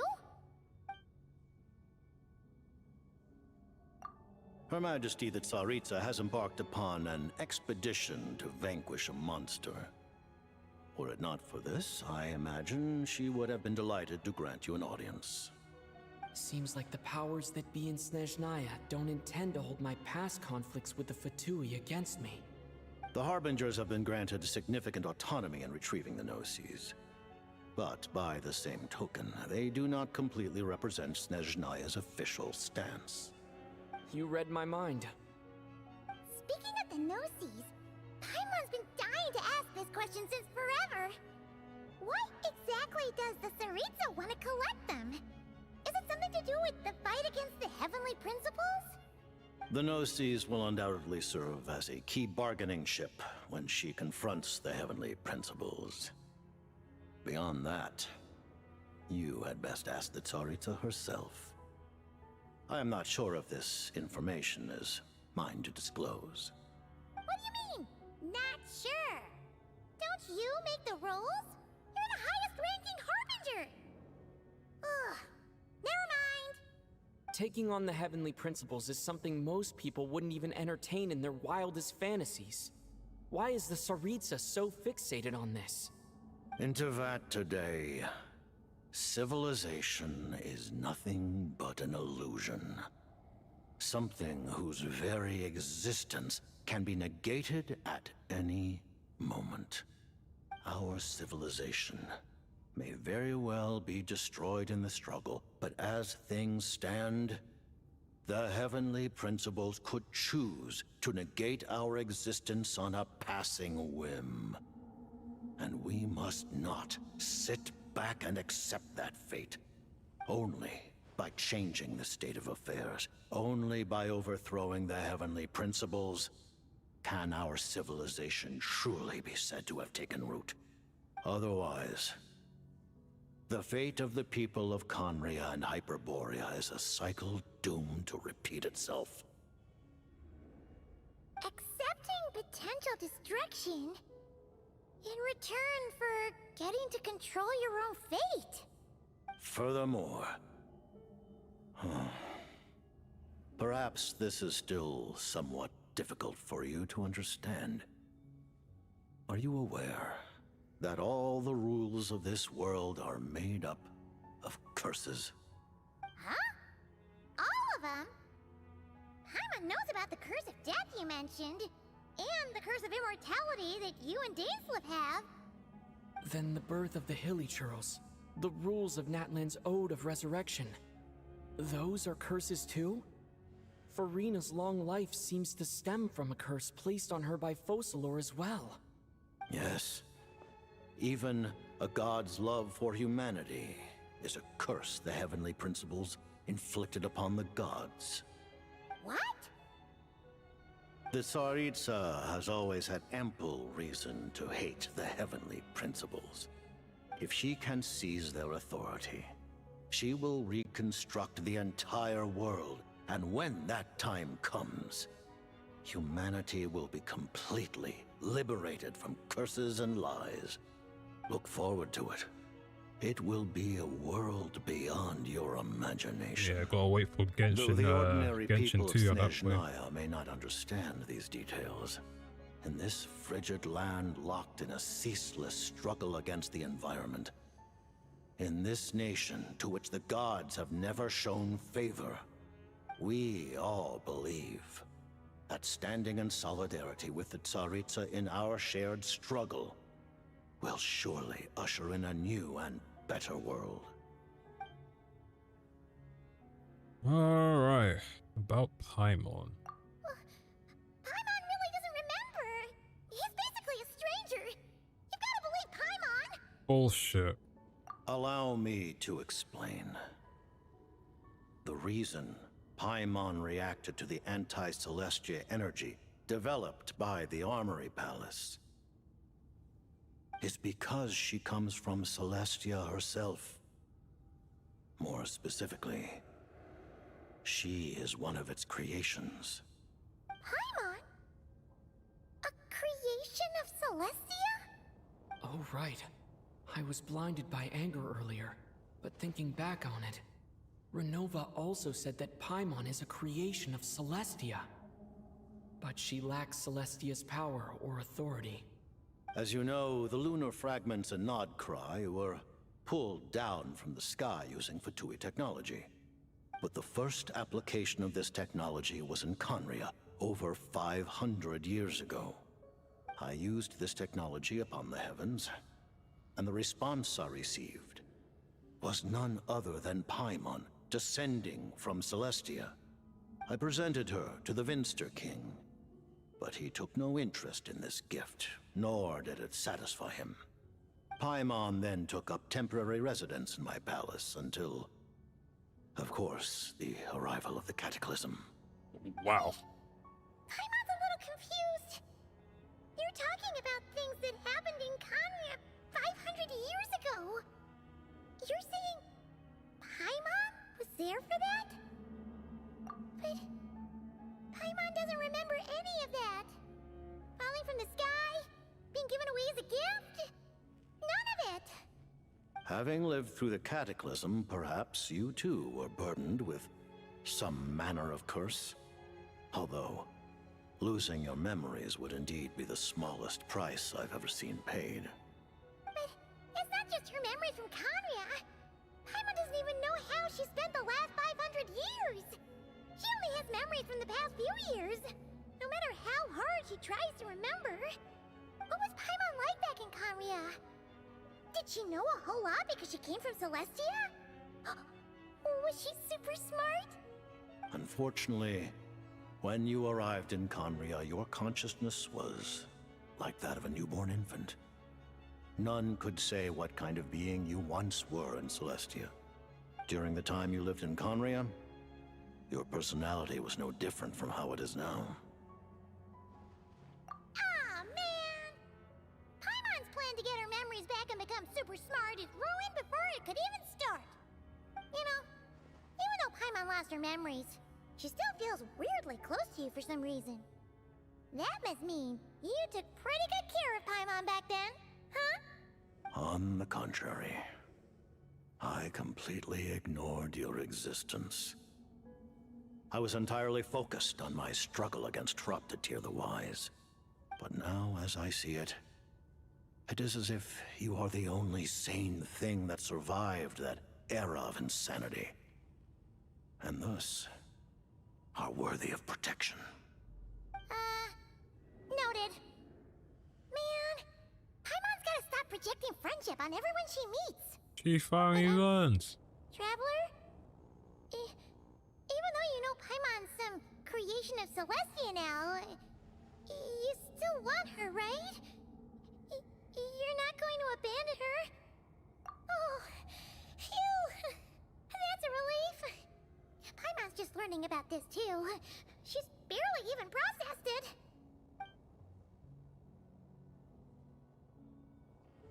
Thank you for telling me so much. I'm a bit surprised, honestly. I didn't expect you to be quite so transparent with me. Given the circumstances, the Fatui need not hide anything from our allies. Allies?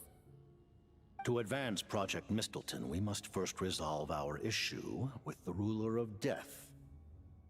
And, if I presume correctly, you have no intention of letting her actions go unpunished either, do you? That's right. Ever since she said she intends to reclaim Paimon when we next meet, I figured reconciliation was out of the question. Against an opponent of this caliber, deliberating over our allegiances would waste time we do not have. We must join forces unreservedly with whomever we can, if we are to stand anything like a fighting chance. You're going to challenge the Ruler of Death? Just for Paimon?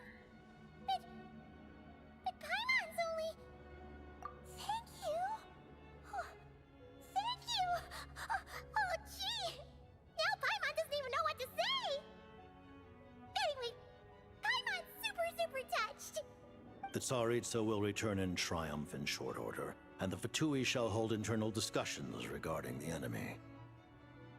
The time for us to meet again will come very soon. Got it. Thanks for your help with Paimon. I'll be sure to look after her for you. There was just one other thing. Well, it's just a request, really. Paimon really wants to see what this Mistelton thingy you're gonna use against the Heavenly Principles looks like. Of course, Paimon knows it's top secret and stuff, but she just had to ask. It's okay if the answer's no. Certainly you may. Oh, for real? Actually, maybe it's best not to. What if her Nova suddenly pops up again? She might take this chance to... While the technology is not yet fully developed, it has nevertheless reached the stage where Celestia's creations are unable to damage it. In that regard, you may rest assured. Oh. Wow. No wonder Paimon felt so out of sorts recently, even though it was super far away. Alright then! Paimon's ready to take a sneaky peek at this top secret super weapon!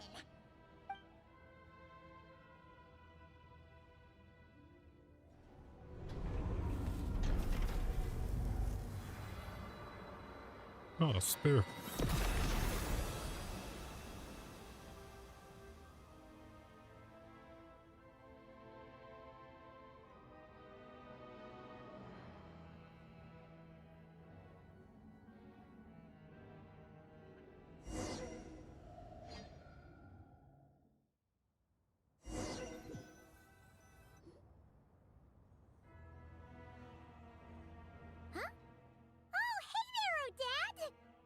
Paimon?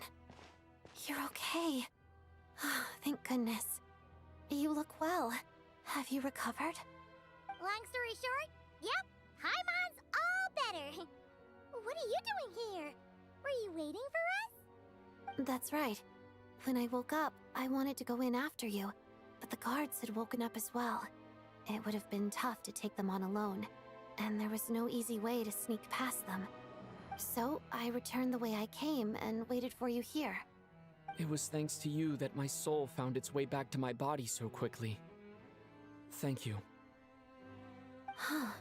That actually worked? Nice. I just figured I'd try my luck when that ominous feeling struck me. Really, you should be thanking this thing instead. Anyway, and now that things here are all taken care of, I have other things I should get back to.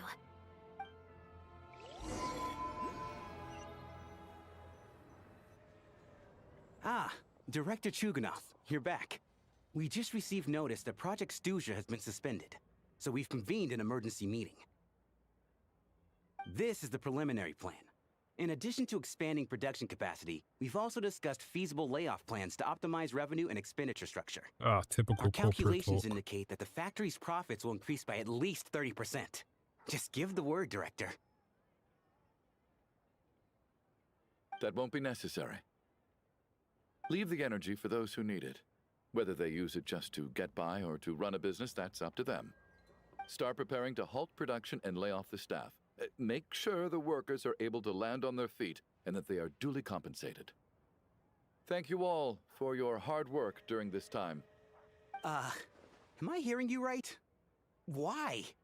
After all the tough times we made it through, now is exactly when we should start to turn a profit.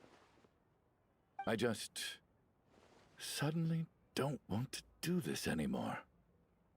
Huh. Does there have to be a reason? Iskra, it's time to rest. Dear esteemed members of the Rokat, given the effects of Lelic's radical actions upon our organization's reputation and social stability, a decision has been made to permanently withdraw this codename from use. Considering that Lelic did what they did for the benefit of the people, the Rokat has nevertheless negotiated with the authorities, ultimately securing a waiver for all penalties due to them. Lelic will be suspended for a period of time. Depending on their future performance, they may be allowed to adopt a new codename and continue acting as part of the Rokat. The purpose of this notice is to remind everyone once again that motives and methods are equally important when one operates in the shadows. Even with Project Stooge's suspension and our interim operational victory, we must guard against complacency and rashness and work to consolidate the progress we have made so far. We act only for the greater glory and solidarity of our nation. May the aurora shine ever on, and the tundra always stand firm. We act only for the greater glory and solidarity of our nation. May the aurora shine ever on, and the tundra always stand firm. Looks like it's finally over. You mean for us? Just thinking out loud. I've never seen the Snezhna Gradvecha so lively before. I never once thought I'd come here. But I understand everything now, Rosaline. Rosaline.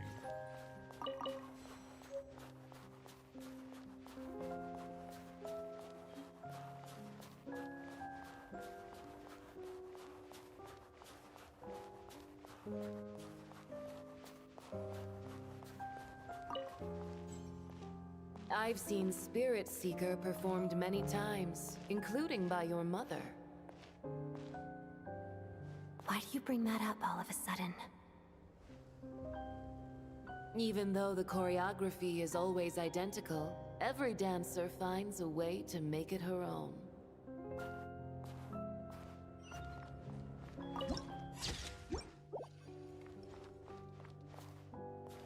So you actually want to talk to me about ballet? I just think it would be a pity if the dance was lost to history. She didn't teach it to you, did she? That was an unusually subtle taunt for you.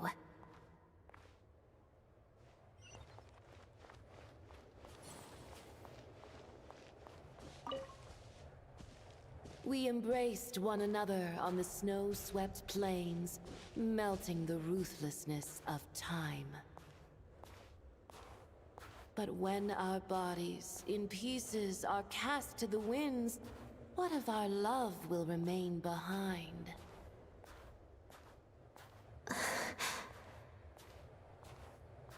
Don't tell me you can't sing.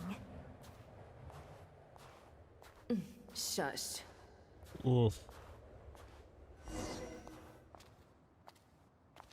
Oh, animation? I understand her hatred. The Fatui robbed her of the life she should have had. I never opposed her dancing. Yet still I became an enemy of her ballet. I'll just keep my distance. Many despise me. I'm used to it. You're certainly not one to shy away from confrontation. But children, they need a different approach. I'm hardly the most maternal figure. Yet, she is a child. In my experience, while a father commands authority, he must still yield to love. You should tell her what you think about her dancing.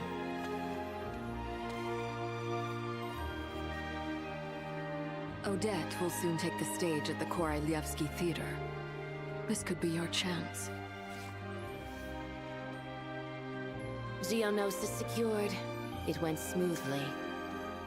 I'll be there. Have them send me an invitation. She was not there.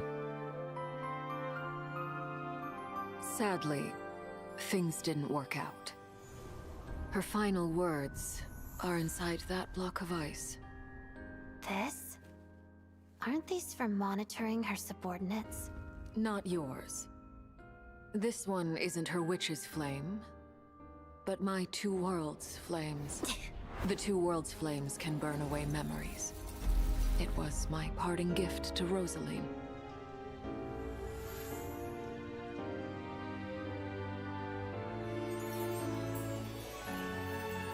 If all goes to plan, she and I will both live to see the Tsaritsa succeed. I believe she'll find peace. But if anything happens to me, she needn't follow in my footsteps. The cryo-energy will fade away in time. Then the Two Worlds flames will burn away all memories of the Fatui. She'll be free to dance. She deserves this. I will handle the aftermath. The choice is yours, child.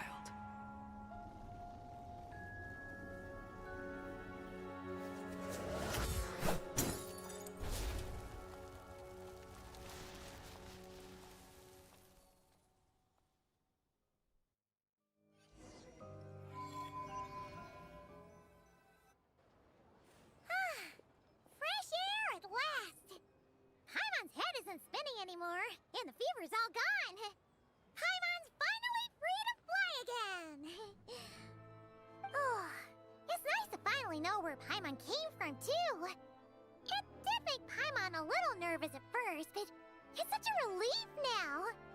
Like, who cares if Paimon's a creation of Celestia? She's probably not anyone that important. Probably just the fairy of food and fun or something. And like you said, this doesn't have to change anything between us. You're not gonna just... Hey! Hurry up! Why are you walking so slowly? You've spent the last few days lying in bed and stuffing your face. I didn't think you'd be able to fly this fast. Says who? Paimon's as agile as ever. They don't call her White Floaty for nothing. Paimon originally wanted to check out the bookstores in Snezhnograd, but she's more in the mood for flying around right now, so let's save that for later. Wait, they've got light novels from Yai Publishing House here too. Huh? And this is Paimon's favorite mystery story from Fontaine. Wow, they got a sequel. The local Snezhnayan books look pretty interesting too, but also kind of heavy. Not the easiest things to look around. I thought you were in the mood for flying around. Paimon can read while she flies. Hey, look at these two dolls. Which do you like better?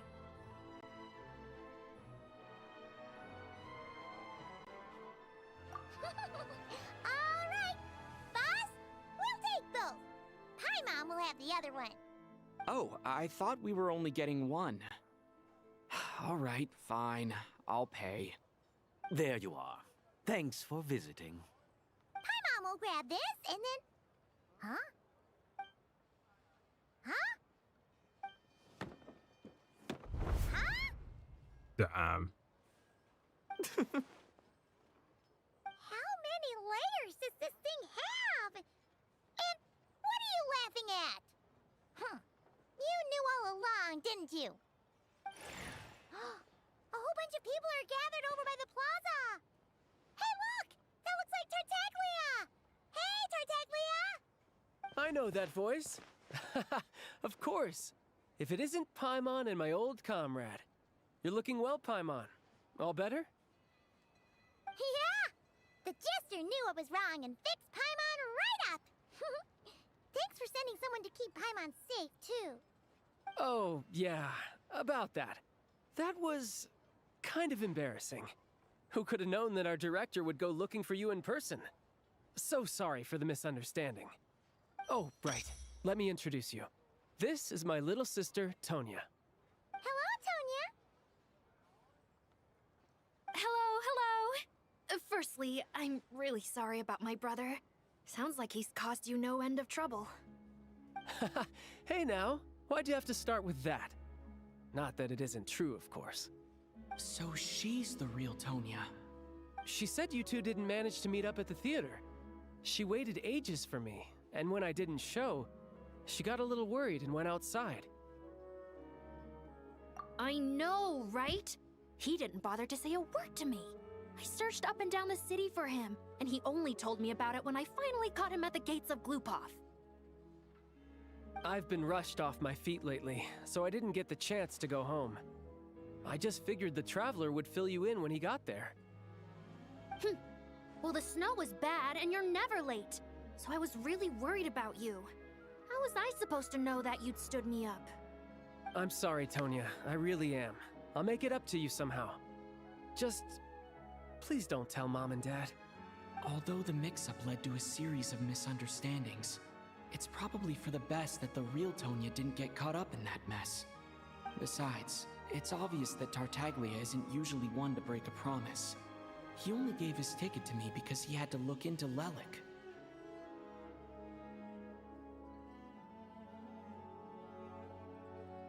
No, it's fine. It just meant I didn't get to see the show in the end. By the way, what did you think? You were one of the first people to see it, you know? I would say... the best is yet to come. Huh? What kind of review is that? Hey, look!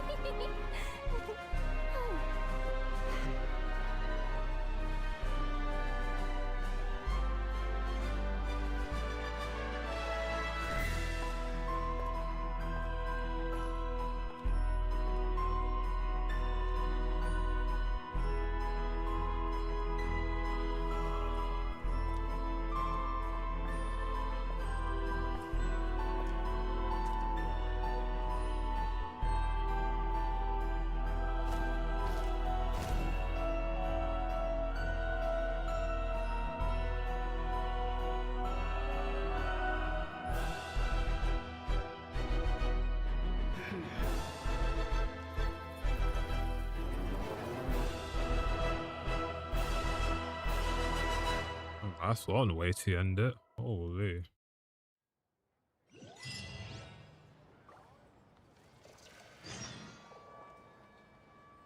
Oh, how long was that? 8 hours and 48 minutes I've been live. That's a very, very, very long time. Holy shit. Alright, let me do your own random 10 wish. Oop.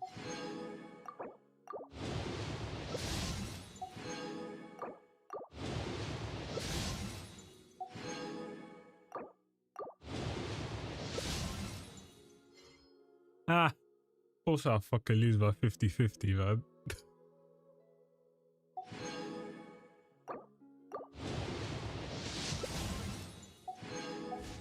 Fuck, stupid game. I'll always lose my 50-50. Oh. Alright. Should it be 9 hours? Nah, it's a bit too long for me still. I mean, not long for me, but I know people complain. Guys, we're done. I appreciate you guys for coming for this very long stream. I knew it was going to be long, but I didn't expect it to be this long. Which is, quite something. It's like almost 12 p.m. here for me, which is nuts. I've been up for like more than 24 hours at this point. Yeah, next week we have, I think it's Wuthering Waves, right? Next week, what are we on the 12th? Yes, Wuthering Waves next Thursday. There is NTE on the Wednesday, but I'm still undecided if I even want to continue playing that game because I haven't touched it in like like 3 weeks now at this point. And then the following week we have HSR 4.5, which is supposed to be like a filler patch or something, which I don't know why they're doing that right now. It makes no sense. But yeah, we are done. Done.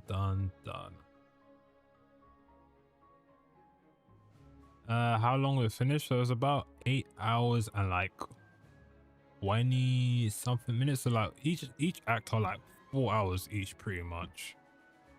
4 hours or a bit more. It's kind of nuts when you think about it. But yeah, I guess they wanted to go ham on this one. Well, yeah, pretty decent. I think Act 2 could have been better because it was stuck in that place for like God knows how long. Act 1 started off really strong and then it kind of fell off as well. But I think overall I'll give it like a 7 out. Yeah, I am gonna close up. I'm gonna upload the video as usual and then I'll probably go eat and then go and sleep after this, man. But yeah, again, thank you guys for coming. I hope you guys enjoy the rest of your day, evening, night, and I will see you guys again. I'm potentially streaming again on Friday for the Kingdom Hearts panel. They might show something good, they might not, but it'll be a fun watch. But if you're here for the gacha, I'll be here next week, Thursday. Thursday, definite. Wednesday, I don't know for NT. I'm still undecided, but for Wuthering Waves, I'll be there anyway. Yeah, take care, and I'll see you guys later.